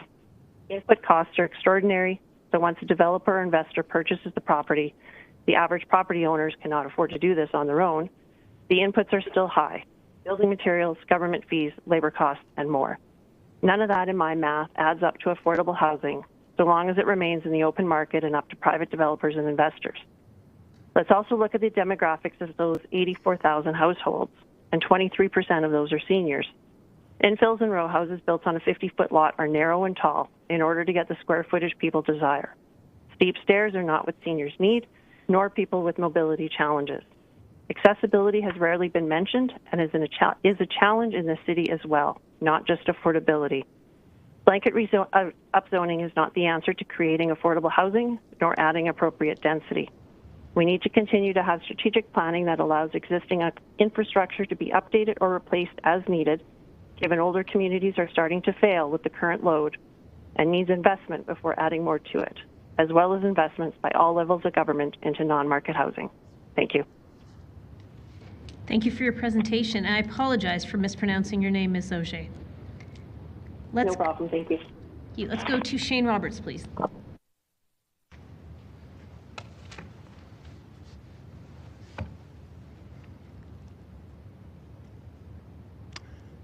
Good evening, Mayor, councillors.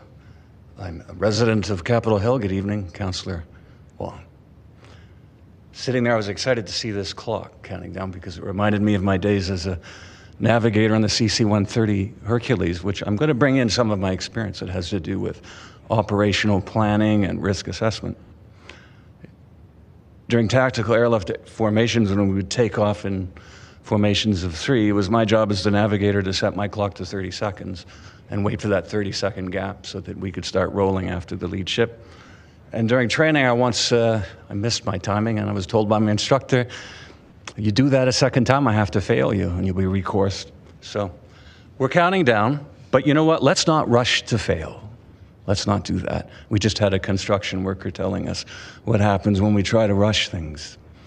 And I hope, with my background as a navigator and planning, that we're looking at the actual wins, because we're going into a headwind. We're going into the inner city, we're going into neighborhoods where infrastructure is reaching end of cycle, and there's not even data to tell us what it can handle when we densify by a factor of 8 in our CG.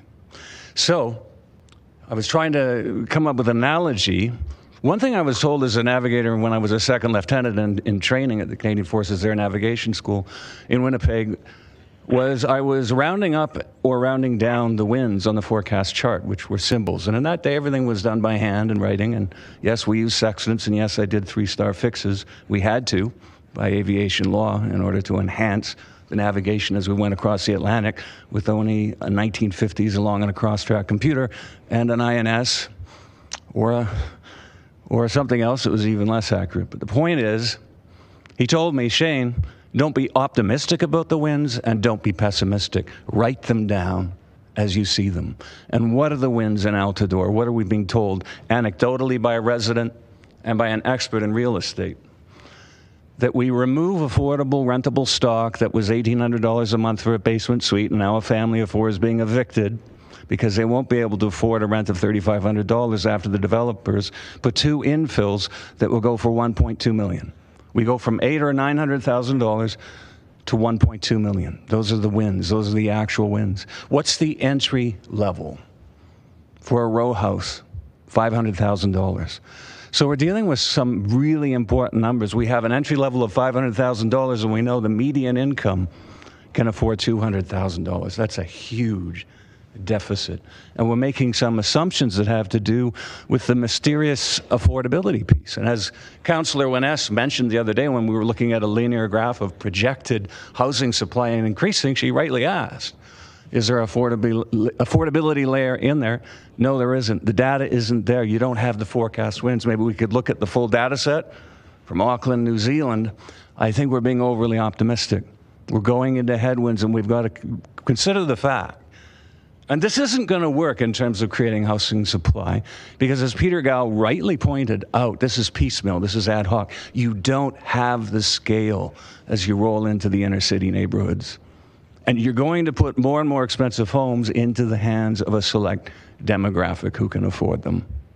And we also had an expert in real estate explain that when these properties appreciate, and if we do say yes to massive upzoning, I predict that overnight, the land values in the inner city will start appreciating. And the developers, they know this. They know this. So we're going into a headwind. We don't have reliable data. If we were doing that on a mission, if I was in a situation, maybe I'm in equatorial Africa and trying to take off. We don't have diplomatic clearances to land in certain countries, so we have to carry a lot of extra fuel to hold what was called the alternate. What would I do? We would fill that aircraft to the gills. Tens of thousands of pounds of extra fuel because we're going into an unknown situation. So I recommend folks, that $232 million, you're going to need that extra fuel. Because whether you think of this as sufficient scale to somehow bring that $500,000 entry level down to $200,000, it's not going to happen. There's too many dampening effects. But let's say you did. You're going to do this in scale. Well, you're going to need blanket infrastructure repairs. And all I've seen on 17th Avenue Northwest to compensate for increases in density has been ad hoc piecemeal infrastructure, and that's going to be expensive. So my recommendation is take the money and put that in your tank. Thank you very much. Thank you for your presentation. Let's go to Whitney Punchak, please. Hi, can you hear me? Yes, we can. Oh, thank you. Thank you so much. First of all, I just wanted to thank you so much for your time. I'm sure that you've lost all sense of space and time by now, but it is much appreciated, especially at this late hour. So my name is Whitney. I live in Ward 7, and I have a single detached family home in a neighborhood where we have seen increased densification.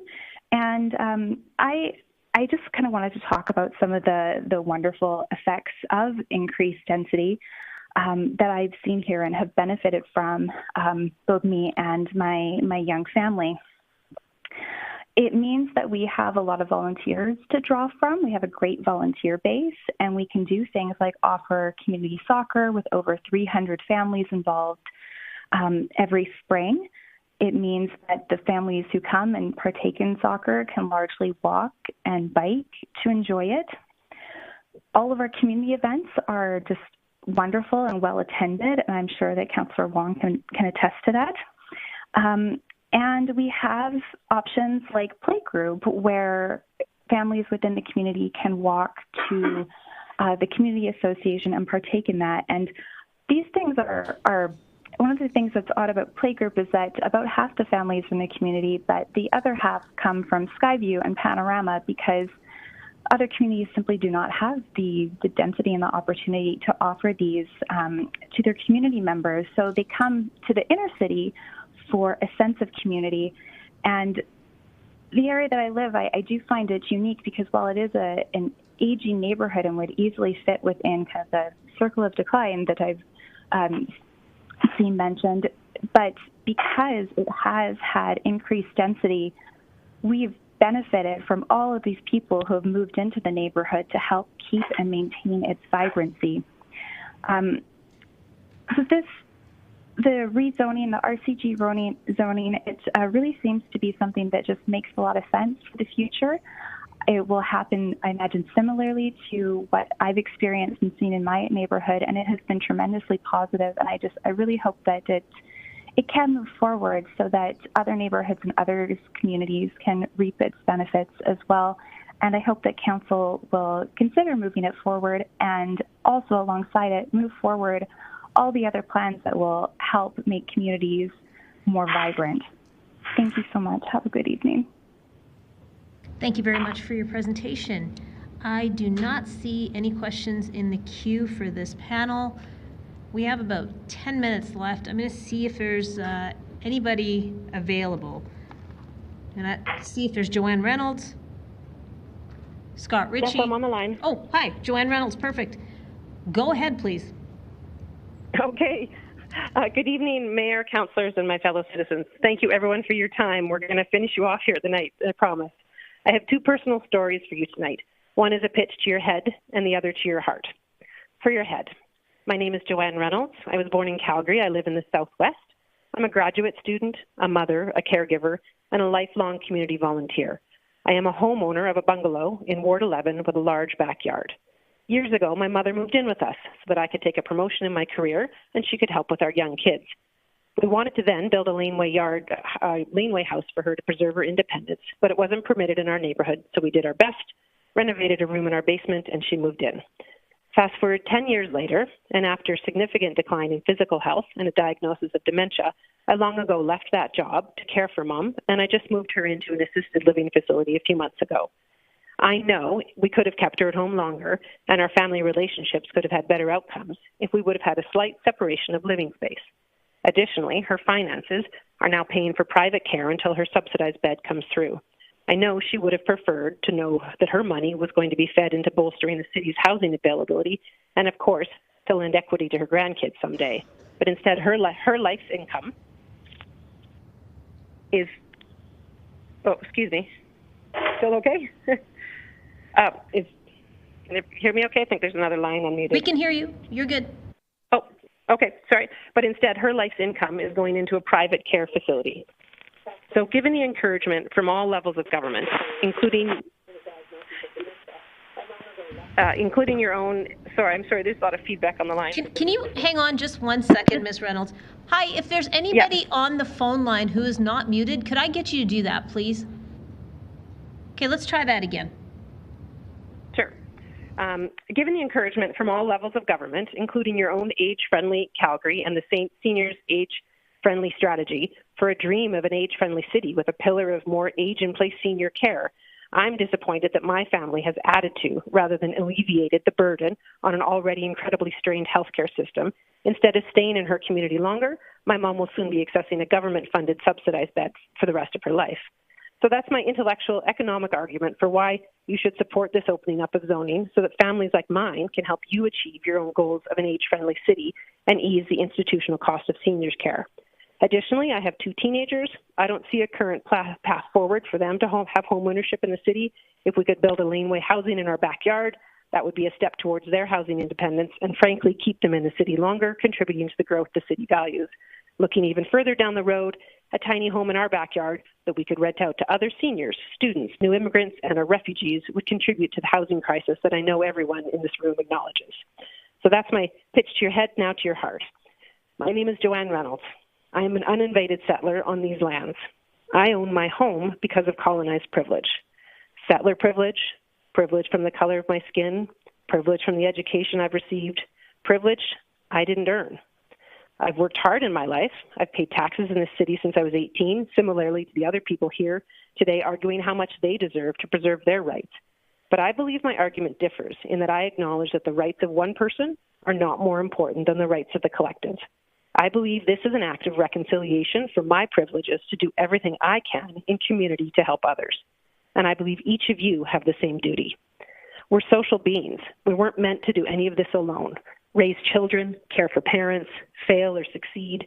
We're strongest when we support each other, not when we fight to protect what we think is only ours. And my heart is hurting a bit today when I hear so many people here wanting to pull up the ladders behind them, stand up here today using their 5 minutes to tell you the most important thing to do is preserve their world, their wealth, their privilege. That self-interest, self-preservation, as my mom would say, isn't going to help any of us. And I would add, looking at human history, it hasn't gotten us anywhere when we think primarily of ourselves and only of what we can see in our world now instead of dreaming about what could be for those we don't know. So I will repeat as I close, we weren't meant to do any of this alone. In my final minute, an appeal to your heart and a reminder to you, Mayor and Council, that you're elected to make choices for the common good, for all of us. Those that are thriving, those that are struggling, those who simply want a life, and those who dream of coming to build a life in this beautiful blue sky city we share. Thank you very much. Thank you very much for your presentation. I don't see any questions for you in the queue, so thanks very much for joining us today. All right, let's get ourselves set up for tomorrow. Tomorrow I will go through the list of people who registered to speak but were unavailable, and so that will take a couple of minutes to go through to see who we can catch. And we'll go through it from April 22nd up to the end of day today. Here's what I can tell you for the stats nerds that are out there. We have heard from 204 people. We have had approximately 49 people not available, and we have 842 people registered. So probably we're about a quarter of the way through. Probably, possibly. So we'll be here a couple more days. We'll start tomorrow on panel 53, the rest of panel 53. It's David Locke, John Chandler, and Spencer Howard. So panel 53 is up first tomorrow, then panel 54, after I read all the names of our lost souls that couldn't join us yet. So everyone have a good night, and we will see you tomorrow at 9:30.